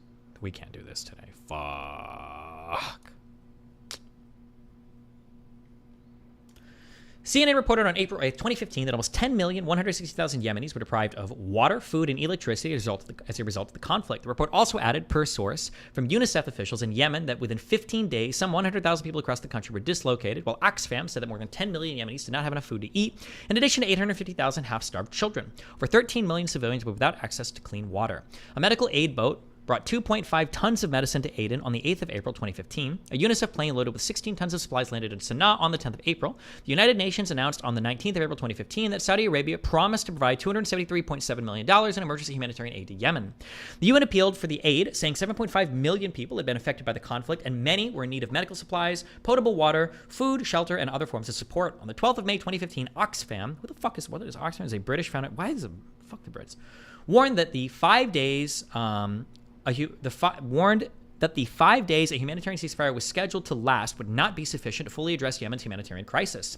It has also been said that the Houthis are collecting a war tax on goods. The political analyst Abdul Ghani Al-Uyani affirmed that this tax is an illegal levy, mostly extortion that is not determined by the law, and the amount is at the discretion of the field commanders. As the war dragged on through the summer and into the fall, things were made far worse when Cyclone Chapela, the equivalent of a Category 2 hurricane, made landfall on November 3rd, 2015. They get hurricanes in fucking Yemen? This place is fucked. Why the fuck would anyone want to be here? Called cyclones. Holy shit.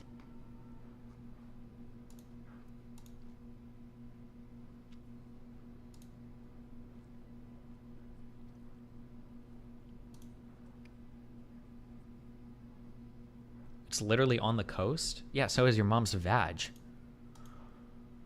According to the NGO Save the Children, the destruction of healthcare facilities and a healthcare system on the brink of collapse as a result of the war will cause an estimated 10,000 preventable child deaths annually. Some 1,219 children have died as a direct result of the conflict thus far. Edward Santiago, the NGO's Yemen director, asserted in December 2016.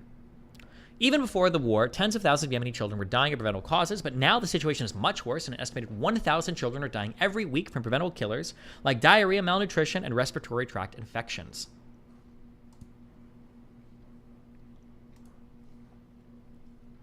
In March of 2017, the World Food Program reported that while Yemen was not yet in a full-blown famine, 60% of Yemenis, or 17 million people, were in crisis or emergency food situations. In June of 2017, a cholera epidemic resurfaced, which was reported to be killing a person an hour in Yemen by mid-June. News reports, what a weird measurement of, this is a country with like 30 million people. Is that even a lot of people compared to who normally die from cholera? What a weird, dumb way to measure this. News reports in mid-June stated that there had been 124,000 cases and 900 deaths, and that 20 of the 22 provinces in Yemen were affected at the time. UNICEF and the WHO estimated that by June 24, 2017, the total cases in the country exceeded 200,000 with 1,300 deaths. 77.7% of cholera cases and 80.7% of deaths from cholera occurred in Houthi-controlled governance, compared to 15.4% of cases and 10.4% of deaths in government-controlled governance, since Houthi-controlled areas have been disproportionately affected by the conflict, which has created conditions conducive to the spread of cholera. Well, what is the distribution of population? I feel like that's important to know too, right?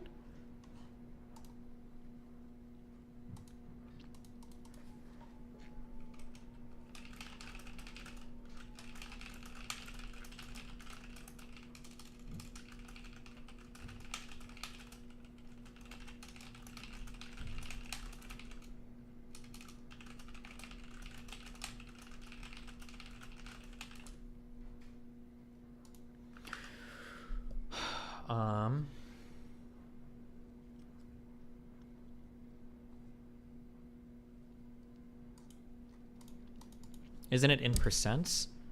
What do you mean? No, this is just percent of all cholera cases. But I don't know, like, the percentage of the distribution of population, right? On June 7th, 2018, it was reported that the International Committee of the Red Cross, ICRC, had pulled 71 of its international staff out of Yemen and moved the rest of them to your booty, with some 450 ICRC employees remaining in the country. The partial evacuation measure came on the eve of an ICRC worker, a Lebanese national, being killed on the 21st of April by unknown gunmen in the southwest city of Taiz. The ICRC stated, "Our current activity has been blocked, threatened, and directly targeted in recent weeks, and we see a vigorous attempt to instrumentalize our organization as a pawn of the conflict." In light of the serious security deterioration for ICRC personnel, the international organization has called for all parties of the conflict to provide it with concrete, solid, and actionable guarantees so that they continue working in Yemen. Since the beginning of the conflict, more than 10,000 people have been killed and at least 40,000 wounded, mostly from air raids. The International Rescue Committee stated in March that at least 9.8 million people in Yemen were acutely in need of health services. The closure of Sana'a and Riyadh airports for civilian flights and the limited operation of civilian airplanes in government-held areas made it impossible for most to seek medical treatment abroad. The cost of tickets provided by Yemeni, Air Djibouti, and Queen Bliggs Airways also put traveling outside Yemen out of reach for many. The United Nations Development Program published a report in September of 2019 that said if the war continues, Yemen will become the poorest country in the world, with 79% of the population living below the poverty line and 65% in extreme poverty by 2022.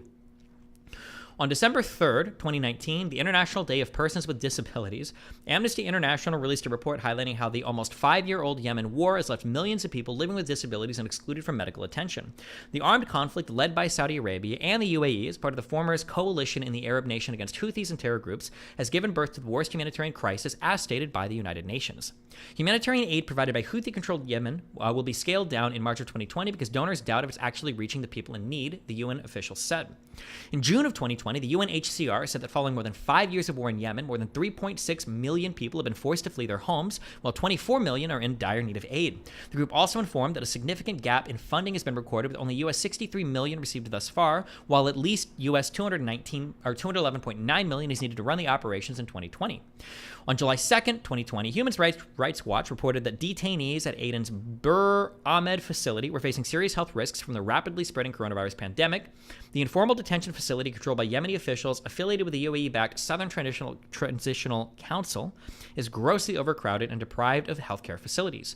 The World Food Program projected in March 2021 that if the Saudi-led blockade and war continues, more than 400,000 Yemeni children under 5 years old could die from acute malnutrition before the end of the year as the blockade devastates the nation.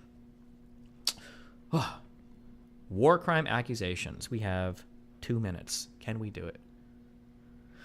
According to Fareh al-Muslim, direct war crimes have been committed during the conflict. For example, an IDP camp was hit by a Saudi airstrike, while Houthis have sometimes prevented aid workers from giving aid. The UN and several major human rights groups discussed the possibility that war crimes may have been committed by Saudi Arabia during the air campaign.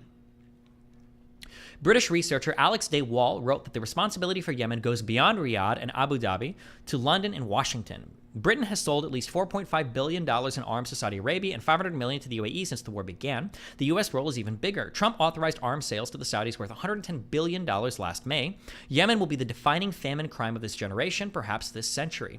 In August of 2018, a report by UN experts said that all parties to the conflict may have committed war crimes, including the governments of Yemen, the United Arab Emirates, and Saudi Arabia, and the Houthi movement. The UN described the conflict as the world's worst humanitarian crisis. The report documented 6,475 deaths in the conflict, but estimated the true number was significantly higher. The report criticized Saudi-led airstrikes and accused parties of unlawful violations such as deprivation of the right to life, arbitrary detention, rape, torture, enforced disappearances, and child recruitment.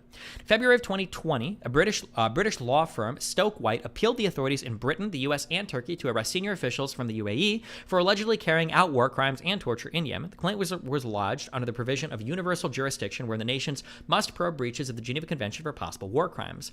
In March of 2020, Human Rights Watch accused Saudi military forces and Saudi-backed Yemeni forces of carrying out remember we learned that for the ICC, I think if you're a signatory of the ICC, you also can, or it might even have an obligation to arrest people that have been charged and convicted of war crimes if they ever enter your country, by the way, right? Charlie Kirk versus Straight Raid on whatever. Wow. Hold on. Let me finish this one section, okay? In March of 2020, Human Rights Watch accused Saudi military forces and Saudi-backed Yemeni forces of carrying out abuse of Yemeni civilians in the country's eastern province of Al-Mawra. They accused them of arbitrarily arresting, torturing, and illegally transferring detainees to the Kingdom of Saudi Arabia. The report documented 16 cases of arbitrary detention and 5 cases of detainees who had been transferred illegally to Saudi Arabia.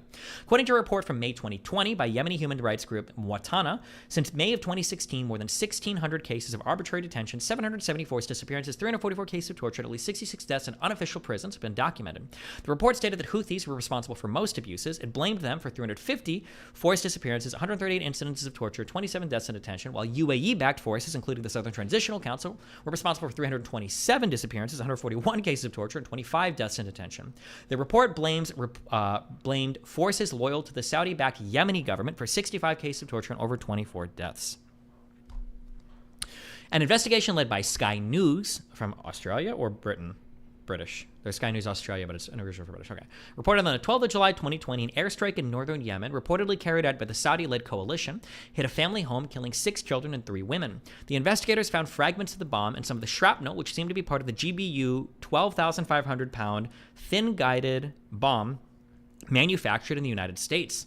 The Joint Incidents Assessment Team is still investigating the attack. The United Nations has accused both sides of the conflict of using child soldiers. In August of 2018, the UN reported that 2/3 of child soldiers in Yemen fought for the Houthis. The report documented 800 cases of child soldiers in 2017. In December of 2018, the New York Times reported that Saudi Arabia had hired child soldiers from Sudan, especially from Darfur and Yemen, to fight against the Houthis. They report, Jesus Christ. They reported that as many as 14,000 Sudanese militiamen were fighting in the war, many of them children. In March of 2019, it was reported that British SAS Special Forces had allegedly been involved in training child soldiers in Yemen. Imagine needing like a booster seat for like an F-15 or something. Jesus. In March of 2019, Al Jazeera reported that Saudi Arabia recruited Yemeni children to guard the Saudi Arabian-Yemen border against Houthis. In January of 2022, the UN reported that 1,406 child soldiers recruited by the Houthis had died on the battlefield in 2020, and 562 had died between January and May of 2021.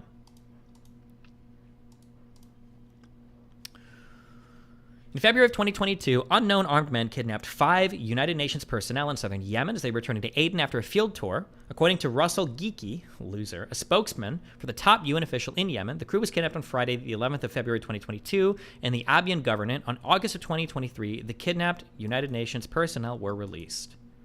Impact on citizens. Okay. We can finish this tomorrow for sure. Okay. We will be done with Yemen tomorrow, no matter what, unless I've got something big scheduled. Do I?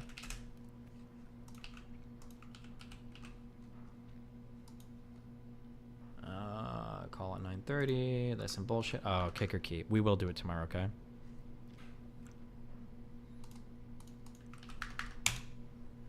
Oh, whatever.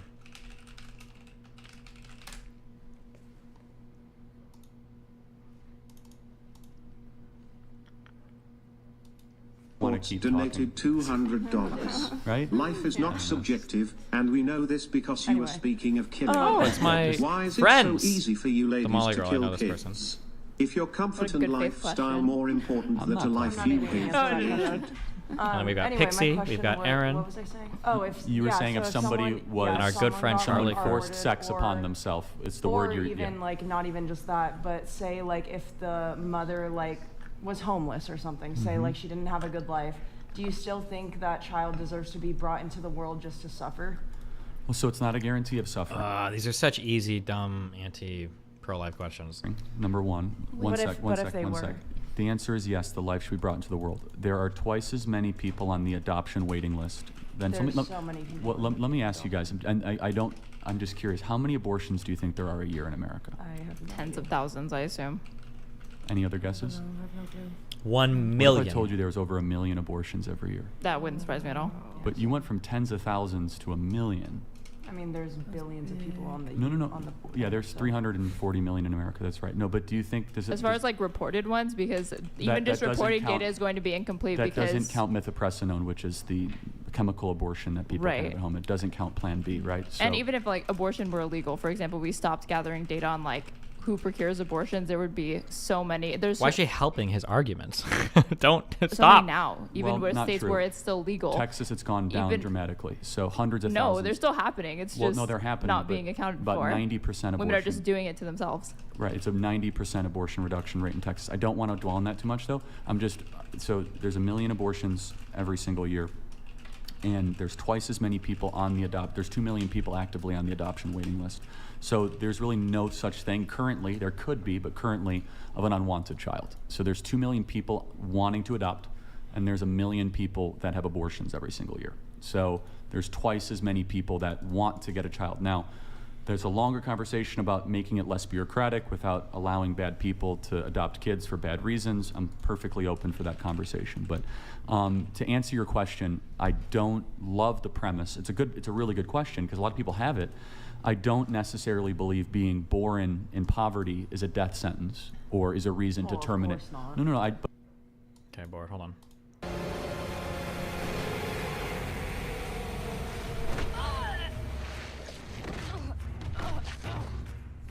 Best ending.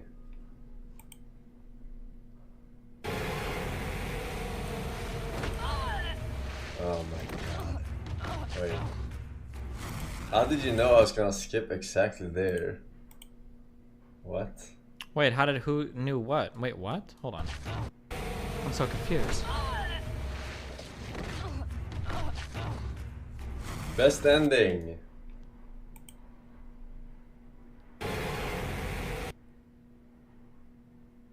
Look at timestamp. He donated 2 links. Oh. Best ending.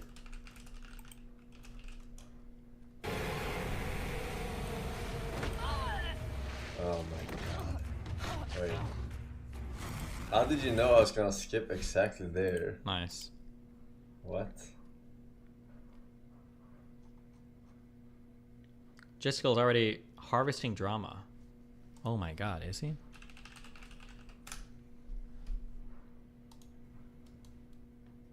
We'll see if he says anything else here. Who, me? The subreddit will think they pressured you into this. I don't give a fuck. Oh, he's just... Alright. Adam Friended just bet you $1,000 that Trump wouldn't run for a 3rd term. Okay, I don't even know if Trump will be alive for a 3rd term. Why would I would have to get huge odds on that. Is Adam Friended the guy from the podcast, or is he the guy from Adam and Sitch? Which Adam is that? Also, is that a meme? I don't even know. Okay, never mind. I don't know. Okay. All right. Tomorrow, we will finish this. If we don't, then I will fuck myself live on stream with Wolfgang's mom. She will fuck me on stream. Okay. I love you guys. It's been fun. See you tomorrow. We're going to cover